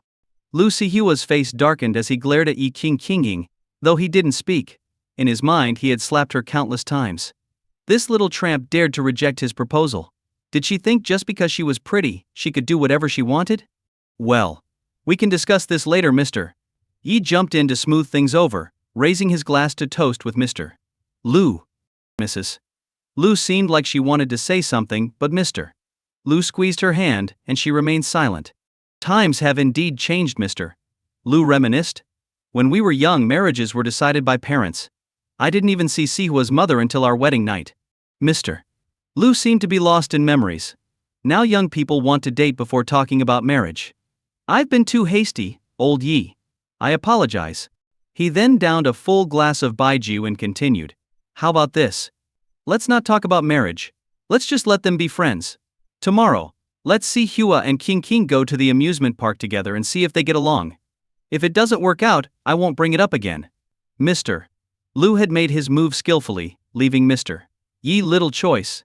It was just a day out, not a marriage proposal. Refusing would seem impolite. Mr. Yi sighed and said, King, what do you think about? No way, Yi King interrupted before he could finish. Standing up, she said. Uncle Lu. Let's be clear. There's no chance for me and Lu Sihua, ever. You and Auntie should look for another girl. Yi King was a girl with strong loyalty. She was already registered as married to Song Yun and would not go out with another man. Her words finally ignited the Lu family's anger. Mr. Lu finished his drink and slammed his glass on the table. Even Mr. Yi was puzzled by his daughter's behavior. It was clear that this was just a polite gesture, and she could have declined later. King, don't be ridiculous. It's just a day out. There's no need to make everyone uncomfortable, Mr. Yi said, frowning. Watching her father so resolute, Yi King sat in her seat, her hands fidgeting. After a while her expression hardened, and she spoke up, I'm sorry, but I'm already married. Her words shocked everyone in the room. Lu Sihua looked at Yi King in disbelief. The goddess he loved had silently gotten married. Who was the scoundrel that married his goddess? But the most shocked of all were Yi King's parents. Their daughter was married? No way, it couldn't be true. They, her parents, didn't even know about it. Yi's father quickly made a phone call. When the person on the other end confirmed that Yi King's household registration indicated she was married, Yi's father almost fainted. He had spoiled his daughter since she was little. If she married someone good it was one thing, but if she married a scoundrel, the Yi family's reputation would be ruined. Thinking about it, a man who could secretly convince his daughter to marry him couldn't be a good person. His daughter had been deceived. She wouldn't even be able to marry someone like Song Yun now, and even Lu Sihua was out of the question. Oh daughter, how could you be so foolish? Tell me, who is the man you married? Yi's father was genuinely angry. As the wealthiest man in the city, he didn't even know his daughter was married. This would be a huge joke if it got out. At this moment, he really wanted to tear apart the scumbag who tricked his daughter. Mr. Lu, sitting nearby, watched the argument unfold at the dinner table and lost any interest in having his son marry into the Yi family. Yi King had never seen her father so furious before. In her memory he was always gentle and refined. What was happening now? Unfilial daughter. Tell me who that man is. Yi's father slammed the table as he stood up. Seeing her father's anger, Yi King was even more reluctant to mention Song Yun's name. Yi's father calmed down a bit and asked the butler to escort the Lu family out, as this had become a family matter. After the Lu family left, Yi's father sat gloomily on the sofa smoking, while Yi's mother carefully soothed him. Yi King stood aside. Her mother gave her a look of disappointment. Seeing this, Yi King put on a pitiful expression, her tears welling up. She slowly walked to her father, knelt at his feet, and looked up at him with tearful eyes. Dad. Though still angry, her father couldn't resist her pitiful look. He stubbed out his cigarette and let out a heavy sigh. Do you still have any respect for me and your mother? All these years we gave you everything you wanted, and now you dare to hide something as important as your marriage from us? Yi King. What were you thinking? Despite the harsh tone, there was a hint of softness in Yi's father's voice. Daddy. Yi King clung to her father's arm, pouting. Do you think I'm that irresponsible? Something urgent came up, and I had no choice but to get married quickly. Otherwise I would have introduced him to you first. Dad, I'm telling the truth.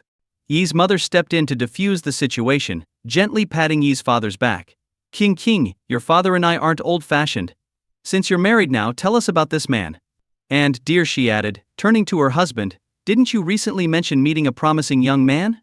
Why can't our daughter meet someone similar? I trust our daughter's judgment just as I trusted mine when I was young. This flattery eased Yi's father's mood.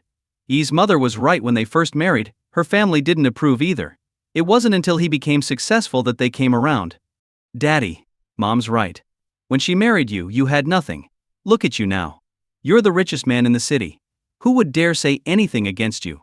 I inherited Mom's good judgment and will find you a perfect son-in-law, Yi King said sweetly.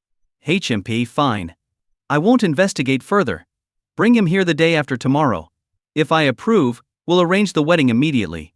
If not, don't blame me for breaking you two up, Yi's father declared. Yi King knew her father meant it. In this city, if he wanted to investigate someone, it would only take minutes. Just like he quickly verified her marriage with a phone call earlier. As she pondered whether to elope with Song Yun, her mother spoke up. King, if you believe he's the right one, you should have confidence in him. If you don't, perhaps it's better to separate. Fine. The day after tomorrow it is. Yi King agreed and went to her room. Yi's father lay on the sofa, sighing. His daughter had grown up and was no longer the little girl who used to beg for candy. She had her own ideas now, even if they shocked everyone. By the end of the day, news of the city's richest man's daughter secretly marrying would spread.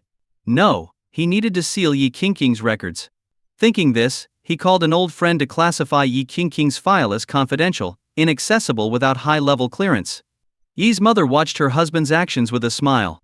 Though she scolded Yi King for being unfilial, she was still fiercely protective. Meanwhile, Yi King returned to her room and messaged Song Yun, telling him her father wanted to meet him the day after tomorrow. Song Yun was nervous. After all, Yi's father was the richest man in the city, accustomed to dealing with international figures. Could he measure up? Despite his worries, Song Yun decided to go. His financial standing wasn't bad now, not necessarily inferior to those rich kids. 2 days later, Yi King woke Song Yun up early and sent him the address. Yi's parents sat in the hall, leisurely drinking tea. Yi's father had decided he would break them up no matter what. Seeing her parents, Yi King felt anxious, hoping Song Yun could pass this test. "Tu gang, go greet our guest at the door. If he can't get past you, don't let him in," Yi's father coldly instructed his bodyguard. Tu gang had been protecting Yi's father for over 10 years. He was a retired Special Forces soldier and had successfully thwarted numerous threats during this time. It's no exaggeration to say Tu gang was Yi's father's right-hand man. Tu gang walked out of the villa and stood at the gate. Not long after, a sports car pulled up. Having spent so much time around Yi's father, Tu gang knew this car was worth a fortune. "Hello, sir. The Yi residence is not accepting visitors today," Tu gang politely said, stopping the car. Song Yun got out and smiled at the man blocking his way. "Hello, it's nice to meet you. I'm Song Yun, King's husband." Tu gang took off his sunglasses, shocked. After a moment he slowly said, "It's you. You know me." Of course, Tu gang knew him. As Yi's father's bodyguard, he followed him everywhere, either openly or secretly. Recently, when Yi's father went to Junal, Tu gang had been there too, albeit in the shadows. Seeing Yi's father and Song Yun having a pleasant conversation, Tu gang realized this young man was no ordinary person. But he never expected that this man was the husband of the eldest miss. What a coincidence. Tu gang immediately stepped aside and patted Song Yun's shoulder. "Little brother, I'll go inform them. Wait here for a moment. I'm sure the master will be pleased to see you." Song Yun thanked him gratefully. Tu gang jogged back into the house. At that moment, Yi King looked a bit haggard. She hadn't slept well since last night, genuinely fearing her father might give Song Yun a hard time. Tu gang approached Yi's father and whispered, "Master, the young master." "No, that person has arrived." Yi's father looked puzzled. What's going on? How did his bodyguard come back and change the way he addressed the man? "Speak. What's that man like?" Yi's father angrily slammed the table. Tu gang quickly gestured for him to lower his voice. "Master, I don't dare say much, but I'm sure you'll like this son-in-law." He wasn't kidding. There weren't many people in the city who could chat with Yi's father, and even fewer young men he approved of. But for someone he both liked and enjoyed talking to, that was only Song Yun. Yi's father, frustrated by his bodyguard's cryptic remarks, felt even more resentment toward the unseen man. Damn it, his bodyguard had just gone out for a bit and came back a traitor. This guy must be really good at charming people. Yi's father stood up, trying to calm himself. "I'll go for a walk. If he leaves before I get back, this marriage is off." Tu gang was stunned by this. He was about to clarify Song Yun's identity when he saw Yi's father, with a pipe in his mouth, walk out. Yi's father wandered aimlessly around the garden before finally arriving at the gate. He wanted to see who this person was that had stolen his precious daughter's heart. As he reached the gate, he saw Song Yun sitting on the hood of his sports car.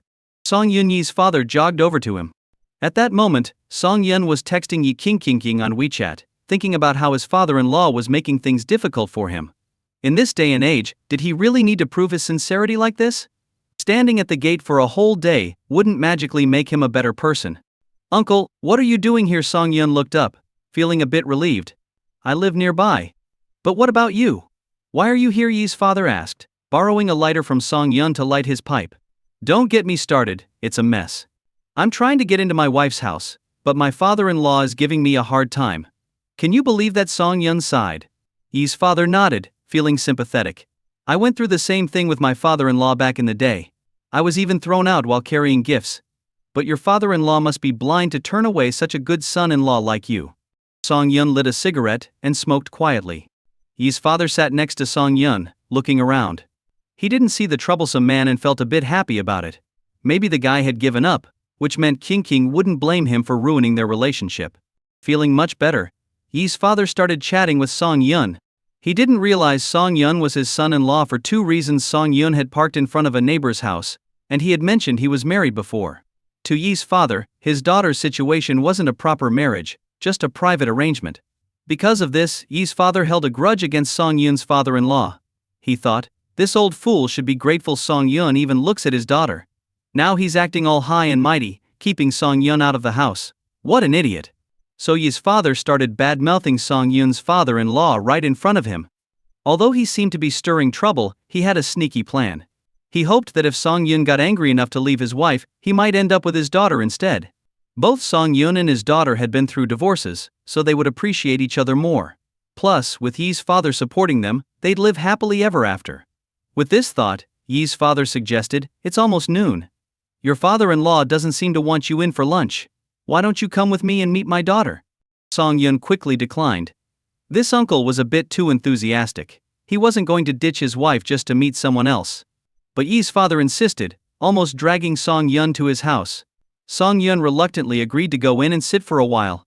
When Yi's father brought him to the gate of the Yi residence, Song Yun froze. Wait a minute, this uncle was also named Yi. Could he be Yi King's father? Yi's father was feeling pleased with himself, humming a tune. He was more focused on driving away the annoying guy and having Song Yun meet his daughter. He didn't consider whether they would like each other. To him, Yi King was beautiful, and Song Yun was handsome, a perfect match. Meanwhile, inside the villa, Yi King was pacing nervously. Why hadn't brother Song Yun replied to her messages? Was he angry? What should she do? She blamed her father for going out at such a critical time and taking forever to come back. It was almost lunchtime, and they hadn't even met yet. Ha ha ha. Guess who I brought back? Yi's father walked in, arm around Song Yun's shoulder, grinning widely. Yi King looked up, surprised. Huh?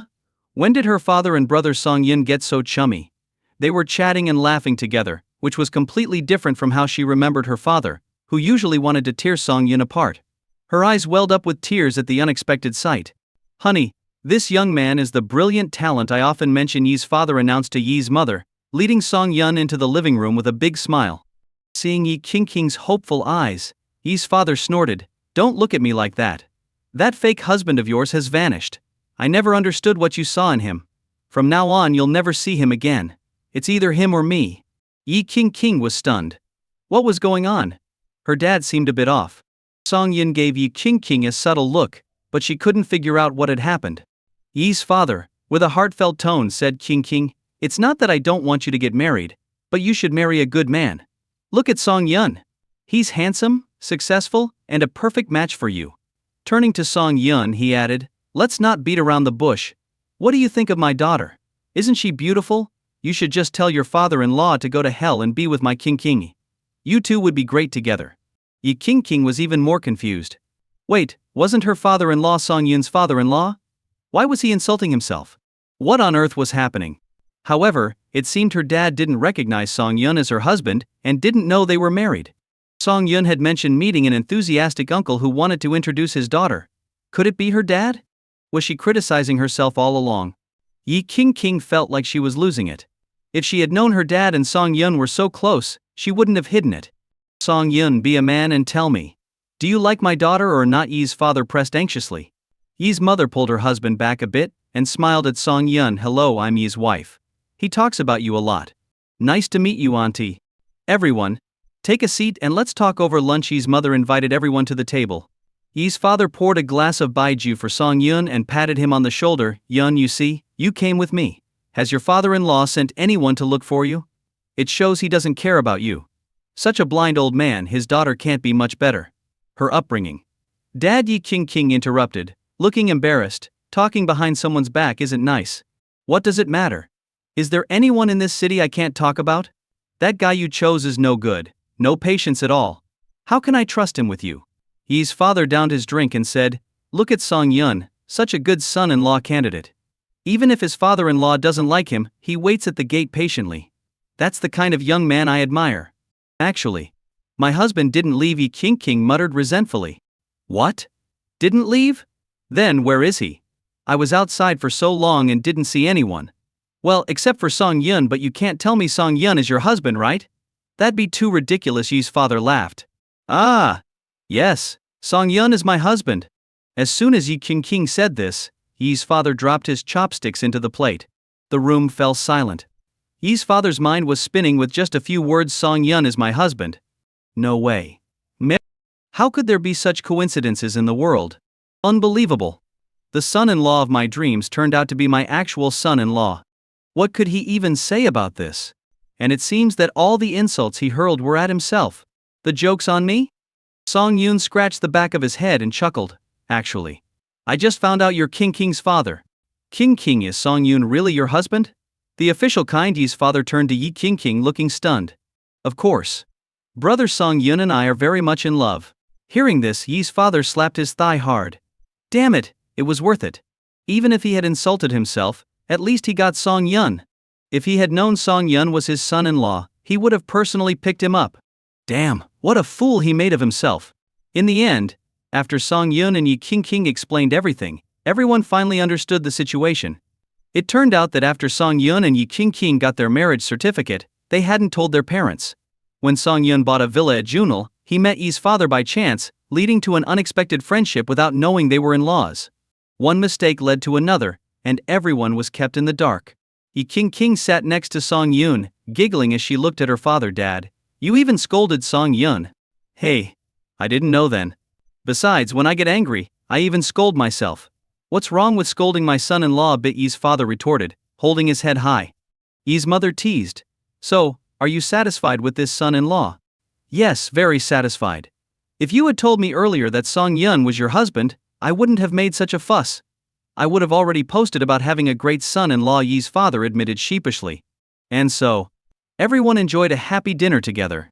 This led to Yi's father and Song Yun drinking a bit too much. Song Yun, being in good shape, handled the alcohol better than most, but Yi's father was noticeably tipsy. The two of them lounged in the courtyard, sipping tea, until nightfall, followed by another meal with the family. After dinner, Yi's father, still a bit drunk, said, "It's so late. I don't feel comfortable letting you go back. Stay here tonight." Hearing this, Song Yun's heart raced. My father-in-law is great, he's already helping us out. But then Yi's father added something that made Song Yun's heart sink. Song Yun, you stay in King's room tonight. King, you'll sleep with your mother. You two haven't had girl talk in a long time, and soon you'll be married. So these chances will be rare. When it was time to sleep, Song Yun was assigned to Yi King's room. Lying on her bed, surrounded by her scent, Song Yun's mind was racing. But he knew he was in his father-in-law's house. No matter how much the old man liked him, he'd always side with his daughter in these matters. Unable to sleep, Song Yun got up, feeling thirsty, and headed to the living room for some water. As he reached the stairs, he bumped into someone. It was Yi King. What are you doing up so late? Yi King asked, rubbing her sore arm. I couldn't sleep thinking about you. I was planning to sneak you away. Song Yun pulled Yi King back to the room and kissed her. After a while, Yi King, breathless, leaned against Song Yun's chest and said, I can't stay. If I don't go back, Mom will come looking for me. Reluctantly, Song Yun let her go, aware that they could be caught at any moment. But after those kisses, he found himself drifting off to sleep on the soft bed. Early the next morning, Song Yun felt someone sitting on him. He slowly opened his eyes to find Yi King fully dressed, straddling his waist. Good morning, hubby. Teasing him so early, Song Yun vowed to show Yi King that a man in the morning is a beast. He captured her lips until she was gasping for air, then gently let go. You're such a rascal. I came to wake you up for breakfast. Get up or Dad will come up to get you himself. With her face flushed, Yi King gave Song Yun a playful glare. Grinning, Song Yun got dressed and followed Yi King downstairs. Ah, Xiao Song is up. Come, try my breakfast. I tell you, no one in Shanghai's market cooks better than me. Yi's father proudly placed a dish on the table. I've studied Cantonese, Suzhou, and Hakka cuisines deeply. I even cooked a dish myself when dining with Jack, Massachusetts back then. Yi's mother nodded in agreement. Maybe King's father should have been a chef instead of a businessman. He talks about billions outside, but at home, he's a house husband. Song Yun smiled and nodded, then followed Yi's father into the kitchen. Dad, let me help. Hearing Song Yun call him Dad didn't bother Yi's father at all. Instead, he felt proud. It seemed his daughter inherited her mother's genes, knowing how to pick a husband. Yi's father planned to make a steamed egg dish. He cracked a few eggs into a bowl, skimmed off the foam, and set it on the steamer. Song Yun suggested, "Dad, if you add a bit of salt and MSG beforehand, it'll taste better when steamed." Yi's father looked at Song Yun in surprise and asked, "You can cook?" "Hey, I'm interested in it." Yi's father felt even more satisfied with Song Yun. Not only was he handsome and good at investing, but he could also cook. Where could he find a better son-in-law? After Yi's father finished a few dishes, only a simple vegetable stir-fry was left. Seeing Song Yun diligently chopping and washing vegetables, Yi's father handed him the cooking spatula. "You make the last dish." Yi's father stepped aside, giving up the main cooking spot. Song Yun, without hesitation, took over. He chopped vegetables, added ingredients, and started cooking with smooth, practiced motions, leaving Yi's father at a loss for words. After about 5 or 6 minutes, a delicious aroma filled the kitchen as Song Yun finished the vegetable stir-fry. Yi's father, unable to resist, grabbed a bite. Ouch! Hot, hot. Despite the heat, Yi's father swallowed the food quickly and was amazed by Song Yun's cooking skills. Song Yun brought the dish to the table, and breakfast at Yi's house officially began. While Song Yun calmly ate his seafood porridge and enjoyed Yi's father's cooking, the rest of the family was stunned. Despite their experience with fine dining, they were blown away by Song Yun's dish. Unsurprisingly, Song Yun's dish was the first to be finished. Yi's father smacked his lips in appreciation. "Song Yun's cooking is on par with the best I've ever had, including a state banquet in Beijing years ago. I never imagined Song Yun could cook so well," Yi's mother agreed. Having tasted Song Yun's cooking before, Yi Qingqing was less surprised but still impressed. Song Yun seized the moment. "Since we have no plans today, how about I cook lunch for you?" Eager to please his in-laws, Song Yun didn't want to miss this chance. Yi's parents quickly agreed and cleared their schedules. Song Yun planned the menu and handed it to the family butler, who promptly bought the ingredients. In less than half an hour, the best, freshest ingredients were laid out before Song Yun. Seeing the top quality produce, Song Yun knew he had to deliver his best. Song Yun busied himself in the kitchen while Yi Qingqing helped serve the dishes. Yi's parents sat at the table, the tantalizing aroma making their mouths water. Just then, the Lu family arrived. The Lu family had been watching Yi's house since yesterday, curious about the man who won Yi Qingqing's heart. Reports indicated that Yi's father had welcomed a young man into the house who hadn't left all night. This infuriated Lu's father, who wanted to see who could outshine his son. Lu Sihua, Lu's son, clenched his fists, contemplating whether to punch the intruder. He had pursued Yi Qingqing for so long, only to lose her to an outsider, which he couldn't accept. As the Lu family entered, Yi's father stood up to greet them. Despite their rocky relationship, he couldn't afford to ignore them. Lu's father, smelling the delicious food, asked in surprise, "Did you hire a new chef?" Yi's father, without a care, proudly replied, "This is my son-in-law's cooking." "Oh, Mr." Lu glanced toward the kitchen just as Song Yun was bringing out another dish. He sighed. It wasn't just about the food. Song Yun carried himself with an air of sophistication that surpassed his own son. "Dad, do we have guests?" Song Yun asked, wiping his hands on his apron after setting down the dish. "Yes, this is your Uncle Lu and his family, Mr. Yi introduced. Since you're here, why not join us for a meal?" "Mr." Lu nodded, eyeing his angry son and the calm, collected Song Yun, making a silent comparison. "Mr. Yi smiled warmly. "Come on everyone, let's raise a glass to thank Song Yun for this wonderful meal." "A cook? What's the big deal?" Lu Sihua muttered under his breath, clearly unhappy with Song Yun being the center of attention. The Yi family knew Lu Sihua was upset. He had pursued Yi Qingqing for years, only to lose her to someone else. Song Yun, unaware of the history, simply sensed hostility from Lu Sihua. "Hey, do we know each other?" Song Yun asked. "No, but I just don't like you," Lu Sihua replied, causing an awkward silence. "Mr. Yi slowly put down his glass, irritated by Lu Sihua's rudeness. "Trying to ease the tension, Mr." Lu raised his glass. "Old Yi, let me toast you. It looks like you found a great son-in-law. I'm happy for you, old friend." "Mr. Yi couldn't refuse such a gesture. He clinked glasses with Mr. Lu, and they both downed their drinks. Lu Sihua poured himself a glass of liquor, his fingers gripping the glass tightly. Growing more resentful, he filled a larger glass to the brim. "I apologize for my earlier words. Let me toast you," Lu Sihua said, raising his glass. Everyone knew he was trying to challenge Song Yun. Lu Si-hua was known for his drinking prowess. Every year, many who challenged him ended up passed out under the table. Mr. Yi was getting genuinely angry, he thought. This brat, out of respect for your father, I've held back. Can't you just eat quietly? Before Mr. Yi could speak, Song Yun filled his own glass to the brim. Bottoms up, he said, tilting his head back and downing the liquor. Song Yun wasn't worried about drinking. His physical condition was far superior to the average person, allowing him to process alcohol quickly.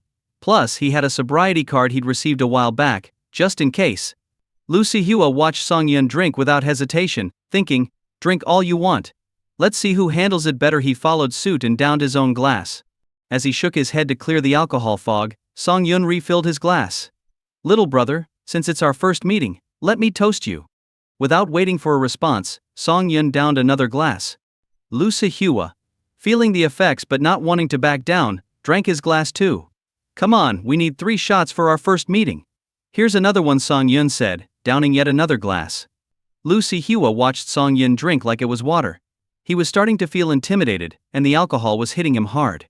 But he had started this challenge and couldn't back down now. After 3 cups, Lu Si-hua quickly ate some food to settle the alcohol churning in his stomach. Song Yun, without taking a bite, filled Lu Si-hua's glass again. I feel like we have a connection. How about another drink? Lu Si-hua, chewing his food, clenched his right fist under the table. Song Yun, drinking like this is bad for your health. Eat something, mister.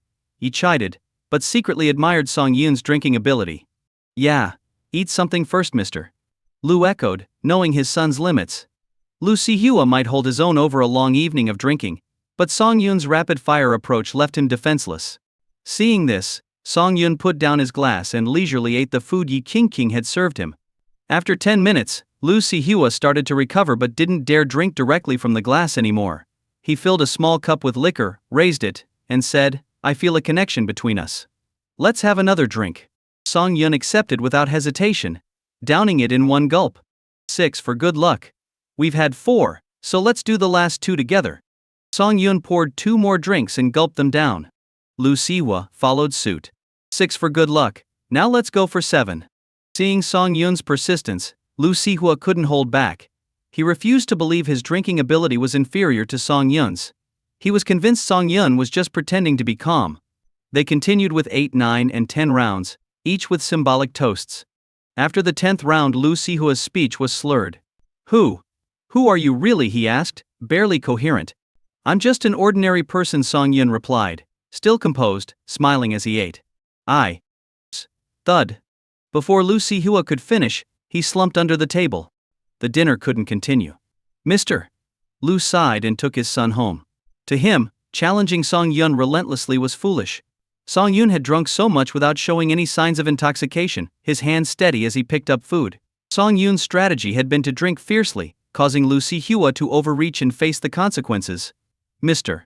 Lu grew angrier, looking at his passed-out son in the backseat, and slapped him hard. Meanwhile, Song Yun and Mr. Yi continued sipping their drinks. Mr. Yi felt very pleased. Song Yun's open strategy was brilliantly executed. Plus, Song Yun's cooking matched Mr. Yi's taste perfectly, making him appreciate Song Yun even more. Although the beginning of the meal was rocky, it ended well. After the meal, Song Yun and Mr. Yi drank tea and chatted. Mr. Yi sipped his tea and curiously asked, Song Yun, honestly, I still don't know what you do for a living. Song Yun chuckled. I dabble in various things, but I have a hospital in Shanghai. It's doing well. Oh? You own it, Mr. Yi asked, surprised. Which hospital? Huachuang Private Hospital. Hearing the name Mr. Yi's mouth fell open in shock. Mr. Yi never expected that the biggest private hospital in Shanghai was actually owned by his son-in-law. What do wealthy people fear most? It's definitely illness and death. Having a trusted person in a hospital is like having a safeguard for life itself. Good son-in-law, Mr. Yi said, smiling happily. As they chatted, the news that Song Yun was the son-in-law of the richest man in Shanghai had already spread across the city. Countless people were curious about what kind of person Song Yun was to win Yi King's heart. Many men who had pursued Yi King began to resent Song Yun more and more. One of them couldn't stand it anymore, and decided to confront Song Yun to find out why the goddess had married an outsider. Of course, he wasn't foolish enough to confront the Yi family directly. No matter what, Song Yun was now the son-in-law of Shanghai's wealthiest man, and he, as a junior, wasn't significant enough. So, he went home and discussed it with his father, and together with a few others, they decided to visit. By the time Mr. Yi received the news, they were already at the front gate. They claimed they were there to celebrate with Mr. Yi, but each had their own ulterior motives. Although Mr. Yi was the wealthiest man in Shanghai, he couldn't afford to offend so many people at once. The three families entered the living room, sitting neatly on the sofa, waiting to see Song Yun. When Song Yun appeared, the heads of the three families sighed. Song Yun made an excellent first impression. "Old Yi, is this your son-in-law?" Song Yun asked Zhang Boshi, head of the Zhang family. "Yes. Handsome, right? Does he remind you of my younger days?" Mr. Yi joked as he poured tea for everyone. "Uncle Yi, there are plenty of handsome guys these days, but few are worthy of King," said a young man disdainfully. "Like today's celebrities, each generation is more handsome than the last, but they still run around for fame, while we can decide their fate." Hearing this, Mr. Yi's face darkened. Were they insulting him to his face? Had his kindness over the years made them forget his once formidable methods? Seeing Mr. Yi's displeasure, the young man's father quickly spoke up. "What nonsense are you talking about? How can you compare those actors to the Yi family's son-in-law? But there's some truth in it. In society, being handsome doesn't mean much. A man needs a career to have everything. My son just came back from studying in the UK.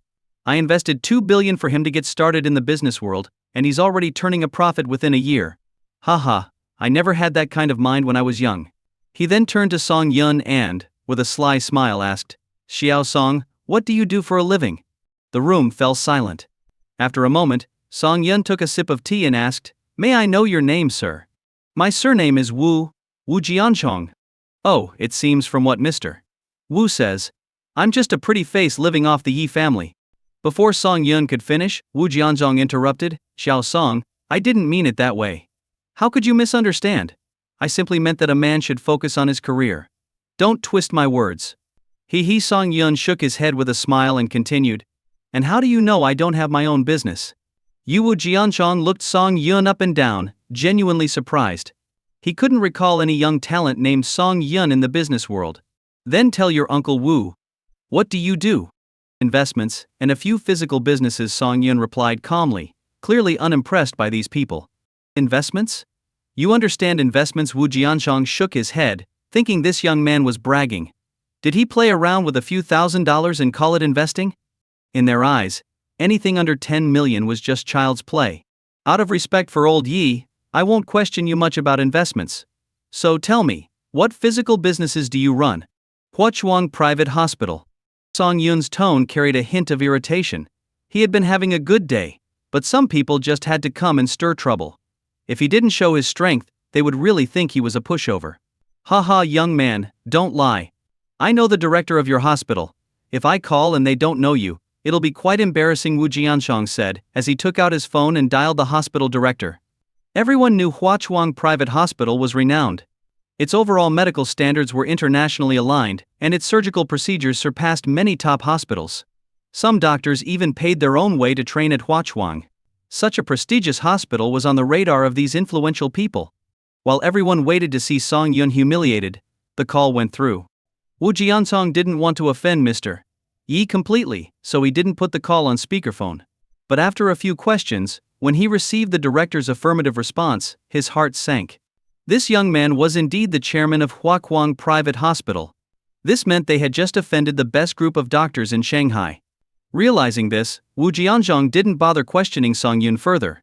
He hung up and left hastily with his son. As they watched Wu Jianzhong leave, the remaining two families were stunned. What was going on? They had planned to give Song Yun a hard time and show off their family's power, hoping Yi Qingqing might reconsider. But things were clearly not going as planned. Wu Jianzhong's sudden departure left the other two families at a loss for words.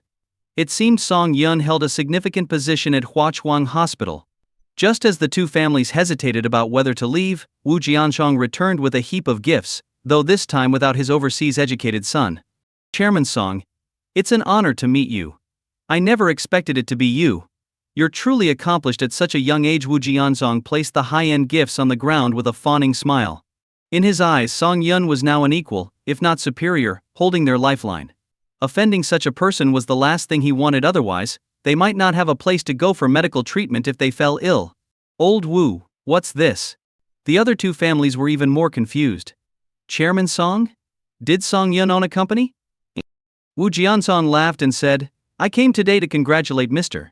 Yi on gaining such an excellent son-in-law. I prepared these gifts earlier but forgot them in the car. It seems I'm getting old and forgetful. Mr. Ye, seeing this, was happy to let him save face. After all, maintaining good relations was always better than making enemies. Let me introduce you all. This is Song Yun, the chairman of Huachuang Private Hospital. Wu Jianzong's words left the other two families in stunned silence. They had no idea Song Yun held such a significant position. What a disaster. Offending doctors was the last thing they wanted. The two families came empty-handed, and now they regretted not bringing any gifts. It seemed Wu Jianzhong had been smart to prepare gifts in advance. While Wu Jianzhong was flattering Mr. Yi, the other two families quickly texted their subordinates to buy some gifts. Within 10 minutes, both groups entered Yi's house, each carrying a variety of high-end gifts. Looking at the pile of gift boxes, Mr. Yi was at a loss. He instructed his bodyguards to move them into the storage room. Now, it seemed like Wu Jianzhong's gifts, which had initially seemed generous, were actually quite modest in comparison. Wu Jianzhong forced a smile, though inwardly, he was furious at the other two families. The three families had a tense conversation afterward. They had come as allies but left with resentment and suspicion, each feeling betrayed by the others. After everyone had left, Mr. Yi looked at Song Yun with increasing fondness. How did he manage to find such a great son-in-law? Reflecting on his life, Mr. Yi thought about how his family's old house was demolished, leading to a windfall from rising property values. Now, his daughter had found a perfect husband. He felt like the protagonist in a novel. Mr. Yi put his arm around Song Yun's shoulder and said with a smile, Song Yun, they say a son-in-law is half a son. Consider yourself my son. Your father-in-law may lack many things, but money isn't one of them. If you ever need anything, just ask. I can easily manage 10 or 20 billion. Hearing his father-in-law's offer, Song Yun smiled but remained silent. A year ago, even $1 million would have been a fortune to him. But now, his net worth was in the billions, and with the system's help, he believed he would soon be the richest man in Shanghai. Due to the day's events, Song Yun stayed another night at the Yi house.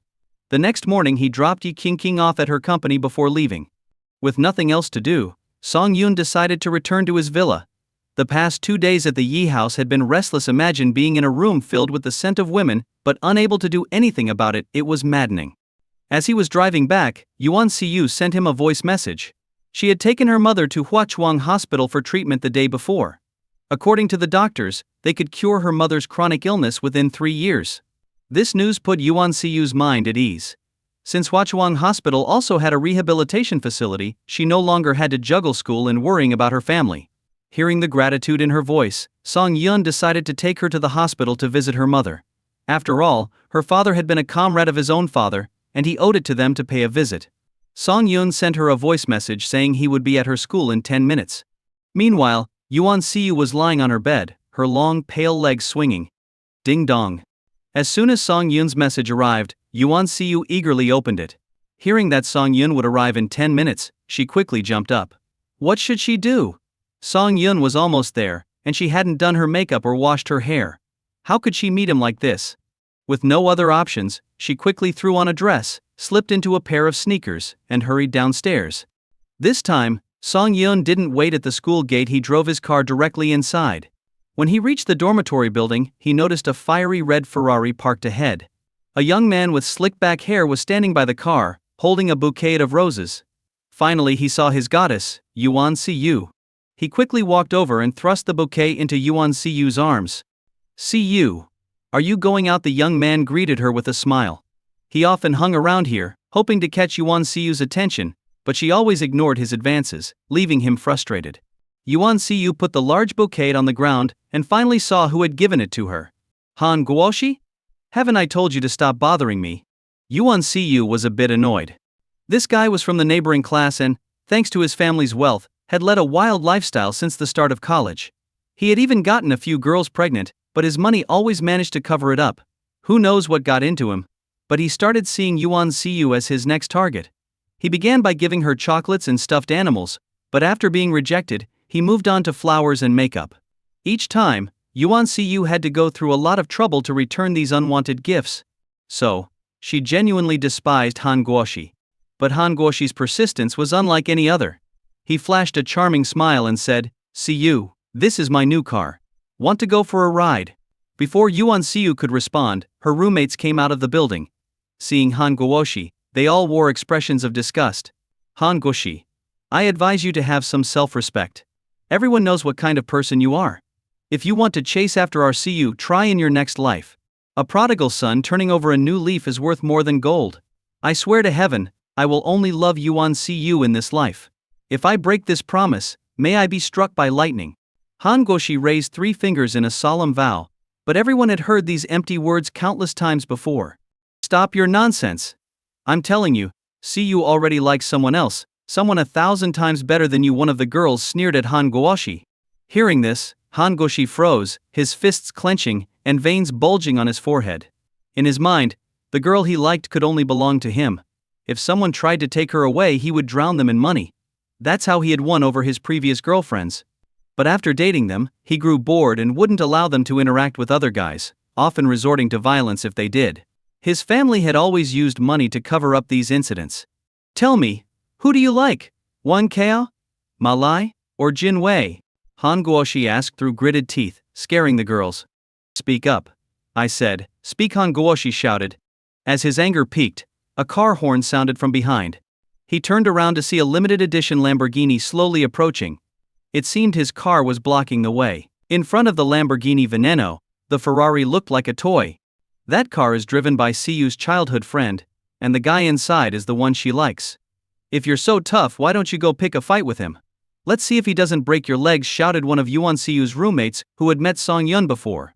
As the sports car approached, Han Guoshi's heart began to race. He was scared. His Ferrari, which cost him 3 million, probably wasn't worth even a fraction of that Lamborghini. Someone who could afford such a car had to be a big deal. Crushing someone like him would be effortless for a super rich kid like that. He wouldn't even need to lift a finger. A single word to his allies could bankrupt Han Guoshi's family. Han Guoshi was a scumbag, but he wasn't stupid. He'd seen how true heirs of wealth could ruin lives in half an hour. Now, he was genuinely frightened. Song Yun parked the car and got out. Despite his simple attire, he exuded an air of nobility that Han Guoshi had never seen before. Song Yun walked toward Han Guoshi, each step echoing in Han Guoshi's chest. He stood before Han Guoshi, looking down at him. Though Han Guoshi was only half a head shorter, the pressure from Song Yun was like a mountain, making him feel incredibly small. Han Guoshi lowered his head, his legs visibly trembling.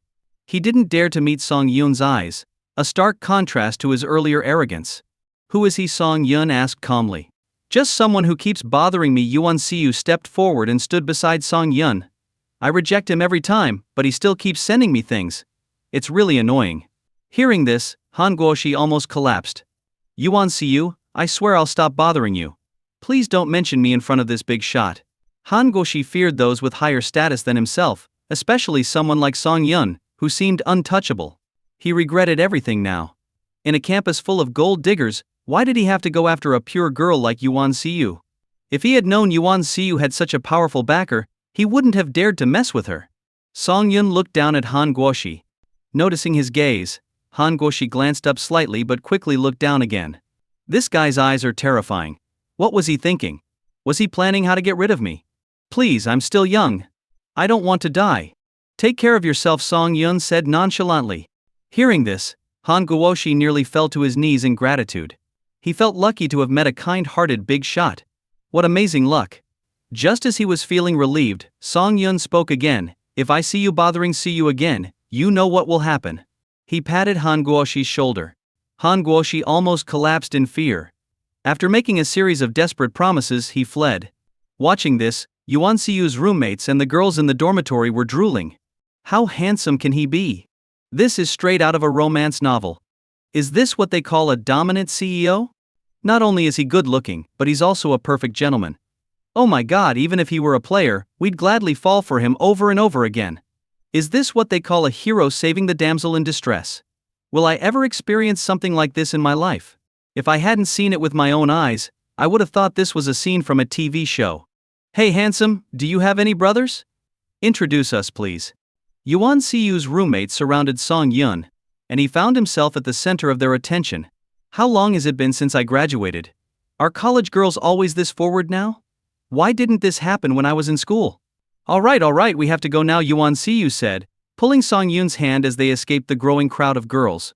Once in the car, Song Yun quickly started the engine and drove off. Song Yun, don't get the wrong idea about my roommates. They are really good people. When my family was struggling, they always looked out for me, sharing food and fun times. So please don't be mad at them, Yuan Siyu explained cautiously. Haha, how about we treat them to dinner after we visit your mom? It's a good way to thank them for looking after you all these years, Song Yun replied with a smile. To him, Yuan Siyu had found real friends.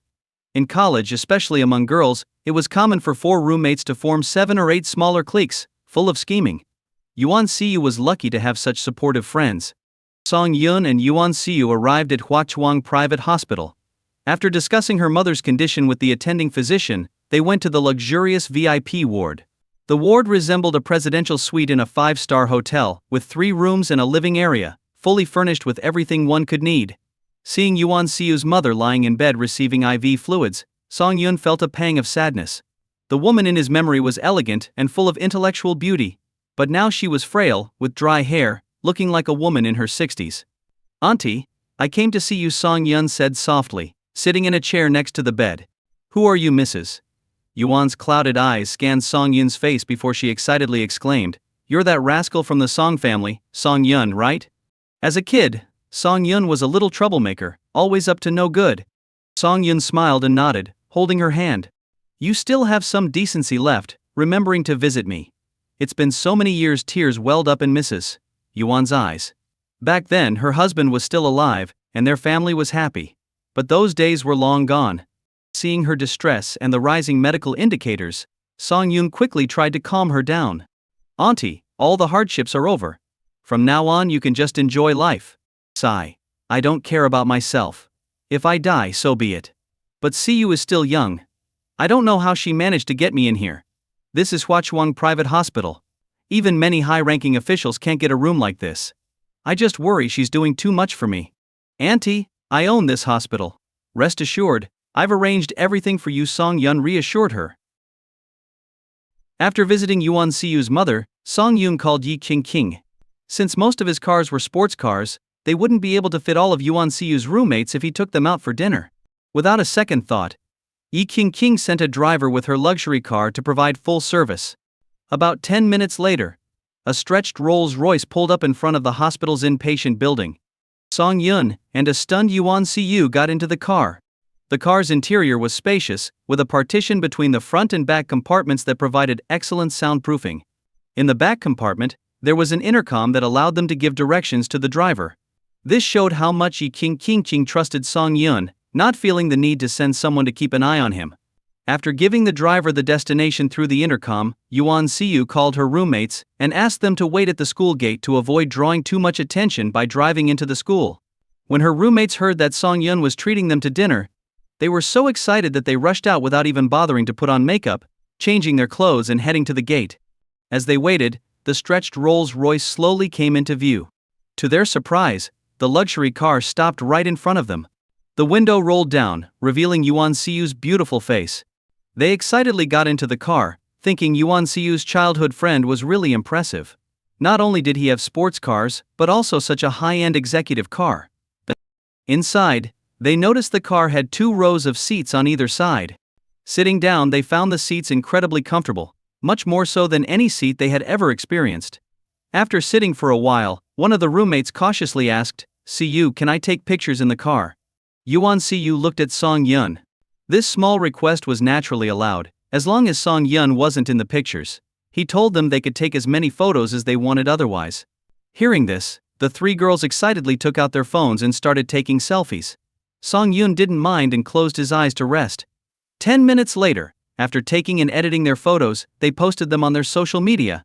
People say you can't see the stars during the day? I say no. The stars are reflected on the car ceiling in broad daylight. The photos showed them with the Rolls-Royce's starry ceiling, intentionally including the Rolls-Royce logo in the background. The other 2 girls posted similar captions, showing off subtly. As soon as they posted, their chat boxes exploded with messages. Wow. Hey, a Rolls Royce. Goddess, take us for a ride. Is this the legendary starry ceiling? Love it, love it. Goddess, take more pictures. The starry ceiling looks amazing. Send us the original pics for bragging rights. Reading the flood of messages, the three girls smiled blissfully. Not long after, the car arrived. Song Yun had booked a private room in one of Shanghai's 5-star hotels. This place was top-notch in terms of both reputation and environment in Shanghai. Song Yun ordered a few dishes, and then handed the menu to Yuan Siyu's roommates. Seeing the exorbitant prices on the menu, the three girls didn't dare to order anything too expensive, opting for cheaper dishes instead. Song Yun didn't want to skimp on the meal, so he called the waiter over and ordered a few more premium dishes. When he asked if they wanted to drink, Song Yun ordered a bottle of red wine that cost over $10,000. Watching Song Yun spend money so freely, the three girls got a direct taste of what high society was like. Halfway through the meal, Song Yun noticed that Yuan Siyu's roommates were still feeling uncomfortable, so he suggested leaving. Siyu, make sure to treat your friends well. If you need anything, just have the waiter charge it to room 999. I'll head upstairs to rest for a bit. When you're done, you can use the card to access the room. Song Yun smiled apologetically at the three girls and went upstairs. He hadn't slept well in days, and after a busy morning he was already yawning. Moreover, Yuan Siyu's roommates were too reserved around him, so leaving seemed like a good choice. After Song Yun left, the three girls immediately turned their attention to Yuan Siyu. Oh my god. What was that about? Is he asking you to join him in bed? Siyu, you've been hiding this well. The three girls were shocked because, in their minds, Yuan Siyu was the picture of innocence. Although it's common for adult couples to be intimate, it seemed out of character for Yuan Siyu. What are you thinking? Didn't you hear? Room 999. It's obviously a presidential suite with multiple rooms. How did you jump to such conclusions? Yuan Siyu's face turned red as she spoke. She and Song Yun were completely innocent. Her roommates realized their mistake. They thought, of course Yuan Siyu, a model student, wouldn't do such a thing. The meal lasted for about an hour before it ended. As the three girls left the restaurant, the Rolls Royce was waiting for them, clearly arranged to take them back. Meanwhile, Yuan Siyu took the room key for 999 and headed to the elevator. Entering the room, she found the spacious presidential suite. Despite its size, it didn't seem as special as expected, even less impressive than her mother's hospital room. She quietly opened the master bedroom door and found Song Yun asleep on the bed. Seeing him sleep, Yuan Siyu squatted by the bed with a silly smile on her face. This was her brother, who had protected her from harm all her life. Even though they weren't related by blood, he was closer to her than any real brother could be. When Song Yun woke up, it was already 4:30 p.m. He rubbed his eyes and saw Yuan Siyu sleeping by the bed. Looking at her, Song Yun smiled. The little girl who once needed his protection had grown up so much. Despite the family upheavals, she had maintained her pure heart, which was incredibly rare. This girl was so understanding that it made his heart ache. Siyu, don't sleep here, you'll catch a cold. Song Yun shook Yuan Siyu's arm gently to wake her. Yuan Siyu groggily woke up, rubbing her eyes and yawning as she sat on the floor. Let's go home. I'll cook dinner for you. Song Yun helped her up and smiled. My cooking is amazing, much better than the 5-star hotel food we had today. Really? Yuan Siyu asked curiously. To her it seemed odd that someone as wealthy as Song Yun would cook himself. Of course. Song Yun left the room with his little shadow, Yuan Siyu, following closely behind. Trailing them was a couple. The guy ogled Yuan Siyu and swallowed hard. She was unbelievably pure looking. His girlfriend, noticing his unworthy gaze, didn't bother to stop him. If it weren't for his money, she wouldn't have stayed with him either. Song Yun brought Yuan Siyu to the Huashu villa. As she looked around the luxurious decor and spacious rooms, she couldn't help but be amazed. The more she saw, the more impressed she was by Song Yun's abilities. After all, this was Shanghai, the economic powerhouse of the country, where the price per square meter could cover a down payment for a whole house in smaller cities. Song Yun gave her a tour of the house, and finally pointed to a sunny guest room, saying, "This will be your room from now on. You can come and stay anytime you want." Wow! This room is huge. You settle in, I'll go make us some food. Song Yun went downstairs, while Yuan Siyu lay on the big bed, browsing videos on her phone. The bed was so comfortable that she gradually drifted off to sleep. Meanwhile, the villa's front door quietly opened, and Yi Qingqing peeked in, hearing Song Yun cooking in the kitchen. She carefully carried her shopping bags upstairs, planning to change into a new outfit to surprise him. As she reached the second floor, she heard a faint sound coming from the room next to the master bedroom. Curious, she opened the door and found a girl sleeping on the bed. The noise woke the girl, who rubbed her eyes and asked curiously, "Who are you?" At that moment, Song Yun, having finished cooking, came upstairs to call Yuan Siyu for dinner. "Siyu, dinner's ready." He was shocked to see Ye Qingqing, looking grim, and Yuan Siyu, completely confused. "What the hell? When did my wife get here? How did she sneak in without making a sound?" Realizing Ye Qingqing had misunderstood the situation, Song Yun felt a headache coming on. The villa's atmosphere grew extremely awkward. Song Yun stood there in his apron, holding a spatula. Ye Qingqing crossed her arms, glaring at Yuan Siyu. Yuan Siyu, the clueless girl, still didn't understand what was happening. This is really what Ye Qingqing snapped at Song Yun. Song Yun braced himself and introduced the two women to each other. After listening, both women had complicated looks in their eyes.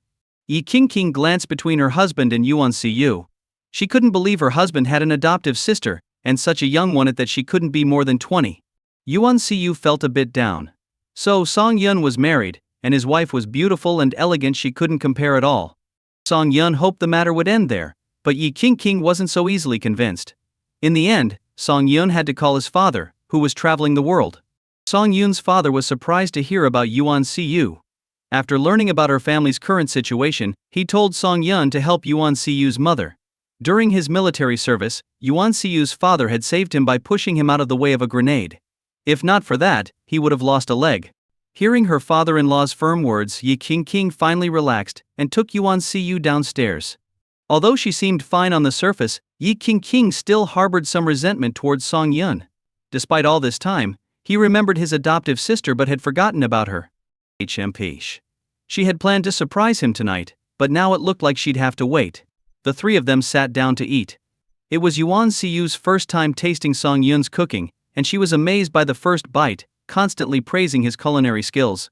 Ye Qingqing, hearing another woman compliment her husband, couldn't help but feel a twinge of jealousy. "Here, honey. Eat more." Ye Qingqing smiled as she peeled a large shrimp and placed it in Song Yun's bowl. However, her eyes still held a cold glare. "Great, she's still mad at me for not giving her a heads up. Oh well. I'll just have to make it up to her tonight." The meal was finished in just over 10 minutes, but a new problem arose. The room was too big, and Yuan Siyu was too scared to sleep alone. Song Yun had no choice but to sit upright on a stool in her room, waiting until she fell asleep before sneaking out. What he didn't know was that the moment he closed the door, Yuan Siyu opened her eyes. Meanwhile, Song Yun returned to the master bedroom, seeing Ye Qingqing Ying Yan Sum lying in bed reading in her pajamas. He gave her an awkward smile. "Did you get your good sister to sleep?" she asked coldly, making Song Yun break into a sweat. Wife Song Yun climbed into bed, hugging her with a grin. "Are you jealous?" "No," Ye Qingqing pouted. "Ah, someone's lying. And you know what happens to liars, they get punished." With that, Song Yun kissed her. Ye Qingqing struggled a bit before giving in. But when it came to the final step, Ye Qingqing insisted on punishing Song Yun. She said they'd only be together when she felt like it. Having made a mistake, Song Yun had no choice but to accept it. When it was time to sleep, Song Yun noticed that Ye Qingqing wasn't cuddling up to him as usual but had turned her back to him instead. With his wife upset, he had to make amends. Song Yun shamelessly hugged her from behind. Ye Qingqing turned around and bit his chest. Song Yun didn't resist, worried about hurting her teeth. He just endured it, thinking he'd get back at her someday. Satisfied with the mark she'd made, Ye Qingqing finally went to sleep. Song Yun, however, didn't sleep well at all. The next morning, Song Yun didn't wake up early, too exhausted to move. He dreaded the thought of more days like this. When he finally went downstairs, he was surprised to see Ye Qingqing and Yuan Siyu chatting, mostly about Yuan Siyu's mother's illness. "Morning, ladies. Is there any breakfast left?" Song Yun asked with a sheepish smile. "In the pot. Serve yourself," Ye Qingqing replied with a glare. After a night to cool down, Ye Qingqing was no longer angry, but she couldn't let Song Yun off too easily. What if he brought home another good sister someday? Sitting at the table, Song Yun sipped his porridge, wishing he could hide in his bowl. Seeing her husband looking guilty, Ye Qingqing sighed. It wasn't unusual for wealthy men to have mistresses, keeping their wives happy with enough money. But Song Yun, despite his modest wealth, Hadn't done anything wrong yet still felt guilty. It showed he respected her. With that thought, Yi King said, "Since we all have some free time, why don't we go out and have some fun together?" Song Yun abruptly looked up, causing his bowl to fall to the ground with a loud crash. Something was off, way off. He knew his wife too well. Yi King was the jealous type, flipping out at the slightest thing. So why was she suggesting a trip today? There had to be a catch, definitely a catch. Maybe we shouldn't. You've got so much work at the company, Song Yun stammered. Seeing his attempt to please her, Yi King's heart softened. I'm serious. A new Japanese hot spring inn just opened in Shanghai. I've been so busy lately I need a break. Song Yun carefully studied her expression. She seemed sincere, no way she could fake that. A good wife. What more could a man ask for? Yi King, my love, I adore you. Alright, let's go. It'll be a chance for everyone to get to know each other better. After all, see, you almost became my dad's goddaughter, Song Yun said, trying to smooth things over. I don't think I should go. You and sister-in-law can enjoy some alone time. I don't want to be a third wheel, Yuan Siyu said softly. Since learning about Song Yun's marriage, she had given up any thoughts of being with him. Her upbringing and values wouldn't allow her to be a third party. Besides, Song Yun and Yi King were a perfect match. Anyone would hate to come between them. After a night of thinking, Yuan Siyu had buried any feelings she had for Song Yun. He could be her childhood friend and her good brother, but never her lover. Looking at Yuan Siyu, Yi King sighed. Siyu, I know you've had a tough time these past years, but don't worry. With me and your brother, no one in Shanghai will dare to bully you. Yi King was a kind-hearted girl. She would be heartbroken if she saw a cat or dog injured, let alone someone as close to the family as Yuan Siyu. Yuan Siyu had a tragic background and a seriously ill mother. These things had already touched Yi King's heart deeply. So she was willing to accept Yuan Siyu and treat her like her own sister. But Yuan Siyu started to argue. Song Yun interrupted her, waving his hand. No buts. From now on, King and I are your family. You don't need to be formal with us. Seeing that she couldn't win against them, Yuan Siyu nodded lightly. Since all her toiletries were at school, Yi King ordered her secretary to bring brand new cosmetics, skincare products, and toiletries. Yuan Siyu was stunned by the array of high-end products. She had only seen these in advertisements or high-end stores. Now they were hers, leaving her overwhelmed with emotion. After packing up, they all got into Yi King's car, a Rolls-Royce. They drove over 100 kilometers to a suburb of Shanghai. There stood a vast resort, with the Japanese hot spring being its main attraction. After settling in, Song Yun sat in the lobby, sipping tea. Ding. Host detected at the Beiyu Resort in Shanghai. Would you like to check in? Check in. Ding. Host is rewarded with 24% shares of Shanshui Group. Note Shanshui Group is a multinational company with investments in all major tourist attractions worldwide, valued at billions. Hearing this, Song Yun was stunned. He really didn't expect that signing in here would make him a shareholder of a tourism giant. This was awesome. The bathhouse here was divided into public and private sections. Only the highest class rooms had their own private baths. Song Yun's group had such rooms. Yi King and Yuan Siyu had already changed and were soaking in the hot springs. Song Yun took a shower and then joined them in his bathing attire. Outside the resort, several luxury cars pulled into the parking lot. The leader of the group was Lu Sihua. After being rejected by Yi King and nearly injuring himself in a drinking contest, he had become a laughingstock among his peers. He couldn't stand being in the city any longer, so he invited a few friends to the resort to relax, bringing along a few young models for company.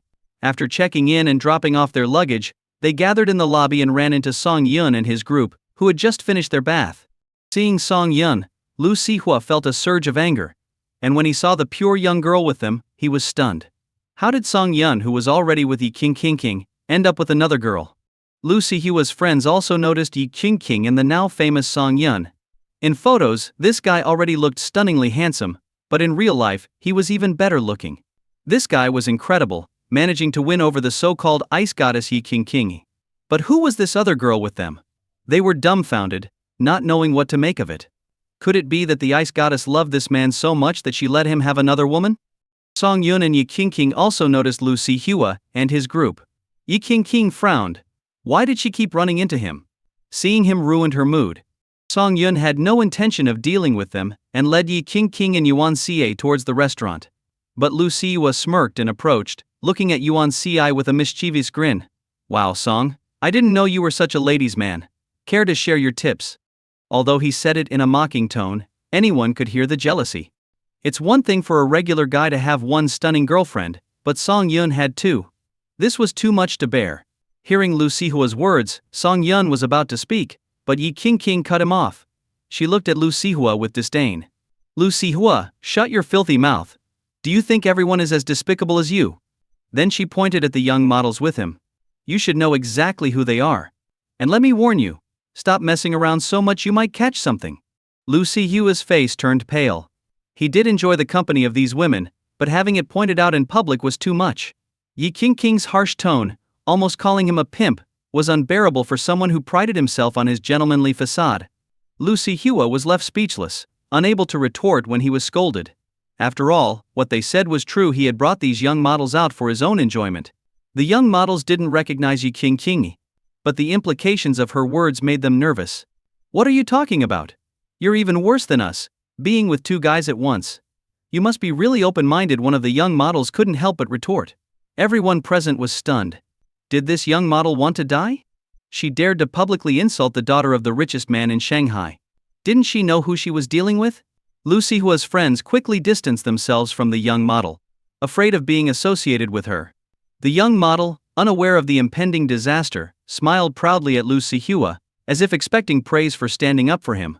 But Lu Sihua's face was pale. He had imagined many outcomes, but none where someone would openly insult Yi King. He had always targeted Song Yun. Yi King was beyond his reach. Lu Sihua, you're really something, Yi King said calmly, glancing at the group. What's so great about you? Just because you're pretty doesn't mean you have special privileges. It's not like you're any better than us. What's so great about you? The young model didn't even finish her sentence before Lu Sihua slapped her hard. One insult might have been tolerated, but two crossed the line. If Yi King's family sought revenge, even Lu Sihua would be in trouble. The young model, holding her swollen face, looked at Lu Sihua in disbelief. She couldn't understand why he was so angry. You wretch! Do you know what you're saying? Lu Sihua shouted, slapping her again and again. The other young models quietly stepped away, not wanting to get involved. In their world, they knew never to speak up during their boss's disputes because they never knew who had more power. Clearly, this young model was new and naive. Lu Sihua grabbed the young model by her hair and dragged her to Yi King, forcing her head to the ground.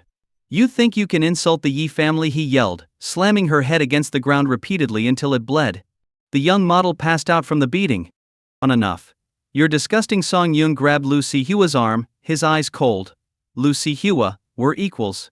Blaming a young model for your mistakes is despicable. Would she have dared to speak like that without your cue? Those were your thoughts, weren't they? Song Yun interrupted, seeing through him. Lu Sihua panicked, fearing the Yi family's wrath. Get lost, Song Yun ordered coldly. Lu Sihua, shaken, knew it was pointless to argue. He left with his group, indifferent to the young model's fate. Song Yun instructed the security to call an ambulance for the young model. He didn't want a death on his hands. After dealing with the situation, Song Yun took Yi King and Yuan Si to the restaurant. Meanwhile, Lu Sihua knew that if he went home like this, his father would kill him. So he decided to have one last crazy night out. Who knew when he'd get another chance? Just as Lu Sihua and his group were about to return to their rooms, a waiter stopped them. Sorry, sir, but you are no longer allowed to stay at the resort. We've already packed your belongings. Please leave immediately. The waiter's polite but firm words almost made Lu Sihua punch him. Why? Who do you think you are to stop me? Lu Sihua shouted. Because you offended a director of our group. You've been blacklisted by Shanshui Group. A director? Who could that be? Yi King? Song Yun? Or maybe the girl was Song Yun? Damn it. Nothing is going right. One misfortune after another. Lu Sihua, fuming, pointed at the waiter and yelled, You think I don't have connections with your higher-ups? I warn you, this is a battle of the big shots. Stay out of it. Sir, if you're unhappy with my service, you can file a complaint. But for now, you need to leave the resort, the waiter said, his politeness gone. If it weren't for Lu Sihua's background, security would have thrown them out already. Fine. I'll make a call. Lu Sihua took out his phone and dialed a high-ranking executive at Shanshui Group, putting the call on speaker. Hello, Mr. Lu. What can I do for you? The executive asked politely. Mr. Chen, I'm at your resort, and this waiter is kicking me out. What's going on? After a moment of silence, Mr. Chen replied, Let me speak to the waiter. I'll find out what's happening. The waiter took the phone. Hello, Mr. Chen. This is Wang, employee number 1069. How can I help you? Why are you asking Mr. Lu to leave? It was clear Mr. Chen was holding back his anger. Lu Sihua smirked at the waiter, thinking about how he would humiliate him later. Mr. Chen, today Mr. Lu had an unpleasant encounter with Mr. Song. One of Mr. Lu's companions insulted Mr. Song's companion. What should we do? The waiter explained calmly. There was a sharp intake of breath on the other end of the line. You mean Director Song from the group? Yes, that's correct. There was a long silence, then Mr. Chen spoke again. Please hand the phone back to Mr. Lu. The waiter handed the phone back, and now Lu Sihua felt uncertain. He had heard the conversation and realized that Song Yun might have significant shares in the group. Mr. Lu, I'm sorry but you need to leave Mr. Chen said. Why Lu Sihua couldn't contain his anger. Please calm down. Even if your father were here, if he offended Director Song he'd be asked to leave too. Let me make this clear Mr. Song is the largest shareholder of Shanshui Group. Even I work for him. Please leave voluntarily and don't make this more difficult Mr. Chen concluded. Lu Sihua couldn't believe it. Song Yun, a shareholder in Shanshui Group? Wasn't he just a pretty boy who rose to fame with the Yi family's support? How could he own so many businesses? This realization was a huge blow to him. But what could he do? He was on someone else's turf. Whether they politely asked him to leave or bluntly told him to get lost, he had no choice but to comply. It was a blessing they didn't just call security to throw him out. So, Lu Sihua gathered his friends and headed back to the city, finding a nightclub to continue their fun. There was no way he could go home now his father would kill him. He had to enjoy himself as much as possible before facing any consequences. After lunch, Song Yun, Yi Qingqing and Yuan Si returned to their rooms for a nap. Song Yun ended up sleeping until evening. When he woke up, he saw lanterns with candles lighting up the resort, making him feel like he had traveled back in time. Shanshui Group really knew how to create an atmosphere. System, Shanshui Group looks amazing. Why is its market value only 100 billion yuan? Song Yun wondered. Ding. Because Shanshui Group is an international company, its market value is calculated in US dollars, the system replied. Damn it, Song Yun cursed. In dollars. That meant the actual market value in yuan was 6 to 700 billion. Damn system. Why didn't it mention this earlier? Given Song Yun's status, all his meals were specially prepared by a chef from a 5-star hotel. All he, Yi Qingqing, and Yuan Si had to do was wait in their rooms while the food was served. After dinner, a waiter knocked and entered with a brochure. Bowing respectfully to Song Yun, he said, Director Song, we offer several special herbal baths. They are great for women's health and beauty and excellent for men's vitality. Would you like to try one before bed? Director Song Yi Qingqing looked at Song Yun in confusion. Oh, that. It's from an investment I made a while back. I thought I'd lost it, but it turns out it's doing pretty well, Song Yun replied casually. Yi Qingqing was shocked. She knew how complicated the power dynamics behind Shanshui Group were. Wealthy people love to play around, and this group had initially been set up to find the best vacation spots worldwide for the rich. It later opened up to the general public. Any director of this group had significant influence. For Shanshui Group, with so many powerful backers, its stock price in the tourism industry remained high. Now knowing that Song Yun was a director was fantastic news. Yi Qingqing had planned to list the company in Hong Kong, but with Song Yun's connections, she could reach out to international investment firms for an overseas listing. The difference was substantial. Honey, it's a good thing we haven't listed Mojing Group yet. We would have lost big, Yi Qingqing said, pouting and snuggling up to Song Yun. What's this got to do with me? Song Yun asked, puzzled. Everything. Don't you know the status of Shanshui Group's directors? They are incredibly united and exclusive. Only those recognized by them can join. If any director faces a problem, the others will help without hesitation. Not using her husband's resources would be a huge waste. Hearing Yi Qingqing's words, Song Yun was taken aback. He hadn't realized there were so many intricacies involved. It seemed the system not only gave him shares but also a valuable identity. So, you want to list the company overseas? Song Yun asked. Yi Qingqing nodded vigorously, looking at him with hopeful eyes. No problem. Tomorrow, I'll help you contact the board and set up a meeting to see if anyone can assist you. Song Yun couldn't resist his wife's pleading. Besides, in Shanshui Group, if one director needed help, the others would come to their aid. Even if he didn't use this connection now, he'd have to step up for the other directors when needed. Yi King was instantly thrilled by Song Yun's promise. So, should we still go for the bath? Song Yun asked cautiously. Now that she knew about the overseas listing, he feared it might ignite her career ambition, which could mean long-distance relationship issues in the future. Yes. Let's go for the herbal bath that's good for beauty, Yi King replied enthusiastically. The waiter, hearing their decision, bowed and left to prepare the bath, ensuring it was exclusively available for Song Yun and his companions for the night. The waiter couldn't help but smile inwardly. The powerful director of Shanshui Group was evidently a man who listened to his wife. Was Director Song really this devoted? Once everything was ready, attendants came to serve Song Yun and the others. Song Yun went to the changing room, rinsed off, and put on his swim trunks. The waiter had mentioned that it was best to bathe without any clothes for maximum benefit, but with 2 women in the pool, that was impossible. He got into the pool and noticed that Yi King and Yuan Si weren't ready yet. So, he grabbed a tray floating on the water with some fruit wine and snacks, slowly enjoying them. After a while, Yi King and Yuan Si finally arrived. Yi King wore a black lace bikini, highlighting her perfect figure. Her slim waist and toned legs were on full display. Yuan Si wore a one-piece swimsuit, but even that couldn't hide her impressive figure and innocent look. You're already in the water, Yi King said as she tested the temperature and slowly got in. Yuan Si, meanwhile, was astonished by Song Yun's physique. She couldn't believe her brother kept himself in such great shape. She was a bit envious as a girl. The 3 of them put towels on their heads and relaxed in the bath, chatting leisurely. After about half an hour, Yi King and Yuan Si couldn't take it anymore. They had been indulging in the fruit wine, and now the alcohol was hitting them, their faces flushed as they got out of the pool. Song Yun swore he didn't mean to stare at Yi King's butt. It was just a glance. But he noticed a small black spot on her uncovered hip. Oh my god, Yi King was his childhood sweetheart. Realizing this, Song Yun was filled with excitement. Memories flooded his mind like a dam bursting. When I grow up, I'm definitely going to marry brother Song Yun. Alright, then we'll get married. I promise I'll give you the most romantic wedding ever. Song Yun was reminiscing about Yi King's childhood appearance.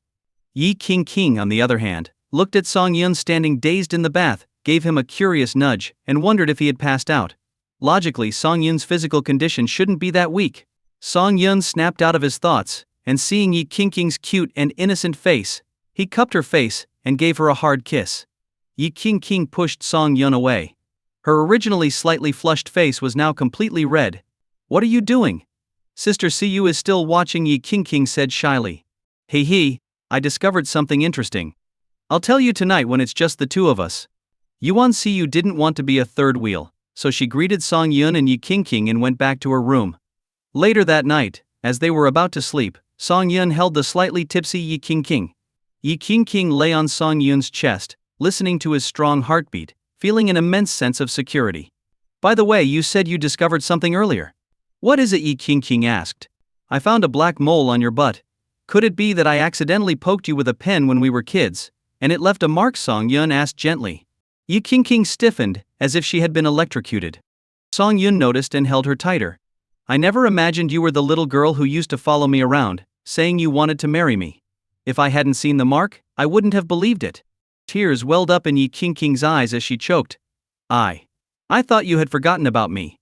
I thought I was the only one who remembered that promise. Silly girl, how could I forget you? It's just that after all these years apart, when we met again and you showed up in a sports car like a hero on a rainbow cloud, I didn't dare to recognize you. Song Yun comforted her, stroking her back. HMP. At that time I thought you had forgotten me. All these years, I kept thinking about how you were doing. I don't care, it's your fault for not recognizing me at first sight. With that, Yi King bit Song Yun's chest hard. As she bit him, Yi King started crying again. It turned out brother Song Yun hadn't forgotten her, he just couldn't believe how much her status had changed. It turned out brother Song Yun had always kept her in his heart. Thinking of this, Yi King let go and kissed Song Yun. The night passed in silence as they expressed their deepest feelings to each other. It was Yi King's first time, and it was Song Yun's first time as well. They gave each other their most sincere confession. The next day, Song Yun was awakened by the ringing of his phone. He groggily answered and asked, "Hello, who is it?" "Cousin, it's Sheng." Sheng. Song Yun woke up completely, moved the phone away to check the number, then smiled and said, "Brother, what's up so early at 8 a.m.? The caller was Song Yun's uncle's son, Song Jisheng. Song Yun's father had 2 sisters and a brother, forming a very harmonious family. However, both aunts had married and moved away, only returning for a couple of days each year during the new year. Even so, the family had a very strong bond. When Song Yun got accepted into university, Uncle Song even gave him an 88,000 yuan red envelope. Later, when Song Yun was short on money while with Su looting, he would also seek help from his cousin. Yun, how have you been lately? Your second uncle and aunt are traveling the world, and we haven't seen you for a while, Song Jisheng asked with a smile. Have you forgotten about your relatives? Impossible. You are my closest family, how could I forget you all? Song Yun replied with an embarrassed smile. Due to the many troubles brought by the Su family, he had been too exhausted to manage other relationships. After breaking up with Su looting, he immediately focused on advancing his career, so he hadn't gone back. Well, I have a small favor to ask. I wanted to know if you're financially comfortable right now. If not, I won't mention it. I'm doing well. If you need money, just say so. Song Yun now valued relationships more than money, which to him was just a series of zeros in his bank account. Alright, I need some money, quite a bit, actually, 150,000 yuan. But you must discuss it with Tingting. In our family, the men always discuss such matters with their wives out of respect. If it's inconvenient, I can ask other friends. The Tingting Song Jisheng mentioned was Su looting. Back then, Song Yun had brought her to a family gathering as his prospective wife, so everyone thought they were engaged. I broke up with Tingting. The reasons are complicated and hard to explain quickly, Song Yun said as he sat up, tucking the blanket around Yi King. 150,000 yuan is no problem. When do you need it? The sooner, the better. No problem. Send me your account number, and I'll transfer it right away. Alright, since we're family, it feels awkward to say thank you. Next time you visit, let me know in advance, and we'll have a good drink together, Song Jisheng said excitedly. But from Song Yun's tone, it sounded like he had broken up with his long-term girlfriend, whom he was about to marry. What happened? After hanging up, Song Jisheng crushed the cigarette butt in an ashtray full of them. His eyes were bloodshot, his hair a mess, and his beard unkempt, looking very disheveled. He had been borrowing money all night. Except for a few close friends who gave a bit, everyone else made excuses.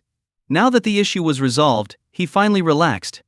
His brain started signaling that it was time to sleep. As soon as he lay down and closed his eyes, his phone chimed. Groggily, he checked his phone and saw a message from the bank. A deposit of 500,000 yuan has been made to your account, ending in 6,889. Your current balance is 612,511 yuan. What? 500,000 yuan? Who sent this money? He quickly logged into his mobile banking and saw that the transfer was from Song Yun's account. Oh my god! He only asked for 150,000 yuan, but his cousin transferred 500,000 yuan. What is Yun doing now? How did he suddenly become so wealthy? Despite his shock, Song Jisheng felt deeply moved. He vowed to repay this money within 5 years, no matter what. After all, Song Yun's money wasn't just blown in by the wind. His cousin was also at the age to get married, and he needed to be prepared in case Song Yun needed the money. Song Jisheng had fallen into a deep sleep and could no longer hear any external sounds. The door to the room was opened from the outside. Uncle Song looked at his son, who was still frowning in his sleep, and let out a deep sigh. He had overheard Song Jisheng borrowing money from everyone in hushed tones the night before, but it seemed things hadn't gone well. It was all his fault for being useless. At his age, his wife was ill, and his son had to humbly ask for help. Holding back tears, Uncle Song sat by his son's side, looking at his face. It dawned on him that his son had grown up and become a man who would shoulder the family's burdens. Meanwhile, he himself had grown old. Uncle Song decided to reach out to a few comrades later to see if they could lend him some money. He gently tucked the blanket around his son and noticed that his son was still holding his phone in his sleep. He slowly extracted the phone from Song Jisheng's hand. As he was about to lock the screen, he glanced at it and saw the recent transaction. 500,000 yuan. For an ordinary family, this was an enormous sum. He had no idea who his son had borrowed it from, but he doubted his son had friends that wealthy. At that moment, Uncle Song's mind raced with thoughts of his son possibly doing something illegal to save his mother. If that were the case, he would rather beg on his knees than see his son go down the wrong path. Jisheng, wake up. Uncle Song shook his son's shoulder. Song Jisheng groggily opened his eyes and, seeing his father, mumbled, "What's going on? Who transferred the 50,000 yuan to your account? I'm telling you, I'd rather figure it out myself than have you do anything illegal." Seeing his father's serious face, Song Jisheng lit a cigarette and said slowly, "Dad, what are you talking about? This money is from Song Yun. I called him earlier, and he said he could lend it to me since he has some to spare." Song Yun? Uncle Song pictured Song Yun's bright face in his mind and started to cry. People are usually very shrewd. It's easy to share meals and drinks, but when it comes to money they turn their backs on you. That's why Uncle Song hadn't asked any relatives for help. There were too many family feuds over money. But Song Yun, who had only graduated a few years ago, was willing to lend such a large amount. Didn't Song Yun have a girlfriend? And wasn't he about to get married? Could this be his wedding money? Uncle Song asked, worried. No, Yun said he broke up with his girlfriend. Song Jisheng stubbed out his cigarette and sighed. Dad, I haven't slept all night. Instead of asking me more questions, why don't you take my card and go pay for Mom's hospital fees right away? Yes, you're right. You get some sleep, and when you wake up, find something to eat. Uncle Song slapped his thigh, nearly forgetting the important matter. He carefully closed the door to his son's room, then, filled with joy, he hopped up in the living room. He wrapped his son's bank card in several layers of a handkerchief, and, not bothering with his bike, hailed a taxi to the hospital. At the payment desk, he renewed his wife's hospital fees, and then headed to the attending physician's office. The doctor examined the scans for a long time, then asked the other patients to leave. Once it was just him and Uncle Song, he regretfully said, "Based on my many years of medical experience, your wife's tumor is likely malignant." Uncle Song stood there, stunned as if struck by lightning, unable to move. To be honest, this tumor's location is very tricky. If we operate, there are two outcomes. One, we remove the tumor and test if it's benign. The other outcome, because the tumor is so close to the main artery, there's a significant risk of massive bleeding, and the patient might not survive the surgery. Doctor, do you have any recommendations? Uncle Song asked, trying to stay calm despite his pain. He kept reminding himself that he was the pillar of the family. Until his wife was better, he couldn't collapse. If he did, the whole family would fall apart. Sorry, my skills aren't sufficient to promise a successful outcome. But the People's Hospital of Madu and Huachuang Private Hospital are the best options for such surgeries. You might want to consult them. The doctor lit a cigarette for Uncle Song, knowing this man had already endured too much.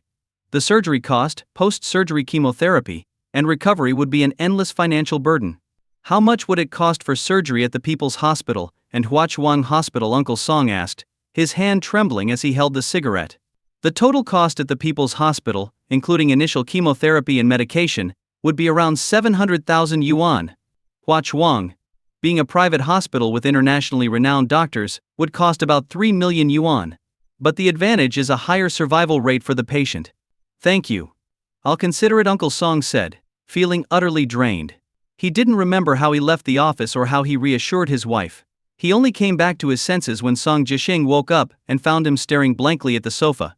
Dad, what's wrong with Mom? Uncle Song could no longer hold back and began to cry, covering his face with his hands. Dad, what happened? Song Jisheng asked anxiously, though he already feared the worst. He still clung to a glimmer of hope until his father spoke. The doctor said your mother's tumor is too close to the main artery. Their hospital can't handle it. They recommend we go to the People's Hospital of Madu or Huachuang Private Hospital. Hearing this, Song Jisheng felt an unusual clarity. He picked up his mother's scans and said, "It's still early. I'll go to the People's Hospital right away. As for Huachuang, let's keep it as a backup." It wasn't that he didn't want to give his mother the best treatment, but their family had no money left. Huachuang Private Hospital was for the wealthy, not for ordinary people like them. An hour later, Song Jisheng felt hopeless. The People's Hospital gave a similar prognosis to the previous hospital, only slightly increasing the success rate, but still below 50%. With heavy steps, Song Jisheng opened the door and entered the house. Seeing the hopeful look in his father's eyes, he lowered his head. Uncle Song understood immediately that there was no other option but the last resort, Huachuang Private Hospital. He silently stood up, went to his room, and took out a property deed from a briefcase. Seeing his father place the scarlet property deed in front of him, Song Jisheng knew that his father had made his decision. No matter how small our house is, it's still in Madu. The property value is around 5 to 6 million yuan. We might have to sell it at a discount since we need the money urgently, but it doesn't matter anymore. As long as we can cover your mother's medical expenses, then that's all that matters. For me, these are just material things. The safety and well-being of our family are more important than anything else. Biting his lip, his eyes red, Song Jisheng cursed himself for being useless. Why couldn't he have a knack for making money? If he had money, his mother wouldn't have to stay in a regular hospital room, sleepless at night. If he had money, he wouldn't have to watch his father cry in front of him.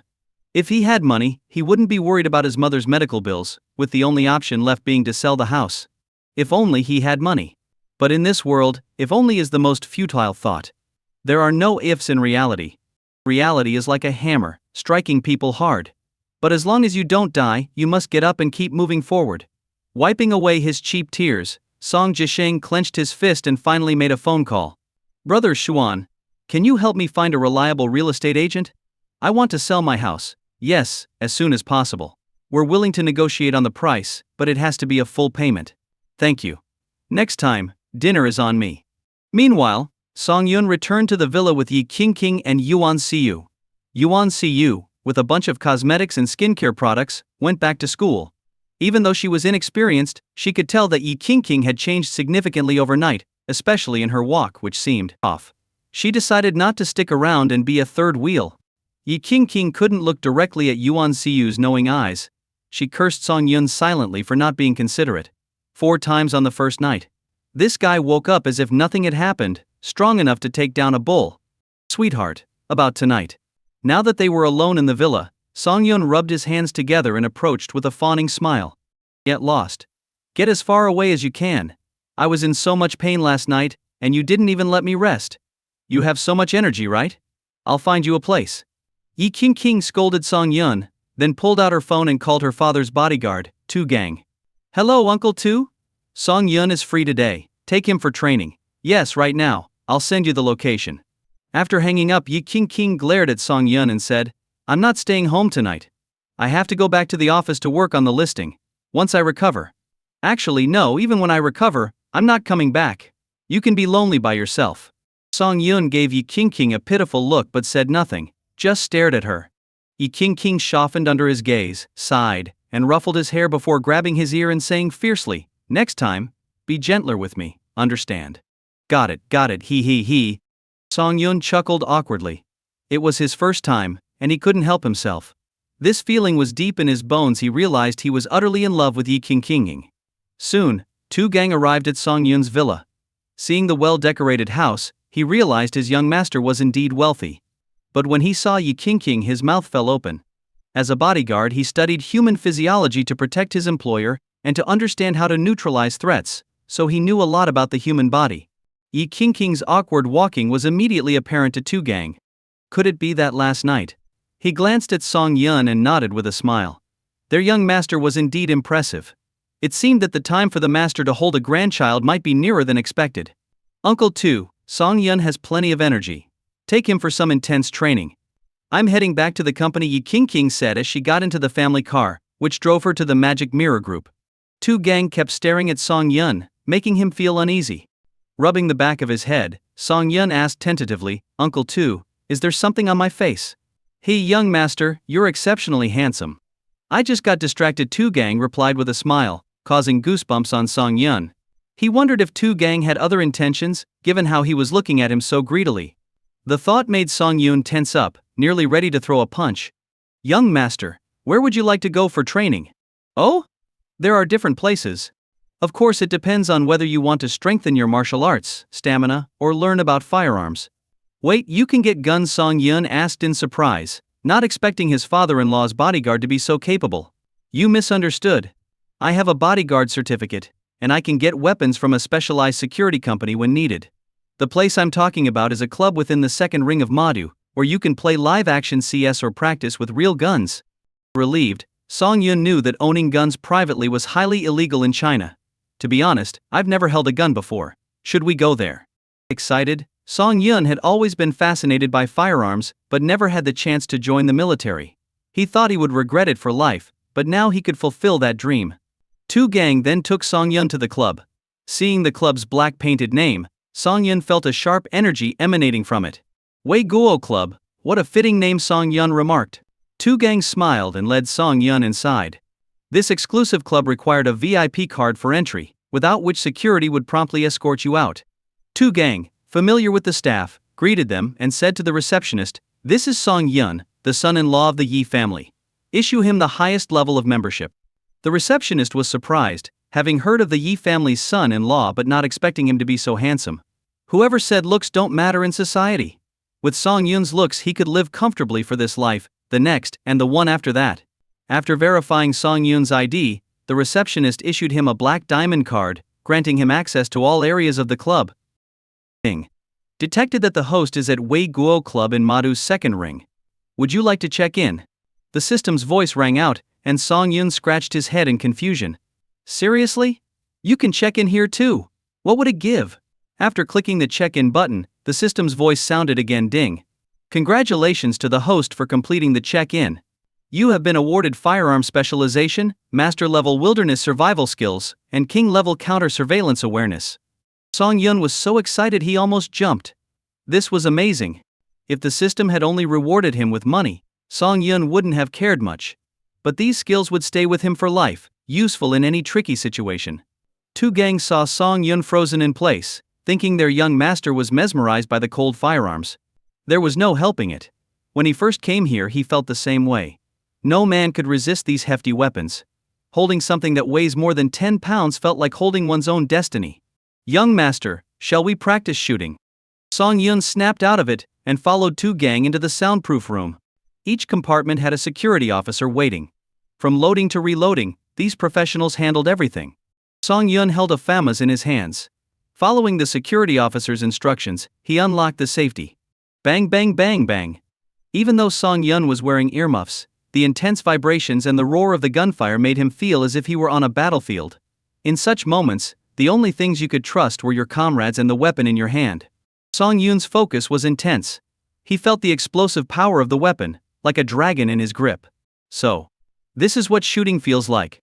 Song Yun quickly emptied the 25-round magazine, handed the weapon back to the security officer, and removed his earmuffs, letting out a long breath. That was exhilarating. He felt an incredible sense of euphoria throughout his body. Outside the compartment, Two Gang looked at the target results, deeply pondering. By all accounts, this was the young master's first time handling a firearm, yet every shot hit the bullseye. This was beyond strange. Song Yun pushed the door open, stretched his arms to shake off the numbness from the recoil, and smiled. Uncle Two, why are you looking at me like that? After a moment's contemplation, Two Gang tentatively asked, Young master, have you handled these before? Song Yun shook his head in confusion. Uncle Two, I'm just an ordinary person. How could I have touched such illegal items? Impossible. Absolutely impossible. Two Gang stood up, agitated. This startled Song Yun. Don't get worked up. Let's talk calmly. Are you sure you haven't? Think carefully. Uncle Two, have you been reading too many Special Forces novels? I'm just an ordinary person, my records are clean, and I've never traveled abroad. How could I have touched these things? Then this is really strange.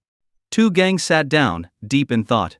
Song Yun, curious, leaned in and asked, What's going on? Two Gang silently handed over the target results to Song Yun. Taking a look, Song Yun understood why Two Gang was suspicious. Anyone would be. But how could he explain that he had a system that gave him firearm specialization skills? Telling the truth would sound less believable than claiming he was a former military elite returning to civilian life. At least the latter had some credibility.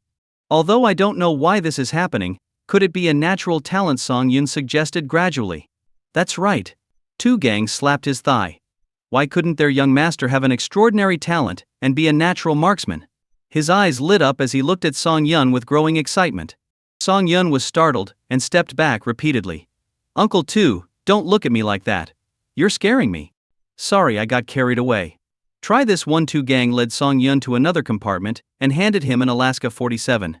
This gun was known as the King of War, but its only drawback was its significant recoil, which most people couldn't handle. Song Yun took the gun. Even if he wasn't familiar with it, he had seen it in games. He braced the Alaska against his shoulder, getting used to the feel, then unlocked the safety and fired. Bang, bang, bang. The metal casings clattered to the ground like a symphony of life.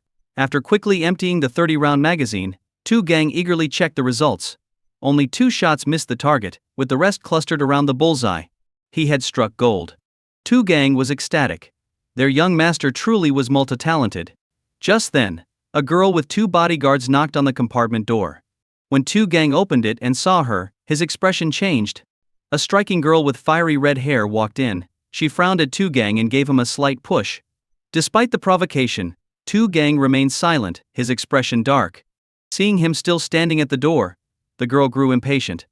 I said, Tu Gang, do you really think you're the Yi family's loyal watchdog? How dare you block my way? Miss Deng, you can say what you want, but that doesn't give you the right to trample on the Yi family's dignity. Tu Gang's tone was firm. The girl's bodyguards stepped forward, but she stopped them. Tu Gang was an assault trooper in the army. You two can't beat him. Besides, I came to Madu with my elders from the 49 cities, she said coolly. But I heard Yi King got married? And to an outsider? I want to see what kind of man won her over. Sorry, my young master is not a performer. You can't see him just because you wanted. Tu Gang refused. Hey, you think you're the master now? I'm going in, and let's see who can stop me, the girl said, striding inside. Tu Gang was in a dilemma. He couldn't physically force her out, knowing the potential repercussions. The girl knew Tu Gang wouldn't dare stop her, so she walked in and saw Song Yun's back. Song Yun was squatting, holding an empty shell casing, thinking about how to take it back as a souvenir. Hello, I'm Deng Qi from the 49 cities, she introduced herself. Song Yun looked up briefly and then looked away. A girl? Not interested. Deng Qi was puzzled. She was shocked that Yi King's husband was indeed very handsome, but even more stunned that he wasn't captivated by her beauty. Usually men were immediately drawn to her, yet this man seemed completely indifferent. Did you hear me talking? Deng Qi was a bit annoyed. She crouched next to Song Yun, her cherry lips pressed together, wondering why this man was ignoring her. Hey, could you be a bit polite, she demanded. Song Yun frowned and asked coolly, what do you want? Seeing him finally respond, Deng Qi felt inexplicably happy. She smiled. Are you Yi King's husband? Yes. A brief answer, but to Deng Qi, it was a good start. Better a short response than none. What do you do? How did you meet Yi King? These questions were quite personal. Song Yun looked at this girl, thinking she didn't seem stupid, so why was she asking so many questions right after meeting him? Seeing that Song Yun wasn't answering, Deng Qi continued boldly. Actually, King and I are good friends, but she didn't even tell me about her wedding. I'm so hurt. Can you tell me about it? Just because I don't want to talk to you doesn't mean I'm deaf. Do I need to clarify your relationship with the Yi family? Song Yun replied. Deng Qi wasn't angry at being exposed. Instead, she smiled and said, since you know, I won't hide it. Why don't you divorce Yi King and be with me? Before Song Yun could respond, her two bodyguards panicked. Miss Deng. If the old master finds out about this, we'll have to atone with our lives. Song Yun looked at the bodyguards, thinking they were ridiculously melodramatic, like something out of an ancient drama. Isn't it my business whom I marry? Deng Qi said, losing her earlier charm. Song Yun had no interest in dealing with such a spoiled girl. He turned to Tu Gang asking, Uncle Tu, can I take this with me? Tu Gang looked at Song Yun with pride. Their young master was truly loyal and devoted. His young mistress hadn't chosen the wrong man. Of course. I'll report it to the supervisor. Hearing Tu Gang's words, Song Yun nodded, losing interest in staying any longer, and walked away. Deng Qi watched Song Yun leave, feeling a mix of love and hatred. Once Tu Gang was gone, she said to her bodyguards, I want all the information on that man within 30 minutes. To her, the world revolved around her. She had stooped to flatter a man, and he had rejected her. She couldn't tolerate this. Reluctantly, the bodyguards started their investigation. In the next 30 minutes, Deng Qi sat in the lounge, sipping coffee and reading a book, looking very relaxed. Half an hour later, the bodyguards approached hesitantly. Miss Deng, we only found out his name is Song Yun. We couldn't find any other information. Our access level isn't high enough, and his records are sealed. Interesting. Could Song Yun be the son of some big shot? But I don't know any big shot's son with that name.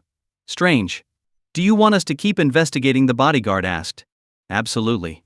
I want to know who this Song Yun really is, Deng Qi declared as she got up and left the club. When she got into the car, the driver asked where she wanted to go.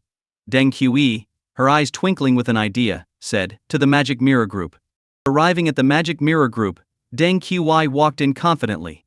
The receptionist tried to stop her but was held back by her bodyguards. Deng Qi took the executive elevator straight to the top floor and barged into Yi King's office. At that moment, Yi King was discussing the overseas listing with Jasmine. The door was flung open, and Jasmine, annoyed, was about to scold the intruder. However, upon seeing who it was, she fell silent. Dear sister, aren't you happy to see me? Deng Qi said with a cheerful smile as she sat on the sofa. It's been over a year since we last met. I missed you. Jasmine, you can leave now, Yi King said calmly. Jasmine quickly gathered her files and left. Deng Qi was the eldest daughter of the Deng family from the 49 cities. The Deng family was powerful, and Deng Qi, being the only girl in her generation, was pampered by her entire family, including her brothers and grandfather. This upbringing had made her quite spoiled. Deng Qi, you know you're not welcome here. Why do you keep coming? Is something wrong with your head? Yi King tapped her temple, making her point clear. Deng Qi didn't get angry. She lounged on the sofa and asked, I heard you got married. Why didn't you invite me to your wedding? My marriage has nothing to do with you, Yi King replied coldly. Deng Qi yawned lazily and said, It doesn't matter. I'm here to tell you that I think I'm in love and getting married soon. When I do, I'll definitely invite you to my wedding. You're getting married? Yi King was surprised. Everyone knew that the Deng family was among the top 5 powerful families in the 49 cities. Deng Qi was always expected to stay single for a few more years. This sudden news was shocking. Surprised? When I first met him, I had the same reaction as you. I thought no one in the world was good enough for me, but now I see it was all fate guiding me to meet him today. I should thank you, actually, Deng Qi said with a laugh. Yi King had a bad feeling about this. Look at you, not even asking who it is. This is no fun, Deng Qi said. Fine, I'll get straight to the point. I met your husband, Song Yun, at the Wei Guo Club today. Honestly, I've never seen such a handsome man in my life. Nowadays, good-looking men tend to be more delicate than I am, while strong men aren't good-looking. But your husband, Song Yun, is perfect. Handsome, strong, and with the aura of an aristocrat. I'm absolutely fascinated by him. Yi King's face turned cold, her eyes filled with hostility. Deng Qi, I warn you, stay away from my husband. Otherwise I can't predict what I might do. Are you threatening me? Deng Qi gave Yi King a playful look. There are many men worthy of you, but only one has caught my eye, Song Yun. I will have him. Song Jisheng walked out of the real estate transaction center with heavy steps, looking at his empty hands and feeling a flood of emotions. Just moments ago, the house filled with memories belonged to the Song family. Now, it was listed for sale. In Madu, having a house at birth meant a secure life. Without one, settling down could be a lifelong struggle. But for his mother's sake, giving up everything was worth it. Riding a shared bike to the hospital, Song Jisheng called his father out of the ward. He lit a cigarette for his father and said gloomily, Everything is arranged. They said our house will be a priority listing. Good. I've come to understand something: you never know whether the future or accidents will come first. What's most important is that our family is safe and sound. Once we get the money, I'll take your mother to Huachuan for surgery. You should also find some time to relax. You've been under too much pressure, and I'm worried about you, said Uncle Song. His father's words almost brought tears to Song Jisheng's eyes. His father was the one bearing the most stress, spending days and nights in the hospital by his wife's side. As the head of the family, his mental state must be worse than anyone else's. After finishing his cigarette, Uncle Song patted his son's shoulder, put on a smile, and returned to the ward. Song Jisheng, taking small puffs of his cigarette, was scrolling through his phone when it rang. He answered an unfamiliar number. Hello, Mr. Song? I'm a friend of Brother Xuan. He mentioned you're selling a house. Can we meet? Brother Xuan referred you. Song Jisheng silently thanked his good friend. Who knew that a drinking buddy would come through in such a critical moment? Sure, let's set up a time. You can also check out the house. How about tomorrow morning? Perfect. Brother Xuan has given you the address, right? Just call me when you arrive. Little did Song Jisheng know, a dark cloud was silently approaching him. Meanwhile, at the Yi residence, Father Yi was making tea in his study, offering a cup to his guest. Old Deng, you wouldn't believe it, but my daughter got married.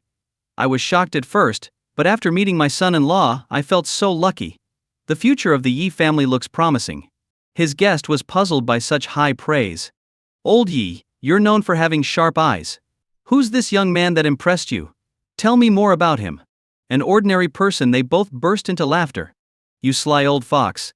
Do you think I'd try to steal him from you? No. It's what my son-in-law said. He's just a regular guy. It's rare to see such humble young people these days, Father Yi remarked. Not only that, but my son-in-law is multi-talented, with experience in both investments and real industries. When I compare myself at his age, I realize I only succeeded by riding the wave of reforms. You old rascal, his friend laughed but soon sighed. Your King found a good match. But my daughter. She's driving me crazy. Every time I bring up marriage, she runs to her grandfather, leaving me no way to pressure her. Young people have different thoughts than we do. Give it a few more years, she'll come around, Father Yi reassured his old friend. I hope so. Excuse me, I need to take this call, his friend said as his phone rang. He saw it was from his daughter's bodyguard. After answering the call, the person on the other end spoke in a low voice. Sir, it seems Miss has taken a liking to a young man. She keeps asking us to find out more about him. Oh! His voice suddenly rose in excitement. His daughter had finally shown interest in someone. Did you find out who he is? Not yet.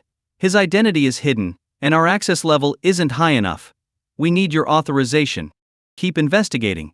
Use my credentials to push this through. He hung up, feeling delighted. After all the pressure he'd put on her, his daughter was now taking the initiative. Could he be on his way to becoming a grandfather soon? The thought filled him with joy. What's going on? Look at you, grinning like a Cheshire cat, Father Yi teased. My daughter. She's taken a liking to a young man. He sipped his tea, finding it especially delicious today. They continued chatting about their daughters, indulging in their shared joy as doting fathers. Soon old Deng's phone rang again, this time from a high-ranking official in the 49 cities. He gestured to Father Yi and quickly answered. Hello, Secretary Han, what can I do for you? Old Deng. Are you investigating a young man's identity? The voice on the other end was serious. Yes, is there a problem? Stop the investigation immediately. Someone from above has intervened. The person you're looking into is classified, and his identity is sealed in the red walls. No. One Secretariat. Understood. I'll order my men to stop right away. Do you know who he is? Don't ask. Don't probe into matters you shouldn't know about. Old Deng broke into a cold sweat. Who had his daughter taken a liking to? Why was this matter so deeply entangled? After profusely thanking the caller, he hung up and wiped the sweat from his forehead. The call had left him nearly collapsing into his chair. Trouble? Father Yi asked curiously. Old Deng waved his hand and said softly, the young man Kiki likes has an extraordinary background. Secretary Han himself called to warn me. Who has she fallen for? Father Yi drew a sharp breath. The boy Deng Qi liked was indeed someone formidable. I can't tell if this is good or bad. Think positively. If Qi marries this person, the Deng family will surely rise to new heights, Father Yi reassured him. Encouraged, old Deng perked up.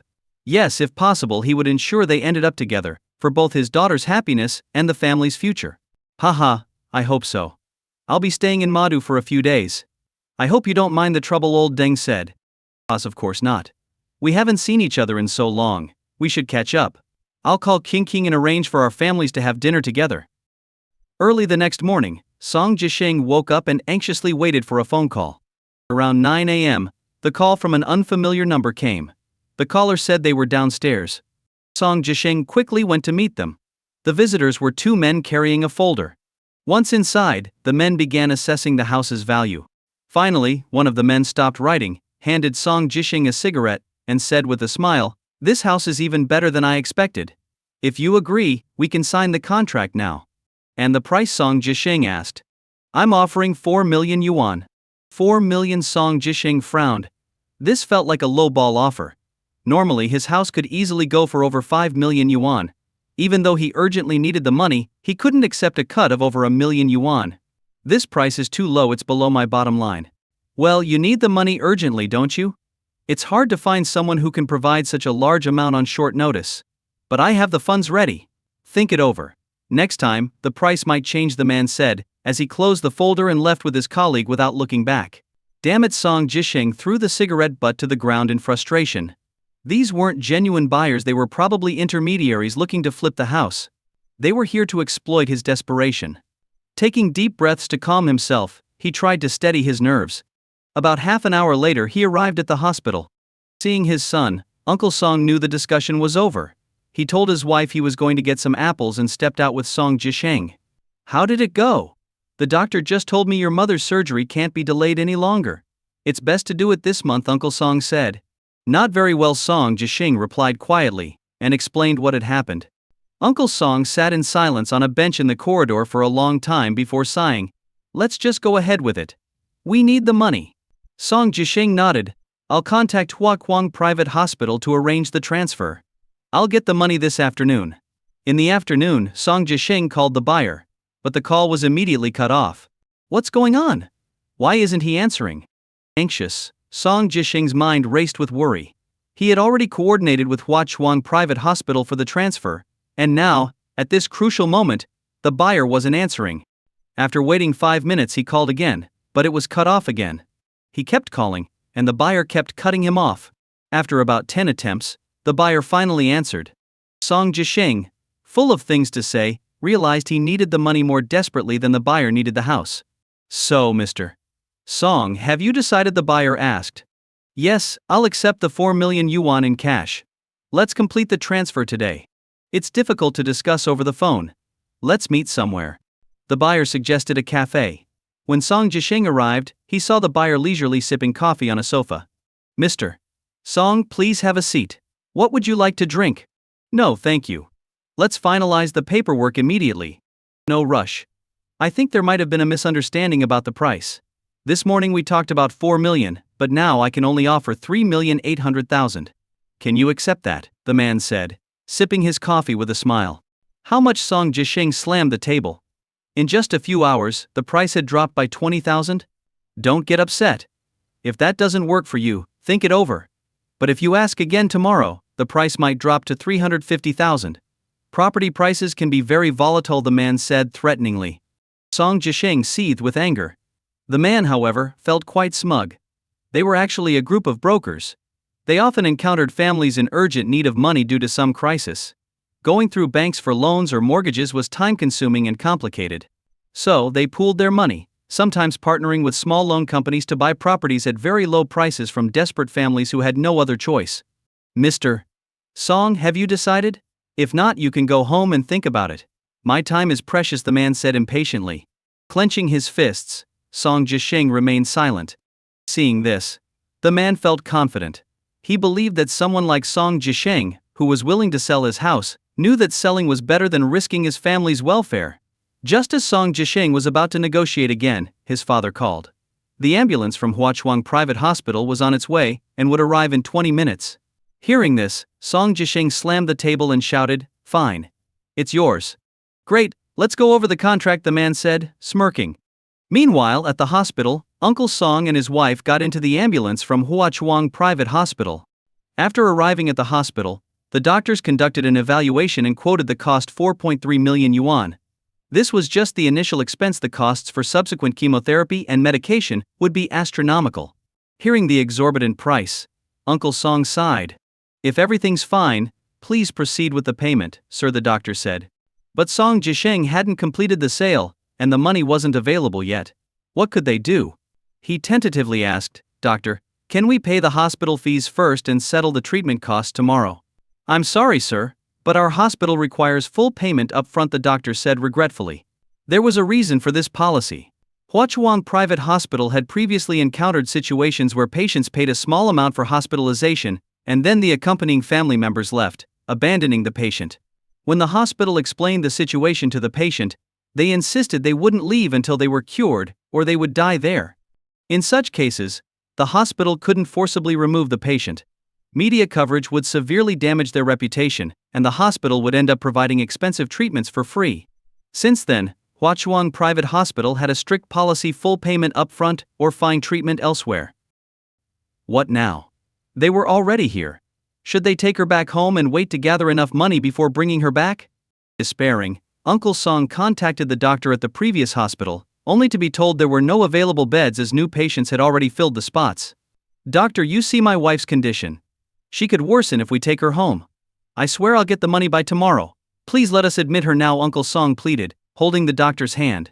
"I have tens of thousands in my account right now. We really are here to get her treated." "I'm sorry," the doctor replied regretfully. He was just a junior doctor. If he violated hospital policy, he would face disciplinary action, or worse, get fired. "Isn't there any other way?" Uncle Song asked, sitting on the floor in a daze. He then thought of his son and called him with hope. The call connected, but he heard arguing in the background. "You scammers. You promised the money today, now you're delaying until tomorrow. Mr. Song, you need to understand. We small-timers don't have that much money. We need to go through small loan companies to get the funds. If you want it faster, it'll cost an extra 10,000 in fees, and the earliest we can get you the money is tomorrow. Scammers. Aren't you afraid of karma for deceiving people like this? Mr. Song, watch your language. Who's a scammer? Did I say I wouldn't give you the money? I said I'd transfer it within a week. Why are you in such a rush? And it's not something I control. Beep beep beep beep. The call ended abruptly. Uncle Song sat there in tears, clutching the doctor's leg. Please doctor, please have mercy and save my wife. We sold our house in Madu to pay for her treatment. If anything happens to her, what will we do? Their conversation quickly attracted the attention of other patients in the corridor. People felt sympathy for Uncle Song. In today's society, staying healthy saved a lot of money. Any illness could turn into a financial black hole. Uncle, it's not that I don't want to help, but our hospital has strict policies. I'm just a low-level attending physician. If I break the rules, I'll be held responsible for your debt. I have my own family to support. I can't take that risk. The doctor looked up at the ceiling and sighed helplessly. Outside the crowd, Song Yun had just visited Yuan Siyu's mother and was heading home when he heard the commotion. The voice sounded familiar, so he squeezed through the crowd to get a better look. The attending physician, shocked to see the chairman involved, quickly crouched beside Uncle Song and whispered, "Uncle, please don't make this difficult for me. Our boss is here, and if this continues, I'll be fired." Hearing that the boss was present, Uncle Song hoped that the wealthy leader might take pity on him and make an exception. He turned around on his knees, crying, "Boss, please." Uncle Song Yun exclaimed. Song Yun. Uncle Song responded. Seeing the haggard face of Uncle Song, Song Yun was full of surprise. Uncle Song knelt there, stunned. How did his nephew Song Yun become a leader at such a prestigious hospital? The doctor ran up to Song Yun and respectfully said, "Hello, Chairman Song?" Chairman Song? His nephew was a chairman here? If he had known this, he wouldn't have begged the doctors so desperately. Song Yun quickly helped Uncle Song up. He didn't want his uncle to kneel. As he listened to the doctor explain his aunt's condition, he comforted his uncle. After hearing everything, Song Yun finally understood why his cousin had asked to borrow money a few days ago. It was his fault for not probing deeper into the situation. "This is my uncle, my father's brother. Arrange the best room for my aunt and call the dean and the chief surgeon for a consultation. Make sure everything is done with utmost care." "Yes, Chairman. I'll arrange an all-hospital consultation immediately." The doctor hurried away. Uncle Song, still in a daze, sat on a chair. He couldn't believe how his nephew had gone from a recent graduate to a billionaire in just a few years. Soon, doctors from all departments received the news. Clad in white coats, they dropped what they were doing and rushed to the meeting room with their notepads. Hundreds of doctors running at once made a noise that echoed through the building. Seeing the determined faces of these doctors, Uncle Song marveled at the convenience that power brought. Despite his surprise, he felt immense pride. Song Yun was part of their family. They wouldn't be like other relatives, shamelessly seeking benefits just because Song Yun had become successful. At least if anyone in the family got sick, they wouldn't die for lack of money for treatment. Song Yun first arranged for his aunt to be admitted to a VIP room. When she learned that Song Yun was the chairman of Huachuang Private Hospital, she was equally astonished. But soon, she held his hand, praising him endlessly. Song Yun knew these weren't empty flattery. His family, even when poor, was proud and upright. Her words were just the pure joy of seeing a younger family member succeed. Once everything was settled, Song Yun invited Uncle Song to join the consultation. In the meeting room, the dean sat in the first seat on the left. Seeing Song Yun enter with his uncle, he quickly stood up, offering his seat to Uncle Song. With everyone present, the all-hospital consultation began. The chief surgeon examined the CT scans of Song Yun's aunt and frowned at the tumor's location. "Chairman, as you can see, the tumor is only about 3 centimeters away from the main artery. If we wait another day or two, it will fully attach, making it impossible to remove without causing massive bleeding. Everyone here is a professional. I won't interfere with the surgery.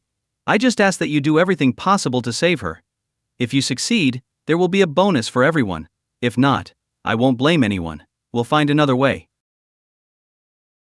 Song Yun's words undoubtedly gave everyone a boost of confidence.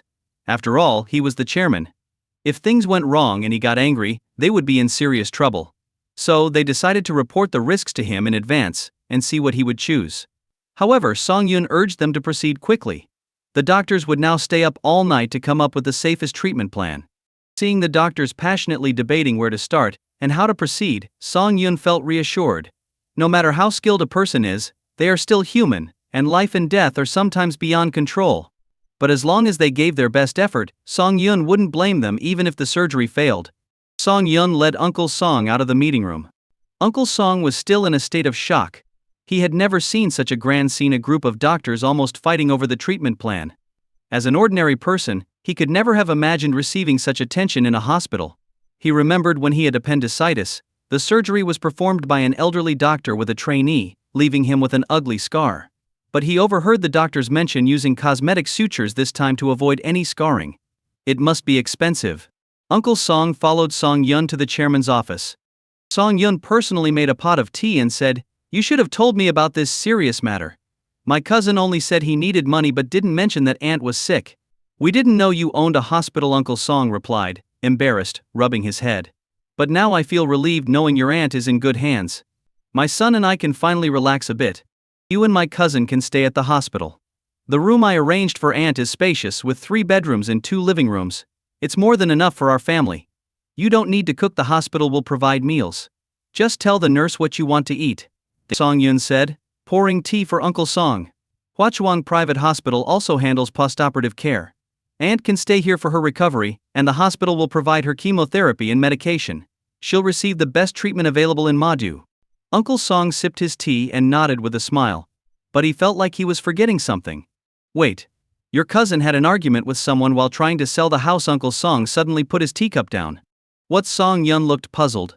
"Since we didn't know you were the chairman of Huachuang Private Hospital, we thought treatment would be expensive, so your cousin decided to sell the house to pay for the medical bills." Song Yun was alarmed. The house was like a second home to him, filled with childhood memories. How could they sell it? Uncle Song called his son, but there was no answer. "Don't worry. Did my cousin mention who he was selling the house to?" Song Yun asked patiently. "I don't know." Uncle Song had been preoccupied with his wife's illness, and had left all the arrangements to his son. "Then we'll have to keep calling." Song Yun sighed and kept dialing until Song Jisheng finally answered. He only managed to say, "Swan Microloan Company," before the call was disconnected. Song Yun frowned. Selling the house? How did this involve a loan company? Song Yun called the Madu branch of the Shanshui Group, asking them to immediately send all background information on this company to his phone. Then, he took Uncle Song to the scene. Meanwhile, at Swan Microloan Company. "You scammers! Why are you withholding my money?" Song Jisheng shouted, banging the table in the conference room. Opposite him sat several business people in suits. "Mr. Song, please calm down. As we understand, your mother is currently in the hospital waiting for this life-saving money. At such a critical moment, can you really not spare 10,000 for the handling fee?" "That's nonsense. You're all scammers. I'm not selling the house anymore. Find someone else if you want." Song Jisheng stood up to leave. But he was quickly forced back into his seat. One of the men sneered, "Mr. Song, you don't have to sign the contract, but you'll need to pay a 10,000 yuan consultation fee." "What? You're robbers." He, if you don't want to pay, that's fine. You can sit here. We'll have someone keep you company. You can leave once you decide to sign the contract or pay the consultation fee." Song Jisheng finally realized he was caught in a scam. These people were openly robbing him. Just as he was about to give in, the conference room door opened from the outside. It was Song Yun, leaving Uncle Song waiting in the car downstairs. Seeing a young man stride in and sit at the head of the table, the business people were confused. Who was this guy, and how did he get in? "Song Yun? Why are you here?" Song Jisheng shouted anxiously. "Call the police. This company is a scam." The business people realized they were together. They exchanged glances and closed the door. "I don't care what contracts you've signed. As of now, everything is void. I'm taking him with me," Song Yun said calmly, lighting a cigarette. "Young man, don't speak too boldly. Watch your tongue." One of the business people, a burly man, looked intimidating. "I won't repeat myself. Think about how you'll spend the rest of your lives in prison," Song Yun said. Hearing this, the men burst out laughing. "We'll see about that. But right now you two need to explain why you barged into our meeting. According to our company policy, that's a 50,000 yuan fine." Song Yun frowned slightly. Song Jisheng, sitting beside Song Yun, recounted everything that had happened. Song Yun's face darkened. He couldn't believe how brazen they were. In reality, this company was backed by a security firm called Black Swan Security, a medium-sized enterprise in Madu. Coincidentally, Shanshui Group was one of their major clients. The head of the Madu branch of Shanshui Group had specifically mentioned this relationship to Song Yun. Song Yun stood up and walked straight toward them. The group also stood up, surrounding Song Yun. Let me give you some advice: avoid doing illegal things. If the law doesn't catch you, others will deal with scum like you, Song Yun said. Hearing his words, the men exchanged looks and then burst into laughter. One of them wiped tears of laughter from his eyes and said, "You're funny, kid. In Madu, someone like you wouldn't last a minute against us." "So, there's nothing to discuss?" Song Yun asked. "Discuss? My ass," one of them replied, only to be met with a fist to the face. He flipped in the air before crashing to the ground. The other business people froze for a moment, then quickly grabbed whatever they could and rushed at Song Yun. But they soon learned what a real fight was. Song Yun moved slightly, his fists landing with precision. Each punch made them feel like their bones were breaking. Dusting off his hands, Song Yun spat on the floor in disdain. "Tell Wang Qiaoyang to come to me for his money." Wang Qiaoyang was the chairman of Black Swan Security. He had initially made his fortune through demolitions and later cleaned up his act, partnering with Shanshui Group. Shanshui Group could replace Black Swan Security at any time, but if Wang Qiaoyang lost this major client, his rivals would quickly move in.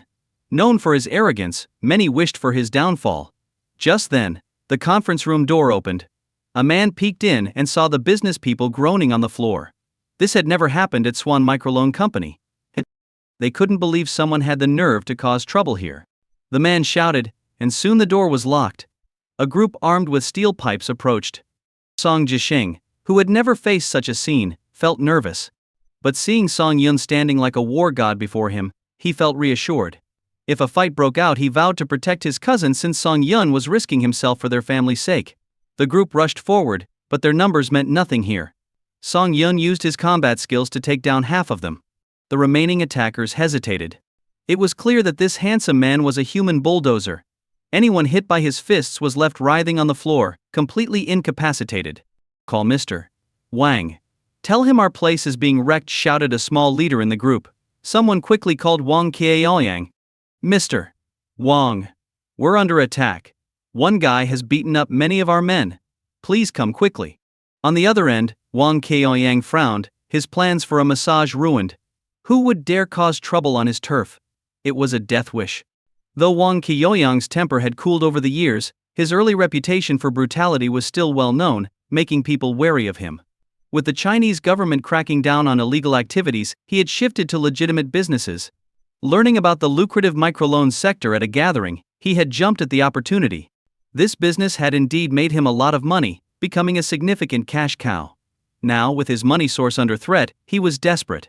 Grabbing his car keys, he headed to Swan Microloan Company. As he drove, his phone rang. Seeing the caller ID, Wang Qiaoyang felt his anger instantly doused. He answered the phone carefully. "Mr. Cheng, what can I do for you?" The caller was the head of the Madu branch of Shanshui Group. A cold voice asked, "Is that Swan Financial Company under your name?" Yes, it is." "Is there a problem?" "There's no problem. Just that the biggest shareholder of Shanshui Group, Mr. Song, asked me for all the information about that company. Seems like your company messed with Mr. Song. If he runs into any issues there, you might want to start looking for a good burial plot." The biggest shareholder of Shanshui Group? Shit. This was a big shot with the power to appoint and dismiss anyone in the group. Even the chairman would be in trouble if he crossed him. Wang Qiaoyang's hands trembled as he drove. In a shaky voice he said, "I've never met Mr. Song. Someone as important as him wouldn't have anything to do with my small financial company." But then it hit him. What was he driving to do? He got a message about someone causing trouble at his money-making business. And now, with Mr. Cheng mentioning Mr. Song might be there. Shit. He was really in deep trouble. "I get it. Mr. Cheng, please say something nice about me to Mr. Song. I'll be there in 10 minutes. Wang Qiaoyang slammed his fist on the steering wheel, cursing under his breath. If he found out who messed with his main benefactor, he wouldn't hesitate to deal with them harshly. Meanwhile, outside the conference room, Song Yun stood calmly, facing a dozen business people armed with makeshift weapons. They looked intimidating but didn't dare move, waiting for Wang Qiaoyang to arrive and handle the situation. Song Jisheng anxiously checked his phone. His mother was waiting for the money for her treatment, and now they were stuck in this mess. What should he do? As the standoff continued, someone began banging on the company's front door. The business people were relieved. It seemed Wang Qiaoyang had arrived. They opened the door, expecting a group of enforcers. But only Wang Qiaoyang walked in. Mr. Wang, didn't you bring your men? The leader of the Swan Microloan Company asked cautiously.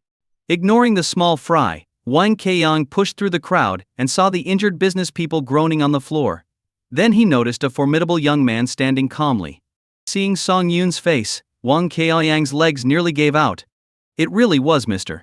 Song. These idiotic business people never did anything good. Now they'd messed with his main benefactor. What was he supposed to do? Shanshui Group's business accounted for over 80% of Black Swan Securities' profits.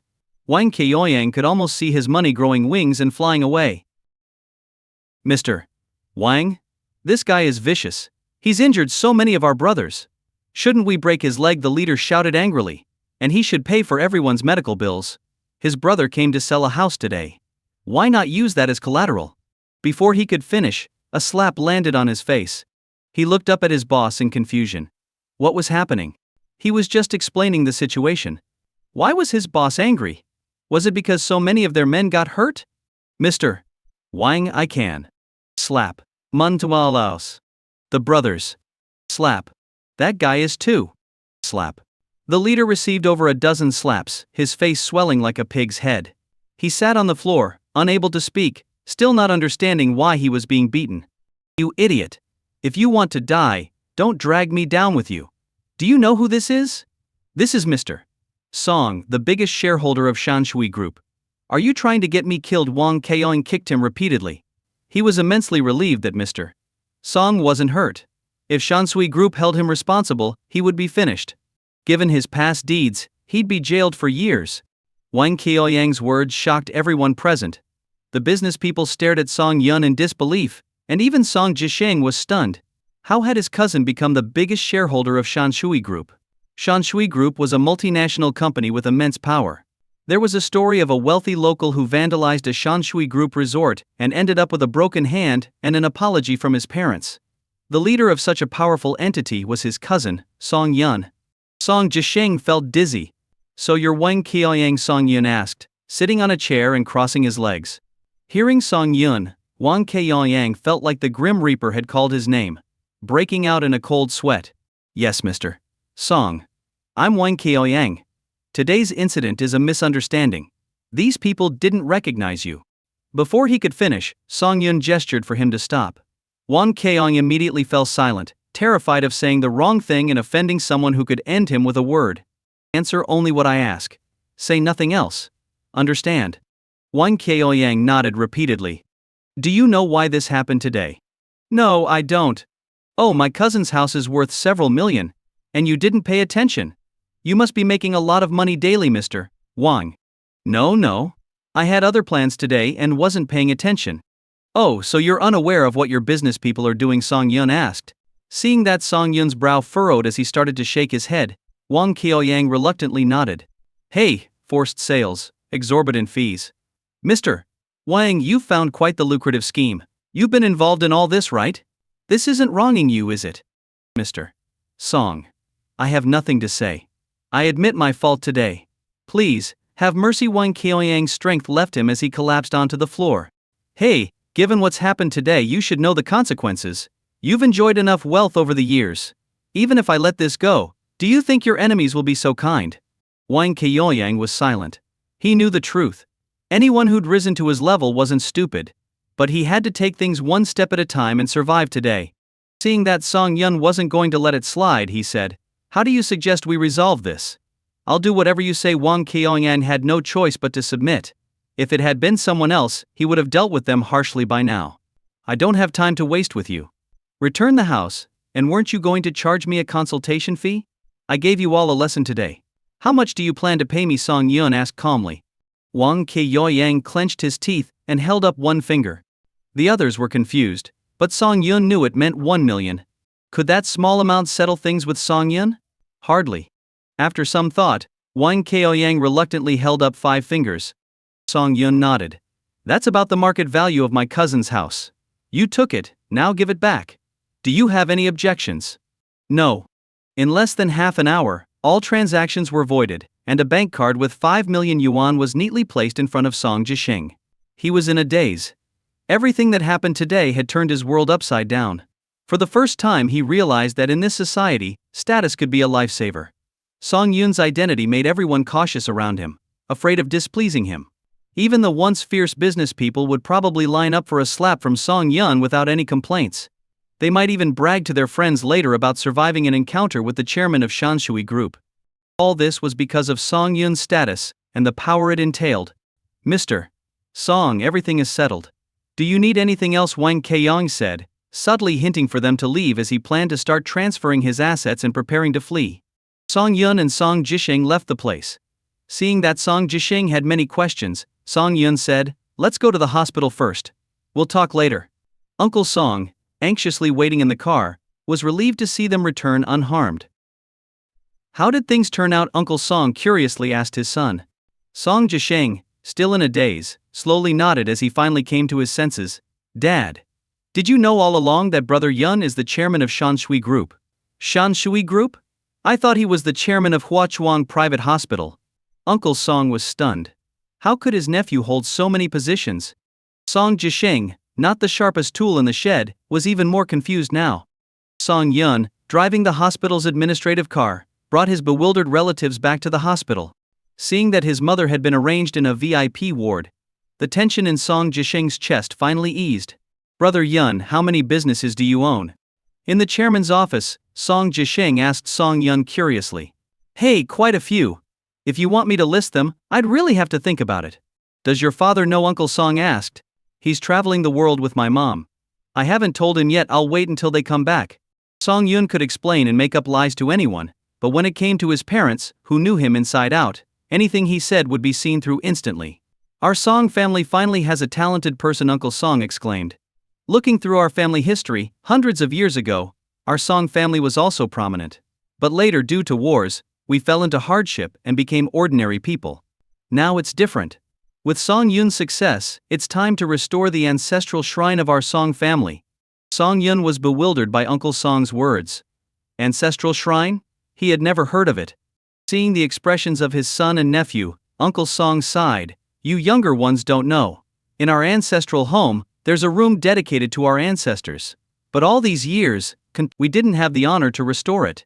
The first step to rebuilding the ancestral shrine is to boast of achievements to our ancestors, to tell them that their descendants have produced someone great, so they won't be disturbed. Naturally, Song Yun agreed to this. Such matters would certainly wait until his father returned from the trip, and the families could discuss it together. After settling Uncle Song and his cousin, Song Yun sat in his office and called the PR department of Shanshui Group, instructing them to immediately issue a statement to terminate the partnership with Black Swan Security Company. The head of the PR department didn't ask any questions, and within 10 minutes, a statement was published across all channels. Everyone was stunned, speculating about what had happened. Meanwhile, Wang Keiyang received countless inquiries. After hanging up, he quickly went online and saw the statement. He was dumbfounded. Song Yun didn't leave him any room for maneuver, pushing him into a deep abyss so swiftly. Thinking of the people he had offended, he knew they were sharpening their knives, waiting to take him down. Wang Keiyang didn't waste any time. He booked a flight ticket to flee abroad. 2 days passed like this. After a thorough consultation, the hospital came up with the least risky treatment plan. Today was the day for Song's mother's surgery. After being given some medication, she was wheeled into the operating room. Outside, Uncle Song, Song Jisheng, and Song Yun waited anxiously. They waited from 9 in the morning until 4 in the afternoon. Finally, the doors of the operating room slowly opened. A doctor wearing a mask came out and excitedly said to Song Yun, Chairman Song, the surgery was a great success. Upon hearing this, Uncle Song collapsed to the ground in relief. The sleepless nights and constant worry had tortured this middle-aged man, but now he could finally rest easy. The surgery is done. Now we just need to follow the doctor's treatment plan, Song Yun reassured Uncle Song. I'll head out now. Uncle, you and cousin should get some rest. There will be someone to take care of Aunt. After parting ways with Uncle Song and his family, Song Yun drove away from the hospital in his sports car. He didn't notice a plain Volkswagen parked at the hospital entrance, with 2 men inside. One of them made a phone call after seeing Song Yun's car leave, speaking urgently. As Song Yun drove, he realized his fuel tank was almost empty. There was no choice, sports cars guzzle fuel, and each acceleration costs a lot of money. He found a gas station, but the line of cars extended beyond the station. After waiting for about 10 minutes with no progress, Song Yun saw a Ferrari at the front, dawdling as its owner flirted with the gas station attendant. The other drivers in line didn't dare approach. No one wanted to risk scratching a car worth millions. But Song Yun wouldn't tolerate this. He started honking aggressively. The other drivers, already irritated by the delay, turned to see who was honking so loudly. When they saw the bull emblem on the hood of Song Yun's car, they fell silent.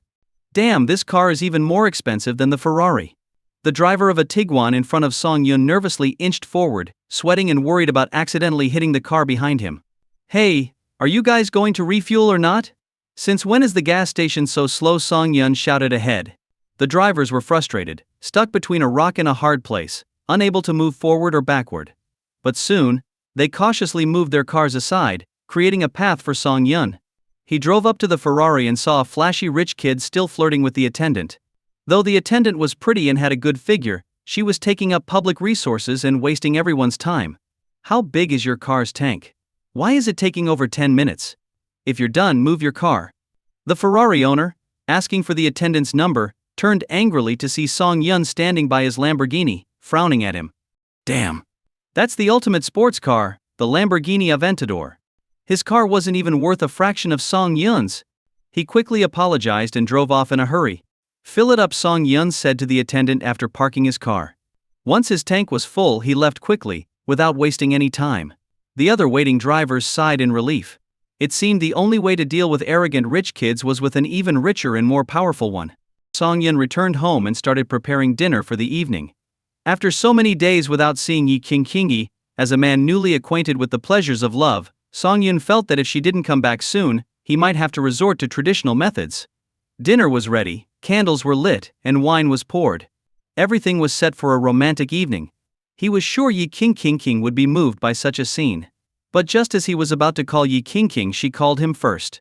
Yi Qingqing told him that a friend of her father's from Beijing had arrived, and they were hosting a cocktail party at the Moonlight Hotel. She asked if Song Yun wanted to join them. Song Yun had no interest in such gatherings where high society people bragged about how much money they made or how many projects they invested in. It just made him feel sleepy. When Song Yun declined, Yi Qingqing didn't insist and told him to stay home. She would go back to her family home after the party and return to the villa the next day. Was he really going to be alone tonight? Song Yun looked at the table full of dishes and sighed deeply. Meanwhile, a large suite at the Moonlight Hotel had been booked by Father Deng. His visit to Shanghai wasn't just to meet old friends but to form new alliances for the coming year. The cocktail party started at 7 in the evening. Social elites entered, seeking out familiar faces and forming small groups.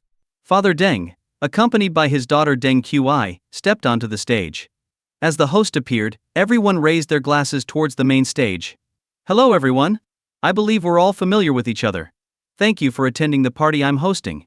I hope we can maintain good relationships in the coming year. Now, let's start the party and have fun.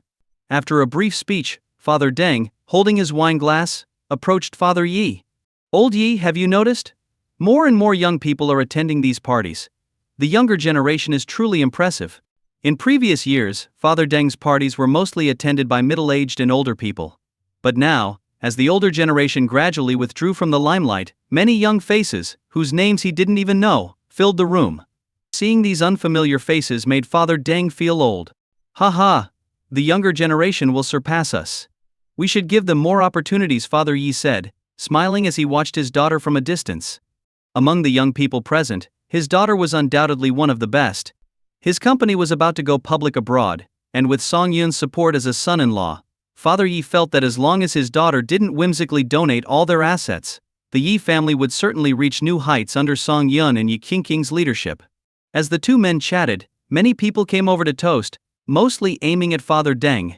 Rumors had it that Deng Qi had her eyes on a significant figure, and that they might get engaged or married. This figure's background was enough to elevate the Deng family further. With the rumors spreading and becoming more exaggerated, everyone believed that Deng Qi was about to get married. The Deng family's ambiguous attitude towards this son-in-law suggested that once Deng Qi married, the Deng family would become one of Beijing's top families. So, many people came to curry favor in advance. However, what they didn't know was that Father Deng was secretly distressed. Whether that significant figure was even interested in his daughter was uncertain, and he vividly remembered the warnings from high-ranking officials. These were not people the Deng family could afford to offend. Facing everyone's congratulatory remarks, Father Deng could only grimly drink one glass after another. Deng Qi, I heard you're getting married soon? Congratulations. In the circle of second-generation heirs not far away, many young people gathered around Deng Qi, offering their congratulations. Deng Qi originally wanted to argue but remembered that Yi Qingqing was also present, so she just went along with it. Don't forget to come to the wedding banquet, Deng Qi said with a smile. The person I like is really hard to get, but with my skills, it's no big deal. Yes, everyone knows Deng Ji is a heartthrob. Don't forget us after you get married, Deng Ji. Why not introduce your fiancé to us one day? We want to see what this young talent looks like. This small talk eventually reached Father Deng's ears. Despite being nearly drunk, he suddenly sobered up upon hearing this. He frowned and pulled Deng Qi aside, asking quietly, "Which important person are you with?" "No one," Deng Qi replied innocently, blinking her eyes. Father Deng was almost infuriated. He had repeatedly warned Deng Qi not to brag about this matter, because he didn't fully understand the power behind the person she was pursuing. If they offended him, the Deng family would be in serious trouble. He never imagined that Deng Qi would dare to claim in public that she was with this important person. What foolishness. Qi. Before you're actually with that person, you must not mention him. This will only make him dislike you. Oh, come on. Everyone says it's easy for a girl to win over a guy. I don't believe he would hold a grudge against a young woman like me. Raised in a pampered environment, Deng Qi had long since lost any sense of fear. Seeing his daughter's nonchalant expression, Father Deng wanted to get angry but didn't know how to. After all, if this person really became his son-in-law, his status in the Deng family would greatly improve. He, too, had his vanity to satisfy. Do as you wish, but I warn you, don't investigate his background on your own. If you do, not even the Deng family can protect you. Deng Qi nodded, and returned to the circle of young people. Father Deng watched his daughter's retreating figure and sighed deeply, unsure if this was a blessing or a curse. While Father Deng was troubled, Father Yi was happily drinking with everyone. Although Song Yun wasn't present today, it didn't stop him from boasting about his son-in-law. Hearing Father Yi praise his son-in-law repeatedly, everyone started thinking, this was a remarkable person. They would definitely make an effort to get to know him better in the future. King Ji, where's your husband? Why didn't he come? Yi King was in another circle of young people. She smiled and said, he doesn't like these kinds of events. We'll have a meal together sometime, and I'll introduce him to you. Great. I heard from Shishi Ji that your husband is very handsome. I can't wait to see him. Yi King rolled her eyes playfully at Li Shishi, who was smiling beside her. She wouldn't really be angry at her best friend. Old Yi, all we hear is how great your son-in-law is, but you never let us meet him. That's not fair, one of Father Yi's friends joked, pointing at him with a smile. We've seen so many young talents in the business world, but with the way you're bragging, it sounds too good to be true. Now? That's something I don't like to hear, Father Yi replied, his eyes widening in mock anger. He had been drinking a bit, and he picked up his phone to call Song Yun. Song Yun had just finished dinner and was getting ready for bed when he saw his father-in-law's call. Song Yun, are you busy right now? If not, come over and pick up King. We've had quite a bit to drink tonight. Song Yun perked up at this. Going to pick up his wife meant he could bring her back home, right? This was an offer he couldn't refuse. He quickly agreed, threw on some clothes, and drove to the hotel. Back at the hotel, Father Yi put down the phone and, with a smug look, said to his friends, my son-in-law will be here soon. Hey, I can't wait to see him. Yes, old Yi always has high standards. We're curious to see what kind of impressive young man your son-in-law is. Haha, it seems like outstanding young talents are popping up everywhere lately. First, your King found a great husband, and then Deng Qi found an important person. Very impressive. Their conversation was loud, drawing the attention of those around them. Everyone was eager to see the man who had won over the richest family's daughter in Shanghai. About 10 minutes later, Song Yun arrived at the hotel. He handed his car to the valet and made his way up to the event. As he pushed open the door to the cocktail party, all eyes turned to him. Whoa, why are they all staring at me like that? I know I'm handsome, but this is intense. Haha, son-in-law, over here. Father Yi, slightly tipsy, waved him over. Dad, you can't let these uncles make him drink too much, Yi King said, playfully pouting beside her father. Haha, don't worry. I'm just borrowing your husband for a bit. Song Yun walked over to Father Yi, noticing that the party seemed to be winding down. Song Yun. This is your Uncle Deng. This is your Uncle Kian. And this is your Uncle Du. Father Yi introduced him to everyone. These were important connections, people who, while not as wealthy as the Yi family, were top tier in their respective fields in Shanghai. Song Yun greeted each one. Young man, you look very spirited. Reminds me of myself when I was younger, Uncle Deng said, smiling. Next time you come to Beijing, you must drink with your Uncle Deng. The Deng family still has some influence there. Thank you, Uncle Deng. This drink is for you, Song Yun said, downing his glass in one gulp. Uncle Deng was very impressed with the young man in front of him. He was confident and composed, not showing any of the awkwardness young people often displayed when meeting important figures. This was someone who had seen the world.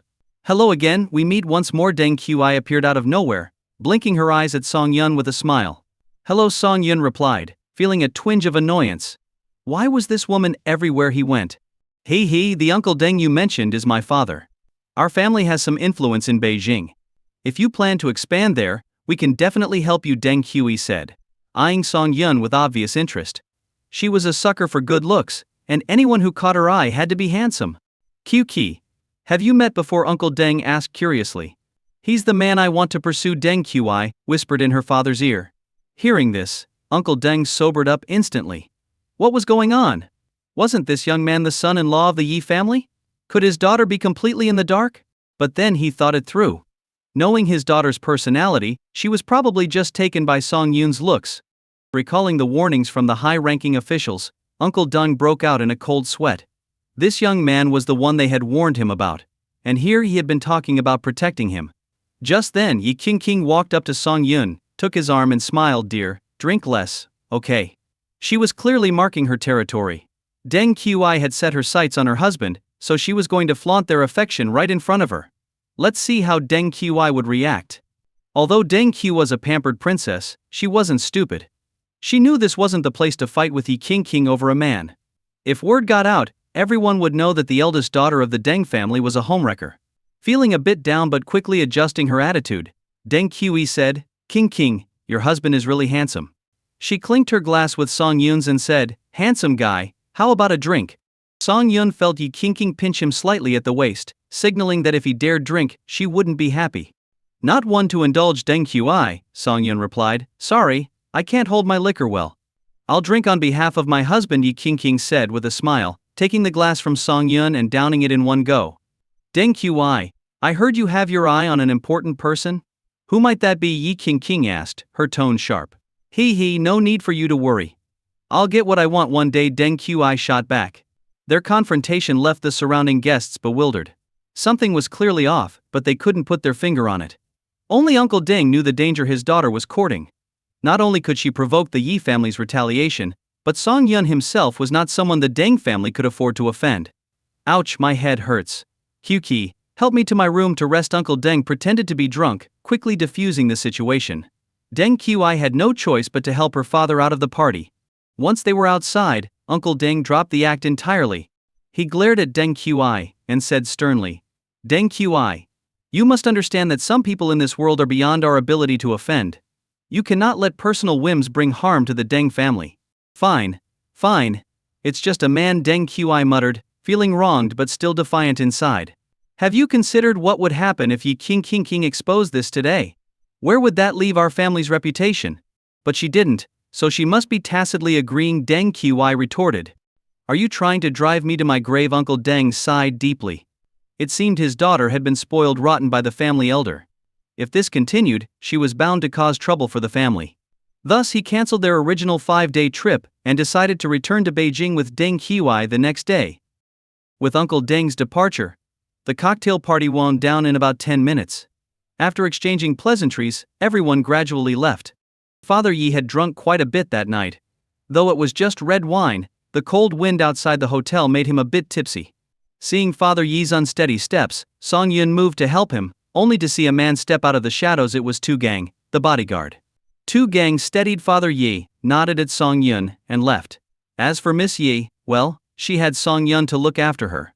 Both Song Yun and Yi Qingqing had been drinking that night, and since the sports car was a 2-seater, they had no choice but to take a taxi home. Back at the villa, Song Yun couldn't wait to kiss Yi Qingqing, and they headed straight to the bedroom. The night passed without further incident. The next morning Yi King, her hair disheveled, glanced at the time and screamed. Song Yun? Yawning and sitting up, asked, "What's wrong?" "It's already past 10. I have a meeting at 11. Yi King gave Song Yun an annoyed bite. If it weren't for this guy acting like a wild bull last night, she wouldn't have overslept. Hurriedly Yi King got up to shower and put on makeup while Song Yun stayed in bed, admiring her. "Behave yourself at home. I'm off to work." Yi King had called for a company car to pick her up. She kissed Song Yun goodbye and hurried out with her bag. Even though Song Yun was in good health, he couldn't withstand last night's intensity. Feeling exhausted, he turned over and went back to sleep. He slept until 4 p.m., awakened by the sound of his phone ringing. "Hello? Who is this?" "Brother Song Yun, are you free tonight?" It was Yuan Ci calling. Song Yun, now fully awake, checked his phone and saw that Yi King had messaged him earlier, saying she wouldn't be back tonight. With his wife not home, he figured he had plenty of free time. "Yes, I'm free. Are you coming home for dinner?" No. Our school is having a party tonight, and I have a performance. Will you come?" Hearing the anticipation in Yuan Ci's voice, Song Yun agreed. The party started at 7 p.m. After getting up, Song Yun made some fried rice, ate, then showered and dressed. He took a taxi to Moonlight Hotel, picked up his Lamborghini, and drove to Yuan Ci's school. 20 minutes later, Song Yun arrived at the school. To avoid drawing attention, he parked far from the campus in an underground parking lot and walked to the event. Asking for directions along the way, he found the venue on the 3rd floor of the music building.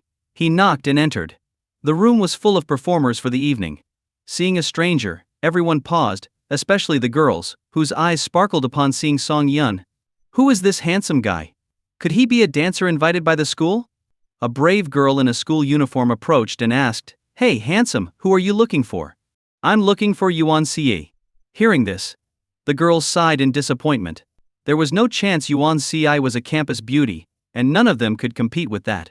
The girl also looked a bit dejected as she called out, "Ci, someone is here for you." Yuan Ci was in the middle of doing her makeup. Hearing this, she peeked out and, seeing Song Yun, joyfully rushed over. "Brother." Today Yuan Ci was dressed in a very cute and innocent outfit, a school uniform with a white shirt underneath, instantly evoking the feeling of being back in school. "How's everything going?" Song Yun asked with a smile. "All set," Yuan Ci said, hugging Song Yun's arm. "Then I'll look forward to your performance." Not wanting to disturb Yuan Ci's preparation, Song Yun found a place to sit and started browsing his phone. Even though he stayed quiet, everyone in the dressing room seemed distracted. The girls kept sneaking glances at Song Yun, feeling like he embodied their ideal Prince Charming with his looks and demeanor. Just then, the door to the rehearsal room opened again. A boy with glasses walked in and pointed at several boys in the room, saying, "You guys come with me." This boy was the president of the student council, and he always acted superior, giving orders without hesitation. "President, what's the matter?" one of the boys asked curiously. They had already done their tasks and were now enjoying watching the girls practice.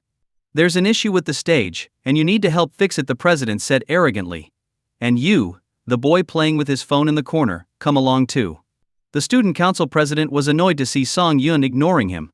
He walked over, snatched the phone from Song Yun and coldly said, "Are you deaf? Didn't you hear me talking to you?" Song Yun looked up in confusion. He wasn't a student at this school, so why was this guy bossing him around? "What's with the stare? All of you, get up and help with the stage," the president barked. The president was used to throwing his weight around because he was close to the teachers, and everyone's awards and extra credits had to go through him. He assumed no one would dare defy him. "No way. We've been moving stuff all day, and now you want us to work again? Doesn't the student council have its own members?" one boy protested. "Yeah, I saw a bunch of student council boys playing games earlier. Why not use them?" another chimed in. The president's eyes glinted with cold anger as if his authority had been challenged. "Don't want to help? Fine. Yan Hanzhong, remember their names. No scholarships for them this year." This caused an uproar. The main reason these students participated in group activities was to earn points for scholarships. With the president's threat, their efforts seemed wasted. "Screw this. Too much hassle," one boy muttered angrily, getting up to help with the stage. With the first one giving in, the rest reluctantly followed, heading to the hall with sullen faces. But Song Yun remained seated, not intimidated by this so-called student council president. Even back in his own university days, he wouldn't have tolerated such bossing around. This wasn't about serving students, it was pure exploitation. What about you? Still not moving, the president sneered, glancing smugly at Song Yun. Song Yun grabbed his phone back from the president's hand, rolled his eyes and said, "Sorry, I'm not a student here. Not from our school." The student council president squinted, sizing up Song Yun. His clothes had no brand logos, and aside from his looks, he didn't seem to have any other redeeming qualities. "Don't pretend. I might not have seen you on campus before, but if I find out which department you're from, expect to be disciplined." The president was already hostile towards Song Yun, perhaps out of his own insecurity about his appearance. Seeing a good-looking guy surrounded by many attractive female students made him even more resentful. "President, he's really not from our school. He's CI's brother." A girl in a Latin dance outfit spoke up. The president glanced at Song Yun and decided to leave it at that. His authority only extended within the university. Outside, he was nobody. Seeing the room full of attractive girls, the president decided to stay, thinking it was better than watching a bunch of guys outside. He found a comfortable spot on a couch and started ogling the girls. He was particularly interested in the dance team, admiring their flexibility and skill. He thought about asking one of them out after the show, with ulterior motives. His predatory gaze made the girls uncomfortable, causing them to hold back during practice. "What's this? You were so energetic before. Why are you holding back now?" the president snapped. "If you plan to perform like this, don't bother. Stretch your movements properly or don't dance at all. And you, practicing the violin over there, keep it down. It's annoying. I think your dance steps are wrong. Luckily, I learned professional dance as a child. Come on, lean on my shoulder, and I'll show you how it's done." The president, like a hungry man at a buffet, was no longer satisfied with just watching. He wanted to take advantage. Although the girls were annoyed, they didn't dare to stand up to him. The university was like a small society, and they feared repercussions. During Yuan Ci's singing practice, the president kept interrupting her. Song Yun, frowning, finally spoke up. "Classmate, if you're not a professional, maybe you shouldn't be making all these comments. They're about to perform, and they need encouragement, not criticism." The president looked up at Song Yun with disdain. "You're not even from our school, yet you're acting all high and mighty. This event is important for the school's reputation. If I don't correct their mistakes now, they'll embarrass themselves on stage." "But you're actually affecting us," Yuan Ce said firmly, standing by Song Yun. "Your so-called suggestions are nitpicking.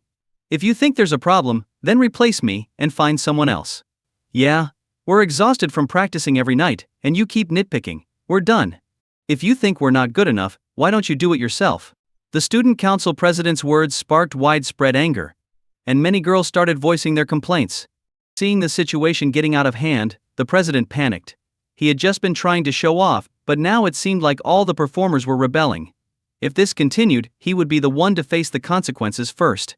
"I'm sorry, everyone. I was being too much of a perfectionist. I swear I won't interfere anymore. Please continue with your practice," he said with a forced smile. The girls, somewhat pacified, adjusted their attitudes and resumed their rehearsal. However, the president quietly approached Song Yun and, pointing at him, scolded, "You're not a student here, so you shouldn't be here. Leave immediately, or I'll call security." The president hadn't initially planned to bother Song Yun, but Song Yun's earlier words had riled up the group. Letting him stay could lead to more trouble. Reluctantly, Song Yun stood up, knowing the president had the right to ask him to leave since he wasn't a student there. Just as he stood, a key slipped out of his pocket, the key to his Lamborghini Aventador. The president's eyes widened as he immediately recognized it as genuine. Having mingled with wealthy students at the university, the president knew how important it was to maintain good relations with them. He had seen a similar key at a gathering of rich kids, and knew this car key symbolized a high status. Realizing he might have offended someone far beyond his league, the president felt a pang of regret. If he had been nicer to Song Yun, he could have gained a powerful ally. He rubbed his face and forced a smile, running after Song Yun. "Hey, I'm sorry about earlier. Even though you're not a student here, you're C's brother, so you belong here as a family member. Please, stay." Seeing the president's ingratiating expression, Song Yun ignored him. There were plenty of places to sit at the university, and he didn't see why he should listen to this guy's whims. "Please don't go. I sincerely apologize for what I said. Could you please stay? CI has been under a lot of stress from rehearsing, and having you here might help her relax a bit." The president was desperate, trying to appeal to Song Yun's emotions. Thinking about Yuan Ci's dark circles, Song Yun realized she probably hadn't been sleeping well. His presence might indeed help her feel better. Song Yun glanced at the president, and then walked back to the rehearsal room. Relieved to see Song Yun change his mind, the president let out a sigh of relief. Song Yun returned to the rehearsal room, and the student council president brought him a bottle of water, personally unscrewing it and handing it to him. This action left everyone in the rehearsal room dumbfounded. What was going on?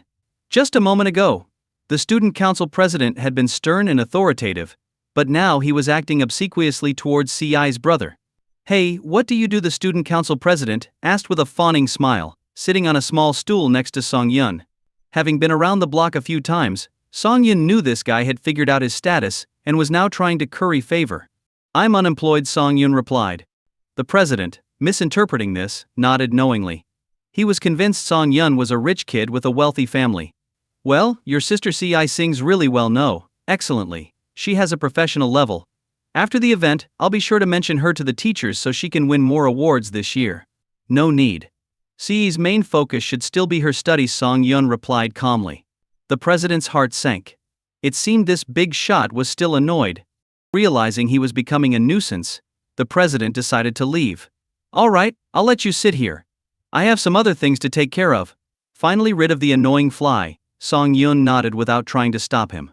About 10 minutes later, a short-haired girl entered the rehearsal room, looking displeased. CI, hasn't Lang Shiyong arrived yet? She asked. This girl was the head of the student council's arts department. She had arranged for CI to perform a duet, but the male singer had been stalling since 2 p.m., and now, with the performance time approaching, he still hadn't shown up. No, I haven't seen him. I thought you'd replaced him, CI replied with a helpless expression. Lang Shiyong was popular in school, known for his singing talent from high school. Though not a professional, he had a significant following on campus. In his first year, he often brought a speaker to the playground and sang, drawing a crowd of admirers who called him a male god. However, over time he became arrogant, making it a habit to show up late for performances. Just as the arts department head was pacing in frustration, the rehearsal room door opened again. 3 or 4 boys walked in, supporting a person reeking of alcohol. It was Lang Shiyong, who had planned to attend rehearsal in the afternoon but got sidetracked by a lunch date with a girl from another school. Lunch led to drinks, which led to a hotel room, and he lost track of time until his roommates called, and the girl answered, prompting them to fetch him. Seeing the drunk Lang Shiyong, the arts department head was furious. This idiot had no sense of priority and had gone drinking right before the performance. What was she supposed to do now? Finding a replacement with only half an hour before the show was impossible. Don't get angry, she told herself, taking a deep breath. Let Lang Shiyong lie down and rest for a bit. Someone go buy him some hangover medicine. But, President, his smell. A young girl covered her nose and mumbled softly. The arts department head took a closer look. Damn it. That bastard had vomited on his clothes, utterly disgusting. She asked the boys who had brought Lang Shiyong back to go fetch some clean clothes from his dorm. Then she called the announcer to postpone the duet performance. With all the preparations done, all she could do was pray that Lang Shiyong would sober up enough to get through the duet on stage. Despite taking hangover medicine, drinking tea, and even having honey lemon water, Lang Shiyong remained the same. The event had already started, and the host was giving a welcome speech, thanking the leaders and students for attending. In the rehearsal room, the arts department head was pulling her hair in frustration, wondering how much Lang Shiyong had drunk at noon. In her anger, she kicked Lang Shiyong. The kick woke him up, and he groggily looked around at everyone in the rehearsal room. Where am I? Lang Shiyong, she shouted, you have 20 minutes before you go on stage. Can you make it or not? Go on stage? What time is it? Lang Shiyong asked, his memory still stuck at the hotel. Forget the time. Can you go on stage or not? She cried, almost beside herself with worry. Lang Shiyong's indifferent attitude made her want to curse him out, but she held back. Probably not, Lang Shiyong said, lighting a cigarette. My body feels weak. Do you expect me to sing lying down? Damn it. The arts department head cursed under her breath. Why had she trusted this bastard in the first place, leading to this situation with no backup plan? Everyone in the rehearsal room looked at Lang Shiyong with disgust. But what could they do now? They couldn't let him go on stage looking like that. Poor CE. She practiced so hard, but now her performance is likely to be cancelled. One girl sighed. Song Yun saw the disappointment on Yuan CE's face. The poor girl was visibly crestfallen. Host detected at the HK University event. Would you like to check in? Finally, the system's help arrived. Song Yun quickly checked in. Congratulations to the host for successfully checking in. You have been awarded 5 charm and a professional level singing voice. As the system's voice faded, Song-Yun felt a warm sensation in his throat, very comfortable. He cleared his throat, and his voice sounded deeper and more resonant. Hello, if he can't perform I can go on stage with CI, Song-Yun offered. The arts department head, staring blankly at the floor, looked up in surprise. She turned to see Song-Yun's handsome face, and her anger gradually subsided. Thank you for your help, but there's less than 10 minutes before CEI's performance, she said, feeling hopeless. She could already picture the scolding she would get from the school leaders after the event. Her scholarship for this semester was probably gone, all because of Lang Shiyong. Sigh. Any random guy thinks he can sing now. Lang Shiyong sneered. Don't end up getting booed off stage because you can't hold a tune. When I studied vocal music in high school, I had to wake up at 6 every morning to train my voice. You're just an ordinary person, not a professional, and you think you can perform on stage. After saying this, Lang Shiyong closed his eyes and sat back, looking relaxed. Everyone present was disgusted by his unhelpful and mocking attitude. Lang Shiyong. If you had followed the rules and come to practice today, we wouldn't need anyone to replace you, the arts department head shouted angrily. You're just a guy who sings a bit better than average. You've been turned into a male god by a bunch of brainless girls, freeloading at meals for years. Who do you think you are? The arts department head, usually seen as a quiet girl, was infuriated by Lang Shiyong's behavior, showing just how unbearable he was. So I had a few drinks. What of it? Does the school control my personal life too? Lang Shiyong retorted, standing up and pointing at the department head. Even if I hadn't drunk, I wouldn't go on stage. What can you do about it? I just want to mess with you. What can you do? His words left everyone in the room looking at him with disdain. He had gone from being arrogantly talented to being utterly despicable. Lang Shiyong, you're just a selfish jerk with no sense of teamwork. If you didn't want to perform, you could have refused from the start. But you agreed, so you should see it through. Exactly. I used to think you were talented, but now I see you're nothing special. Lang Shiyong, I'm posting about this on the school forum. Let's see how people react. Lang Shiyong shrugged nonchalantly. Do whatever you want. I'm sober now and can perform, but I don't plan to. If you can find someone else, go ahead. Otherwise you'll have to beg me to go on stage. Everyone was seething with anger but felt powerless against him. Why not let CI's brother perform? He's handsome, so maybe he can sing a bit too. Yes, CI's part is only 5 minutes. He can sing, and we can move on to the next act. As the arts department head hesitated, Lang Shiyong sneered. If he goes on stage, it will be the worst performance of the entire show. Taking a deep breath, the arts department head made up her mind.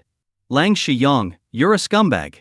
Even if it ruins the show, I won't use you. She turned to Song-Yun and said seriously, do you know how to sing J.J. Lin's Little Dimples? Yes. Song-Yun's response was brief. The arts department head patted his shoulder and said, then it's all up to you. Here's your part for Little Dimples. I hope you can save the performance. I'll treat you to a meal afterwards. One performance after another took place on stage.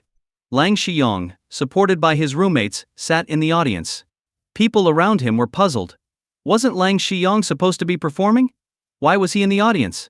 Sitting back with a smirk, Lang Shiyong wanted to see the show fall apart. Lang, are you really planning to make enemies with the student council? One of his roommates whispered. Spit. A bunch of dogs. Do they think I don't know how they talk about me behind my back? And that Yuan, she looks pure but is just a tease. She even refused my invitation for dinner. I can't wait to see them embarrass themselves publicly. Upon hearing this, Lang Shiyong's roommates suddenly understood the situation. Everyone knew Lang Shiyong was a notorious flirt who had slept with many of his fangirls. Calling him a player would be an understatement. This time he had set his sights on Yuan, hoping to use the singing performance as a pretext to get closer to her. When she rejected him, he got angry and bailed on the performance. Soon, it was time for Song-Yun and Yuan to go on stage. The arts department head bit her lip and earnestly told them, don't be nervous. Just perform as you practiced. I believe in you. Yuan nodded. But her palms were sweaty with nerves. The host introduced them on stage now. Let's welcome our very own Yuan and Song-Yun to perform a duet, Little Dimples. Let's give them a big round of applause. Yuan was well known on campus, but who was Song-Yun? No one had heard of him before. Was he even a student here? People started murmuring, confused about why Lang Shiyong wasn't performing. The host was sweating nervously as he left the stage, feeling the awkward tension. Lang Shiyong watched and sneered. You think you're so great replacing me? Let's see if the audience prefers you over me. He pulled out his phone and sent a message to his fan group, claiming he was unfairly replaced and expressing his regret at not being able to perform for them. Lang Shiyong painted himself as an innocent victim, and his fans in the audience were outraged. How could their idol be sidelined like this? Before Song Yun even started singing, the crowd was already booing him. But soon, Lang Shiyong's smirk faded. As Song Yun and Yuan Si stepped on stage, the spotlight cast their images on the large screen behind them. Yuan Si looked pure and sweet, her eyes twinkling like the girl next door, evoking a sense of endearment. Song Yun, with his handsome and refined appearance, exuded an aura of elegance and charm. Even if they sang poorly, the audience was already captivated by their looks alone. Even the girls in Lang Shiyong's fan club were mesmerized, their hands on their cheeks, swooning over Song Yun. That guy is so handsome. Does anyone know what major he's in? I haven't seen him around campus. Quick, call the backstage crew. I need to know everything about him. He's so handsome. I want to marry him. I want to have his babies. Aren't you a fan of Lang Shiyong? Are you switching sides now? Who's Lang Shiyong? Do I know him? My only idol now is the guy on stage. Hearing these comments nearly made Lang Shiyong explode with rage. These girls were such shallow creatures. He fumed silently. Backstage, the arts department head was initially worried about being scolded by the school leaders. But after a while she didn't hear any booing from the audience. What was going on? She peeked out and saw the students watching Song Yun with intense enthusiasm, especially the girls, who looked at him with adoration, as if they wanted to take him home. It's all good. The arts department head was almost moved to tears. It turned out that in this world looks really were everything. Song Yun's good looks were enough to win over the crowd, even if he couldn't sing. The influence of a handsome guy was simply too strong. The prelude of Little Dimple started playing on stage. Yuan Si gave Song Yun a sweet smile and began to sing. I'm still searching for someone to lean on and a hug, someone to pray for me, worry about me, get angry for me. Yuan Si's voice, like her appearance, was youthful and vibrant, evoking memories of one's own unforgettable love. Then it was Song Yun's turn. He took a deep breath and sang, happiness starts to show signs, fate brings us closer slowly. Then loneliness is swallowed up, boredom turns into conversations, things change. As soon as Song Yun started singing, everyone in the audience looked up in astonishment. Not only was this guy handsome, but he also sang beautifully. Song Yun's voice, enhanced by the system, was full of magnetism, far surpassing Lang Shiyong's in every way. Oh my god. I was shallow. He's not just my idol, he's my husband. Honey, I love you. Your singing is amazing. My idol. I love you. The girls in the audience waved glow sticks and shouted. Lang Shiyong's face turned as dark as a pot. Damn it. This guy had played the fool to deceive everyone. He must have trained in vocal music since childhood to sing so well. No wonder they replaced Lang Shiyong. The guy on stage is better looking and sings better. I'm in love. Yeah, time to switch idols. Lang Shiyong felt like coughing up blood.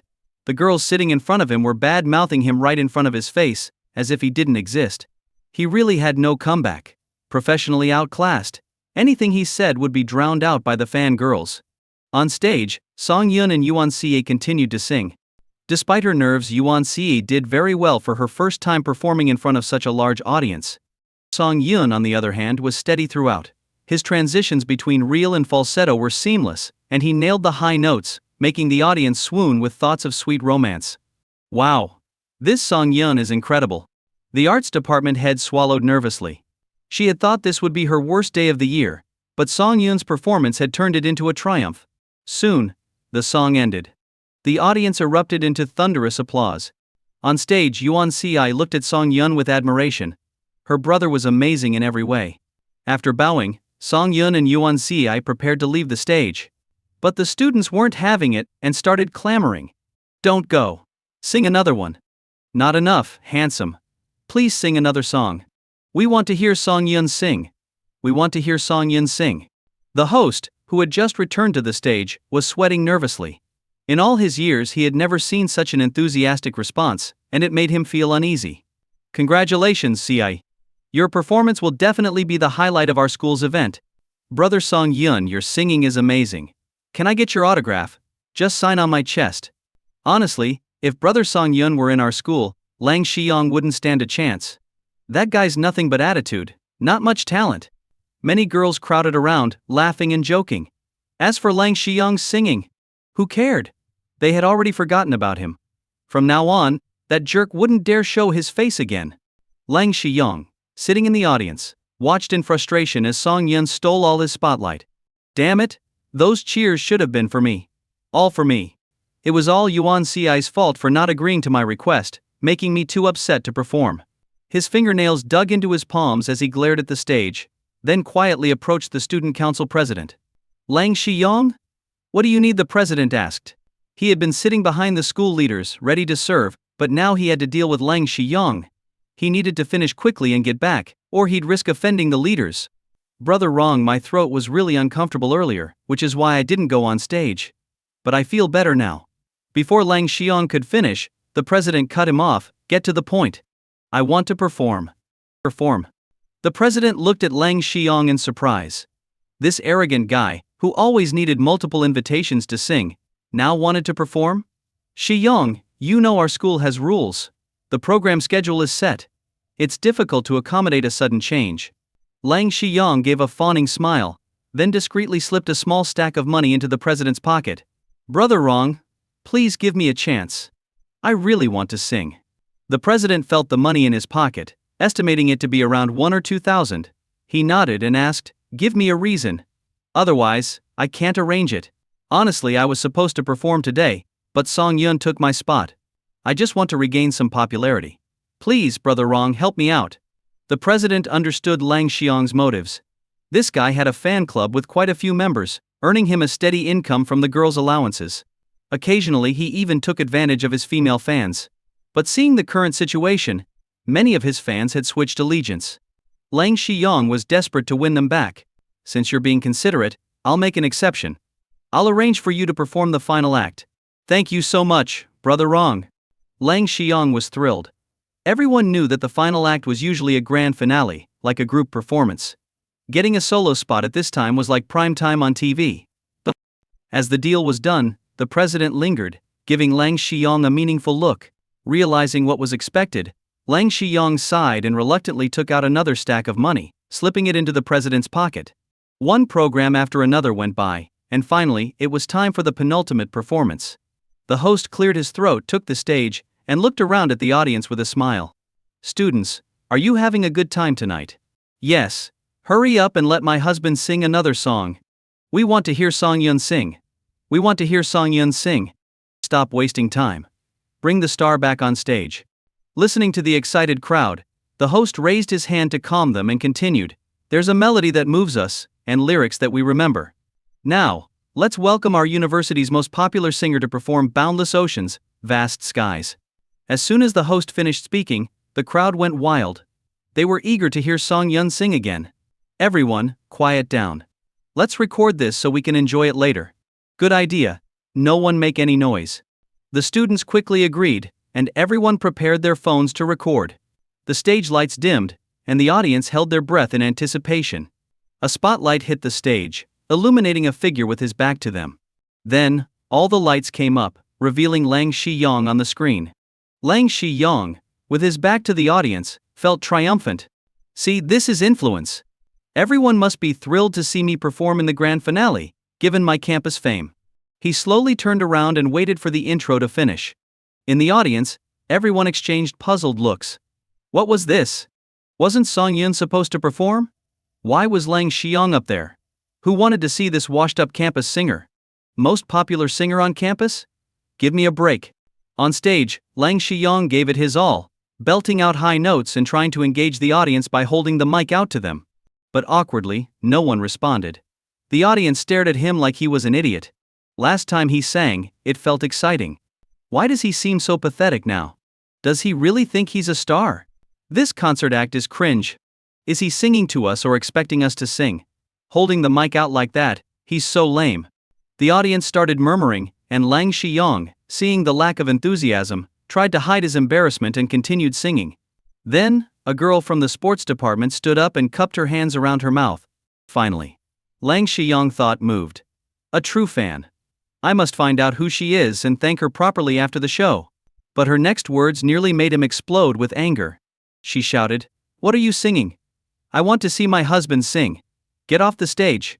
Immediately, more people stood up and shouted towards the stage. "Get off. You're terrible.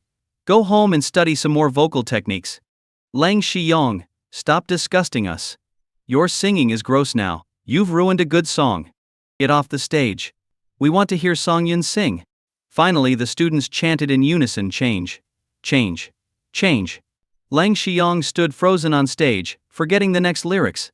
What was happening? Was his years of campus fame less significant than Song Yun's one performance? It was truly heartbreaking. But then Lang Shiyong saw some people in the front row holding glow sticks with his name on them, and he felt a surge of warmth. There were still people who loved him. However, these fans soon stood up and threw their glow sticks to the ground in disgust. "Get off the stage. You're terrible, and you still have the nerve to sing. I can't believe I used to like you. You're nothing compared to Song Yun." Lang Shiyong was so enraged by the crowd scolding that, combined with the alcohol and lack of rest, he fainted on stage. "Mr. Wrong, how did the student council arrange this? Letting such an unpopular performer on stage is ruining the event," one of the school leaders in the front row shouted in frustration. The student council president regretted his decision deeply. He wished he hadn't let that jerk perform. If the event was ruined, his competence would be questioned by the teachers. He quickly apologized to the teachers and ran to the rehearsal room. He had only one thought: he needed Song Yun to sing another song. "Please help us. The students want to hear you sing again. Can you grant them this wish?" he pleaded with Song Yun. Song Yun turned to see the once arrogant student council president. He shook his head and said, "I only went on stage to help CI's performance. I have no obligation to sing again." But the president's mind raced with countless thoughts, but he dismissed each one. Song Yun was a super rich kid, and no one at the school could make him do something he didn't want to. "Yuan Ce, can you help? I'll make sure you get the recognition you deserve." The president turned to Yuan Ce, but she also shook her head.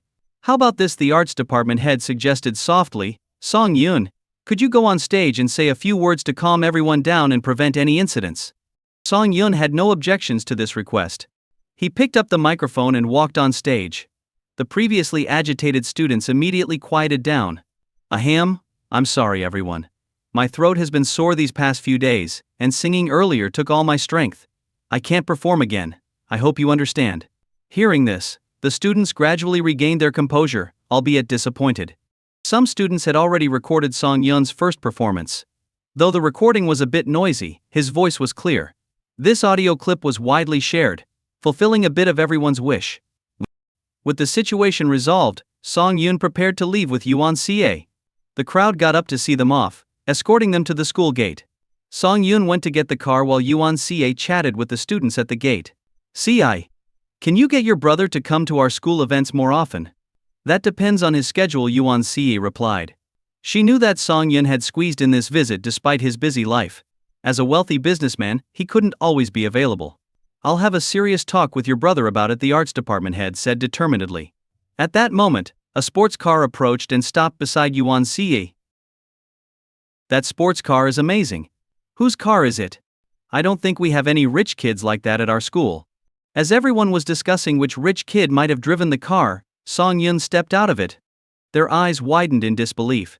The arts department head sighed helplessly, realizing she had no right to expect someone so wealthy to frequently attend school events. Song Yun nodded to everyone and called Yuan Ce to get in the car. After the car drove away, the students finally snapped out of their shock. "Oh my god, what did I just see? Song Yun is actually really rich. Poor guy. Taking time out of his busy schedule to attend a performance, and then being forced to sing. He's handsome and rich. So rare. I'm falling for him." Since Yi King was at the office that night, Song Yun and Yuan Ce went home, washed up, and went to bed. The next morning, as Song Yun was preparing breakfast, he saw Yuan Ce coming downstairs in her pajamas, hopping cheerfully. "Brother, you're a trending topic online now." Yuan Ce waved her phone at Song Yun, smiling. "Everyone's trying to find out more about you. So many friends called me this morning asking for your contact information." "What?" Song Yun, puzzled, took Yuan Ce's phone and saw that one of the top 10 trending topics was "Amazing Singer Appears at University Event in Shanghai." He clicked on it and found a video of himself singing from the night before. The video wasn't very clear, but his handsome face and magnetic voice were evident. The comments were full of praise.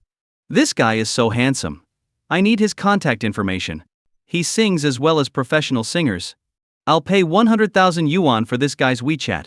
If anyone knows, contact me. Reading these comments, Song Yun felt his mood improve. Who wouldn't like being praised? At Magic Crystal Group, Yi King had just finished her tasks when Jasmine burst in, holding her phone. Seeing the phone screen shoved in her face, Yi King quickly grabbed it and gave Jasmine a reproachful look. When she looked at the screen, she saw a singing video. But upon closer inspection, she realized it was her husband, Song Yun. Oh my god, her husband could sing! And so well. She made a mental note from now on, she would make him sing lullabies to her at bedtime. Meanwhile, on a private forum in Shanghai, frequented by wealthy individuals, a post about Song Yun's performance was pinned by the admin. Curious, many rich members opened it and were captivated by Song Yun's singing. I'll pay 300,000 yuan for this guy's information. That's stingy. I'll pay 500,000. Excuse me, but you all are amateurs. I'll pay 1 million for his information, and another million if it's successful. Most of the replies were from wealthy women. Luckily, the forum allowed anonymous posts. If their husbands saw these, they'd be furious. However, there were some dissenting voices. He's just a student. Once he steps into society, he'll realize that talent alone isn't enough. He doesn't even sing well. I've sung better at company parties. The women upstairs, calm down. If your husbands find out how wild you're being, you'll definitely be kicked out of the house. But these messages were harshly scolded by the enthusiastic rich women.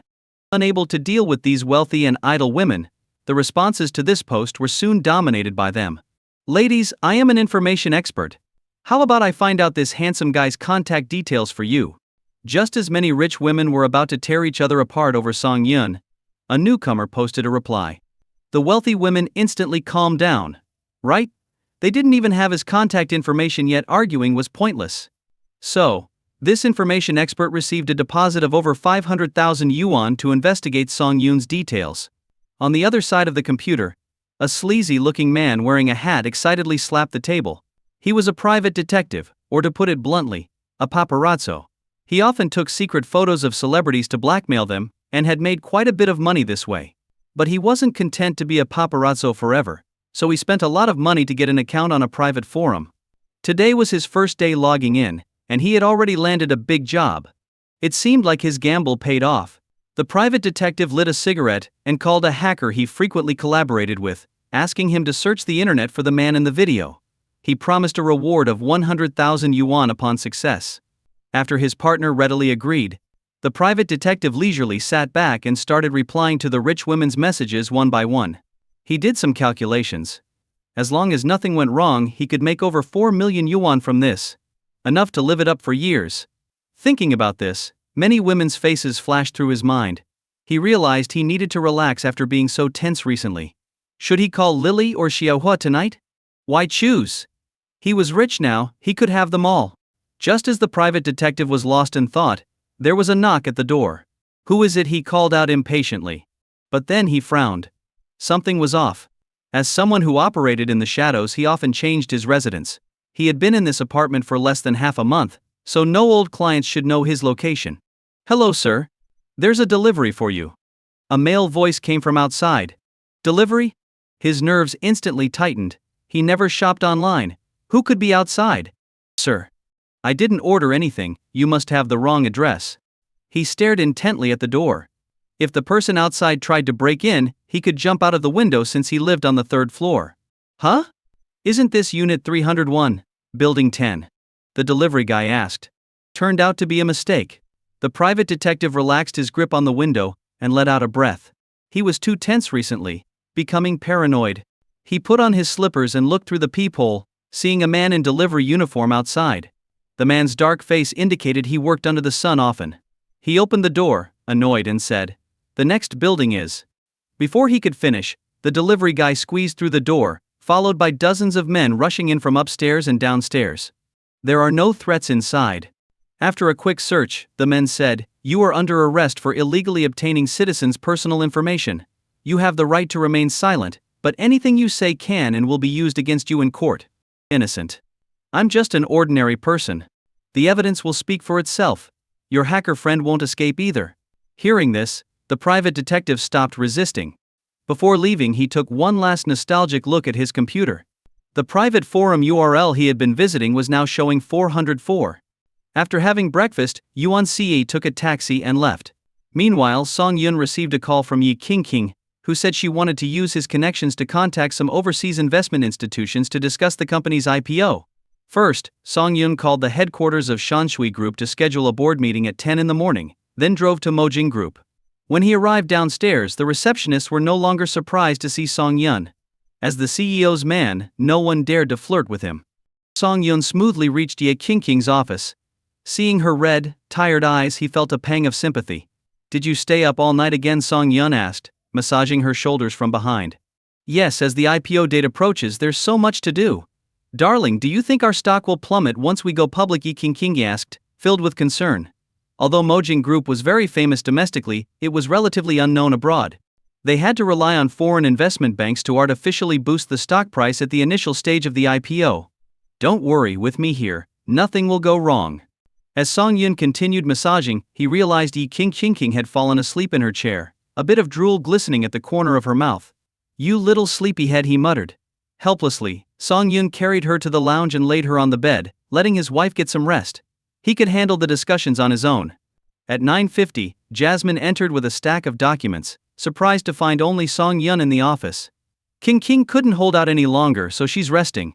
"During the meeting, stay beside me. Any necessary preparations can begin right away. I'll handle the main discussions." Jasmine nodded. She had seen the young lady's hard work these days, and trusted Song Yun's professional expertise. She spread out the documents on the table and began explaining each one to Song Yun. At 10, the meeting began. Song Yun used a projector to display the video conference on a large screen. On the other end, middle-aged and elderly top investors, some with white hair, gathered in the Shanshui Group's headquarters meeting room. They harbored no resentment about Song Yun not attending in person. They only knew that he held the most shares in Shanshui Group, and had a mysterious background far more significant than what was visible. "Friends? Nice to see you again," Song Yun greeted them in fluent English. They had a brief meeting the day after the hot spring vacation, so this was their second meeting. There are still some details about Mojing Group's overseas IPO that need to be finalized with everyone. "Director Song, please bring up any issues. If there's anything we can help with, we certainly will," an elderly gentleman with gray hair said seriously. "Shanshui Group's success or failure affects us all. As the largest shareholder, you are entitled to our support." "Good people indeed." Song Yun smiled and nodded, then asked Jasmine to detail the IPO preparations and challenges. The meeting lasted over 3 hours. Finally, they reached a consensus on the day Mojing Group went public. They would boost the stock price to attract foreign investors and ensure regulatory approval. "Director Song, may I ask what your connection to Mojing Group is? Why go to such lengths to seek our help?" a man in his 30s asked curiously. He knew Mojing Group was founded by the daughter of the richest man in Huaguo's Magic City, but how was Song Yun involved? He, Mr. Smith, Miss Yi King is my wife. What do you think?" The people on the other side of the video call suddenly understood. Everything made sense now. They were all on the same team. After the meeting, Song Yun stretched and sighed. Dealing with these foreigners was exhausting. Even if they intended to help, they still looked for ways to benefit themselves. But that was good too. Only with shared interests could everyone stay in the same boat. "Sir, you were amazing. Do you know who those people were on the other side of the call?" Jasmine exclaimed excitedly. "Nearly half of them are big shots from Wall Street. With their help, Mojing Group's IPO is practically guaranteed." "You said it yourself, they are big shots. With the right incentives, they'll naturally help," Song Yun replied with a smile. "It's getting late. Thank you for your hard work these past few days. On King's behalf, I'll give you 2 days off to rest." Jasmine nodded enthusiastically. Her boss was so considerate. After Jasmine left, Song Yun decided not to disturb Yi King's sleep. He sat in her chair and started reading a novel on her computer. After about half an hour, he heard the door to the rest area quietly creak open. Yi King tiptoed towards Song Yun, unaware that he had already noticed her. "Hey." Yi King wrapped her arms around Song Yun's head from behind and rubbed it affectionately. "Why didn't you wake me up earlier? When I woke up in bed, I thought I had time traveled. I saw you were exhausted." Song Yun turned around, hugged Yi King and kissed her. "Are you hungry? Want to grab something to eat?" "Yes. I want something delicious." Yi King didn't ask about the meeting. To her husband was a superhero who could do anything. If he didn't mention it, everything must have been settled. The two went to a restaurant and ordered a table full of dishes. After they were full, Yi Qingqing's phone rang. Qingqing. Is the person trending on Weibo your husband? A woman's voice came through the receiver. Yi Qingqing proudly replied. Yes, my husband is talented, sings well, and is handsome. Aren't you jealous? Jealous to death, the other woman teased. Sister Qingqing, can I meet him in person? You little rascal. That's your brother-in-law. Oh come on, my feelings for brother-in-law are just like a fan's for a star, no romance involved. Yi Qingqing burst out laughing. It seemed her husband really was charming, he even had his own fan club now. Alright, I'll come find you after dinner. After hanging up, Yi Qingqing rested her chin on her hands, gazing adoringly at the man in front of her. Honey, how about we visit my best friend for a bit? Anything you want. Song Yun pinched her soft, fair cheek and smiled. Are we finally going home to sleep after everything's done? Yi Qingqing knew perfectly well what little scheme Song Yun had in mind, but today she was in an unusually good mood. She glanced at him without saying a word. However, her flushed cheeks betrayed her silent consent. Song Yun, unable to contain his excitement, kissed her several times. He couldn't help himself, being a man who had just discovered intimacy, and combined with his naturally high energy levels, lonely nights had been tough for him. The two of them, sharing a tacit understanding, drove to Yi Qingqing's best friend's neighborhood. Song Yun was astonished as he looked at the large Huangpu 1 sign at the entrance. Truly, the wealthy always befriend the wealthy. Huangpu 1 is currently the most expensive apartment complex in China. A single apartment costs at least 90 million yuan. If I could check in here, would the system give me an apartment too? System, check in. But the system didn't respond. This was very unusual. Song Yun frowned. Could the system be broken or have left him already? No, please, system. I haven't taken full advantage of you yet. Just as Song Yun was worrying, the system's voice echoed ding. Host detected at Huangpu 1 in the Magic City. 2 options are available: check in or use a function card. Function card. Song Yun was puzzled but quickly recalled that when the system first integrated with him, it did give a card that could purchase real estate. He had planned to use that card for the world's most expensive house. But why mention it now? Is there a catch? System, what's the difference between checking in and using a function card? Sensing Song Yun's intent to take advantage, the system's mechanical voice repeated, host, choose check in or function card. This time, it emphasized the words function card. Use the function card, Song Yun said, gritting his teeth and making a resolute decision. Host successfully used the function card. Reward 1 building in Huangpu 1. One building? Song Yun was stunned. Was the system joking? Huangpu 1 has 8 buildings, each with 66 units.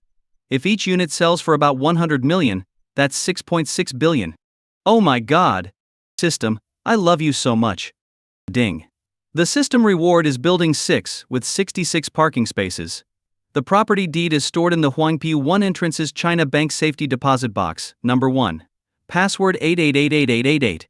Song Yun was overwhelmed with happiness. The system even included parking spaces, which are worth millions each, adding up to a substantial amount. Honey. What's wrong? Yi Qingqing noticed Song Yun standing still, staring blankly, and curiously nudged him. And nothing. Song Yun tried to stay calm, thinking to himself, small change, it's all small change. With the system on my side, why worry about big money in the future? Stay calm, Song Yun, stay calm. Yi Qingqing dragged Song Yun along until they reached Building 6. Looking at the door sign, Song Yun was a bit surprised. Could it be that his wife's friend rented this place? Did your friend buy an apartment here? Song Yun asked cautiously. After all, the Hua Xiu villa had once been rented out by an agent, and he didn't want to go through that again. No, she rented it. Yi Qingqing shook her head. My friend's family lives next to her father's house, but she didn't want to live with her parents, so she moved out. How much does it cost to rent a place here per month? It's quite cheap. About 700,000 yuan a month. Yi Qingqing thought for a moment. Anyway, she'll eventually go back home, she won't be living here for long. 700,000 yuan a month. Song Yun started calculating how much he could earn in rent if the entire building was fully occupied. They entered the elevator and reached the floor where Yi Qingqing's friend lived. She knocked on the door, and a girl opened it, excitedly hugging Yi Qingqing. Qingqing, I missed you so much.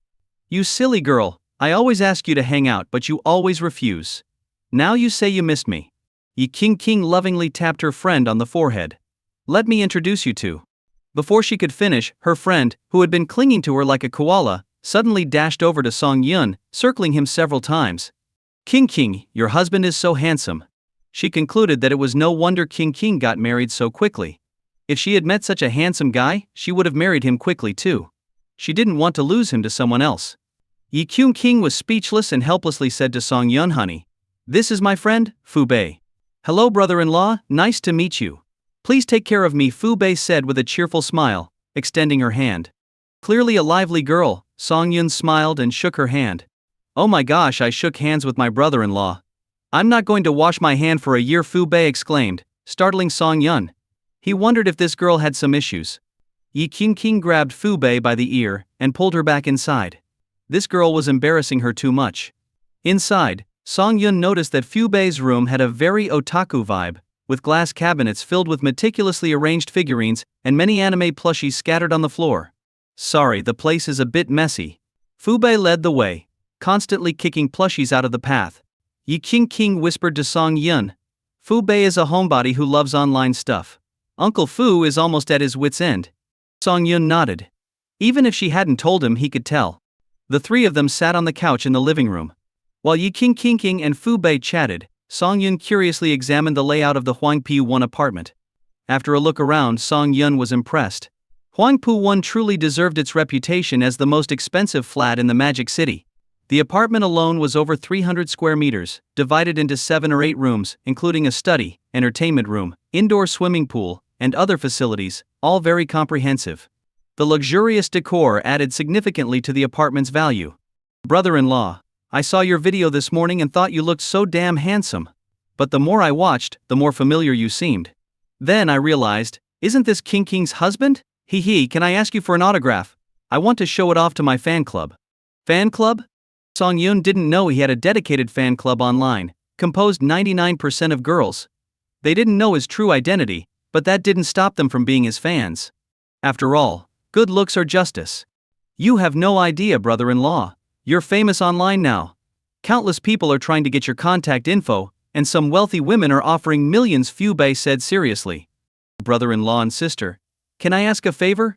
Can I make some money from this? Song Yun felt embarrassed, while King angrily punched Fu Bei on the back. Are you short of money? Yes. My stingy dad is about to cut off my allowance. I only get a little over $1 million a month, and after paying rent, there's hardly anything left. How can I buy figurines or manga without money? Serves you right. You should go back home. Uncle Fu is worried sick.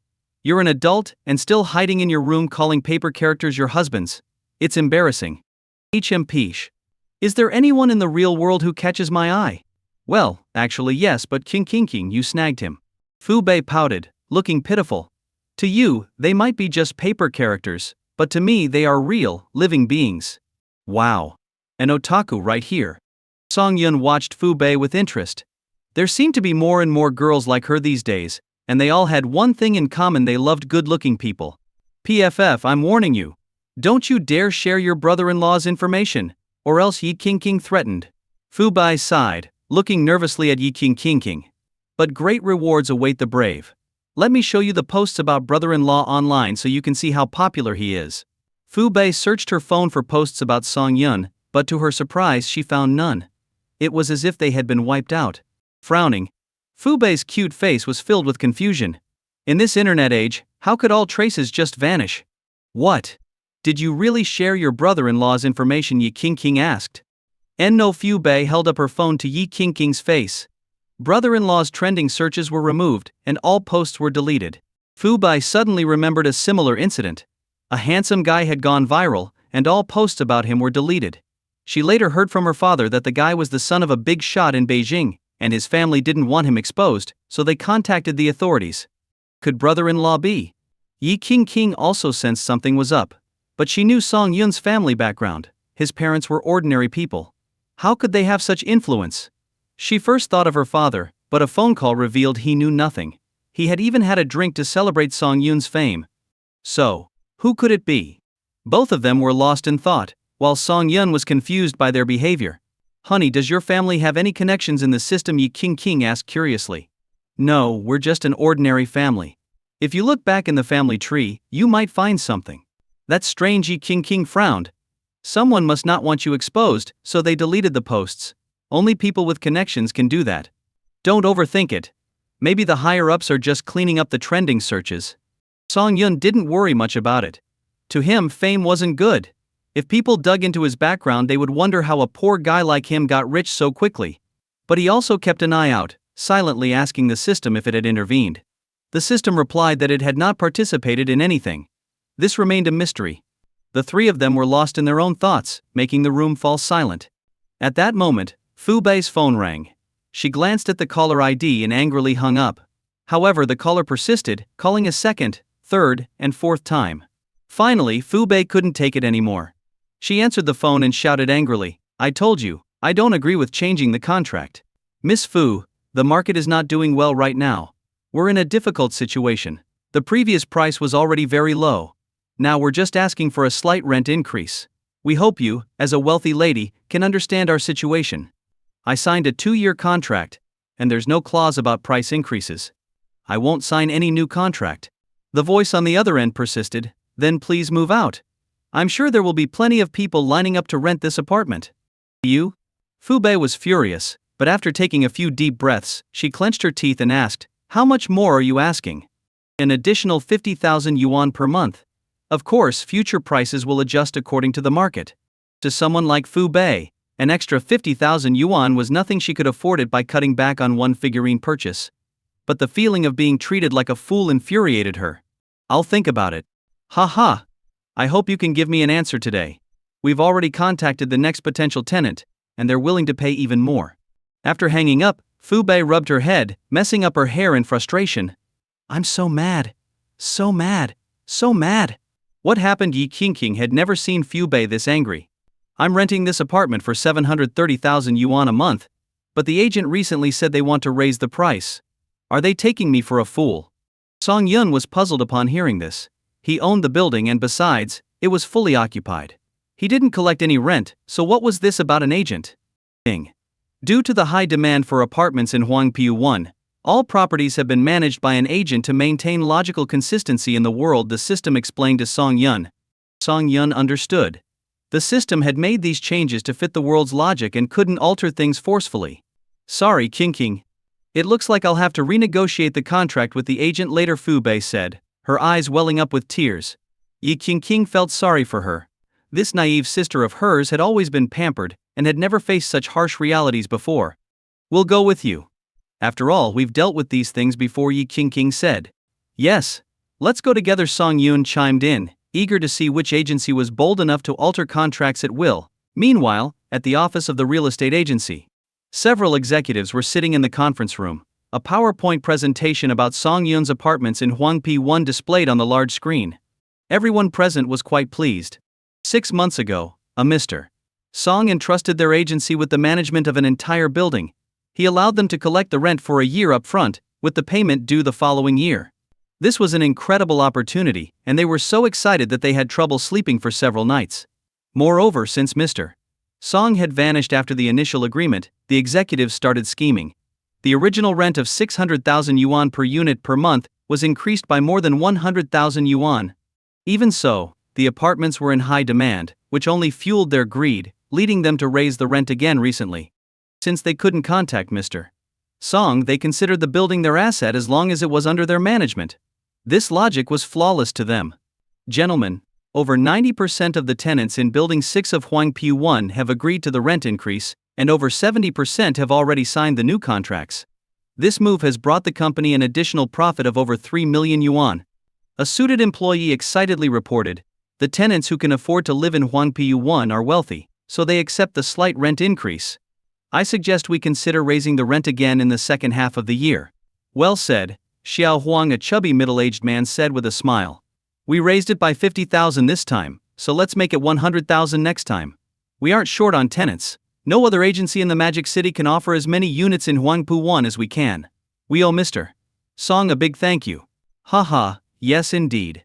Without that benefactor, cash cow, our company couldn't have succeeded in raising funds and reaching the threshold for going public." The group in the conference room laughed and chatted, clearly delighted. Outside the company, Song Yun drove Fu Bei's car to the agency with Yi Qingqing and Fu Bei.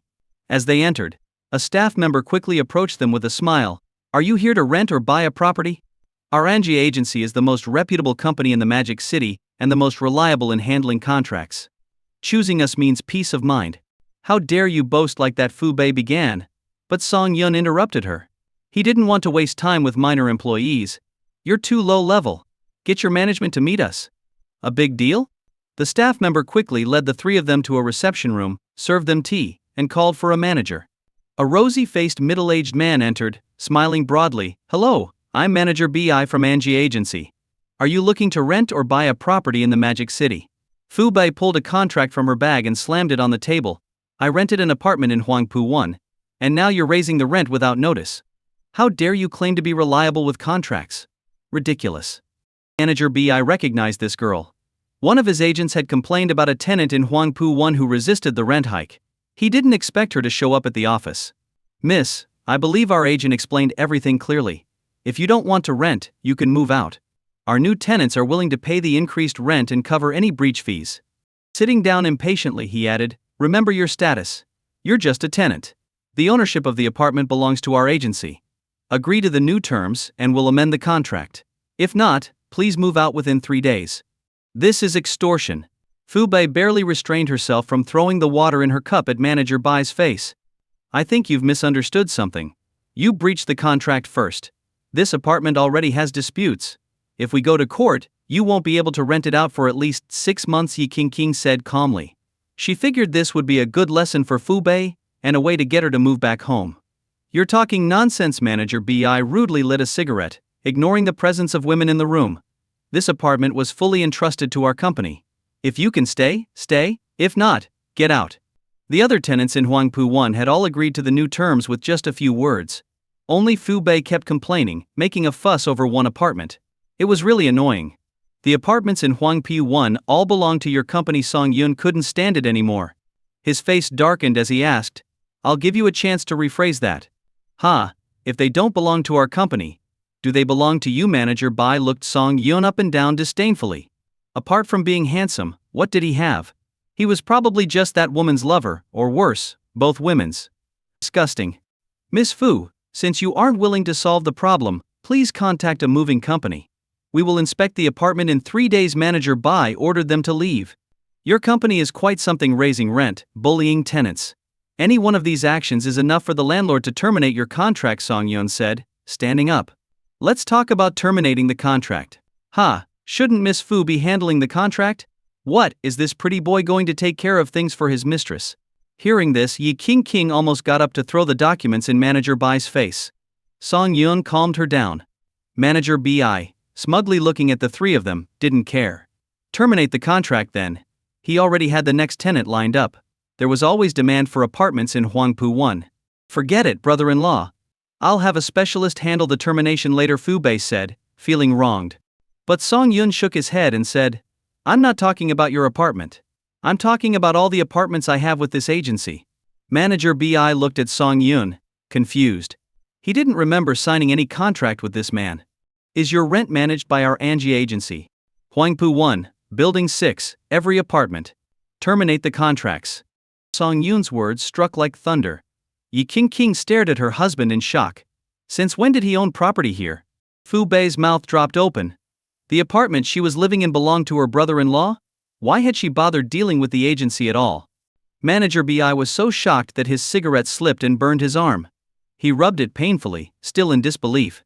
After all, Song Yun was too young. Owning an entire building in Huangpu 1 was almost unimaginable. He simply couldn't believe that Song Yun was the owner. What? You don't believe me? Song Yun asked calmly. The owner's surname is Song, right? Coincidentally, my name is Song Yun. There are plenty of people with the surname Song. Where's the property deed? We can't just assume anyone named Song is the owner of Building 6 in Huangpu 1. Manager Bi thought one of his subordinates must have leaked the information, and this man was using it to threaten him into lowering the rent. To him, Song Yun might be handsome and well-dressed, but he didn't look like a billionaire. Fine, seeing is believing. Wait here. Song Yun called the China Bank branch at the entrance of Huangpu 1 and instructed them to deliver everything from safety deposit box number 1 to Angie agency. After he hung up, the room fell silent. Yi King had countless questions but knew this wasn't the right place to ask. Fu Bei stared at Song Yun with wide eyes, her thoughts unclear. After about 20 minutes, Manager Bai, having recovered from his initial shock, grew increasingly impatient. He had countless arguments ready to counter Song Yun. He crossed his legs and checked his watch irritably. How much longer do we have to wait? My time is very valuable. If they don't deliver the property deed, do I have to keep waiting with you? Don't be so arrogant. You'll be the one crying soon enough, Song Yun said with a smile. Think about how you'll explain this to your board. Hilarious. Are you just showing off in front of these two ladies? If that's the case, I'll give you a way out. Leave now and save yourself the embarrassment. Time passed slowly, and Manager Bei grew more relaxed. It had been so long with no sign of the bank delivering anything, clearly indicating a bluff. He wondered why the two women were still waiting with Song Yun. 10 minutes later, noise erupted outside the reception room. Manager Bei frowned, thinking one of his subordinates had caused trouble again. Before he could check, the door opened. 6 security guards in uniform entered, escorting a small box. Who here is Mr. Song Yun, the lead guard asked, scanning the room. Manager Bai, under the piercing gaze of the guard, felt a pang of guilt and looked down. The guard's eyes were so intimidating that even a brief glance made any wrongdoer anxious. I am Song Yun said, stepping forward. Apologies, Mr. Song. Due to the high value of the items in your safety deposit box, we used an armored vehicle for transport, which caused the delay. Please present your ID so we can verify your identity. The guard nodded at Song Yun and asked for his identification. After receiving it, he swiped Song Yun's ID through a small device. When the green light lit up, the security captain respectfully placed the small box in front of Song Yun and said, Mr. Song, this box contains the property deeds for all the rooms in Building 6 of Huangpi 1. Please verify them.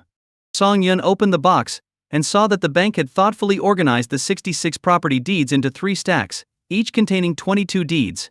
After counting them and confirming everything was in order, Song Yun signed the receipt. We won't take up any more of your time. Have a good day, the security captain said before leaving with his team.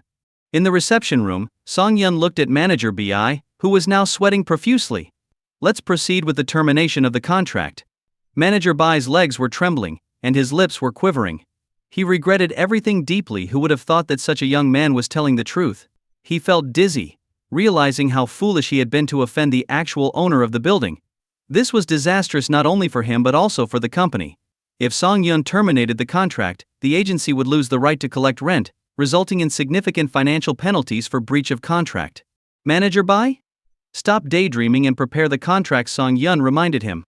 Ahaha. Mr. Song, you are truly remarkable. Compared to you, I'm nothing. Please don't take my earlier words to heart.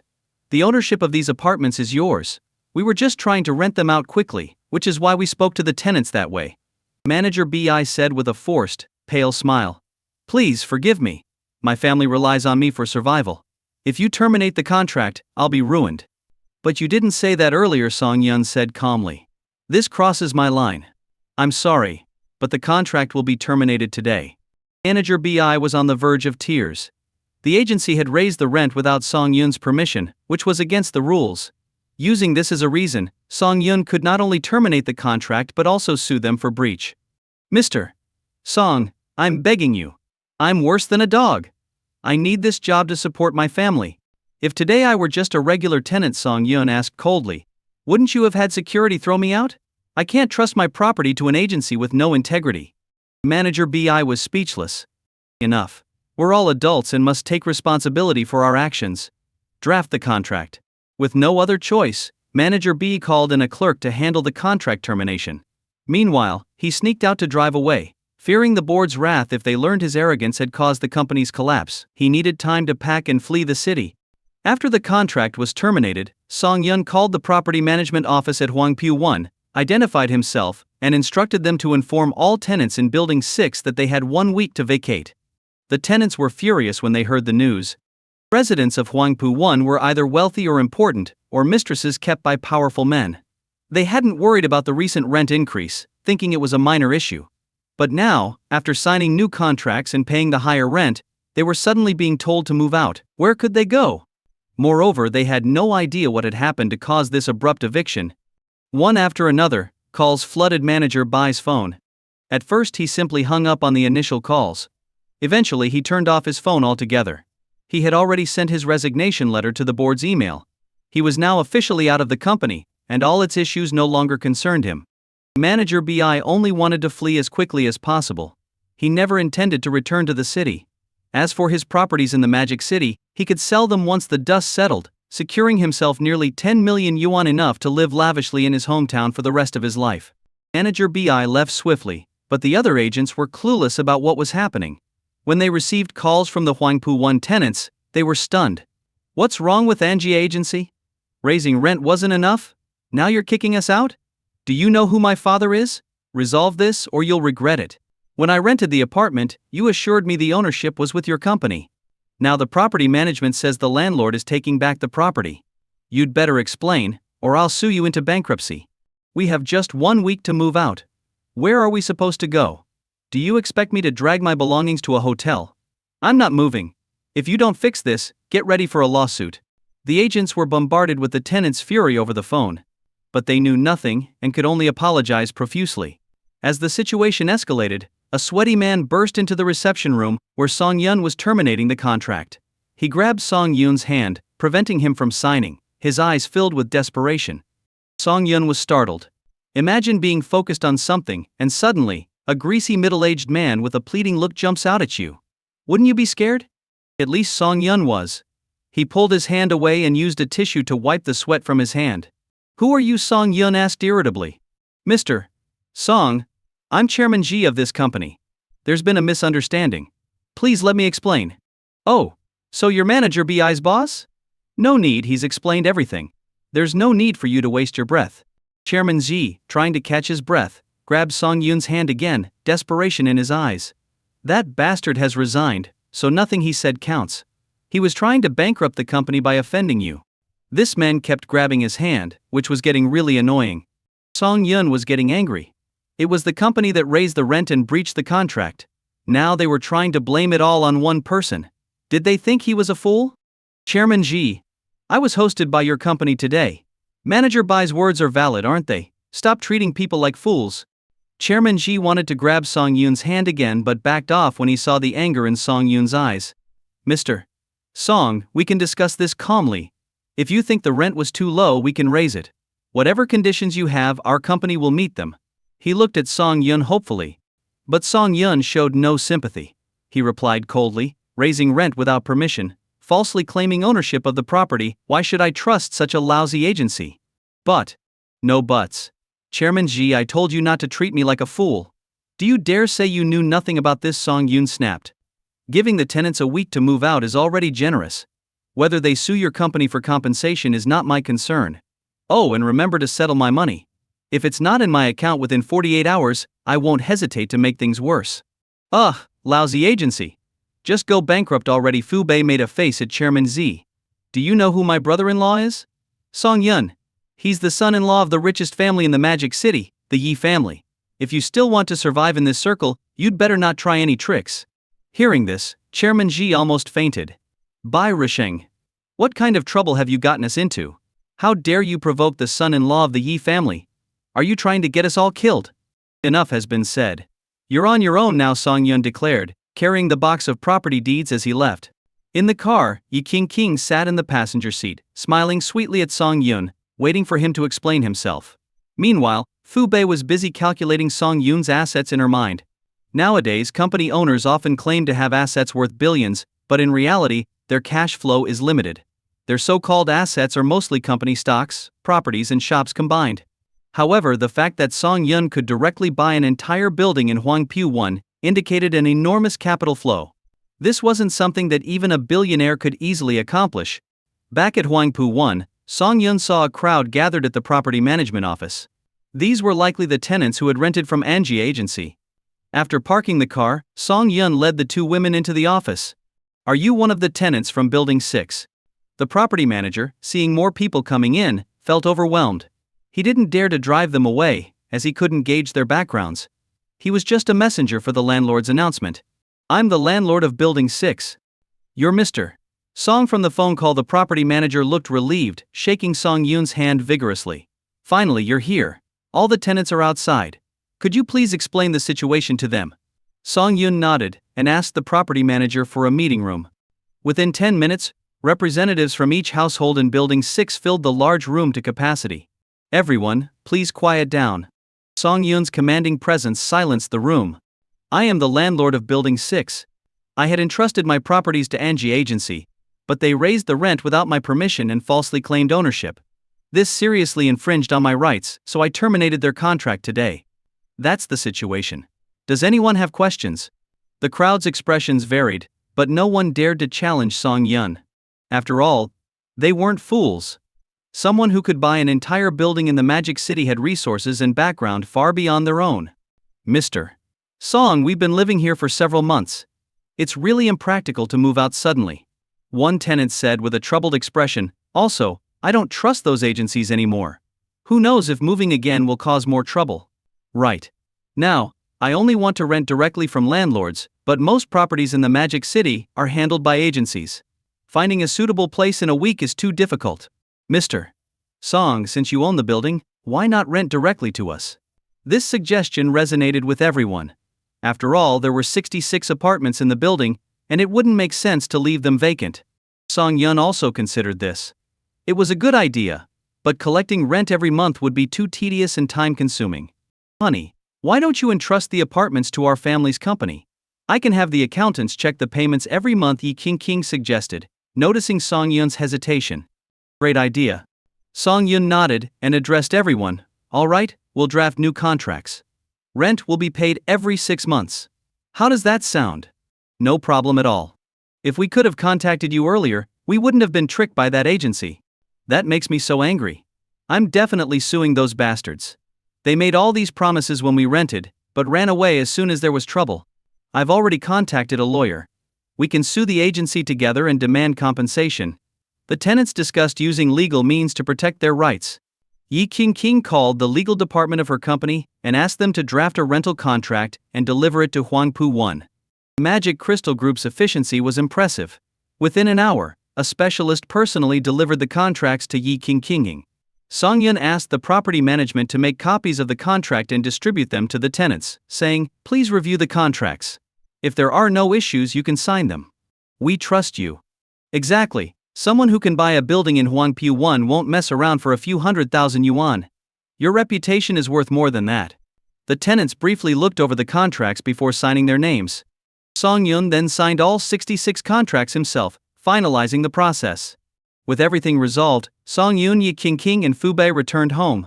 Lying on the couch, Yi King curiously asked, "Honey, when did you buy property here?" Song Yun struggled to come up with a plausible lie.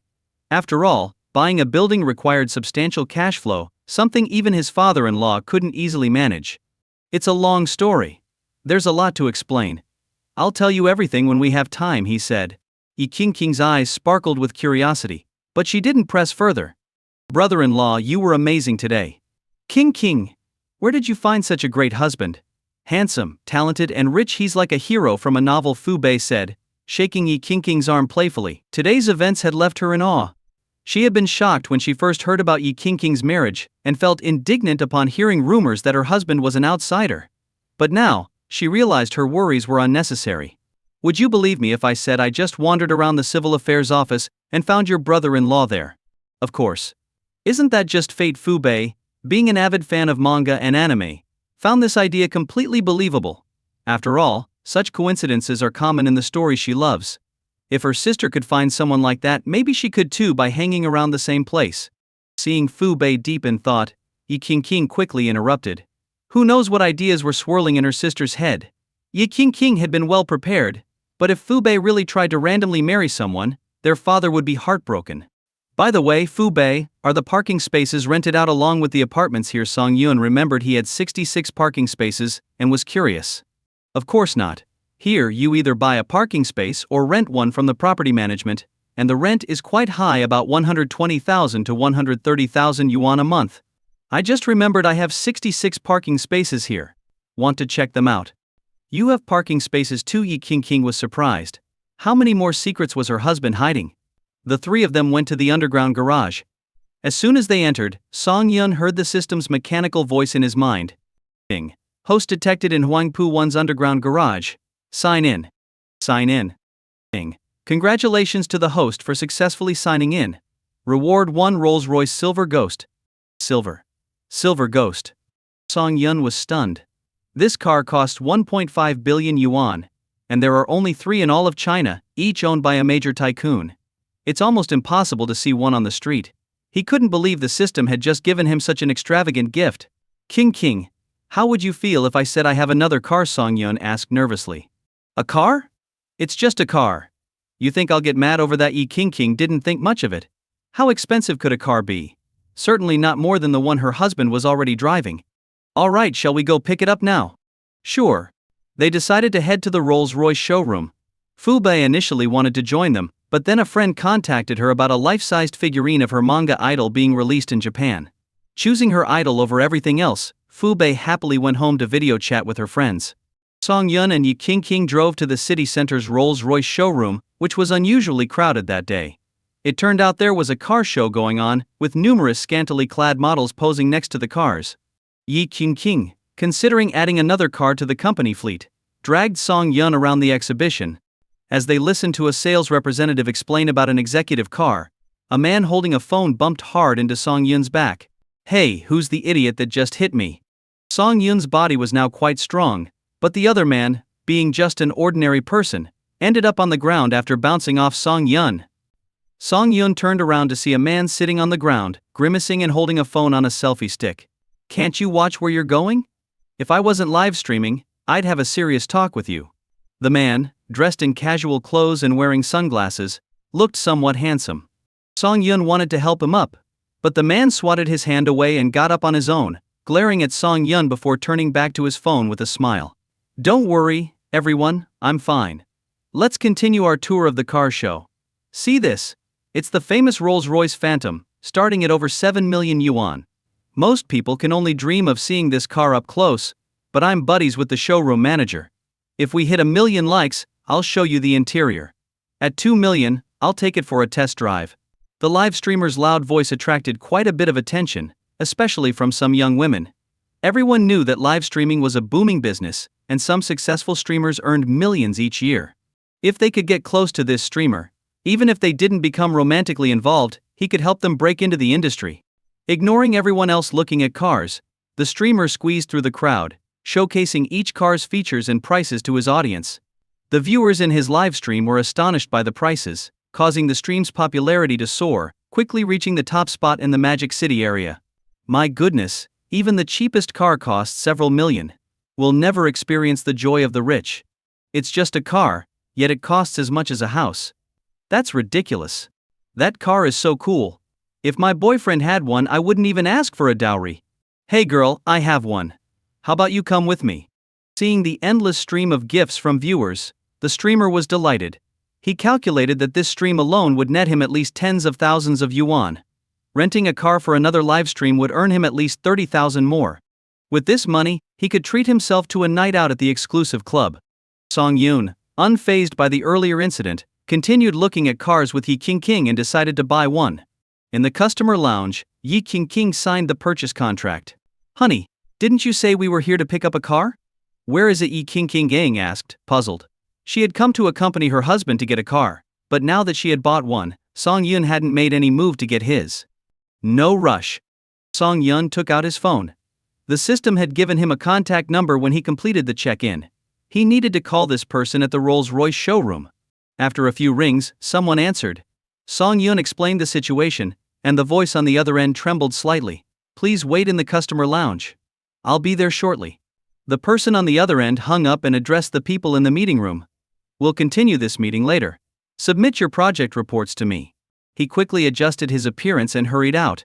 In the meeting room, the managers exchanged puzzled looks, wondering why the general manager had suddenly become so excited after a phone call. Was some VIP coming to buy a car? Meanwhile, Song Yun sat leisurely in the customer lounge, sipping tea. A man burst through the door, and the sales staff's face changed when they saw him. Hello, General Manager. You may leave. I'll handle this customer personally. The general manager nodded at the staff member before sitting across from Song Yun. Are you Mr. Song? The manager asked. Yes, I'm here to pick up my car today, Song Yun replied. We've been expecting you, the manager said with a bright smile. Allow me to introduce myself. I'm Hao, the general manager of this dealership. You can call me Xiao Hao. Shall we go see the car now? Sure. Song Yun and manager Hao led the way, while Yi Qingqing, sitting nearby, was puzzled. What kind of car had her husband bought that warranted the personal attention of the general manager? Given that Rolls-Royce is a globally renowned brand, regional general managers are usually influential people. They don't typically bother with transactions involving just a few million or even tens of millions. They arrived at the center of the showroom, where a silver-white car was prominently displayed, watched over by a dedicated attendant. Yi Qingqing's eyes widened when she saw a Rolls-Royce Silver Ghost. This car was worth 1.5 billion yuan, and it couldn't be purchased by just anyone. Initially produced for Western royalty, only a select few global elites could buy it. Consequently, fewer than 10 of these cars exist worldwide. She never imagined she'd see one here today. As manager Hao began explaining the car's features and history, a voice behind them interrupted. The interior of that last car was incredible. Spending millions on it is totally worth it. The live streamer, full of satisfaction, boasted to his viewers, "Thanks to my buddy, the manager here, you all got to see inside that car. Thanks to Lou for sending 5 rockets. Everyone in the stream, give Lou a follow." By now the live streamer had reached the center of the showroom. Out of the corner of his eye, he spotted the Rolls-Royce Silver Ghost on display.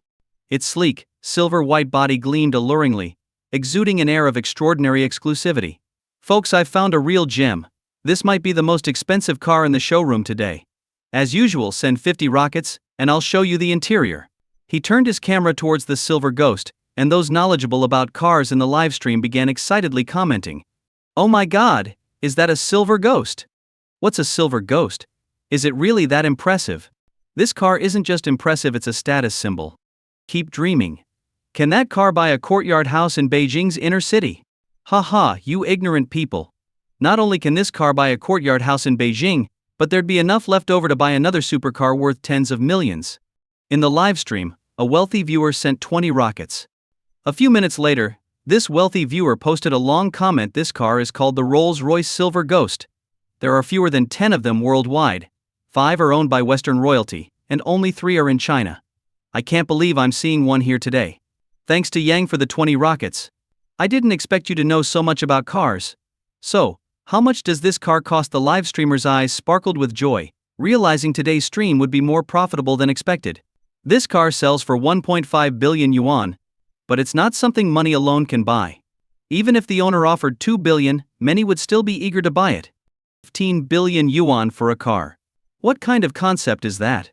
If someone earns 10,000 yuan a month, that's 120,000 yuan a year, which adds up to only 12 million yuan in 100 years. It's unimaginable. This isn't a car for ordinary people. Even wealthy executives wouldn't casually spend so much on a single vehicle." The live stream was flooded with comments, with everyone eager to know who owned this car. The live streamer himself felt a mix of emotions. He thought earning tens of thousands from one live stream was impressive, but compared to real wealthy people, he felt like a clown. After a while, he gazed longingly at the Rolls-Royce Silver Ghost. He didn't dare to suggest showing the interior again, unsure of the owner's identity.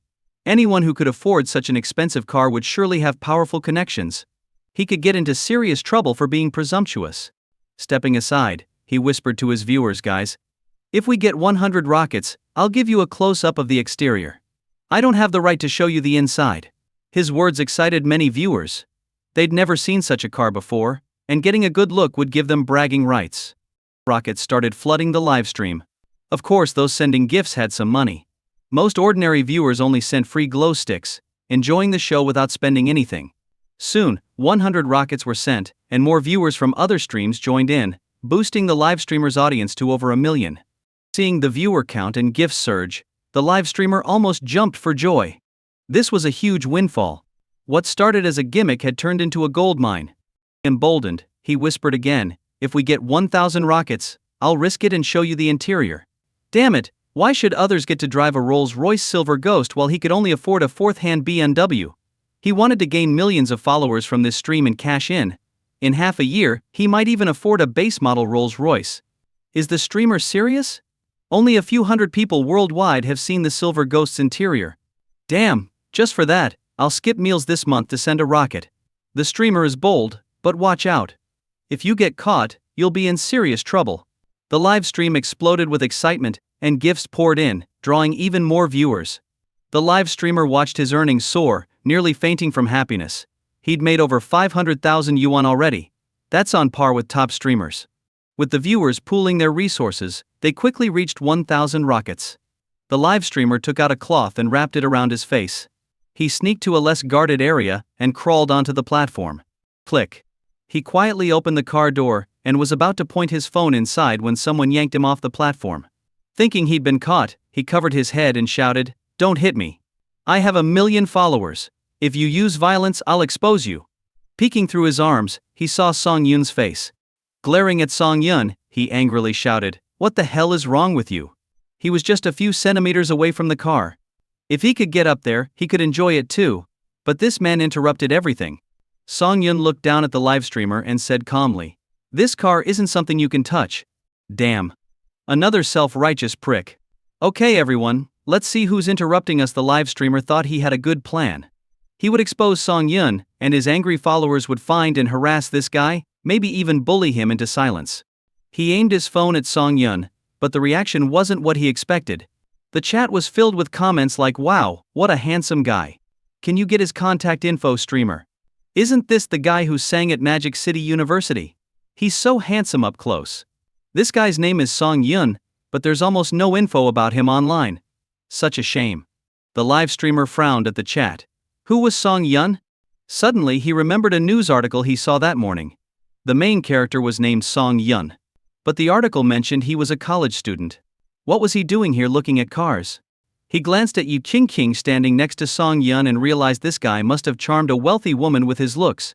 He thought of a new strategy to attract viewers. "Hey there, handsome. Your name is Song Yun, right? How do you feel about becoming famous overnight?" There was no information about Song Yun online. If he could get an exclusive interview, it would be much more captivating than just filming cars. Song Yun glanced at him but didn't respond. "Come on, don't be so aloof. Say hi to my viewers. Can I ask, what are you doing in a Rolls-Royce showroom as a college student? Are you actually rich?"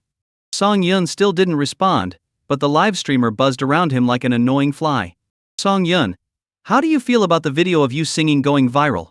Are you planning to enter the entertainment industry?"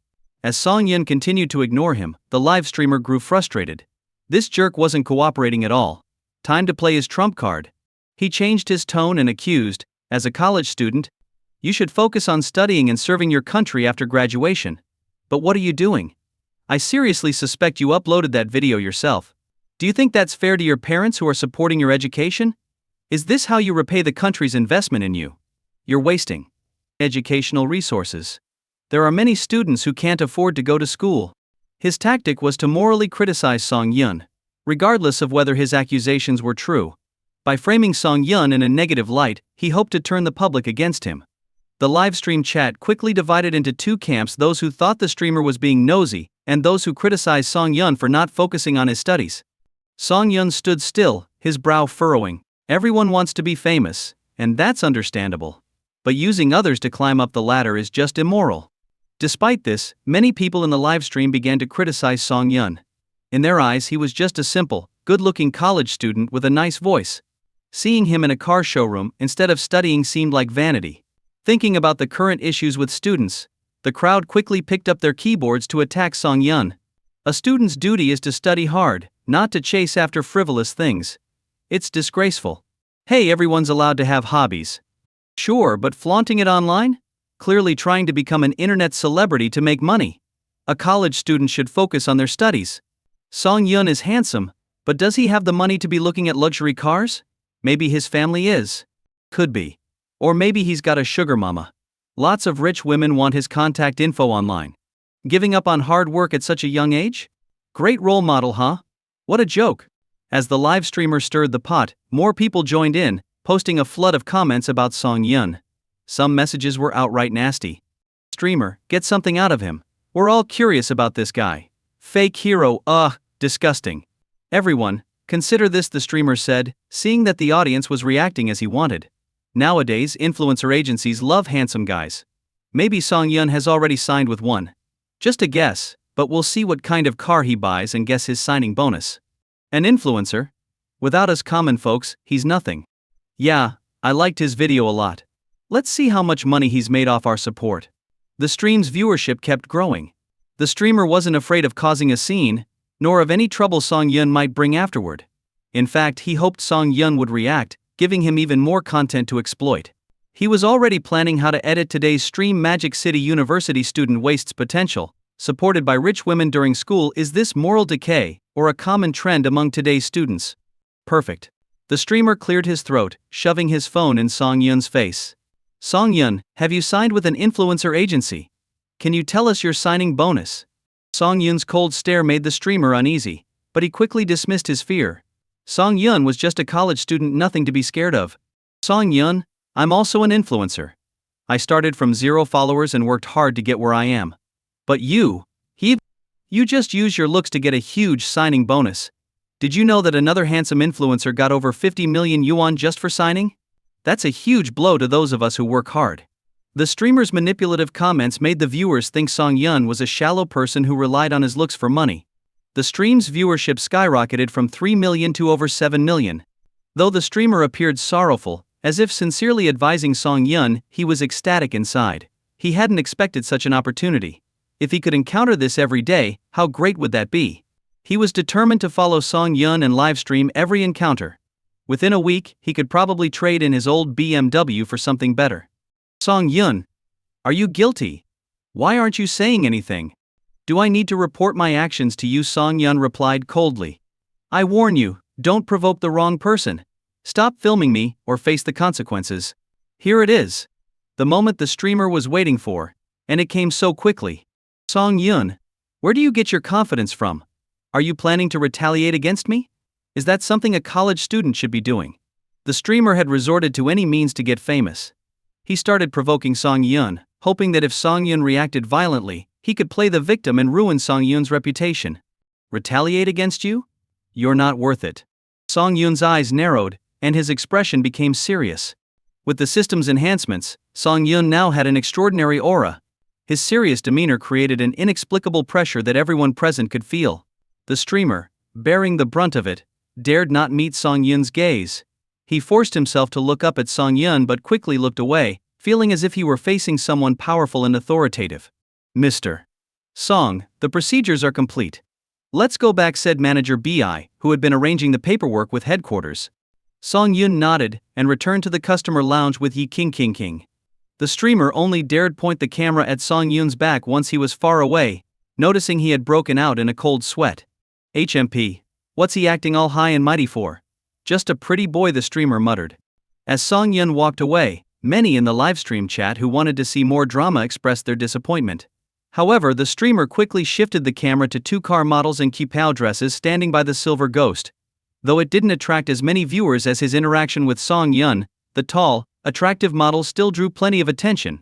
Meanwhile, Manager Bi returned with 2 engineers to conduct a final inspection of the vehicle before handing it over to Song Yun. After about 10 minutes, the engineers closed their laptops, having found no issues with the car. Manager Bi personally invited Song Yun back. Folks, Song Yun is coming back. Should I go and block him again? The streamer excitedly asked his viewers. Go for it. Don't back down, streamer. Get some juicy info. I'll send 10 rockets. I'll send 20. As rockets filled the livestream, the streamer decided to go for it and stood in the middle of the path, holding his phone up. Song Yun, it looks like you've bought a car. Can you share some details with us? Sir, if you're here to buy a car, our sales staff can assist you. If you're here to cause trouble, don't blame me for calling security. Manager Bi stood in front of Song Yun, his tone unfriendly. At a Rolls-Royce dealership, maintaining customer privacy was crucial. If he couldn't protect it, he didn't deserve to be the manager. Who are you? Don't you know who I am? I'm a big streamer with millions of followers, the streamer snapped. I'm just trying to interview Song Yun for a few questions. If you stop me, I'll expose you. I'm the general manager of this dealership, Mr. Bi. I'm asking you to stop all live streaming immediately, or I'll have our legal department sue you. What do streamers fear the most? Not being popular. He didn't care about being sued. In fact, he thought it might boost his fame. Filming is my right, the streamer shouted defiantly. But he soon saw that Song Yun ignored him and walked straight to the Rolls-Royce Silver Ghost, inspecting it and even getting inside for a test drive. What the? Could it be that Song Yun was buying this car? No way. Not only the streamer but also his viewers were stunned into silence. As regular viewers of live streams, they knew the typical signing fees for streamers. Currently, the highest online signing fee was 130 million yuan for a top influencer, but that wouldn't even cover a fraction of the Silver Ghost's price. Wasn't Song Yun just a college student? Where did he get that kind of money? Honey, did you really buy this car? Yi King couldn't hide her shock as she touched the Silver Ghost's interior. She never imagined her husband could pull off something so extraordinary, buying a car worth 1.5 billion yuan. You know, this car is too flashy for everyday use. Let's give it to your father. Song Yun didn't have much attachment to the car. Despite its high value to him, it was just a means of transportation. Yi King's heart melted at his words. She knew she had chosen the right person. Her husband truly loved her, or he wouldn't casually gift such a prestigious car to her family. But business was business. Giving it to her father was fine, but he had to pay for it. How about selling it to my dad for 1.8 billion yuan? Yi King joked, her eyes sparkling as if money was falling from the sky. Isn't that a bit much? He is your father. What's the problem? Even close family members should handle finances properly. 1.8 billion is a lot of money. Alright, it's settled then. My dad isn't short on cash, and he'll be thrilled to see this car. Below the platform, the streamer's hand holding the selfie stick was trembling slightly. He couldn't believe Song Yun was the owner of the Silver Ghost. Reflecting on how he had shamelessly threatened Song Yun earlier, he felt a wave of fear. Meanwhile, the livestream audience was equally stunned. What's the deal with Song Yun? Can someone look into his background? Oh my god. 1.5 billion. Is he really just a college student? From now on, I'm declaring that Song Yun is my husband. Handsome and rich, where else can you find a man like that?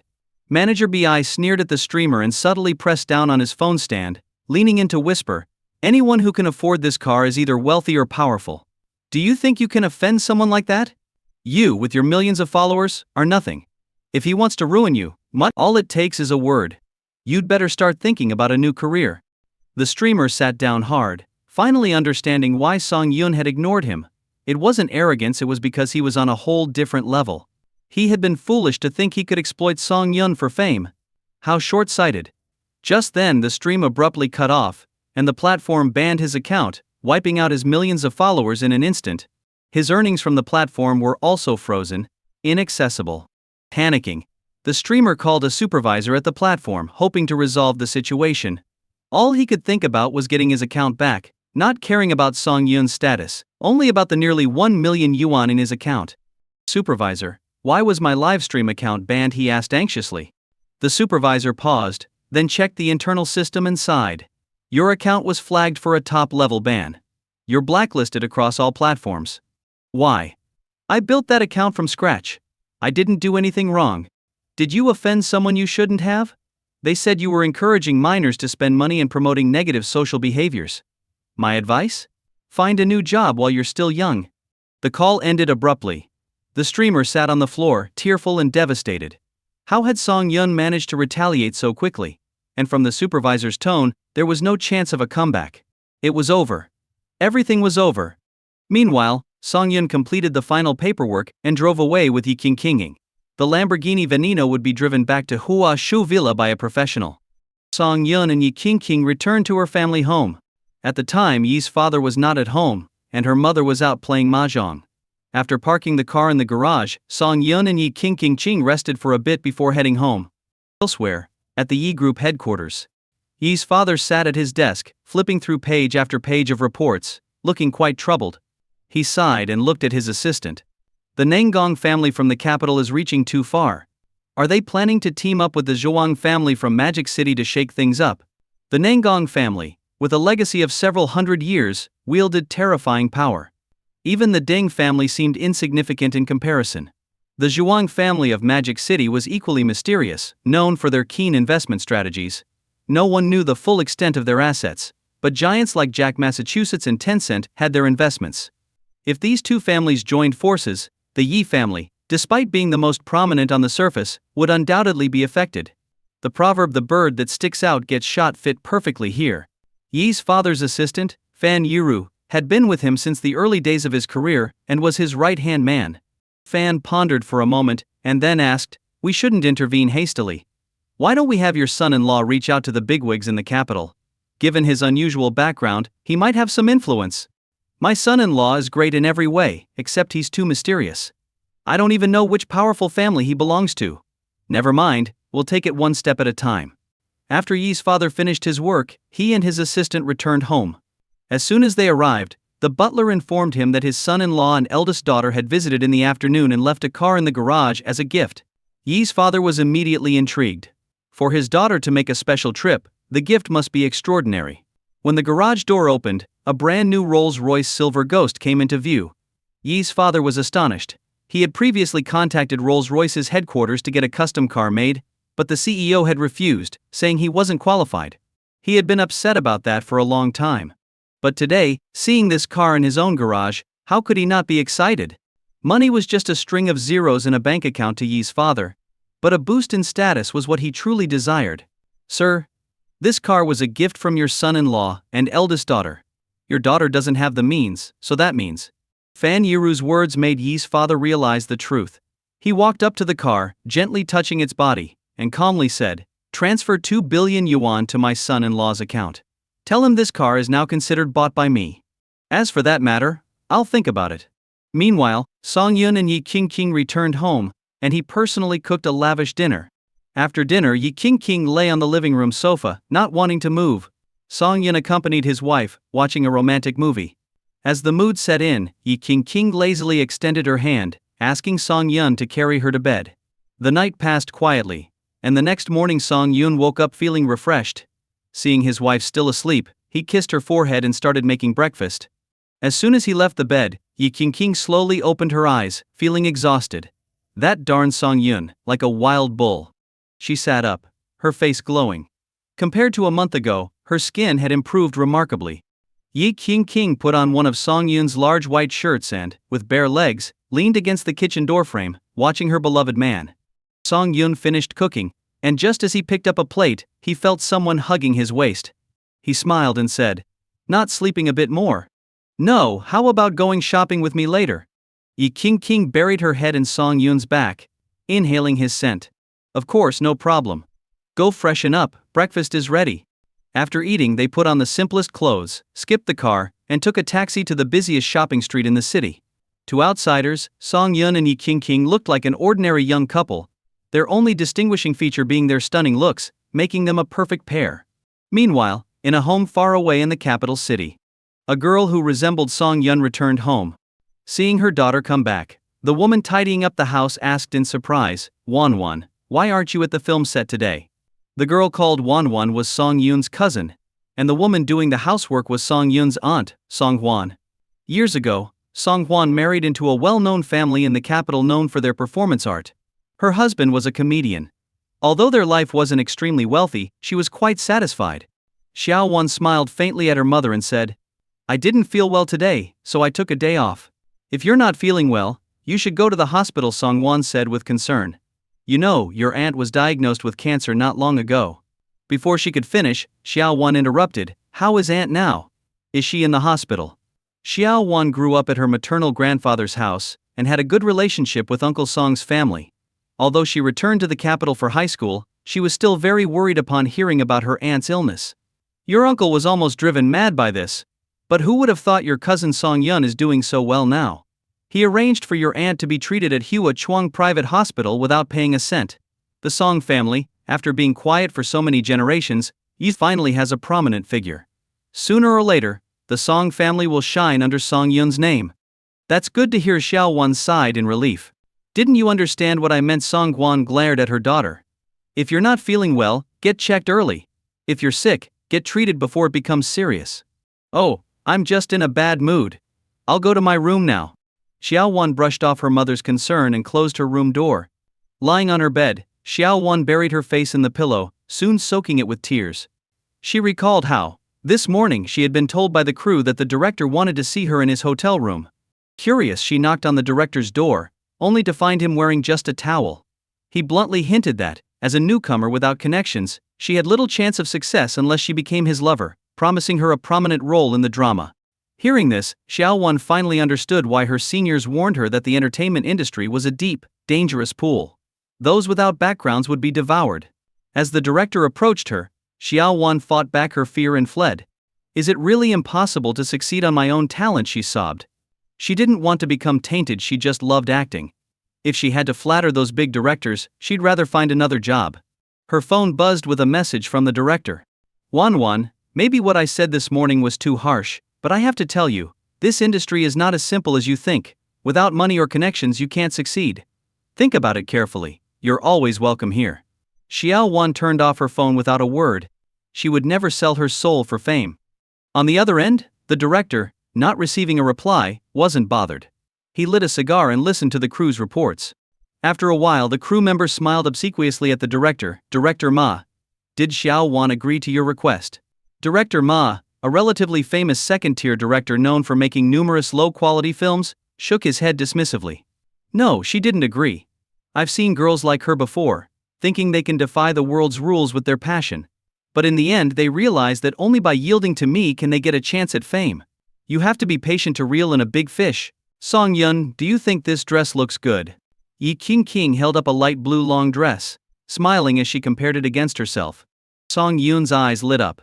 She looked stunning in anything she wore, and this dress made her look youthful and vibrant, like a college student. But this dress also looks nice. Yi King picked up a white dress. The men accompanying their girlfriends shopping nearby were mesmerized. The white dress seemed to awaken their deepest memories of first love, a time when the sky was blue, the burdens were light, and a boy and a girl could spend a whole day hand in hand in the park. What a beautiful era that was. You look great in everything. Let's buy them both. Song Yun smiled as he handed a black card to the salesperson. The salesperson's eyes sparkled. Although this store wasn't a top luxury brand, each dress cost at least 7,000 to 8,000 yuan. This handsome young man was indeed a rich catch. After paying and packing the clothes, the salesperson handed Yi King a VIP card with a smile. Miss, your boyfriend is very good to you. This card gives you a 20% discount nationwide. We look forward to your next visit. Yi King, feeling happy, held Song Yun's arm. They didn't lack money. The clothes in Yi King's wardrobe were much more expensive than these two dresses. But it was the fact that Song Yun bought them that made it meaningful. Like an ordinary couple, they walked hand in hand through the mall. When Yi King saw something she liked, she would haggle a bit, even if it only saved a few yuan. For this innocent girl, it was a novel experience. When they got tired, Song Yun and Yi King went to a bubble tea shop and ordered 2 drinks to rest. At that moment, a piece of entertainment news was playing on the shop's TV. It was about a director named Ma, who had recently started filming a new movie, adapted from a popular online novel titled Sign In at the Civil Affairs Bureau, rewarded with a beautiful wife. Seeing this, Yi King took a sip of her drink and said unhappily, that novel was pretty good. How could it end up in the hands of this director? Oh, you've read it! Yi King nodded proudly, of course. The novel is quite interesting, especially since the protagonist meets his wife at the Civil Affairs Bureau, just like us. But I'm disappointed that the movie adaptation will cut out so much. Song Yun, hugging his wife's shoulder, comforted her. Why not buy the entertainment company? It wouldn't cost much. What are you thinking? Yi King sighed, leaning against Song Yun's chest. The company Tianyu Entertainment is a top-tier entertainment company in the country, worth at least 50 to 60 billion yuan. We could do much more with that money. As they were chatting, Song Yun's phone rang. It was Yuan Ca. Brother Song Yun, Mom's third surgery was completed this morning. The doctor said that with proper rest and medication, she will be fine. Yuan Ci's excited voice came through the phone. Song Yun was also very happy to hear this, and planned to take Yi King to the hospital to visit her aunt later. After hanging up, a system voice sounded. Congratulations, host, for completing the storyline with Yuan Ci. Ever since her father passed away and her mother fell ill, she has been under immense mental pressure. Her greatest wish was for her mother to be healthy and safe. Now that the host has fulfilled Yuan Ci's dream, you are rewarded with Tianyu Entertainment Company. The company is valued at 65 billion yuan and has been acquired by the Shanshui Group.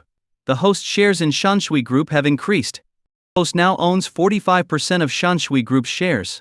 Song Yun remembered the storyline with Yuan Ci and was surprised at how easily it was completed. Plus, he was rewarded with an entertainment company and shares in Shanshui Group, which were priceless. Feeling ecstatic, Song Yun turned to Yi King with a broad smile and said, "Today, whatever you like, we buy it all." Yi King tilted her head, looking at her husband in confusion. I just received some great news. My secret acquisition of Shanshui Group shares is finalized, and Shanshui Group has fully acquired Tianyu Entertainment. Hearing this, Yi Qingqing was stunned for a moment, then she hugged Song Yun's arm and kissed his cheek several times. "You're amazing, hubby. Hee, it's almost noon now. Let's go eat." Song Yun, smiling, took Yi Qingqing to a highly rated hot pot restaurant. He asked Yi Qiming to order while he went to the restroom. When he returned, the hot pot was already boiling, but Yi Qingqing was resting her chin on her hands, waiting for him to come back. It reminded him of when he was little. When his father worked late, his mother would prepare dinner for Song Yun first, and then wait to reheat the food and eat with his father when he got home. That was what home felt like. Song Yun sat down, and they started eating. Song Yun handled the cooking while Yi Qingqing enjoyed the food. He picked up a piece of tripe, dipped it in the broth for 7 or 8 seconds, coated it with sauce, and held it to Yi Qingqing's mouth, smiling. "Ah. Nom." Yi Qingqing took a bite and closed her eyes in satisfaction. Their attractive appearance drew many admiring glances from the other patrons in the hot pot restaurant. People tend to be very tolerant of couples in love. After all, everyone has been there. They remember staying up all night on the phone with their girlfriend or foolishly waiting outside her building late at night. Those times were marked by innocence. No one despises those beautiful memories because they wanted to give their beloved everything, to create a home, and their intentions were genuine.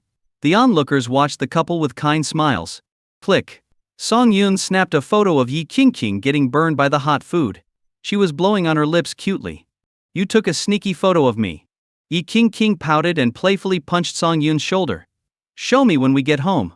Delete the ones that look bad." Hee, let's eat." Song Yun quickly changed the subject. To him, his wife was always the most beautiful, no matter what. At a nearby table, a girl with a hat was eating with her head bowed low, as if trying to avoid being seen. The flash from Song Yun's camera caught the girl's attention. She put down her chopsticks and gently wiped her red lips with a wet wipe. "Sister Lulu, I think someone just took a photo of me," she whispered to her assistant. The assistant's eyes scanned the room with a hostile look. The couple at that table. The girl's timid appearance was endearing. If her face under the hat was revealed, everyone would recognize her as one of the 4 rising stars, Shengguan Fu. She graduated from Beijing Film Academy and signed with Tianyu Entertainment immediately after, enjoying a smooth career. She came to the city for a commercial shoot. After finishing, she decided to grab a meal but was quickly recognized by fans. Being a celebrity is really tough. The assistant walked over to Song Yun and tapped the table heavily, saying, "Sir, please delete the photo you just took." Song Yun frowned. He was just persuading his wife to stay in Huashu tonight, and now someone interrupted him. He was annoyed. "Why should I need your permission to take a photo?" As Song Yun and Yi Qingqing looked up, the assistant was momentarily stunned. The man was handsome and charismatic, and the woman was beautiful and cute, though her gaze was a bit unfriendly. It suited the Ice Queen persona perfectly. But the assistant quickly regained his composure and spoke in a slightly better tone. "You took a photo of us just now. Please delete it." "Of course I'll cover your bill today." Song Yun was speechless. Taking a photo of them?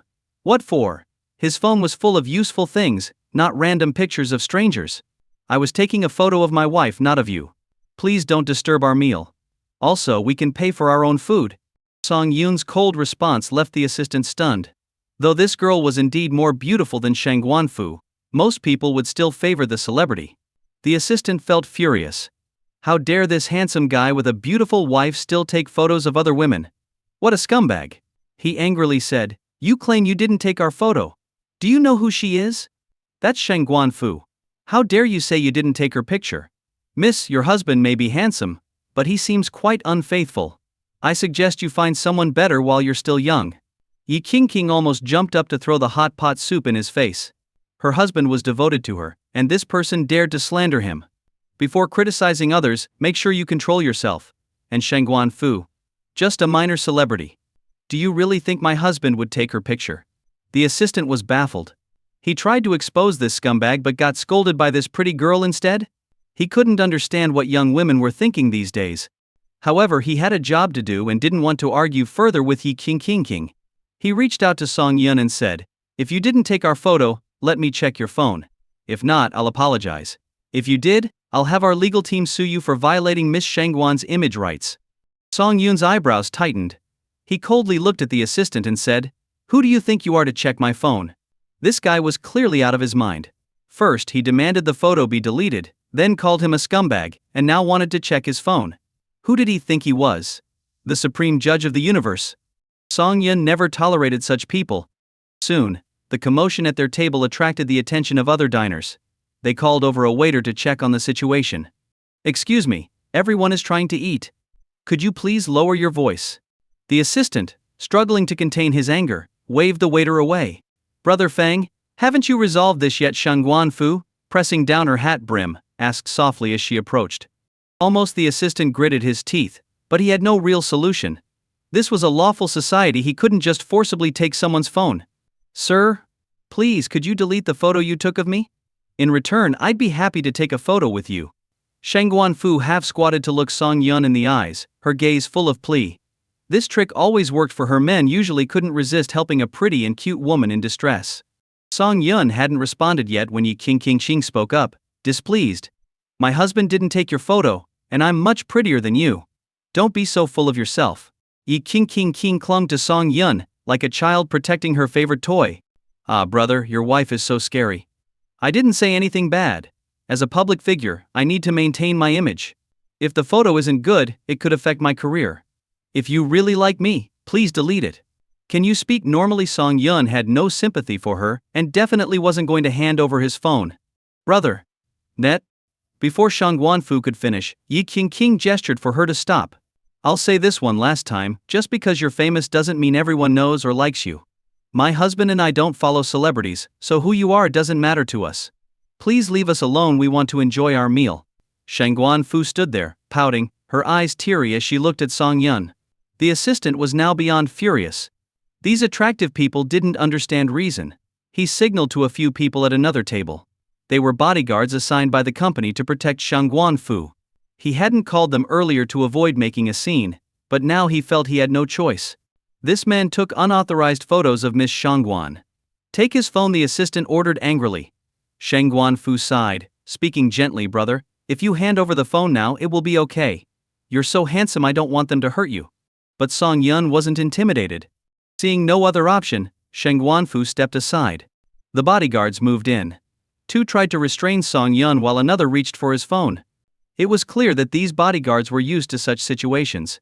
They were supposed to be Shangguan Fu's security, but in reality, they were just Tianyu Entertainment's thugs, handling issues with brute force.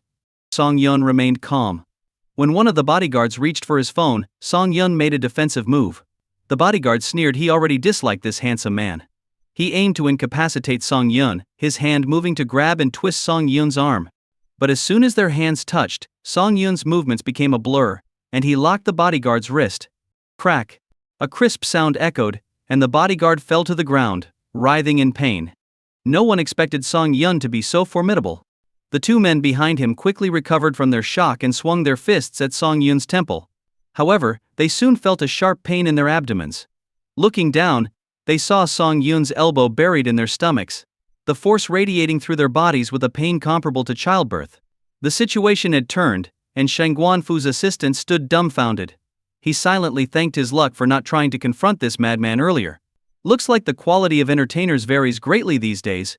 With all sorts of people," Yi Qingqing said, standing up and looking down at Shangguan Fu. This woman, even with makeup, might score an 80, but her manipulative tactics were designed to evoke a man's protective instincts. But Shangguan Fu didn't realize that the woman before her, in terms of looks, figure, and background, was far superior. And the man was not some young guy who'd fall for any pretty face. "Which entertainment company are you from? I might know your boss," Yi Qingqing said, exuding the aura of a powerful businesswoman, which intimidated Shangguan Fu. I'm from Tianyu." Tianyu. Song Yun was surprised to meet one of his company's artists today. It seemed the internal affairs of Tianyu were quite complex. "The president of Tianyu is Lu Guan. I haven't had much interaction with him," Yi Qingqing frowned. "No problem, I'll give him a call." To Yi Qingqing's surprise, Song Yun took out his phone and called the president of Tianyu. Realizing the significance of these two individuals, Shangguan Fu's mind went blank. She was at a critical point in her career. If these people knew her company's executives, she could be blacklisted. Was her career over? The phone rang a few times. On the other end, Lu Guan saw Song Yun on the caller ID and felt a wave of anxiety. Song Yun was the largest shareholder of Shanshui Group, which had forcefully acquired Tianyu. Lu Guan admired the young man's achievements, whether due to skill or background. Song Yun was not someone to cross. Calming himself, Lu Guan answered the call, trying to keep his voice steady. Mr. Song, what can I do for you? Is Shangguan Fu an artist with our company? Shangguan Fu. Lu Guan racked his brain for a moment before recalling this minor celebrity. He asked in confusion, yes, she's with our company. Are you interested in her? Don't ask unnecessary questions. Send me her information. With that, Song Yun hung up. Lu Guan frowned deeply. Song Yun was a big shot in an international conglomerate, holding vast resources. If he wanted a woman, even Hollywood actresses would line up. So why was he interested in this minor figure? Despite his confusion, Lu Guan pulled up all of Shangguan Fu's information from the company database and sent it to Song Yun's email. Back at the hot pot restaurant, the 3 injured bodyguards had been helped outside by the assistant, who was waiting for the ambulance and considering escape. He realized that the couple wasn't ordinary and provoking them might bring severe consequences. Only Shangguan Fu remained at the scene, standing with her head down, eyes filled with fear. She was worried that the man really knew her company's top executives, and that she might get fired. Thinking about it, Shangguan Fu regretted provoking them. Though she was just a third-tier artist, the company's promotion had elevated her to one of the 4 rising stars. In time she could become a top-tier celebrity. But now, she might have ruined that future herself. Song Yun's phone dinged with an email notification. He opened it and saw that this woman had a pretty high annual salary of 30 million yuan, not including TV shows, ads and other activities. Roughly estimating, Shangguan Fu earned at least 60 million yuan a year. Shaking his head, Song Yun called Lu Guan again. I see Shangguan Fu has a 7-year contract with Tianyu. Let her rest for those 7 years. Lu Guan finally understood. Song Yun's rest meant blacklisting her. Shangguan Fu had clearly offended him. At that moment, Director Massachusetts entered the office. Seeing Lu Guan on the phone, he placed the latest film's casting list on the desk without interrupting. Lu Guan casually flipped through it, and noticed Shangguan Fu was cast as the second female lead. Mr. Song, Shangguan Fu is the second female lead in our latest film. Should we let her finish this project before? Song Yun chuckled coldly at this suggestion. Lu Guan waited for Song Yun's response, but received only silence. He got the message Song Yun wasn't asking for his opinion, he was giving orders. Lu Guan quickly said, I'll do as you say, Mr. Song. I'll immediately stop all of Shangguan Fu's commercial activities. Remember, there are many CEOs in this world. If Tianyu loses you, it can still operate. Song Yun's calm words made Lu Guan break into a cold sweat. Yes, he was just an employee. Why go against a powerful figure? He realized his foolishness. He quickly reassured Song Yun, fearing to offend this major shareholder he had never met. After hanging up the phone, Lu Guan poured himself several cups of cold water to calm his agitation. Just speaking with President Song made him feel immense pressure. This young man certainly has a cunning mind that doesn't match his age. Seeing Director Massachusetts still sitting on the sofa, Lu Guan wiped his face with a wet towel and tiredly asked, Is the crew's work all prepared? Yes, Director Massachusetts' expression was a bit strange. He was Lu Guan's college classmate, and naturally knew Lu Guan's capabilities after years of studying together. Back then, Lu Guan fought his way to become the president of Tianyu Entertainment. How could someone like him lose his composure over a phone call? President Lu, what happened? Lu Guan rubbed his temples with a headache and sighed. You know our company was acquired by the Shanshui Group, right? Of course. Shanshui Group is a large multinational company. Its shareholders are influential figures worldwide. Was the call from one of the shareholders? Director Massachusetts was curious. Sigh, more than that. The call was from Mr. Song Yun, the biggest shareholder of Shanshui Group. That woman Shangguan Fu has really messed up by offending President Song. Now, no one can save her. Shangguan Fu. Director Massachusetts' eyes widened. This woman was cast as the second female lead, but the truth was they had been secretly seeing each other, and had just returned from a week-long trip to Sanya together. He had lost weight from that trip. Please work hard and reselect the actress for the second female lead. After being questioned by Song Yun, Lu Guan felt visibly exhausted. He cursed Shangguan Fu inwardly, thinking about how he almost jeopardized his future because of her. Growing angrier, he called the company's chief manager and started cursing. The manager, puzzled at first, was shocked upon learning it was because of Shangguan Fu. The manager knew very well how troublesome Shangguan Fu could be. Her manipulative behavior had really offended someone this time. The chief manager swore that during the contract period, Shangguan Fu would not be assigned any commercial activities. Only then did Lu Guan feel a bit relieved. Meanwhile, in a hot pot restaurant in the Magic City, Shang Guanfu, initially shocked, was now becoming impatient. How foolish of her to be intimidated by these two. It had been more than 10 minutes, and if the company was really going to trouble her, they would have called by now. This boy must be lying. Do you have anything else to say? If not, I'm leaving. Shang Guanfu dropped her sweet persona, revealing her true arrogance.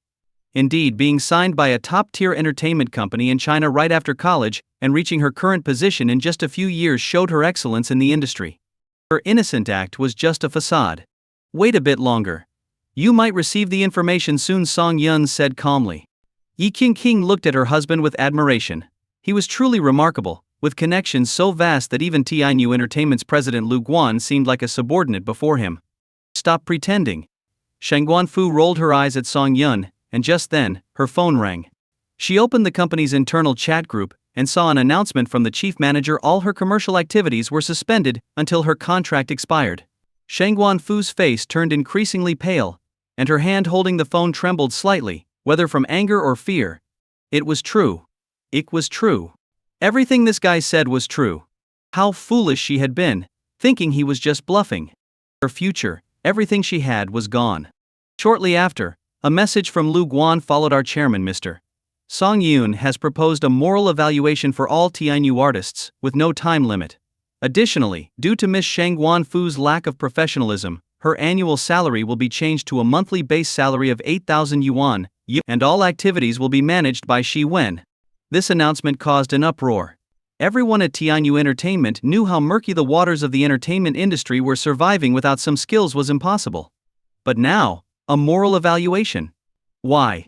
Some top-tier artists learned the inside story from their agents and quickly shared it with their friends. Soon, everyone at TI Entertainment knew that Shang Guanfu had offended Chairman Song Yun, prompting him to decide to clean up the company's internal environment. Shang Guanfu, you brought this on yourself, dragging us down too. Now what, 8,000 yuan a month? In the expensive city of Beijing, that's not even enough to cover the property fees. Serves you right. Shang Guanfu felt a chill all over. She could already foresee the ridicule she would face upon returning to Beijing. As a minor celebrity, she had not only ruined herself but also implicated others. It's no wonder the big shots in the entertainment circle would hate her. And the handsome man in front of her was the company's chairman. No wonder he could order the president around so easily. How stupid she had been, pretending to be innocent for so long that it had affected her brain. The chairman, let alone filming her. If he had given her a room key, she would have gratefully accepted it in advance. What should she do now? She was only in her 20s, but by the time her contract expired, she would be 30. It would be impossible to restart her career. Was there any way to save herself now? Right, Director Mai. She suddenly remembered that Director Massachusetts was Lu Guan's college classmate and held a high position in the company. Maybe through him, she could connect with Lu Guan and plead for mercy. She stumbled out of the hot pot restaurant and called Director Ma. But no one answered. She tried again, but his phone was turned off. Her last straw was gone. Clearly, Director Massachusetts didn't want to ruin his impression with the new chairman for a woman. No one could save Shang Guanfu now. She had no choice but to accept the cold reality. After all, she had brought this upon herself. She dejectedly booked a second-class train ticket back to Beijing. The company wouldn't cover any travel expenses for her anymore. As someone who used to travel in business class, this was a huge slap in the face. Director Massachusetts returned to his office, rubbing his temples in frustration. Casting required the crew to spend a lot of time and effort to finally select the right person. But now, with filming about to start, that foolish woman Shang Guanfu had ruined everything for herself, leaving him with a mess to clean up. Seeing Director Massachusetts's gloomy face, his assistant approached and suggested, "Director Ma, don't we have a backup candidate? Are you referring to Xiao Wan?" Xiao Wan. Director Massachusetts suddenly remembered the overlooked candidate. He had deliberately excluded Xiao Wan before. After all, a film crew wasn't just about the director. There were also production staff, lighting technicians, writers and producers. If any of them favored Xiao Wan, he wouldn't get his turn. Okay, let's go with Xiao Wan for now. Contact her. After thinking for a moment, he realized that other actresses had either been in the industry for years or weren't suitable for the role. He decided to discuss the script with Xiao Wan later and make the most of this opportunity. Meanwhile, Song Yun took Yi Qingqing to Huachuan Private Hospital. After visiting Yuan's mother, they went to his aunt's ward. Now, with his aunt comfortably settled in the hospital, his uncle and cousin Song Jisheng took turns keeping her company. It wasn't that the nursing care at Huakuang Private Hospital was inadequate, but his aunt needed a family member to chat with her. Entering the ward, Song Yun's aunt brightened upon seeing Yi King. This girl was beautiful and had an exceptional demeanor, reminding the aunt of a well-bred young lady from a scholarly family she had met long ago. That woman's gentle elegance had left a lasting impression on her. Yi King's presence gave Song Yun's aunt an even deeper sense of warmth and grace. Lying in bed, Song Yun's aunt held Yi King's hand and chatted about family matters. Meanwhile, Song Yun, his uncle, and cousin were in the smoking room outside the ward. "Brother, are you off today?" Song Yun asked curiously. Song Jisheng gave a bitter smile and said, "I got laid off. The company felt that with someone in my family hospitalized, I wouldn't be able to work properly, so they let me go. That might be for the best. Now you can spend time with your mother. You don't know how she wished for you to come home every day, while you were working there," uncle said, taking a drag from his cigarette to hide the deep bitterness in his eyes. He knew his son had worked at that company for over 5 years, and had developed strong feelings for it. But the company's ruthless decision to terminate his contract despite paying compensation had cut deep. "Brother, why don't you come work for me?" Song Yun suggested after a moment of thought. He knew how capable his cousin was, dedicated and quick to learn. Having a family member in his group would give him peace of mind. "No, I don't want people to gossip about you placing family members in the company." Song Jisheng was well aware of how nasty office politics could get. He wouldn't go to his cousin's company if it would harm Song Yun's reputation. "Don't worry. I'm the largest shareholder in the company. Placing you in the group, or even replacing the president, is a small matter," Song Yun said with a smile. "But I can only give you an entry-level job in Shanshui Group. Whether you climb up is up to you." Shanshui Group. Song Jisheng gasped. The thought of working there was tempting. Everyone knew the name of Shanshui Group. It wasn't about the salary, it was about the connections. The person you might collaborate with on a project could be an international financial tycoon. The knowledge and experience gained there were far more valuable than the money earned. "All right. When do I start?" Seeing the determined look on Song Jisheng's face, Song Yun smiled and said, "Anytime. Just go to the reception at the Madu branch and tell them I sent you." Song Jisheng nodded emphatically. Uncle Song watched the two young men with satisfaction. Blood is thicker than water, and if his son could truly succeed, he could also support his cousin. After finishing their conversation and cigarettes, the three of them returned to the ward. It was evident that Auntie was very pleased with Yi King, holding her hand and recounting embarrassing stories from Song Yun's childhood. Yi King covered her mouth, smiling at her beloved man. After a while, the two returned to Huashu Villa. In Beijing, Xiao Wan was sitting on the sofa at home, eating fruit that her mother had washed. She had already offended Director Ma, so there was no hope of making it in the entertainment industry. She had sent out many resumes and was planning to find a regular job. At that moment, Director Massachusetts' assistant called. "Xiao Wan, do you have time now?" "Sorry, I don't think I'm suitable for this job, so please stop bothering me." Hearing Xiao Wan's words, the assistant was taken aback. No, I'm here with sincerity to talk to you." Sensing Xiao Wan's cold tone, the assistant quickly added, "Director Massachusetts has temporarily chosen you as the second female lead for the new film." Xiao Wan didn't know what kind of trick they were playing, but she wasn't easily fooled. "Assistant Yang, you should know what Director Massachusetts did to me, right? Do you think I can trust you?" This assistant Yang felt embarrassed. He had seen many actresses in the company willingly approach directors for a role, but today he encountered a strong-willed one. "Rest assured, I swear, we're only here to discuss work," Assistant Yang said. "How about we meet at a place of your choosing tomorrow? Director Massachusetts and I will be there on time. What do you think?" Hearing this, Xiao Wan hesitated. She was truly passionate about acting, and what if Director Massachusetts had changed? So, she decided on a public place. She didn't believe Director Massachusetts could misbehave in public. Early the next morning, after freshening up, Xiao Wan arrived at the agreed-upon coffee shop with her bag. As soon as she pushed the door open, she saw Director Massachusetts and Assistant Yang already there. Assistant Yang waved at her, and Xiao Wan sat opposite them, still a bit wary. "Xiao Wan, I believe we had some misunderstandings before, and I'd like to explain." Director Massachusetts was immediately interrupted by Xiao Wan's icy words. "Director Ma, please get to the point." Director Massachusetts wasn't offended and asked Assistant Yang to take out a script, starting to explain it in detail to Xiao Wan. As Xiao Wan listened, she gradually became interested. The character was well defined and a rare positive second female lead, with experiences somewhat similar to her own. She imagined the scenes in her mind and realized she could perform them smoothly. An hour later, Director Massachusetts took a sip of his coffee, cleared his throat, and asked, "What do you think?" "The script is fantastic." Xiao Wan looked excited. She smiled and said, "I thought the original novel was already great, but the adaptation is even more impressive." To be honest, this role wasn't initially meant for you," Director Massachusetts said slowly. "But due to certain reasons, I felt you were more suitable for the role. It took a lot of effort to secure it for you. Do you understand what I went through?" Hearing this, Xiao Wan fell silent.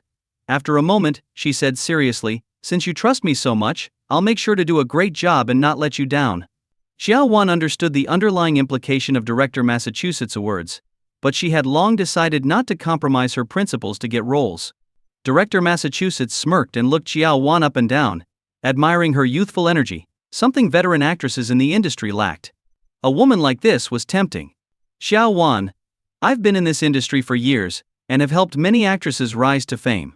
You could be the next one," Director Massachusetts said, hiding his deeper intentions.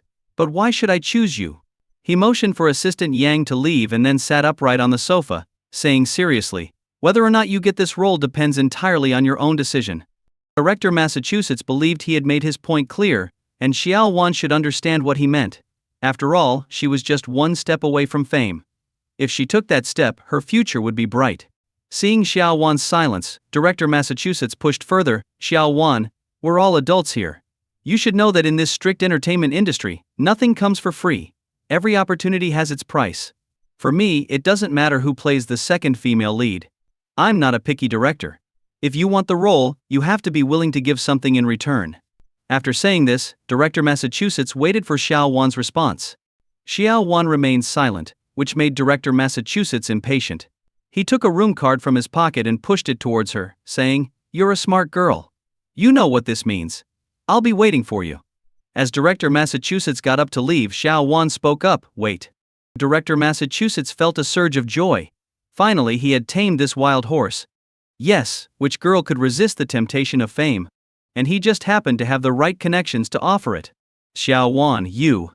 But before he could finish, Xiao Wan dropped the room card into the coffee cup. Plop. The card fell into the coffee. "Sorry, I'm stubborn. I don't need charity from anyone," Xiao Wan said coldly. She had thought Director Massachusetts was sincerely here to discuss the script. Now it was clear he still had his vile intentions. Director Massachusetts was infuriated by Xiao Wan's action. His eyes widened in rage. Since his debut, no one had ever insulted him like this. Did she think he was a pushover to forgive her repeatedly? Watching Xiao Wan pick up her bag and leave, he yelled at her retreating figure, "Xiao Wan. Since you're so ungrateful, don't expect to make it in this industry." The original second female lead got blacklisted by the company for offending the wrong person. You're not far from her fate. Xiao Wan did not stop walking after hearing those words. On the contrary, she felt a sense of relief and walked with a lighter step. Although she would never again participate in the acting work she loved, sticking to her principles was more important than anything else. Bitch. Bitch. Bitch. Director Ma, furious, raised his coffee cup and smashed it to the ground. The waiter approached to intervene, but Assistant Yang stopped him with a wad of cash. Assistant Yang, standing cautiously beside Director Ma, asked, "Xiao Wan. Don't you dare mention that bitch again." Director Ma, his eyes red with anger, snarled, "Does she think she can act all high and mighty just because she's pretty? I'll show her what happens when she disrespects me. Now contact every entertainment company and tell them that Xiao Wan has a terrible character and should be avoided." It was the first time Assistant Yang had seen Director Massachusetts so furious. He couldn't help but feel sorry for Xiao Wan. With Director Massachusetts' influence, this essentially meant she would be blacklisted. Meanwhile, Xiao Wan left the coffee shop, feeling an unusual bitterness in her heart. Her dream of becoming an actress had been nurtured since childhood, and now, letting it go left a void. Xiao Wan. Are you really going to give up on your dream? Without Director Ma, there are still other crews. Even if you start as an extra, there's still hope. She encouraged herself inwardly. Why let one bad apple make her think the whole industry was rotten? She believed that with relentless effort, some director would eventually recognize her talent. She hurried home, and while it was still early, she made 20 copies of her resume and biked to various film sets. At her first interview, the stage manager politely told her to wait for a call. At the second, the assistant director arrogantly threw her resume in the trash. At the third, the screenwriter dismissed her, claiming she didn't fit the role. At the fourth, the director didn't even look at her and pointed her to the door. The fifth, sixth, seventh. After 13 interviews, Xiao Wan finally understood what Director Massachusetts had meant by consequences. Her acting career had been cut off. These crews wouldn't offend a famous director like Ma for an unknown like her. It was time for her to wake up to reality. At Tianyu Entertainment's president's office, Lu Guan listened to Director Massachusetts' report with a headache. According to Director Ma, it would take another 10 days to cast the role. But what's most valuable to a film crew? Time. Once filming starts, every second costs money. 10 days of delay could cost hundreds of thousands. Old Ma, I've read the script. Finding a second female lead shouldn't be this hard. Right, Lu Guan said. Director Massachusetts responded earnestly. President Lu, this film has a budget of 160 million. If we cast a third or fourth tier actress, it won't boost the film's influence. But if we choose a second tier actress, they fear the role might ruin their reputation if they perform poorly. It's really difficult for me. Old fox. Lu Guan silently cursed Director Ma. When Massachusetts first entered the industry, he was a relatively upright director, but he quickly succumbed to the constant temptations from leading actresses. It was precisely Ma's knack for making controversial yet profitable films that made Lu Guan have mixed feelings about his old classmate. I'm giving you 1 week to find a suitable actress for the role. If Shanshui Group ends up losing money because of this film, who do you think Chairman Song will blame, you or me? Lu Guan angrily slammed the documents on the table. Director Massachusetts was startled. After thinking for a moment, he suggested, how about inviting Chairman Song to participate in the casting? A big shot like Chairman Song has time for such trivial matters. Lu Guan wanted to scream at Ma for his foolish suggestion. If Ma didn't care about his future, that was fine, but Lu Guan's position had already been questioned once by Chairman Song. Did Massachusetts want to ruin him completely? This won't work, that won't work, so what do you suggest, President Lu? How dare this bastard get angry? Lu Guan roared, if I knew, why would I need you? If you don't want to handle this film, then switch projects now. Hearing this, the small flame of defiance in Ma's heart was doused with cold water. He knew how much the company had invested in this film. The film, adapted from a well-known IP, was sure to have high box office and reputation ratings. As a director looking for a comeback, he couldn't afford to miss this opportunity. President Lu, how about this? I'll prepare a list of potential actresses, and you can casually mention them to Chairman Song during your report. If he likes any of them, we'll use that actress. After thinking for a moment, Lu Guan realized this plan had high feasibility. He nodded in agreement. After Massachusetts left, Lu Guan tapped his fingers on the desk, deciding that after this incident, Ma would have to be pushed aside to prevent him from ruining Tianyu's reputation.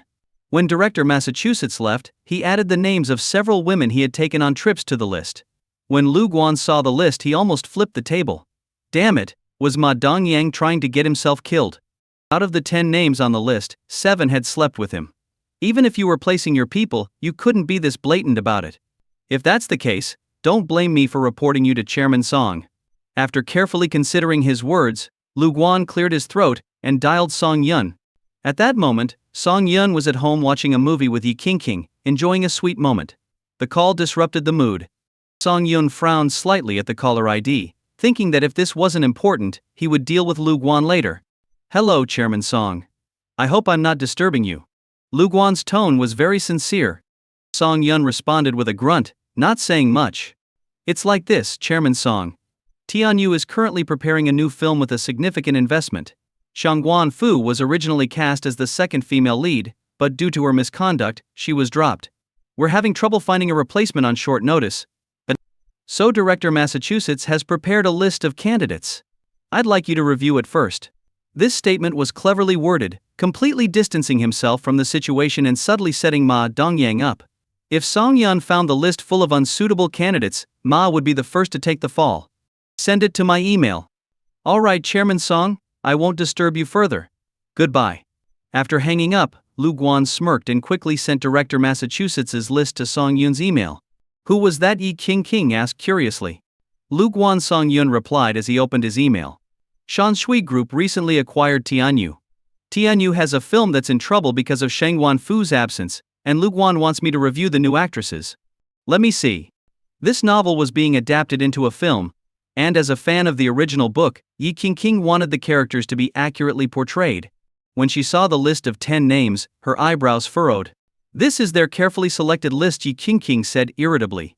8 of these women have been involved in scandals, and 7 of those scandals were with director Massachusetts himself. Hearing this, Song Yun's eyes narrowed. There was clearly more to this.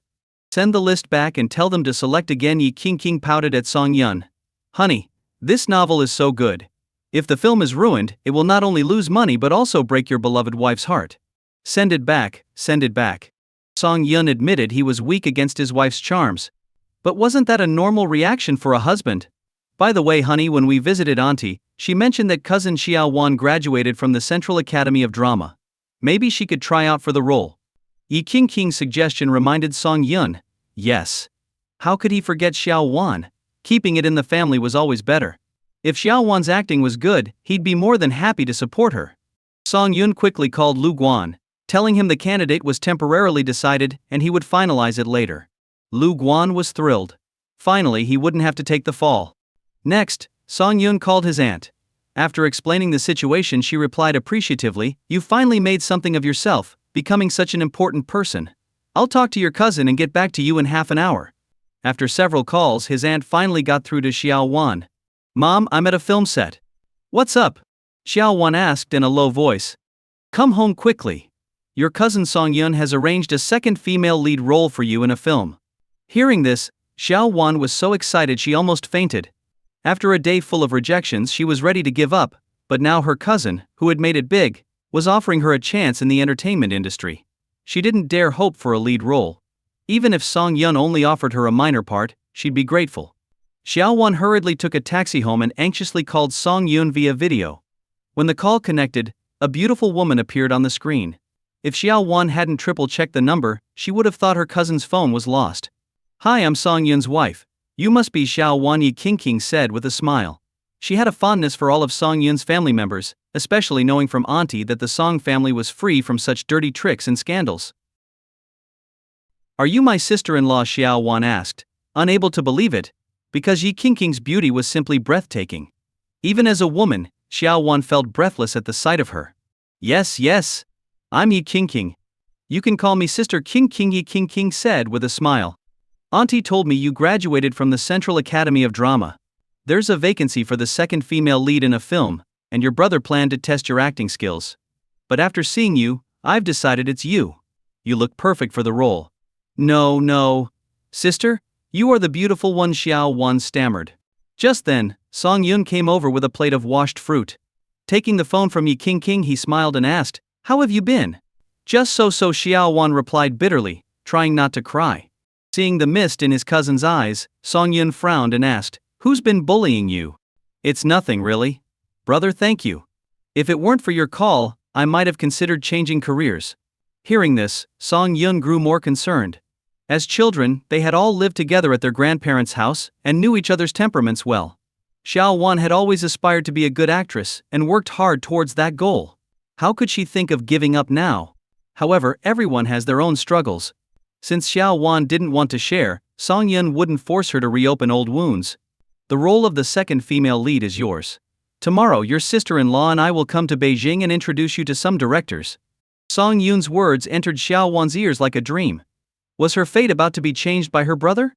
"Xiao Wan, tomorrow we'll book the tickets and come over. Don't worry with us here, you won't suffer any more grievances," Yi Qingqing encouraged. No matter what Xiao Wan had endured, as her sister-in-law, she felt it was her duty to support her. Xiao Wan couldn't hold back her tears any longer. She covered her mouth, nodding while sobbing. Early the next morning, Song Yun and Yi Qingqing boarded a flight to Beijing. At 11 in the morning their plane landed. As they exited the airport, they saw Xiao Wan waving at them. Song Yun looked at the little girl he once knew, now grown into a beautiful young woman, and felt deeply moved. Yi Qingqing warmly took Xiao Wan's hand, and the two women began chatting. Song Yun strained to hear, realizing Yi Qingqing was asking about his past relationships. Nervously, he hoped his cousin wouldn't betray him. The three of them hailed a taxi and headed to his aunt's house. As soon as they entered, they saw his aunt and uncle busy in the kitchen. Such a warm scene was something Song Yun hadn't experienced in a long time. Seeing Song Yun, his aunt exclaimed, wiped her hands on her apron, and grabbed his arm to take a closer look. "You must not be eating well. You've gotten thinner." To parents, their children never seemed as healthy when away. This bond of blood was a testament to their deep connection. "Auntie, I'm doing well now. But you've got more wrinkles over the years," Song Yun said, feeling a pang of sadness. His aunt, Song Hwan, gave him an exasperated look. This boy had never learned how to talk properly. Who greets a woman by commenting on her age?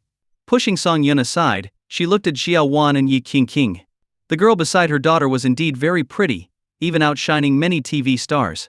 "Is this really my niece-in-law? What a stroke of good fortune for the Song family to have such a beautiful daughter-in-law." Tonight, she decided, she would light some incense for their ancestors and pray for the family's well-being. Come in, come in. The food is almost ready." Song Quan warmly welcomed them, and then asked her husband to entertain the guests. Xiao Qiang, the uncle, was semi-retired from the Kwai Association, but his wrinkled face still held traces of his handsome youth. A real heartthrob, thought Song Yun. "Xiao Yun, sit down," Xiao Qiang said, patting Song Yun on the shoulder with a smile. "I heard from your uncle that you're doing well now. How's business?" "Not bad. I'm involved in various industries," Song Yun replied. He had a great fondness for his uncle, partly because of his youthful admiration for his uncle's good looks, which had inspired him to want to be handsome too, and partly because his uncle was open-minded and treated the younger generation as equals. "Ha ha ha, I always said you'd be successful when you grew up, and here you are. You say that to every kid you meet. What does Song Yun's success have to do with you?" Song Huan Tuan teased from the kitchen. Xiao Qiang laughed awkwardly and carefully took out a bottle of old liquor from the cabinet. When he opened it, the strong aroma of aged liquor filled the room. "You're in for a treat today," Xiao Qiang said, winking at Song Yun. "This liquor was sourced by one of my apprentices, and has been aged for over 30 years. I wouldn't bring it out for just anyone. With your high blood pressure, you shouldn't be drinking. You can have one glass at most," Song Wan warned. Xiao Qiang shook his head in disappointment, wishing he could seal the bottle again with wax. Yi Qingqing admired the family atmosphere from the sofa. Growing up, her father often forgot promises because of his business, so she cherished the warmth of a close family. "Sister-in-law, my dad's an old drunkard, but my mom keeps him in check. Just watch, he'll beg for at least 2 glasses today," Xiao Wan whispered with a laugh. "I envy your family. It's so nice that everyone can be so free and happy," Yi Qingqing said. Xiao Qiang overheard her and cleared his throat, sitting back down. "Qingqing, you've been wronged, marrying into the Song family without even a wedding. I'll make sure to give Song Yun a good talking to. Uncle, as long as Song Yun and I love each other, that's all that matters. Whether or not we have a wedding doesn't matter to me," Yi Qingqing replied, making Xiao Qiang feel very grateful. It was clear that this girl truly loved Song Yun, and that was enough. "Bring the food."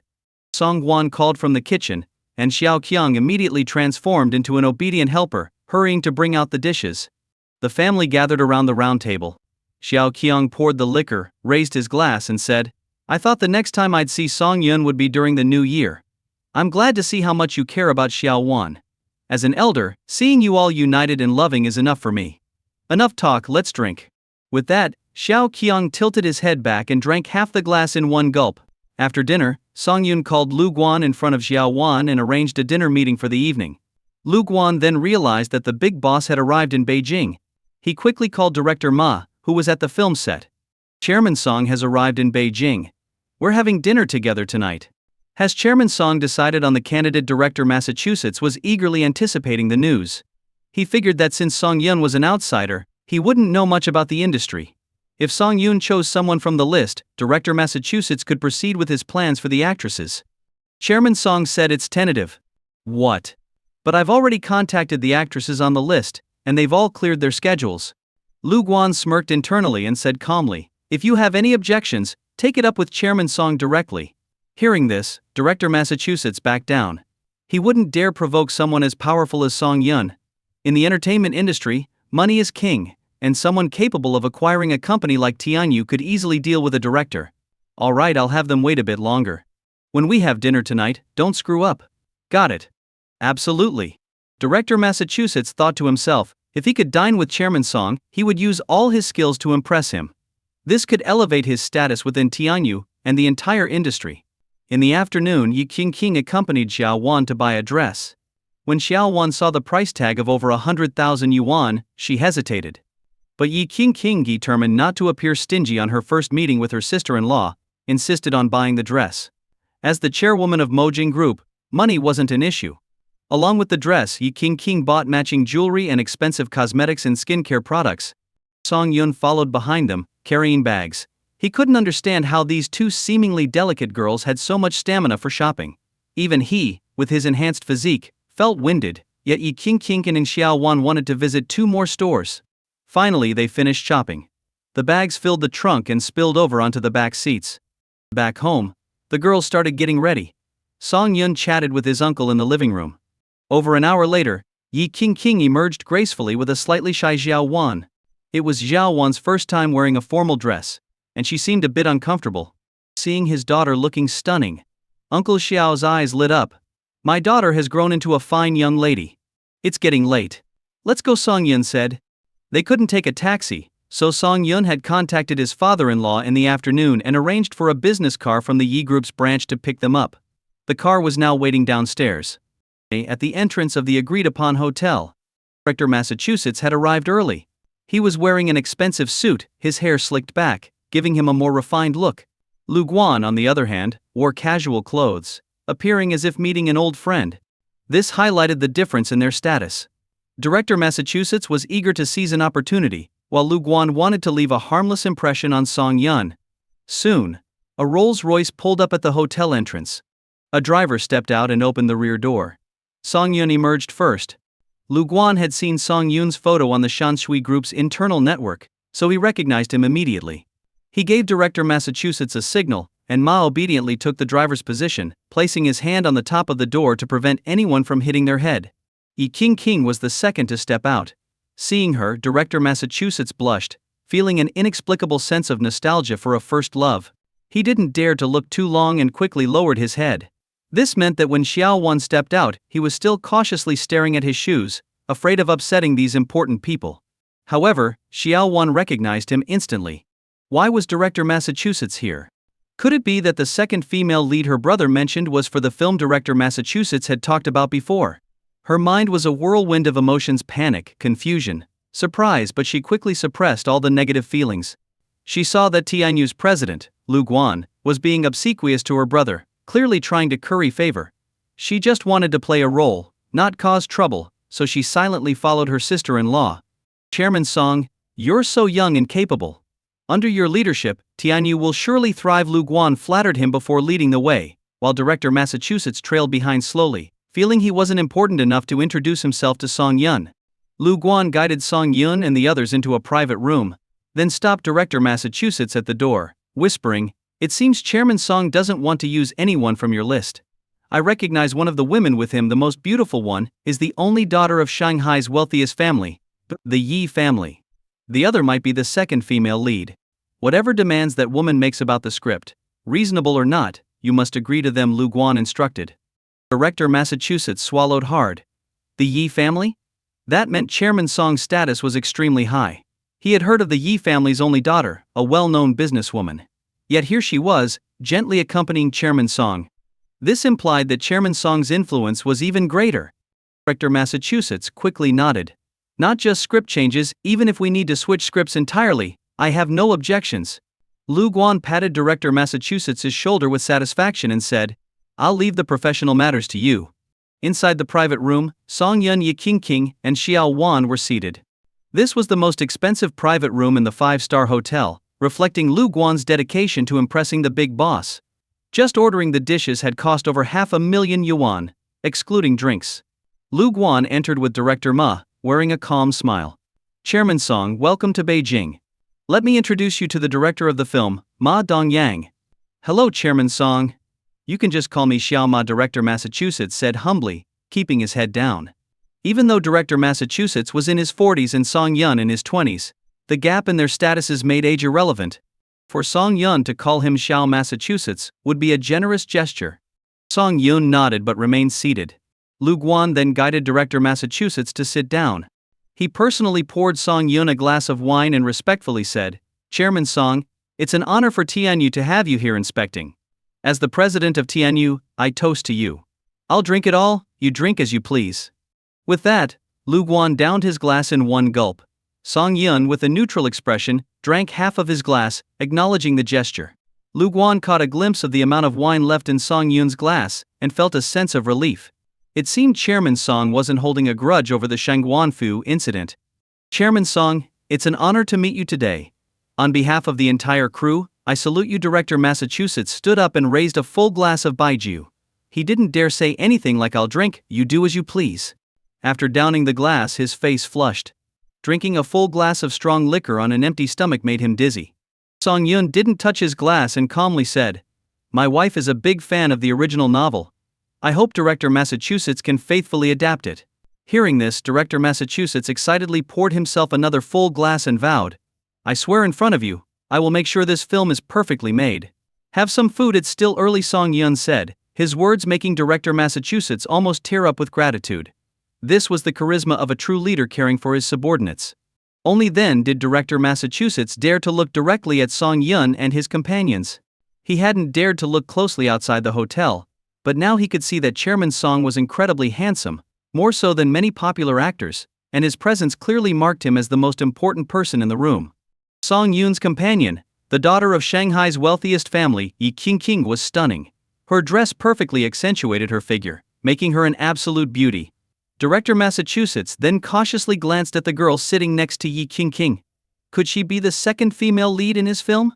She was very beautiful. Wait, why did she look so familiar?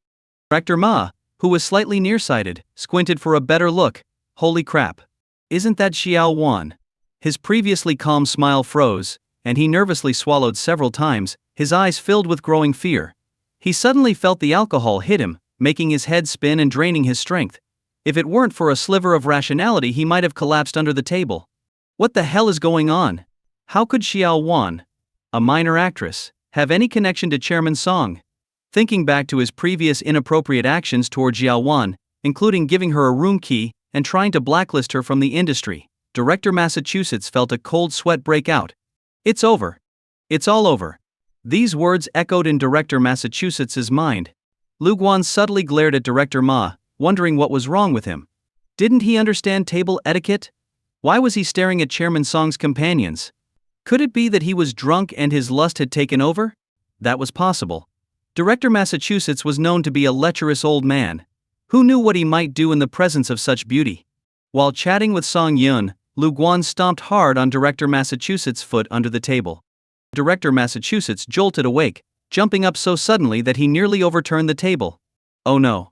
Was this idiot going to try something inappropriate with Chairman Song's companion? Clenching his fist, Lu Guan growled, "Ma Dongyang." Huh? Director Massachusetts stammered, looking around the table helplessly. Director Ma, have you had too much to drink? Song Yun said calmly. Lu Guan broke out in a cold sweat. The big boss was displeased. Would this affect him too? Damn it. Why did he bring this idiot along today? No, Director Massachusetts muttered, sitting down in a daze with his head so low it almost touched his plate. This guilty behavior only made it clear to everyone that he had something to hide, and it wasn't good. Director Ma, you were staring at my sister just now. Do you know her? Song Yun asked, having noticed Ma's odd behavior earlier but not thinking much of it. Director Massachusetts was almost paralyzed with fear. This wasn't just about getting close to Chairman Song. Xiao Wan was actually family to him. Damn it. I'm doomed. Will I be blacklisted from the entire industry? His thoughts spiraled, and with the alcohol clouding his mind, he suddenly stood up, walked over to Song Yun, and bang. He knelt on the ground.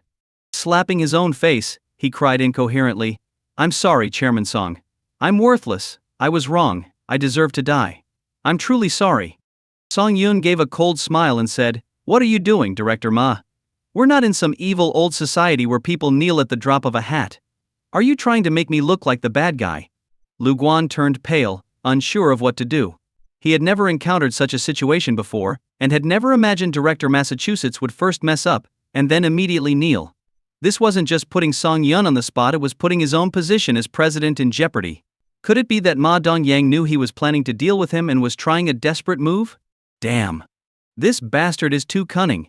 Chairman Song, maybe Director Massachusetts just had a bit too much to drink, and got emotional, Lu Guan said awkwardly with a forced smile. Song Yun snorted. It doesn't seem like that. Director Ma, Have you done something to wrong me? Director Massachusetts kept slapping his face and mumbling apologies.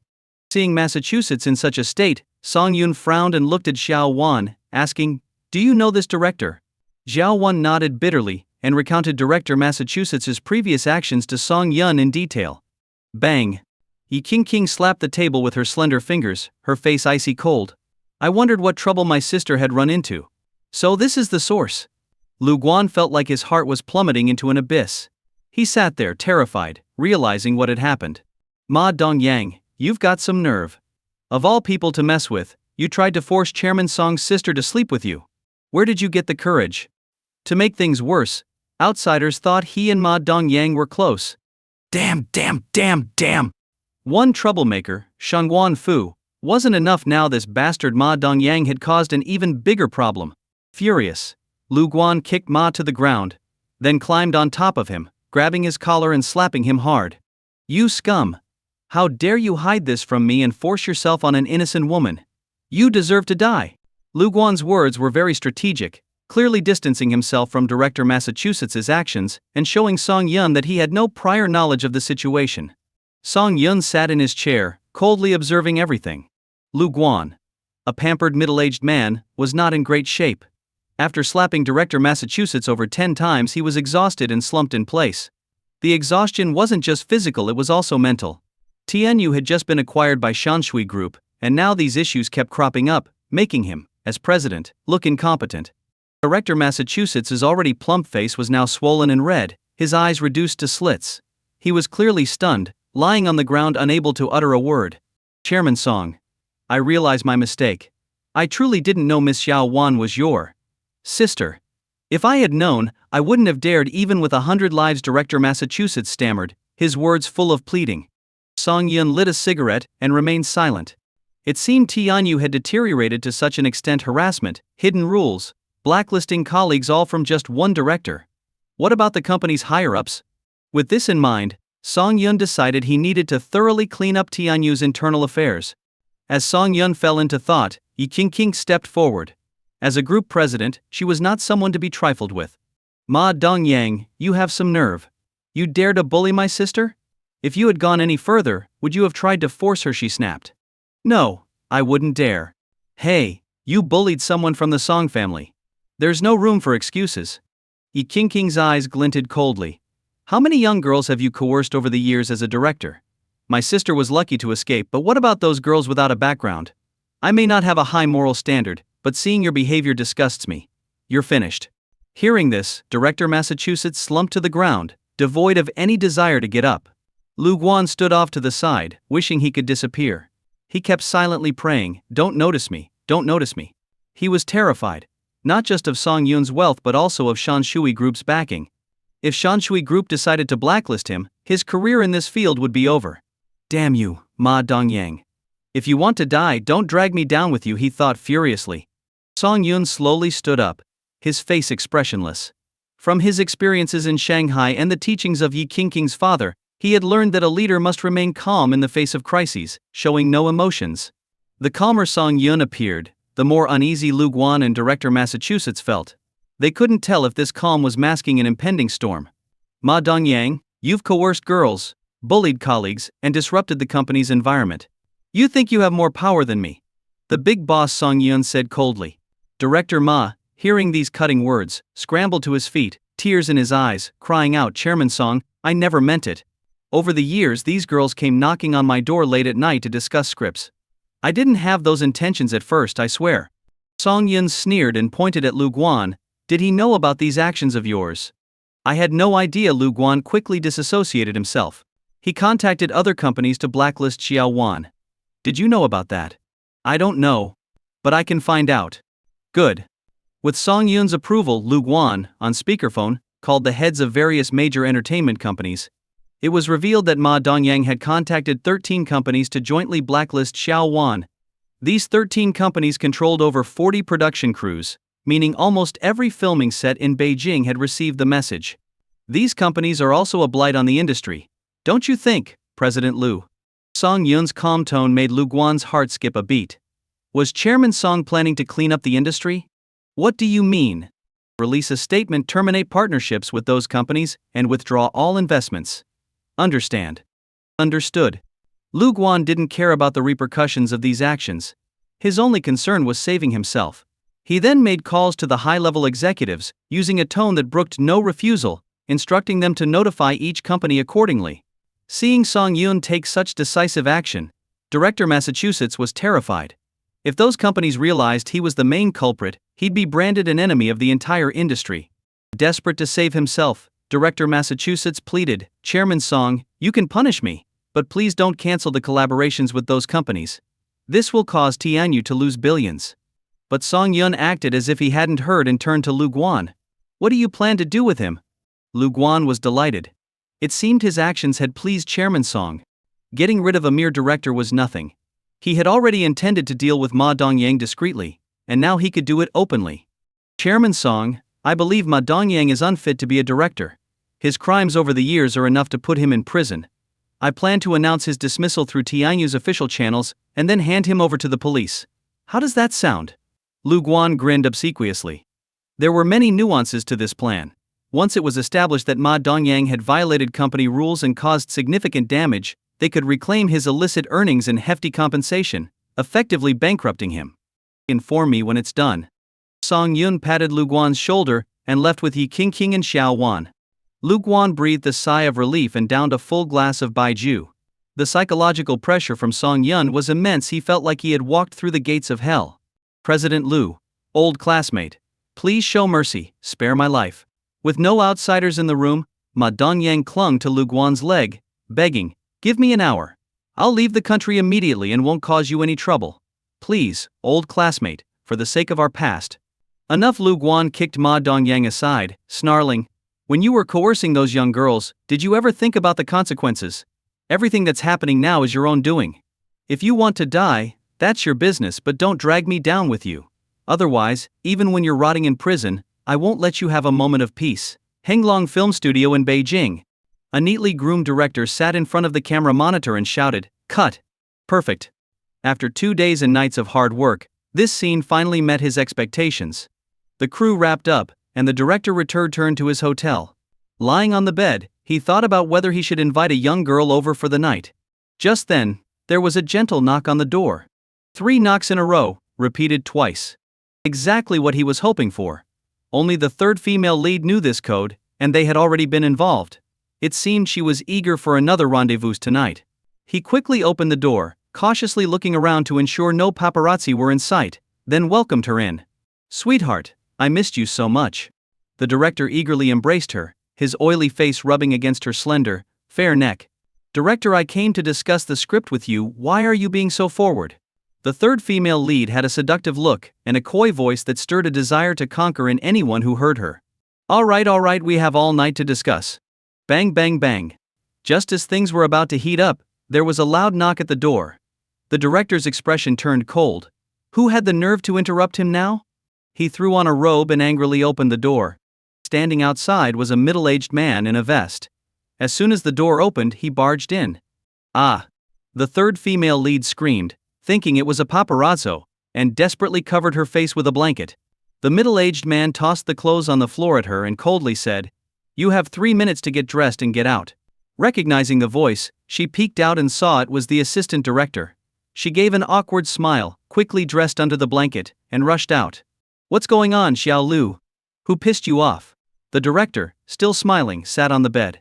This Xiao Lu was the nephew of the company president. After graduating from a mediocre foreign university, he couldn't find a job back home, so his uncle placed him in the crew. Over the years, he had learned enough to manage a crew himself. Working as an assistant director under him was just a stepping stone to higher positions in the company. "Director Hugh, things have changed," Xiao Liu said grimly, lowering his voice. "Tianyu just announced that Ma Dongyang was fired for misconduct. They're furious about his efforts to blacklist Jiao Wan and have terminated partnerships with 13 companies. "You mean?" Director Hugh's eyes widened, realizing the severity of the situation.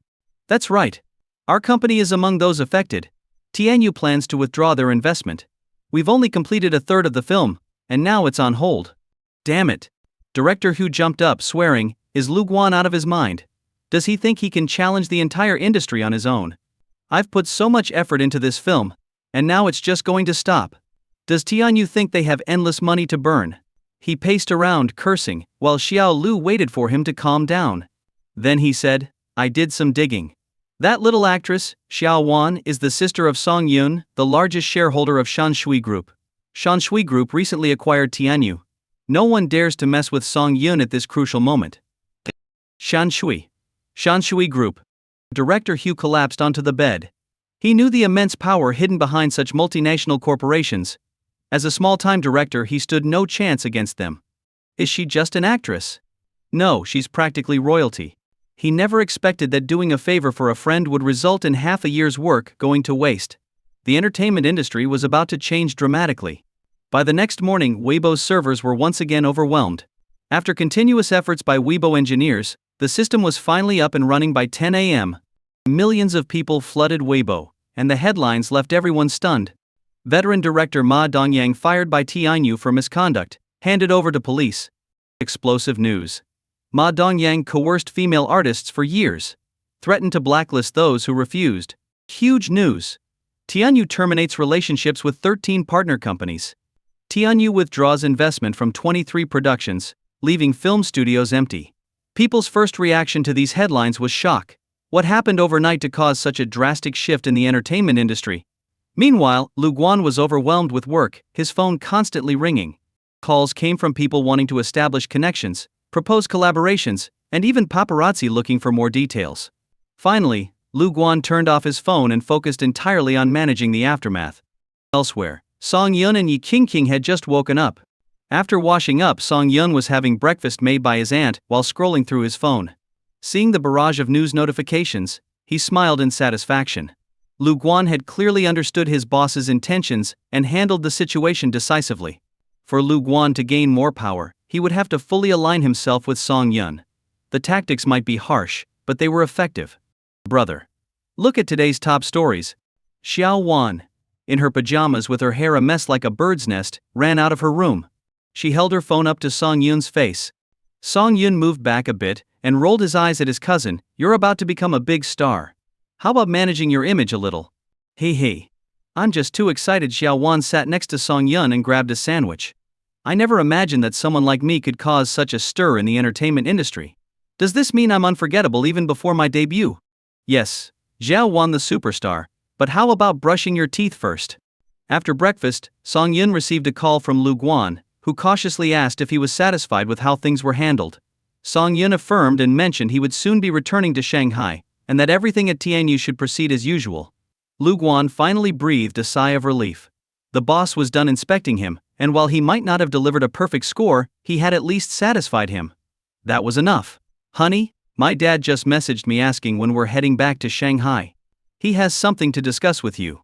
What could her father want? Song Yun racked his brain but couldn't figure it out. Could it be that he was planning to urge them to have kids?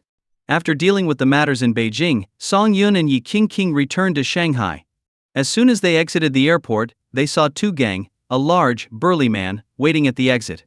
Miss Sir, let me carry those for you, Tu Gang said, eyeing the large pile of bags in Song Yun's hands with curiosity. Had the two gone shopping in Beijing? When he took the bags, he found they were filled with local specialties and homemade pickles. Uncle Tu, these are homemade pickles from Song Yun's aunt. They're delicious. You should take a jar home to try, Yi Qingqing said with a smile. Dad was in such a hurry for us to come back. What's going on? It's a long story. Let's head back to the Yi family home first, Tu Gang replied, looking somewhat uneasy, which made Yi Qingqing suspect something serious was going on. They rode in silence back to the Yi family home. Inside, Yi's father sat on the sofa, holding a stack of documents with a frown. Since the Nengong family announced their plans to expand into Shanghai, the city's power dynamics had been disrupted. As the wealthiest family in Shanghai, the Yi family was hit the hardest, with significant losses in their businesses.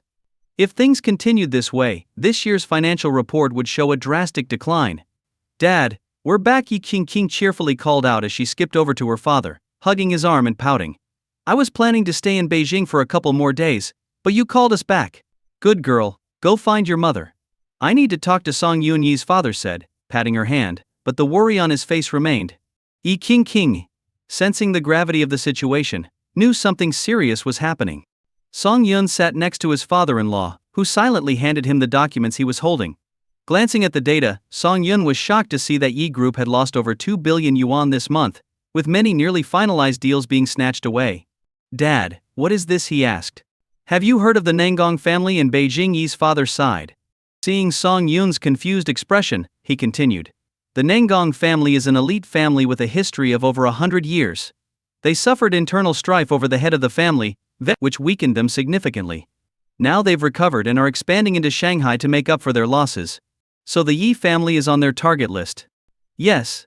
They've allied with the Zhuang family in Shanghai and are trying to carve out a big piece of the Yi family's businesses. And it looks like they're succeeding." Song Yun nodded thoughtfully. "What do you need me to do?" Yi's father's eyes lit up. It seemed his son-in-law was capable and ready to fight back without needing much explanation. "Do you know any influential people in Beijing who could help us turn the tide?" But Song Yun's next move was disappointing. He shook his head. When it came to connections, Shanshui Group was his strongest card. He could provide funds but had no ties in Beijing apart from his aunt's family. "Sigh, I'll have to think of another way," Yi's father said, feeling disheartened. The Yi family, despite its outward success, had shaky foundations. Any family needs several generations to truly establish itself. Yi's father had merely caught a wave of good fortune and combined boldness with caution to reach his current position. The downside was that he lacked a strong background. When faced with a powerful family like the Nangong family, he was left scrambling for solutions. As Yi's father and Song Yun pondered how to minimize their losses, Song Yun's phone rang. It was his father, who was traveling. "Your aunt told me she met the new addition to our family, and that you helped Xiao Wan with her career. You're doing well," Song's father said cheerfully. "Doing okay, just had to fend for myself while you and Mom were off having fun," Song Yun replied with a hint of resentment. Unlike other families that stayed close, he had barely seen his parents since graduating from university. "Haha," Song's father laughed awkwardly, then cleared his throat. "I might come back soon. Arrange a meeting with your father-in-law. I'm at my father-in-law's house right now. When are you coming back?" "Not sure yet," his father replied. Then asked tentatively, "How is your father-in-law doing?" "All right, but there's some trouble. Let me talk to him about your wedding with King." Song Yun sighed, covering the phone. "Dad wants to talk to you," he said to Yi's father. Yi's father nodded and took the phone with a smile. "Hello, I'm King's father. Old Yi, your family's in big trouble. Have you figured out what to do?" Yi's father froze. If this call hadn't come from Song Yun's father, he would have thought it was someone from the Nangong family fishing for information. "Don't be surprised. I can't explain my identity, not even to Song Yun. Just listen to me. The Nangong family isn't expanding to recover lost resources. They're in a conflict with the Zhao family from Beijing. Expanding into Shanghai is a way to secure funds and a fallback plan in case they lose. I'll give you the personal number of the Zhao family head. Tell him Song Bu sent you. Whether you become allies or not is up to you." Yi's father felt like he'd been struck by lightning, stunned into silence. The Zhao family in Beijing was a colossal entity, on par with the Nangong family. A clash between them would surely cause significant upheaval. But how did Song Yun's father know about this? Who was he really? These questions swirled in Yi's father's mind, even after the call ended. "Dad, my father's like that.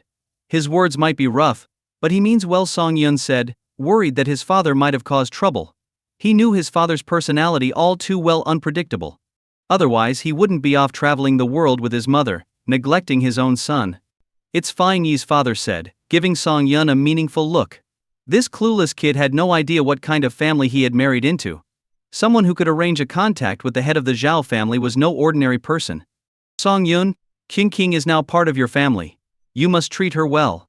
If you don't, I'll do everything in my power to hold you accountable." "Don't worry, Dad. I swear I'll devote my life to King, love her, and never leave her," Song Yun vowed. Zhuang family in Shanghai. The current head of the family, Zhuang Siheng, sat by a tea table, personally brewing a pot of tea and respectfully pouring it into a cup for the person opposite him. Sitting across from him was a young man with a refined appearance, but there was a wild look in his eyes that was impossible to hide. He was Nangong Han, the eldest grandson sent by the Nangong family to Shanghai. "Young Master Nangong, our plan is progressing smoothly. I hope that after this, I can visit your grandfather in Beijing," Zhuang Siheng said humbly, not daring to show any laxity in front of this young man. "No problem," Nangong Han replied, taking a sip of the tea and praising it. "Excellent tea. Even in Beijing it's rare to find tea of this quality." Hee. These are high-priced leaves from the original Di Hong Pao tea trees. If you like them, you can take them all. I'm just a pretentious tea lover, please don't laugh at me. How could I? Everyone knows that the head of the Zhuang family in Shanghai is a learned and elegant man. Uncle Zhuang, you are too modest. After a round of mutual flattery, Zhuang Saiheng brought the conversation back to the main topic. Young Master Nangong, although the Yi family is an easy target, if we are too aggressive, won't they retaliate? Don't worry. With me here you can proceed boldly. Bread will be plentiful, and wine will flow. Of course everyone knows your reputation, young Master Nangong. You started a company with just 10 million yuan and expanded it across the country, contributing 20% of the Nangong family's total revenue. Compared to you, I feel like I've wasted my years. Zhuang Saiheng's words pleased Nangong Han. After all, flattery was effective when it hit the right spot. What Nangong Han was most proud of was his achievements independent of his family's backing. Ha, Uncle Zhuang, you flatter me. By the way, I remembered some information I haven't shared with you yet. The Yi family seems to be negotiating with an internet company for an acquisition that will cost nearly 10 billion yuan. Even for the Yi family, if their finances would be strained after such a purchase. Uncle Zhuang, this is your chance. Zhuang Saiheng was thrilled to hear this. If the Yi family's resources were spread thin, he could seize some of their core businesses. In the long run, the Zhuang family could replace the Yi family as the wealthiest family in Shanghai. Aligning with the Nangong family was proving to be the best decision of his life. Over the next few days, Yi's father managed to contact the head of the Zhao family in Beijing. The Zhao family head was initially polite, but upon learning that Song Yun and Yi Qingqing were married, his attitude drastically changed, and he directly proposed an alliance. Yi's father was astonished. The Zhao family far surpassed the Yi family in both influence and resources, yet the marriage had been the turning point. This hinted that Song Yun's father must hold an incredibly powerful and mysterious position. After discussing the details, Yi's father ended the call, his previous worries replaced with satisfaction. Unbeknownst to Song Yun, these significant events had been unfolding. He only noticed his father-in-law casually inquiring about when his father would return to China. He acted as the go-between but struggled to reach his father, who finally sent a text confirming his return date the next day. Despite the confusion, Song Yun was used to his father's unpredictable behavior, having experienced stretches of time without any communication. That day, after dropping Yi Qingqing off at work, Song Yun video called Xiao Wan. She quickly answered, showing herself in a makeup room. Already started filming. Yes. The day you left, President Liu contacted me. We've been filming for 2 days now. Xiao Wan beamed, filled with gratitude towards Song Yun. If not for his intervention, she might still be job hunting. Focus on your acting. Don't worry about anything else. With me here, those dirty dealings won't touch you. Nodding vigorously, Xiao Wan replied. Got it, brother. I finished my makeup, so I need to get back to filming. Go ahead. After hanging up the phone, a fellow actress in the makeup room asked curiously, Xiao Wan, who was that? Was it your boyfriend? Lu Ji, don't tease me. It was my cousin, Xiao Wan replied. Really, this actress, surnamed Lu, was the lead actress in the film, a first-tier star known for her exceptional acting skills.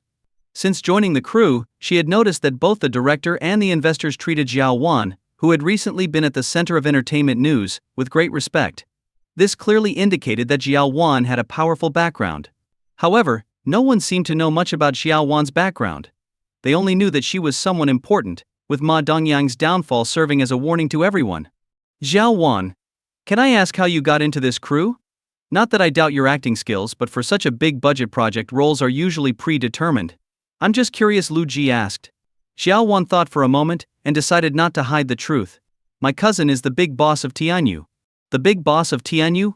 Could it be that famous Song Yun everyone had been talking about recently?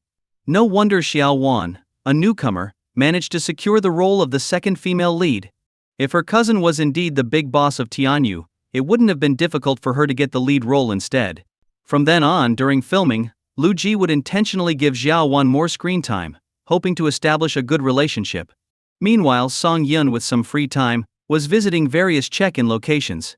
Over a few days, he obtained a golden function card, though its effects were hidden by the system, only noting that it would activate during specific events.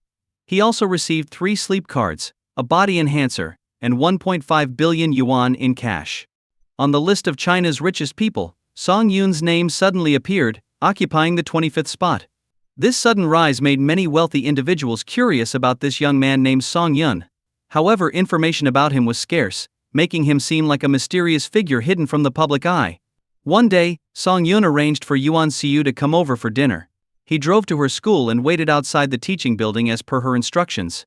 After about 10 minutes, the bell rang, and a crowd of students poured out. Seeing the handsome and well-dressed Song Yun waiting, many female students stopped and stared. Some bolder girls blushed and approached him for his contact information, but he politely declined them all. Brother Song Yun Yuan Siu called out, waving from the steps.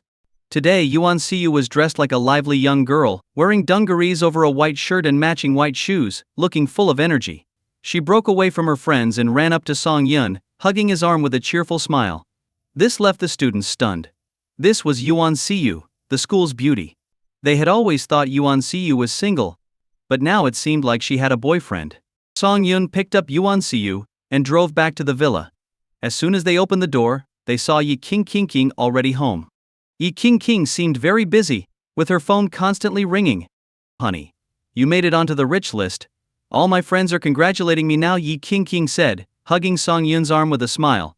"They used to talk bad about you, but now they're all regretting it. Too late." Song Yun smiled and patted Yi King's head, then started preparing lunch.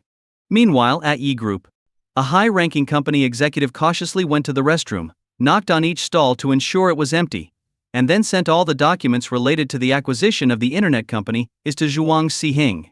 After completing the transfer, his bank account received a deposit of 6 million yuan. Satisfied with the string of zeros, he deleted all their chat history. Having received the information, Zhuang Xiheng began contacting his top management, expressing his desire to acquire the company. Upon learning that Yi Group had given them an irresistible offer, Zhuang Xiheng sneered, "I am willing to offer 10.3 billion yuan. Think about it, since you haven't signed a contract with Yi Group yet, backing out is perfectly normal."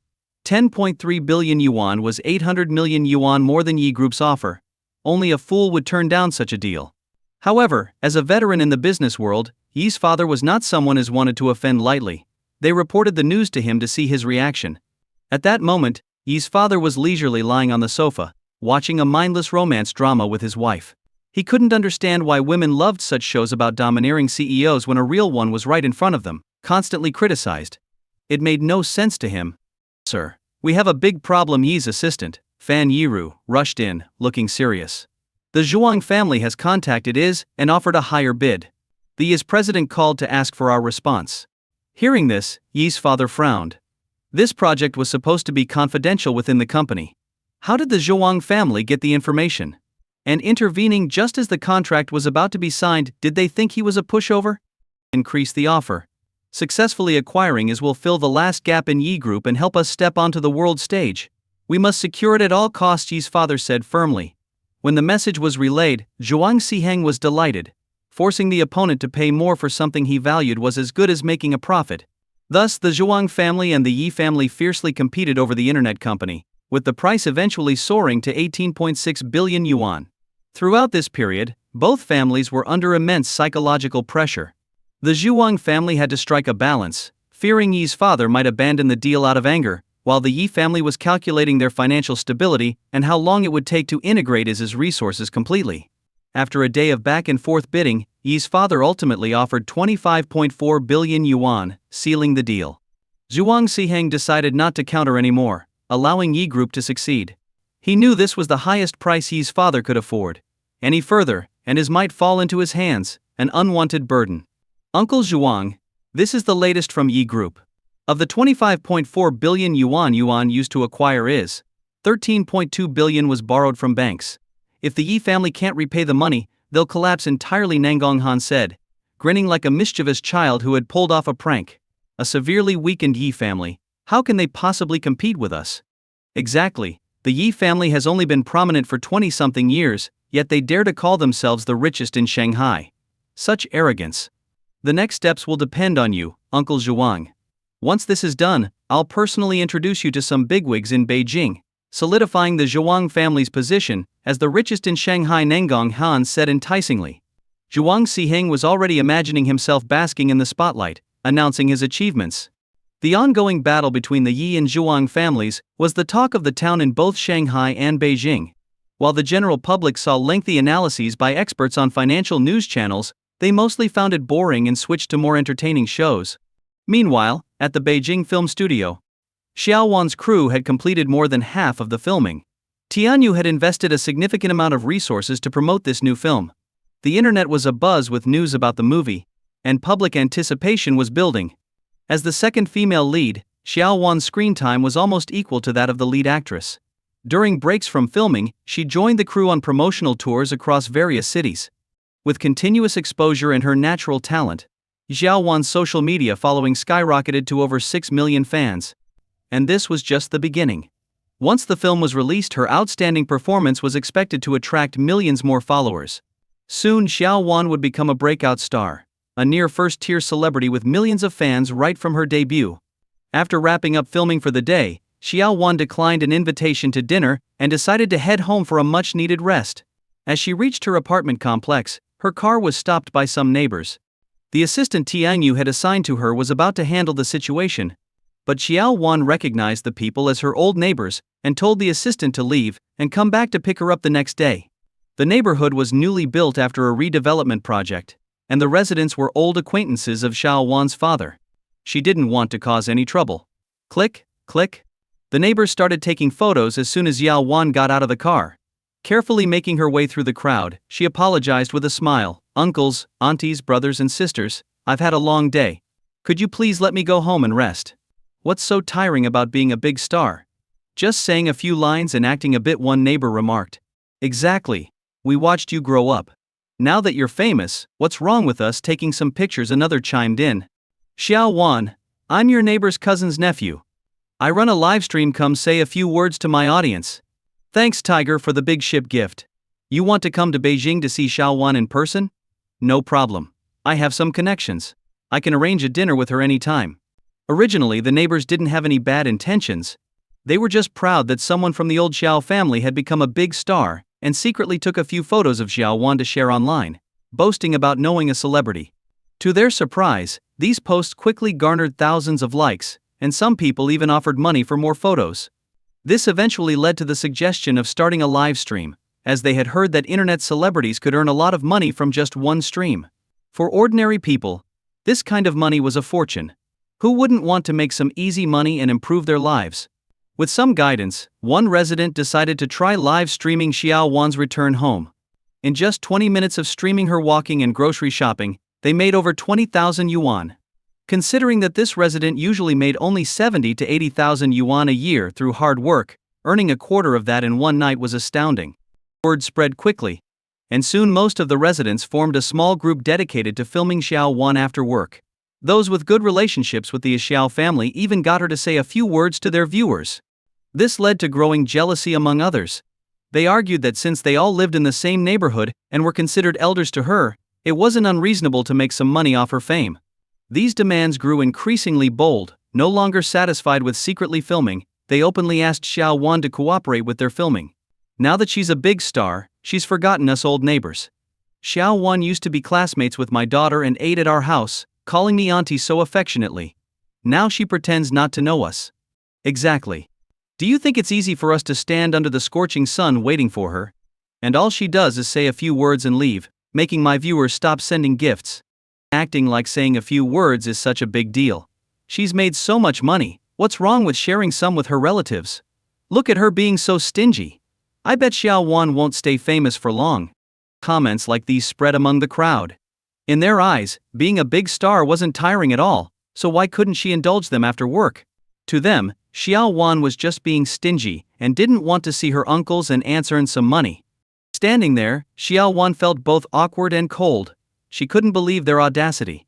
How could they make money off her and then blame her for it?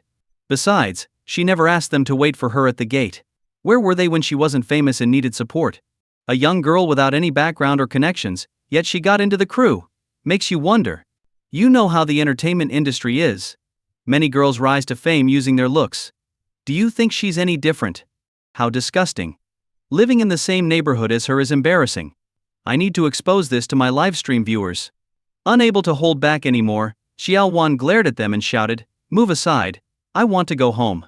She then pushed through the crowd and walked away. But they didn't give up. Instead, they followed her, filming all the way until she closed her door. Only then did they reluctantly leave.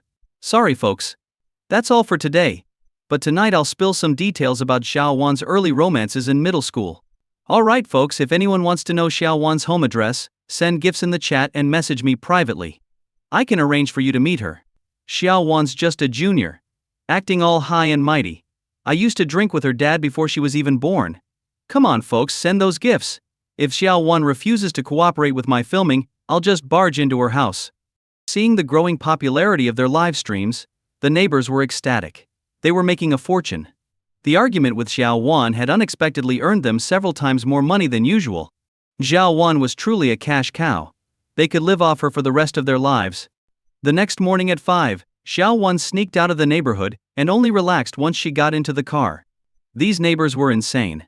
Someone even took pictures of her bedroom from the building across the street, leaving her sleepless all night, feeling constantly watched. Sister Xiao, why not sue them? This can't go on, her assistant said indignantly. Let's see how it goes. When Xiao Wan arrived on set, she got her makeup done and started filming, but nothing felt right. No matter how she tried, she just couldn't get into character. After a restless morning, the director decided to take a break for a few hours. After all, being the big boss's cousin gave her some leeway. Even if she refused to film and they had to use CGI to replace her face, no one would dare complain. During the break, the director sat next to Xiao Wan with the script, smiling. Not feeling well? We can take a couple of days off if you need it. Take care of yourself first. Xiao Wan gave a bitter smile. This wasn't a physical illness. If her neighbors continued to exploit her, she would end up hating the camera. Thank you, director. I'm just dealing with some issues. Having been in the entertainment industry for decades, the director was perceptive. He asked, Are you being stalked? Xiao Wan looked at him in surprise. The director continued, This morning during filming, I noticed you seemed uneasy in front of the camera. I figured something was wrong. And the neighbors in my complex livestream me every day on my way to and from work. Some even spy on me with binoculars. I have no privacy left, Xiao Wan said wearily. I don't know what to do. Xiao Wan, do you know the first thing many actors do when they become famous? They buy a house. They cut ties with their old environment. It's not about people being inherently bad, but once they get used to easy money, they forget what gratitude is. Hearing the director's advice, Xiao Wan realized what she needed to do. She decided to buy or rent a new place with good privacy. At that moment, her phone rang. She smiled apologetically at the director and answered it. On the other end, her mother's urgent voice came through. Xiao Wan. Something terrible happened at home. What is it, Mom? Calm down and tell me. I can't explain over the phone. You need to come back quickly. And contact your company to send you some bodyguards. The call ended abruptly amid a burst of noise. Her mother had been forced to hang up. There was a major incident at home. Xiao Wan was frantic but managed to stay calm due to her experience. Since her mother could call, it meant there was no immediate danger. Her mother's suggestion to seek bodyguards from Tianyu implied that someone had forcibly entered their home. Rushing back without help might worsen the situation. Who could have been so brazen to break in? The neighbors. Xiao Wan couldn't believe their greed. Just because they missed filming her once, they resorted to such despicable actions. If this continued, would she end up working for them? She explained the situation to the director, who immediately stood up. It was no joke if a mob caused trouble at the home of the big boss's cousin, and they didn't handle it well, they would all be in deep trouble. The director contacted Lu Guan, who promptly sent over 20 security personnel from the company's security department to Xiao Wan's home. Even though there were no Tianyu security personnel on set, Sister Lu, being a top-tier actress, always traveled with bodyguards. Generously, she had 5 burly men accompany Xiao Wan to ensure her safety. Xiao Wan hurried back to her neighborhood, where the neighbors, seeing her return, sneered but continued filming her with their phones. She had no time to deal with them and rushed home. Inside, she found the Tianyu security team already there. The place was a mess, with the door covered in boot marks. Xiao Wan's bedroom was particularly ransacked, with clothes stolen and makeup scattered everywhere. What happened? Was this a robbery? Stunned, Xiao Wan looked around in disbelief at her silent father on the sofa and her mother softly crying. Dad, Mom. What happened to our home? Xiao Wan asked, feeling more and more upset, tears welling up in her eyes. The house had just been renovated last year at the cost of over 400,000 yuan, now all for nothing. Her father sighed and began to explain. That morning, the neighbors gathered under Xiao Wan's building as usual, planning to livestream her return. After waiting a long time without seeing her, some left disappointed. However, a drunken neighbor, emboldened by alcohol, rashly suggested, "If Xiao Wan doesn't come out, let's go inside and film her. We're all her elders visiting her home shouldn't be a problem." This idea gained support, and dozens of people crowded to Xiao Wan's door. When Song Huan, groggy from sleep, opened the door to find a crowd, she was shocked. But the neighbors ignored her pleas and forced their way in. When they found out Xiao Wan wasn't home, they grew increasingly agitated. They had been relying on her for income, and now their source was gone. In the livestream, some troublemakers offered large sums for Xiao Wan's worn clothes.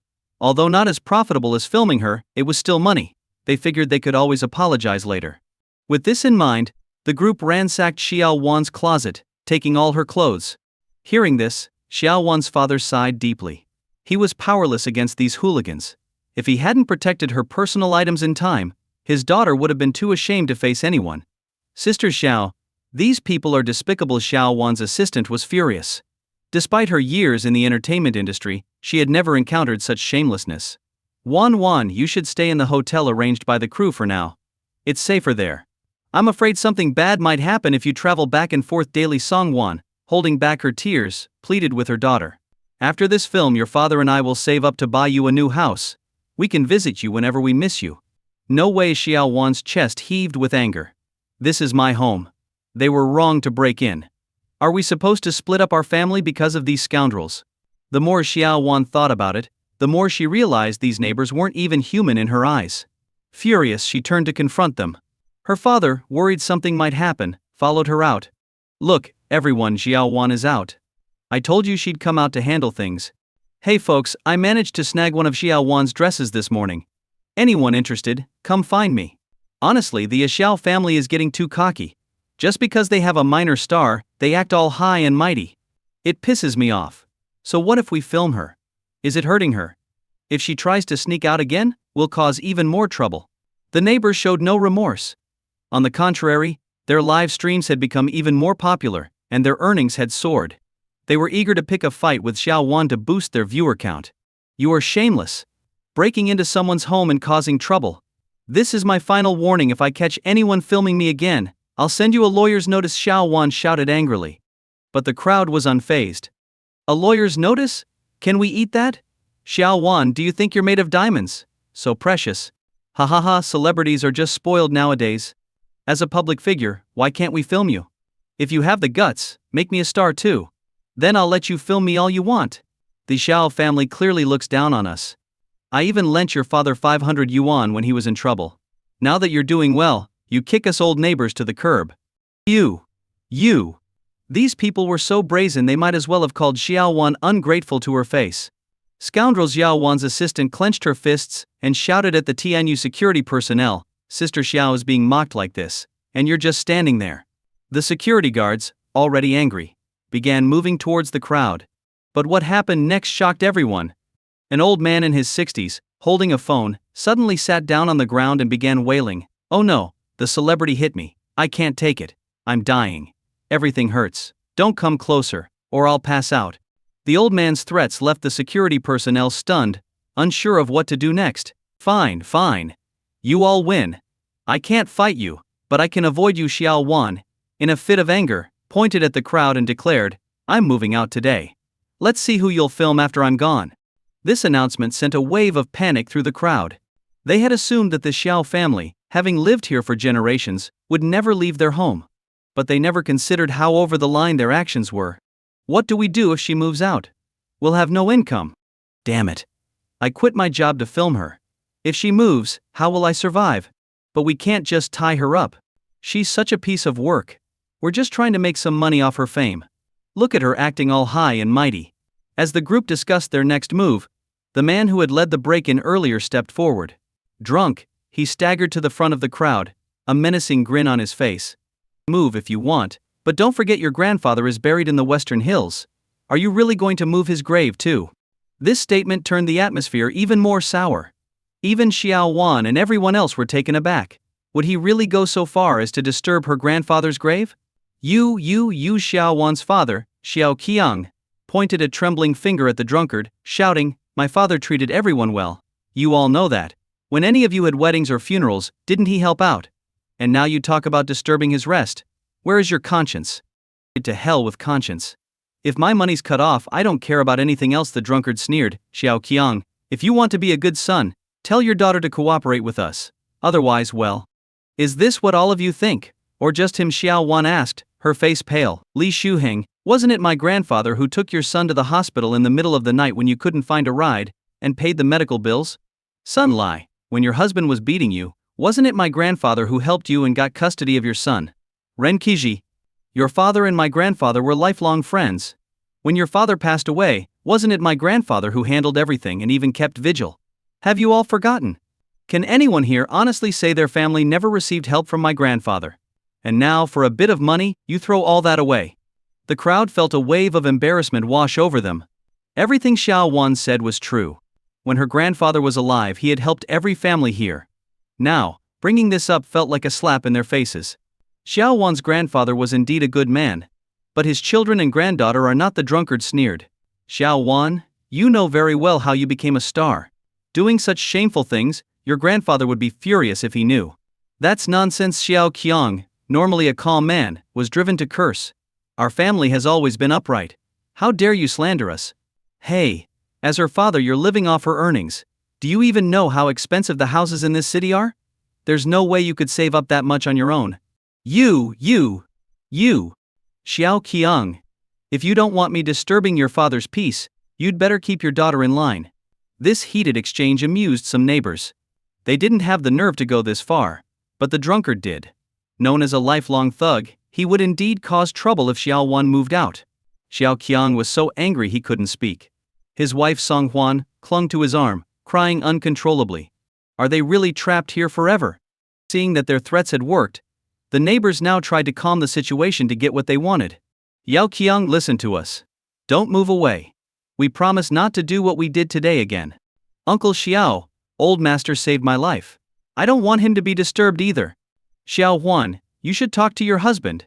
If this drunk gets mad and really goes to disturb old master's peace, what then? Their words seemed concerned for the Xiao family. But in truth, they were driven by greed. Seeing that reasoning with them was futile, the Yao family was escorted home by the security guards. Wan, why don't you call your cousin? Xiao Yun has been doing well lately, maybe he has a solution, Xiao Wan suggested after some thought. Before Xiao Wan could respond, her assistant's eyes lit up. Yes, her cousin was the big boss of Tianyu. A man like him must have connections. That sounds like a good idea. Auntie, the assistant said excitedly. Making up her mind, Xiao Wan called Xiao Yun. As soon as she heard his voice, she couldn't hold back her tears. Her crying startled Xiao Yun. With Tianyu protecting her, how could his cousin be in trouble? Xiao Wan explained everything, and Xiao Yun's eyes narrowed. This was too much. People work hard and get lucky to rise to success, but now they have to pay for these scoundrels? They wanted to make money off his cousin. Not a chance. When he got to the city, none of them would get away with this. However, with a crucial dinner tonight, where Xiao Yun's father was hosting important figures to strategize against the Zhuang family, Xiao Yun booked the earliest flight for the next morning. After hanging up, Xiao Yun clenched his fists and messaged Lu Guan, instructing him to have the security team guard the Zhao family home overnight and to send more men to watch old Master Xiao's grave to prevent any potential trouble. What's wrong? You look upset, Yi King said, smoothing Xiao Yun's furrowed brow. Xiao Yun sighed and told her about Xiao Wan's recent troubles. Yi King's eyes grew cold. I'm coming with you tomorrow. I want to see who dares to act so boldly. They exchanged a look, each seeing the worry in the other's eyes. Sir, the master requests your presence in the study, the butler said, knocking on Yi King's door. Xiao Yun headed to the study and found his father-in-law smoking a rare cigar. Dad, what's the matter? I planned to host an influential figure in the local government tonight, but he just cancelled, saying he had other business.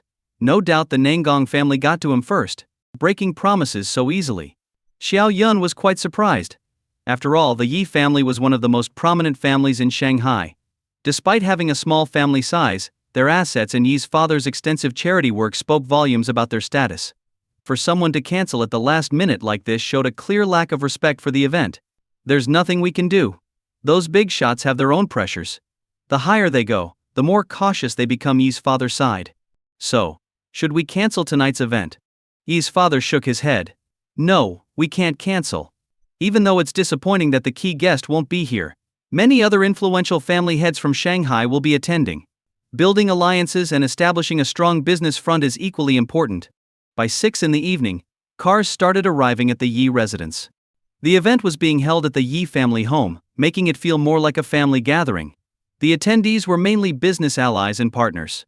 Over the years, these partners had become tightly bound to the Yi family. If the Yi family suffered greatly due to the Zhuang family's attacks, their interests would also be jeopardized. In this world, there are no eternal relationships, only eternal interests. It is the drive of these interests that determines their allegiance. The party lasted until 11 at night. As the evening drew to a close, around 20 middle-aged men followed Yi's father into the study. These bosses gathered to discuss strategies to protect their interests in the ongoing conflict. They outlined their business domains and tried to anticipate the Zhuang family's next move. Despite their well-fed appearances, these business magnates were shrewd strategists. Xiao Yun listened in amazement, realizing that many business maneuvers could be mapped out using ancient military strategies. They planned contingencies if the Zhuang family attacked any one of their sectors. The rest would provide unconditional support in terms of funds and connections. Additionally, they aimed to strike at the Zhuang family's core businesses. For these seasoned veterans, the murkier the waters, the easier it would be to catch the fish. After lengthy discussions, the group left the Yi residence in high spirits around 2 a.m.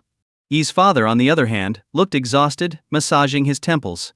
Dealing with these people is mentally draining.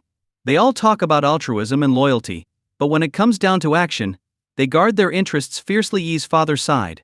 I wanted you to be part of this tonight to prepare you. If you plan to make a mark in business, dealing with these kinds of people is unavoidable. Thank you, Dad. Should I involve Sanshui Group in this? No. Yi's father's firm response was unexpected. Even though you're the largest shareholder, Sanshui Group is a joint multinational corporation. The implications are too complex. Our fight with the Zhuang family is a local matter.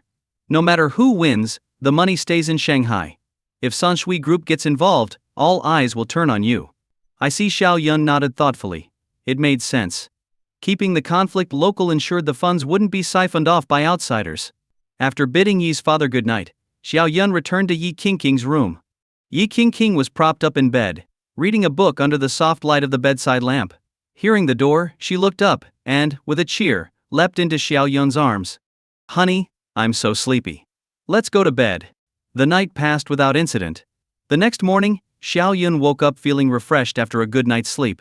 As he was finishing his breakfast, Yi Qingqing came downstairs, having just finished her makeup. Xiao Yun, could you come with me to the group later? I want to introduce you to the senior executives, Yi's father said, looking up from his newspaper. Xiao Yun swallowed the last of his scrambled eggs and shook his head. Dad, Qingqing and I are heading to 49 City today. Yi's father put down the newspaper, looking puzzled. Didn't you just go there recently? Why do you need to go again? If I didn't know you're unaware of your father's connections, I'd suspect you're secretly meeting with those big shots over there. My cousin has some trouble. Xiao Yun explained the situation to Yi's father. After hearing the story, Yi's father was also angry, but his first thought, having been in a position of power for so long, was how to resolve the issue. Qingqing knows how to contact your Uncle Deng. If you can't handle it, call him. He's a local in 49 City and knows how to deal with these troublemakers better than you two. Xiao Yun thanked his father-in-law. After Yi Qingqing finished her breakfast, they set off. When they landed in 49 City again, they were picked up by Lu Guan this time. Lu Guan, driving a Mercedes, had bloodshot eyes, looking like he had just pulled an all-nighter. Old Lu, you need to take it easy at your age, Xiao Yun joked to ease the tension, seeing his general manager looking so worn out. Boss, I spent the entire night at old Xiao's place. You won't believe it, but some idiot really did show up to cause trouble. We handed him over to the police, but he kept mouthing off, saying he'd come back for more once he got out, Lu Guan said, looking bitter. Dealing with these kinds of troublemakers was tough, especially since the guy claimed he was just out for a walk and the paint he was carrying was for home renovations. You did a good job. When Tianyu expands, we'll need dedicated people like you, Xiao Yun said, appreciating his efforts. Lu Guan looked a bit emotional and said, Don't worry, boss. I have a reputation for being a workaholic in this industry. If I take on a task, it will be done well. Good. After you drop us off, find a nearby hotel and get some sleep. You look like you're about to pass out at the wheel, and we can't have that. Xiao Yun's concern felt like a warm current flowing through Lu Guan's heart. He had been working tirelessly for two reasons: social status and fulfilling his lifelong ambitions. Now, it seemed Xiao Yun was a leader worth following, with both the skills and the temperament to earn Lu Guan's loyalty.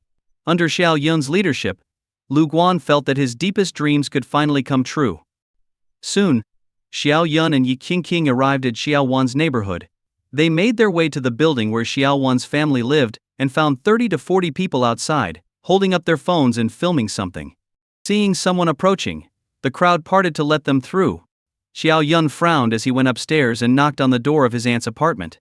Despite knocking several times, there was no response. This was odd, considering the crowd outside. Xiao Yun pulled out his phone and called Xiao Wan. After confirming it was Xiao Yun at the door, there was some commotion inside, and after a few minutes, the door opened a crack. Xiao Wan peeked through, saw it was Xiao Yun and Yi Qingqing and quickly let them in. "Brother, sister-in-law, you're finally here. Those bastards came again last night, scaring us half to death," Xiao Wan cried softly in Yi Qingqing's arms. Xiao Yun looked around the apartment and saw about a dozen Tianyu security guards in the living room, all looking exhausted from staying up all night. "Thank you all for your hard work. I'll make sure you get a bonus once this is over." "It's an honor to protect the boss's family," the security captain said respectfully. "But those people are relentless.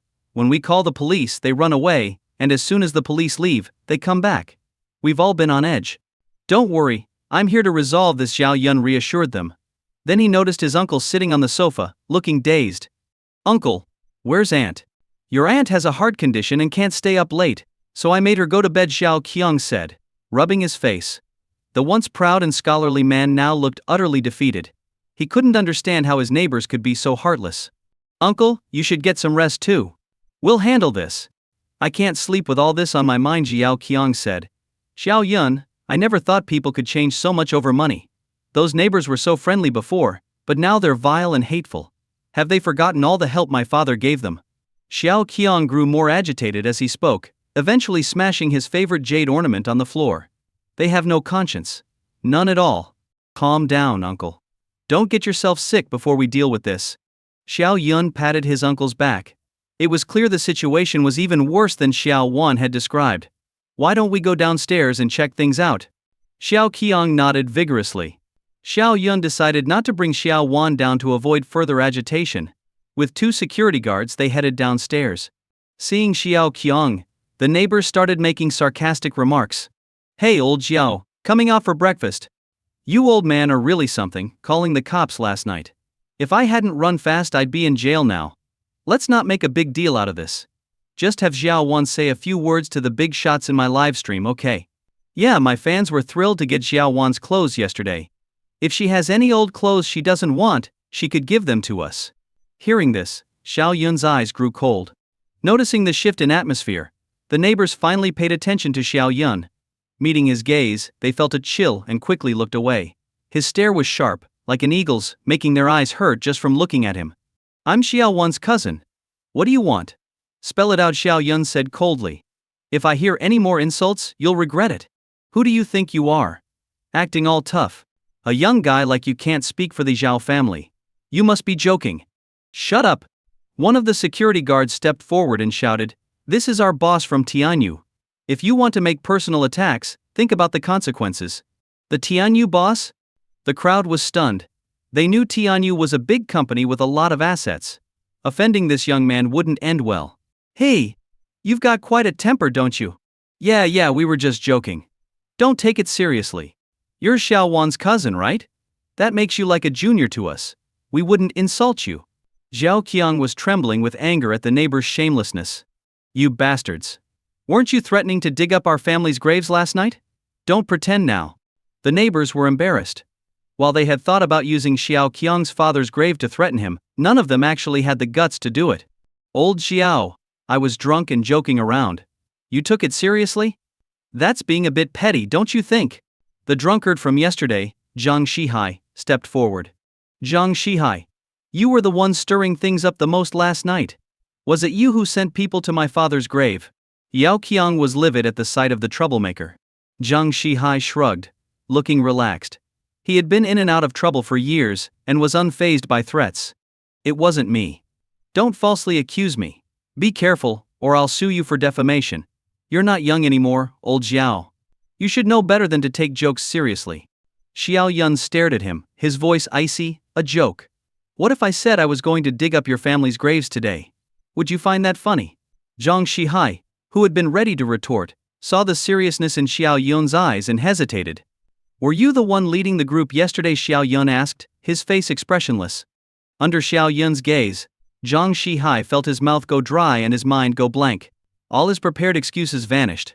You are all so obsessed with your own interests that you don't even think about creating a better future for yourselves. Instead, you're prying into others' privacy, Xiao Yun said, scanning the crowd. The neighbors averted their eyes, unable to meet his gaze. System. Use the punish evil and promote good card on Zhang Shihai. Ing. The system is evaluating, please wait. Ing. Evaluated as evil with a moderate level. For the next 6 months, Zhang Shihai will experience continuous bad luck, facing minor misfortunes daily and major setbacks weekly. The system's verdict seemed vague, not specifying any particular punishment. However, what happened next stunned everyone. Zhang Shihai, fearful of Xiao Yun, began to back away slowly. Suddenly he tripped and fell flat on the ground, clutching his leg and howling in pain. At first, the crowd thought he was pretending to get compensation and force the Xiao family to comply. But seeing the veins popping on his forehead and the cold sweat pouring from his skin, they realized something serious had happened. Don't touch me. Ow! It hurts so much. Tripping on flat ground, what kind of bad luck is this? Zhang Shihai cried out in pain. As a seasoned troublemaker, he knew his body well enough to tell that his leg was likely broken. Geez. He's in that much pain? His leg must be broken. Karma. He wanted to mess with old Xiao's grave and now he's paying for it. Amitabha, old Xiao, don't come after me. I just took a video, I didn't cause any trouble at your house. Old Xiao's spirit is watching over the Xiao family. My goodness, I'm never going to mess with them again. The neighbors whispered among themselves, filling in the gaps with their own imaginations. Xiao Yun hadn't expected the punish evil and promote good card to be so effective. He had thought of using external forces to make the neighbors comply, but now it seemed that even if Xiao Wan stood still for them to film, they would think twice. Good and evil will be rewarded accordingly. If you don't pay now, you will later. Learn from this, or next time, it might be one of you lying on the ground. After saying this, Xiao Yun took his uncle back home. His uncle, rejuvenated by seeing the troublemaker get what he deserved, felt immensely satisfied. I believe they won't dare to cause trouble anymore. But honestly, uncle, you should consider moving. Xiao Wan is a celebrity now. Once her film is released, she'll become even more popular, and the paparazzi will be much harder to deal with than these neighbors. Xiao Yun said, as he sat on the sofa. But you know how expensive the housing is in this city. The private neighborhoods are as expensive as, if not more expensive than, those in Shanghai.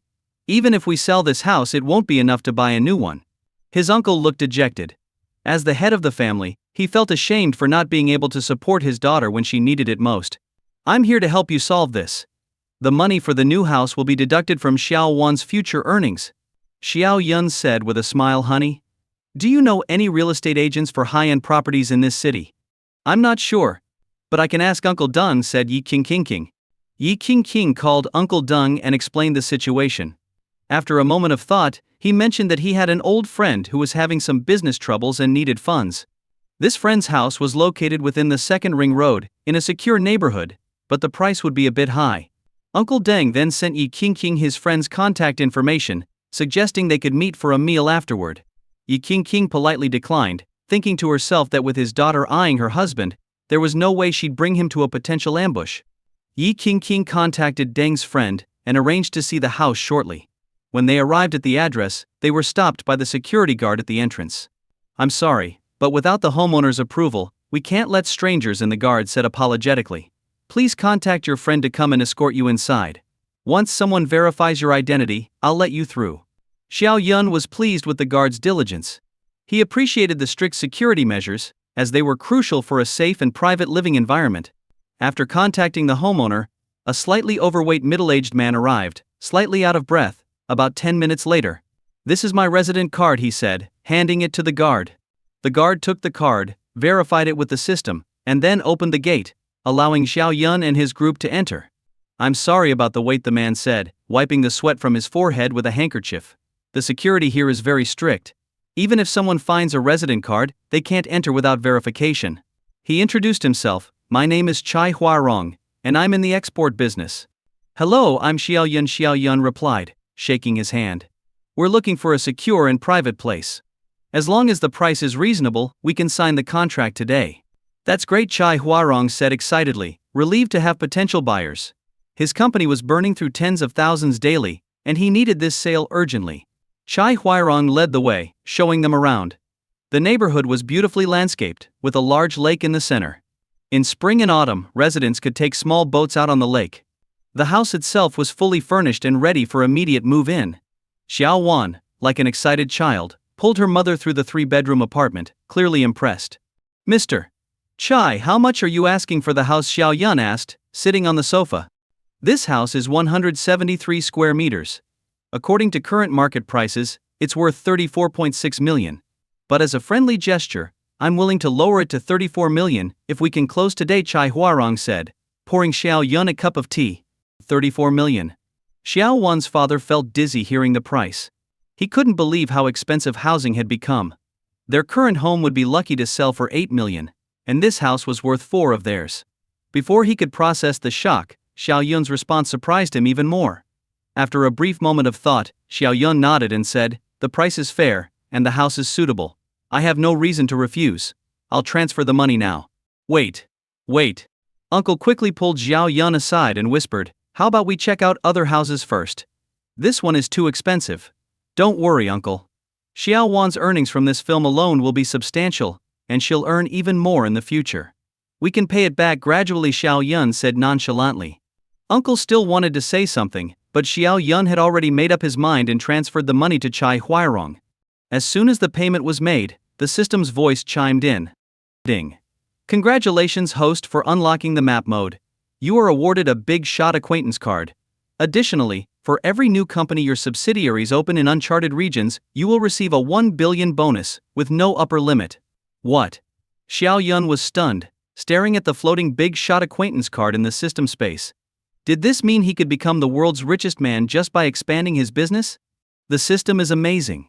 He clenched his fist in excitement, already envisioning countless blueprints.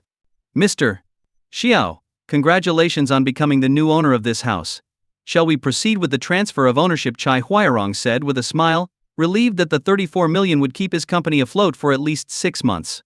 You can coordinate with my uncle, Xiao Yun said, trying to contain his excitement. He wasn't sure if he should use the acquaintance card right now, but considering he was in the capital, he decided to go for it. Ding. The host has used the big shot acquaintance card. Please be at Haight Business Plaza in the HD district at 2 p.m. The system will guide you further then. Xiao Yun checked his watch. It was already 11:30 a.m. A quick search showed that Haight Business Plaza was over an hour's drive away. He decided to head there immediately to avoid missing the opportunity. Uncle, I have some urgent business to attend to. Please handle the rest with Mr. Chai, Xiao Yun said. Seeing Xiao Yun about to leave, Auntie walked over and hugged him, looking deeply into her nephew's eyes. I know you're a busy man. I don't know how to thank you enough. Next time you're in the capital, I'll cook you a delicious meal. Sure. Xiao Yun left the neighborhood with Yi Qingqing quickly hailing a cab to Haight. Honey, what's the rush? Yi Qingqing asked, leaning on his shoulder. She knew his business was mainly in the city. She hadn't heard of any relatives in the capital, and why Haight Business Plaza? I just wanted to avoid awkwardness. You saw how down Uncle was today. He feels like he failed to protect his family and couldn't afford to move. If he hadn't contacted me, he'd be even more upset. Xiao Yun sighed. Leaving early also saves him some face. You're amazing. Not only are you successful and talented, but you also care about your family's feelings. You're my treasure husband, Yi Qingqing said happily. They chatted and laughed all the way to Haight Business Plaza. Upon arrival, Xiao Yun checked his watch. 1:40 ahi. He thought leaving early was a wise choice. The traffic had eaten up nearly an hour, and they'd have missed the opportunity if they'd delayed. I'm starving. Can we eat something first? Yi Qingqing asked, shaking his arm playfully. I want lots of meat. I'm famished. Xiao Yun patted her head affectionately. Since they'd arrived and the system hadn't prompted the next step, they might as well fill her belly first. The two of them entered the plaza and found a Sichuan restaurant. Just as they were about to start eating, they heard a commotion outside. Host, please proceed to the entrance of the Sichuan restaurant immediately and help the elderly person who has fainted. The system's voice suddenly rang out. Xiao Yun, feeling a surge of urgency, turned to Yi King and said, "Honey, you stay here. I'll go see what's happening." "I'll go with you." They exited the restaurant and pushed through the crowd, finding a little girl kneeling beside an elderly man with silver hair. "Grandpa, what's wrong? Don't scare Shushu, please." "Uncle, auntie, please help my grandpa," the little girl was tearfully pleading, evoking sympathy from everyone around. "Someone call the mall's PA system and see if there's a doctor nearby," a man in the crowd shouted. "Everyone, back up a bit to give the man some air." "Little girl, do you have a way to contact your family?" Yi King gently asked, crouching beside her. I don't know. We always have someone with us when we go out. It's my fault. I insisted on sneaking out with Grandpa today. It's all my fault," the little girl sobbed, and Yi King hugged her, trying to comfort her. Xiao Yun called emergency services, learning that it would take 10 minutes for them to arrive. He knelt down, checked the old man's eyes, and found he was in a deep coma. "Damn it, I don't know any medical skills. How do I save him?" Xiao Yun was frustrated. He wished he had brought a doctor from their hospital. As the host has used the Big Shot acquaintance card, a convenient option is now available. Spend 1 billion to learn a professional skill. Learn medical skills. At this moment, Xiao Yun didn't hesitate. He didn't care if it cost 1 billion, 2 billion, or even 3 billion. It wasn't about gaining resources from saving the old man, it was about not letting a life slip away before his eyes. Congratulations, host, for acquiring Grandmaster level knowledge in traditional Chinese medicine. Suddenly, a flood of medical knowledge flowed into Xiao Yun's mind, including all the methods of treating diseases in traditional Chinese medicine and case studies from other Grandmaster level practitioners. With a shiver, Xiao Yun looked at the old man again and instantly understood the problem. "Little girl, does your grandpa have high blood pressure?" "I think so. The doctor always tells him that if he doesn't stop drinking, his blood pressure can't be controlled," the little girl sniffled. Xiao Yun nodded. High blood pressure is a common condition that, if left unchecked, can cause dizziness and irritability, or even lead to a coma or death. "Young man, are you a doctor?" the man who had been maintaining order asked kindly. "If not, it's best to wait for the ambulance. It's safer for the elderly man and for you." "I appreciate your concern. I've studied under a master in traditional Chinese medicine for a few years. I can handle basic emergency care." Xiao Yun rushed into the Sichuan restaurant's kitchen, borrowed a knife, and sterilized it with white wine. Carefully, he made 2 shallow cuts on the elderly man's earlobes. Immediately, dark red blood began to ooze from the cuts. Gradually, the old man's complexion started to improve. The old man's breathing has stabilized. The man who had been helping, now kneeling beside the old man, listened closely to his breath. "Brother, how is my grandpa doing now?" The little girl, eyes full of hope, looked up at Xiao Yun, fearful that he might deliver the dreaded news often seen in dramas. "Little one, your grandpa is out of danger now, but he still needs to go to the hospital for a thorough checkup," Xiao Yun reassured her with a gentle smile, patting her head. Just then, the sound of an ambulance siren filled the air. Several doctors in white coats rushed over with a stretcher. An older doctor dispersed the crowd before examining the patient. Seeing the old man, the doctor knew it was a case of high blood pressure, a common issue among the elderly that could easily lead to a coma if not treated promptly. After a quick examination, the doctor was surprised to find the patient's condition stabilizing, his blood pressure returning to normal. "Who called for the ambulance?" the doctor asked the crowd. Xiao Yun stepped forward. The doctor looked at him with a kind expression and asked, "Is this elderly man related to you?" "No, I don't know him. But respecting the elderly and caring for the young is a valued tradition in our country. I had to help when I saw him," Xiao Yun replied. The doctor nodded appreciatively. This young man was not only handsome but also had a kind heart. The caller mentioned the patient was in critical condition, but he seems to be recovering now. Did another doctor provide emergency care? Here Xiao Yun pointed to the old man's ear, which had stopped bleeding. "I studied traditional Chinese medicine for a few years, so I did what I could." The doctor adjusted his glasses and gave Xiao Yun an approving look. "Young man, you've done well."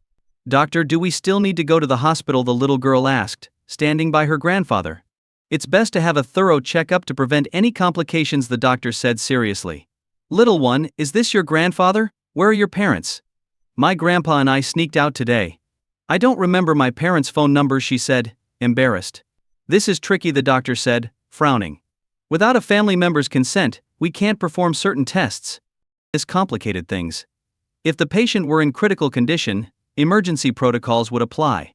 But with the patient stabilizing, performing tests without consent could lead to trouble if the family complained later. We can accompany them, Xiao Yun offered. We'll cover all the expenses.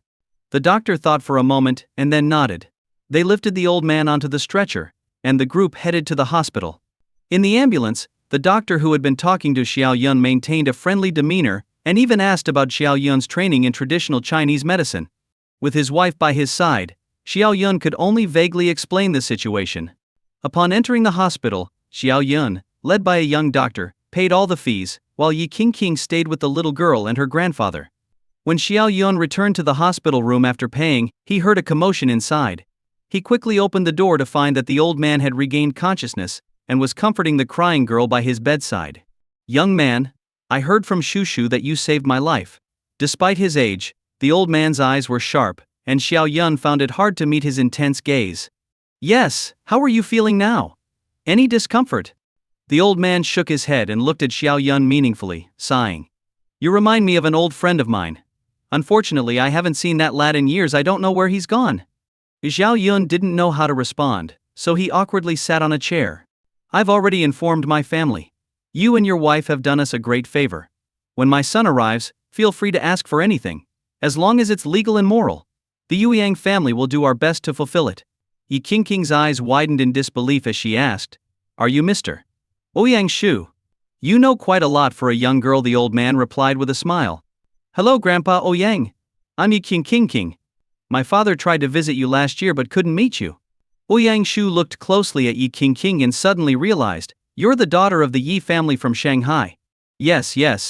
It's an honor to meet you," Yi Qingqing said, feeling overwhelmed and blushing as she struggled to find words. "Is the Ouyang family very powerful?" Xiao Yun whispered to Yi Qingqing. Ouyang Shu's hearing was sharp. He sat up and patted Xiao Yun's shoulder, laughing. "The Ouyang family is just so. My descendants aren't that capable, so it's up to this old man to keep things together. Then I wish you a long and healthy life." Yi Qingqing playfully slapped Xiao Yun's arm. "Grandpa Ouyang is already over 80 years old." Xiao Yun was taken aback. The old man looked around 60, but was much older. "An old rogue who refuses to die," Ouyang Shu joked, laughing heartily. As they were talking, the door burst open, and a group of people rushed in, filling the small room. "Father, are you all right?" a middle-aged man asked anxiously. Ouyang Shu's demeanor changed from jovial to stern, commanding respect effortlessly. "I'm fine. Just remember, today's outing was my idea. If any of you dare to scold Shushu, you'll hear from me." "Of course not," the middle-aged man quickly reassured him. "As long as you're okay. I've contacted your personal doctors. We can go home now. I don't need those white coats." "Let me introduce you to my savior," Ouyang Shu said, pushing Xiao Yun forward. "This young man is Xiao Yun, an interesting fellow. Hello, my name is Ouyang Rong, and I'm Shushu's father. Thank you for saving my father today. If you need anything, just ask, and I'll make sure it gets done." Ouyang Rong shook hands with Xiao Yun. "To ask for something would taint the act of saving someone," Xiao Yun replied with a smile. "But I did pay over 6,000 yuan for the hospital fees. Could you settle that for me?" Ha, you're quite an interesting young man." Ouyang Shu laughed heartily, patting Xiao Yun on the arm. "Since you're not asking for anything, let me treat you to a family dinner." With that, Ouyang Shu got out of bed. Despite his hunched figure, Xiao Yun felt an intense aura, as if facing a tiger. A large group of people left the hospital room. As they were about to leave, a bald doctor in a white coat hurried over, smiling obsequiously at Ouyang Rong. "Mr. Ouyang, hello, I'm the hospital director." "Your hospital is quite good," Ouyang Rong replied with a faint smile. To the director, it felt like the highest praise. He personally escorted the group out of the hospital and, watching the Ouyang family leave, let out a sigh of relief. "Director, who were they?" a cautious department head asked. "The Ouyang family." The director wiped the sweat from his forehead. "It's a good thing everything went smoothly today. Any mistake, and we'd be in big trouble." The Ouyang family. The department head, a native of the city, knew well the power of the Ouyang family. They ranked among the top 3 most influential families in the city. Xiao Yun and Yi Qingqing sat in a car, which circled around the city before arriving at a sprawling courtyard. Upon entering, Xiao Yun was amazed by the serene and beautiful surroundings, with all the buildings designed in a traditional Chinese style. "This is the Ouyang family's ancestral home. Not many people get to come in here," Ouyang Shu said proudly. He led the way, and soon the family members dispersed, leaving only Xiao Yun, Yi Qingqing, Shushu, and Ouyang Rong. Ouyang Shu took them through the courtyard, making several turns until they reached a door. He pulled out a key and opened it, revealing a simple vegetable garden and a small house that contrasted starkly with the grandeur seen earlier. "This is where I usually live," Ouyang Shu said, leading them into the small house. He invited Xiao Yun to sit down and handed him a cup of tea from a large iron pot. "Today, I'll cook for you myself." Ouyang Rong was surprised. His father usually enjoyed a secluded life and rarely cooked for the family. Only during the new year would he reluctantly make a large pot of stew. For his father to cook for Xiao Yun was unprecedented. "Given that you just recovered from an illness, you should rest." "I'll cook lunch," Xiao Yun offered with a smile. "I'm quite a good cook, despite my young age." "Really? My taste is very particular. If it's not good, I might just flip the table," Ouyang Shu warned. "Don't worry. If it's not good, you can scold me all you want," Xiao Yun reassured. Ouyang Shu, impressed by Xiao Yun's willingness to cook despite his apparent wealth and status, took him to the kitchen, though he couldn't help but supervise a bit. At this moment, only Yi Qingqing, Ouyang Rong, and Shushu were left in the room. Shushu, being familiar with the place, ran outside to play with her grandfather's parrot. Yi Qingqing felt a lot of pressure facing the head of the Ouyang family and kept her head down without speaking. "How is your father these days?" Ouyang Rong cleared his throat and dropped his formal demeanor. "He's doing okay," Yi Qingqing muttered softly, feeling extremely nervous. She had met many important figures, but none could compare to the Ouyang family. Sitting here made her feel very uneasy. "Mim, with the Nanggong family extending their influence into Shanghai, your father must be having a tough time. If you need any help, just let me know. As long as it doesn't conflict with the core interests of the Ouyang family, I can help mediate." Ouyang Rong's words made Yi Qingqing feel deeply grateful. The Yi family was in the eye of the storm, and her father had been looking for a powerful ally in the city to mediate, but lacked the connections. As a daughter, she couldn't help but worry about her father. "Can I call my father now?" Yi Qingqing asked softly. With Ouyang Rong's permission, she dialed her father's number right in front of him. At that moment, her father had just finished speaking with the head of the Zhao family and was planning the next steps when he received his daughter's call. "Dad, I'm at the Ouyang family's house now." Her father's mind exploded with surprise. How did his daughter end up at the Ouyang family's place? Wasn't she with Xiao Yun to handle family matters? Could it be that they were connected to the Ouyang family? Damn it! The Ouyang family wasn't like the Nanggong family. He had some hope of resisting the Nanggong family, but if they offended the Ouyang family, it would be game over. "Qingqing, don't be afraid. I'll contact some big shots in the city to see if they can help. Where is Xiao Yun?" "Huh? Dad, what are you talking about?" Yi Qingqing frowned slightly and said slowly, "Xiao Yun saved an elderly man in a mall today. We later found out he was Ouyang Shu, and we were invited to the Ouyang family's home. Uncle Ouyang Rong offered to mediate the conflict between the Nanggong family and us." Phew. Her father let out a sigh of relief. This girl almost scared him to death. Wait a minute. Xiao Yun saved an elderly man who turned out to be Ouyang Shu? Damn, his son-in-law must be the chosen one. How does he keep meeting these big shots? Even though Ouyang Shu had been retired for years, his influence remained strong, and even the most powerful figures would tread carefully around him. He felt a pang of envy. But now, having already allied with the Zhao family and planning to counter the Nanggong family, mediation was no longer an option. He signaled Yi Qingqing to hand the phone to Ouyang Rong. "Hello, this is Ouyang Rong." "Hello, Mr. Ouyang Rong.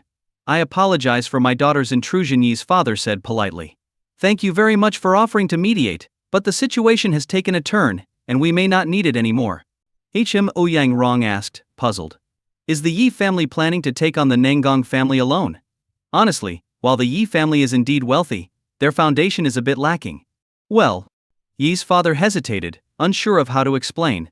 His alliance with the Zhao family was a private matter, known to no one else. The plan was for the Zhao family to make a sudden move against the Nanggong family at a critical moment. "Hold on, let me step outside to talk."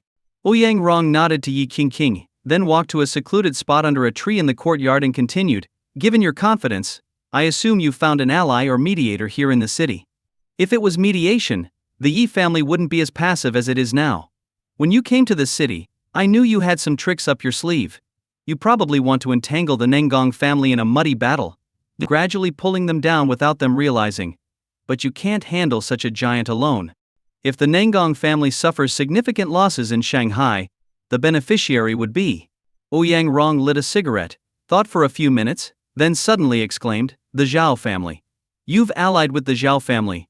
Yi's father, on the other end of the line, was stunned by Ouyang Rong's deduction. He couldn't believe that just a slip of the tongue could reveal so much. Truly, Ouyang Rong was a master tactician. Please keep this confidential.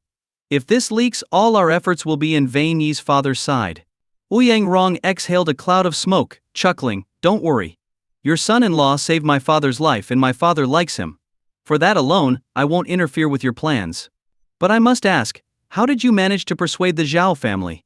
Zhao Dong is notoriously stubborn and self-reliant. Convincing him to backstab the Nanggong family is no small feat. Zhao Dong, the current head of the Zhao family, was known for his iron-fisted approach. He had gradually removed dissenting family members from the business, paying them a monthly allowance to keep them out of the way. Such a man would not easily be swayed by the Yi family's predicament. This involves some confidential matters that I can't disclose. But Mr. Ouyang, are you interested in any of the Nanggong family's assets? If you join now, there's still time, Yi's father said, smiling, not expecting Ouyang Rong to really get involved but joking nonetheless. To his surprise, Ouyang Rong seriously considered it, saying, actually, I'm interested in their high-tech assets. While I can't support you as extensively as the Zhao family, I can step in and offer some help when things get tough. How does that sound? Ouyang Rong was indeed willing to help. While the Ouyang family didn't need the Nanggong family's assets, the favor owed to Song Yun was invaluable. Ouyang Rong saw this as an opportunity to repay the debt swiftly, avoiding any future complications. Really? Yi's father was taken aback, needing a moment to process this. That would be incredibly helpful. Can I share this with the Zhao family? Of course. We're all allies now, Ouyang Rong replied with a smile. Just then, the aroma of food wafted from the kitchen, making his stomach growl. The smell was irresistible. This fragrance was too enticing. Surely it wasn't that young fellow Song Yun who cooked this. It must be his father's ever-improving culinary skills. Alright, it's settled then. I'm off to eat, Ouyang Rong said, swallowing hard before hurriedly ending the call and heading towards the kitchen. Peeking through the doorframe into the kitchen, he saw that it was set up with a large traditional stove, requiring a fire to cook. What he saw next left him dumbfounded. Ouyang Shu, the old master, was sitting on a small stool by the stove, feeding it firewood, while Song Yun stood in front of the stove, expertly stirring the food with a large ladle. Wow, Ouyang Rong muttered, swallowing again as the delicious aroma filled the air. This kid must be a culinary genius. Despite his high position and countless gourmet meals, nothing had ever smelled as enticing as the food being cooked today. You really have a talent for cooking, Ouyang Shu praised as he stood up, stretching his aching back. Maybe I should build another room here and move in next to you, so I can eat your cooking every day. Song Yun joked back, but this little courtyard is your private space. If I move in, the younger ones in the Ouyang family might tear me apart. Ouyang Shu's eyes flashed in mock anger. I'd like to see anyone dare to complain behind my back. Alright, make way, the dish is ready, Song Yun said, as he transferred the food to a plate. Ouyang Shu turned around, carrying the plate, and found himself face to face with his son, Ouyang Rong. An awkward silence filled the kitchen. I'll take that inside, Ouyang Rong offered with a forced smile. Step aside, Ouyang Shu scolded, his voice booming. I remember when you were a kid, every time you carried food inside, half of it would disappear on the way. Do you think I don't know what you were up to? Ouyang Rong coughed, embarrassed in front of Song Yun. Soon, all the dishes were ready, 3 dishes and a soup, each person with a bowl of rice. They sat around the table, waiting for Ouyang Shu to take the first bite. Ouyang Shu took a piece of the twice-cooked pork and savored it. The flavors danced on his palate, making it hard to stop. This calls for some wine, Ouyang Shu declared, standing up to search for his stash. Despite his doctor's orders, he had kept a small supply of alcohol hidden. He pulled out a small bottle of amber-colored liquor, sealed with a cork and beeswax. It was clearly a cherished vintage. Father, the doctor said. Ouyang Rong started, eyeing the bottle eagerly, hoping to convince his father not to drink so he could take it for himself later. But Ouyang Shu slammed his hand on the table and roared, I've fought battles my whole life. How can I not drink? What will my old comrades say if I don't? They'll laugh at me from the grave. It's fine. I'll prescribe some herbal medicine for the old master later. It won't completely cure his chronic conditions, but it will certainly help alleviate them, Song Yun said, eyeing the bottle of liquor Ouyang Shu held. He wasn't just confident, he had the knowledge of numerous renowned traditional Chinese medicine experts ingrained in his mind, thanks to the system. You know traditional Chinese medicine? Ouyang Shu asked, pouring 3 small glasses of the precious liquor.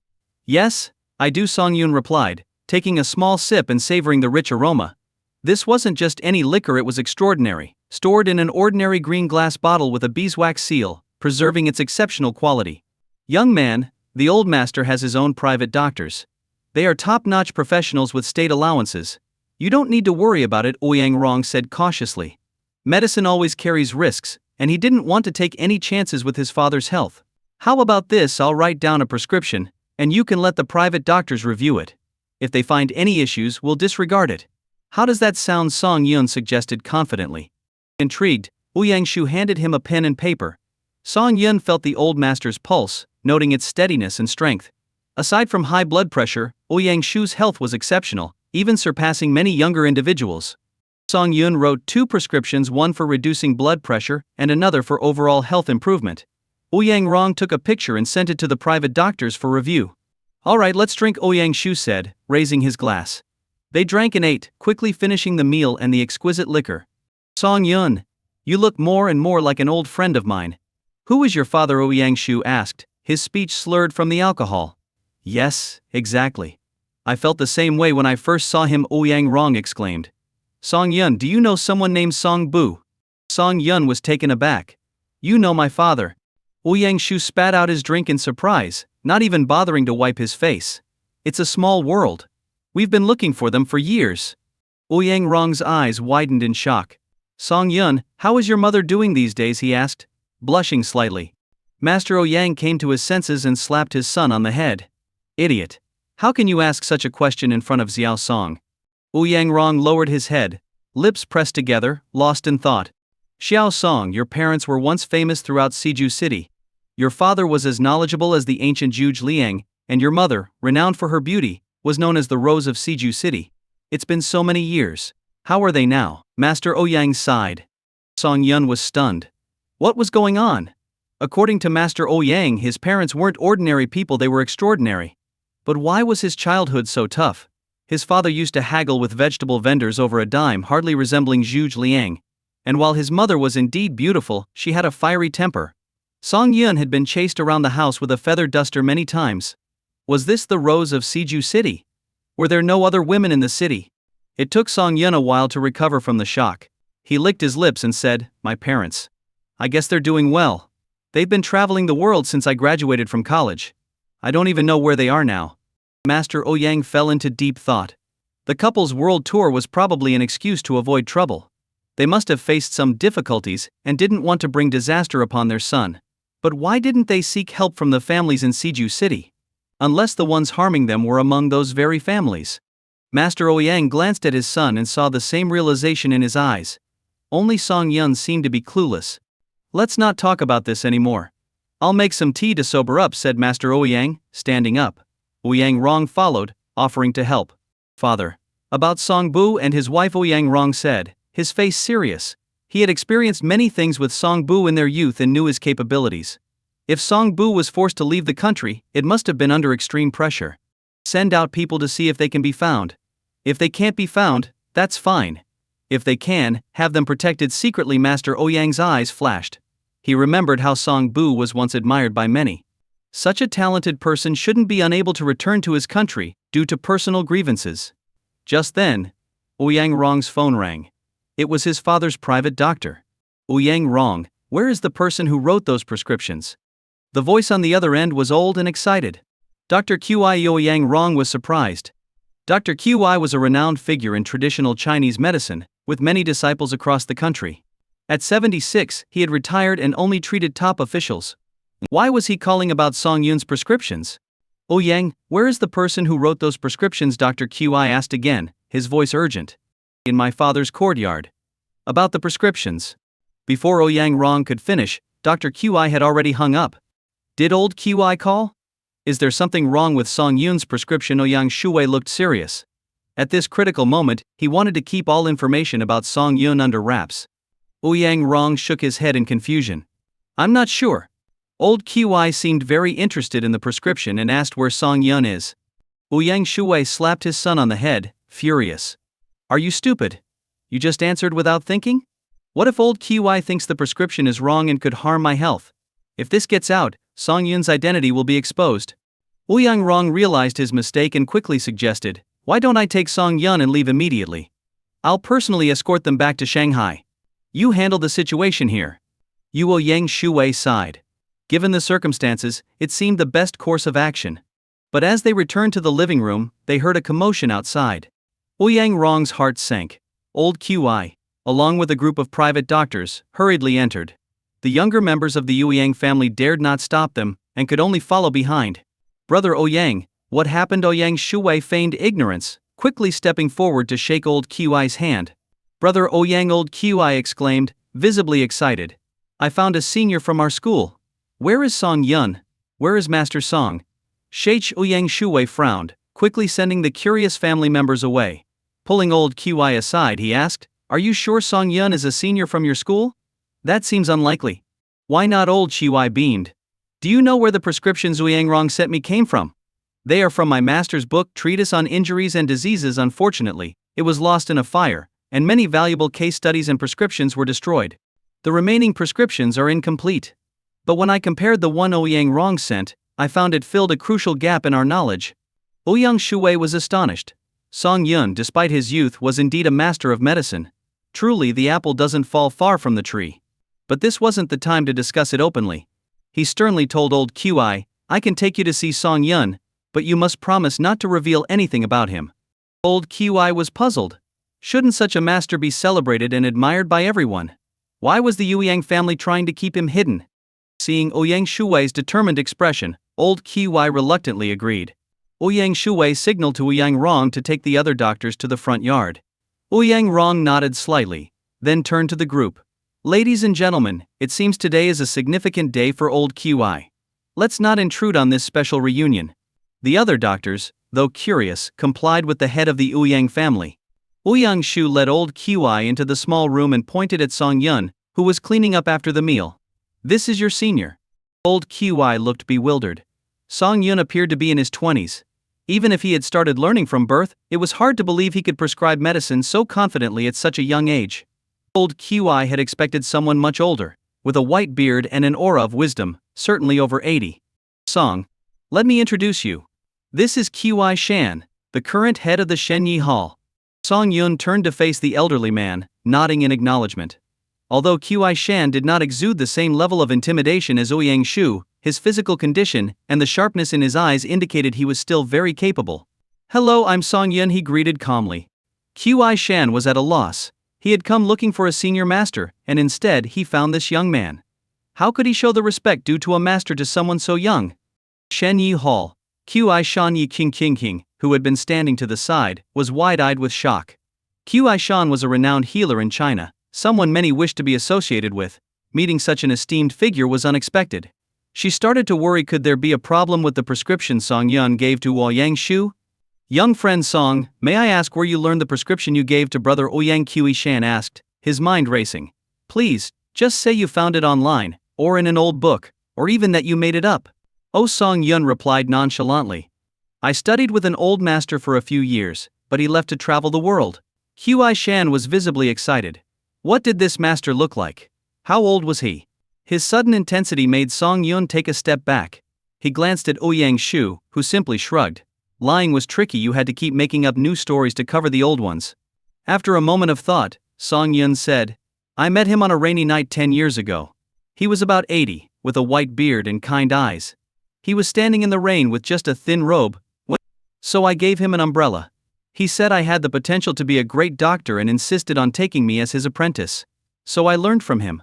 Song Yun quickly improvised, drawing from typical descriptions of wise masters in novels. Old Qi was even more agitated. He leaned on the table, panting, and his eyes shone with a fervent intensity. Song Yun took another step back. He knew he was good-looking, but this was too much. Plus, the old man should really calm down. Master Uncle, please accept my bow. Qi Shan abruptly knelt and bowed 3 times. Everyone in the room was stunned, including Ouyang Shu. No one had expected Qi Shan to act like this. Hi guys, your opinion means a lot to me. I'm working on improving the stories to make them more interesting for you. Please leave a comment and let me know what you liked about this story. Your feedback helps me get better and create content that you'll enjoy. Your feedback is very important to me. Thank you for your support and attention. If you enjoyed this story, I can't wait to share its continuation with you.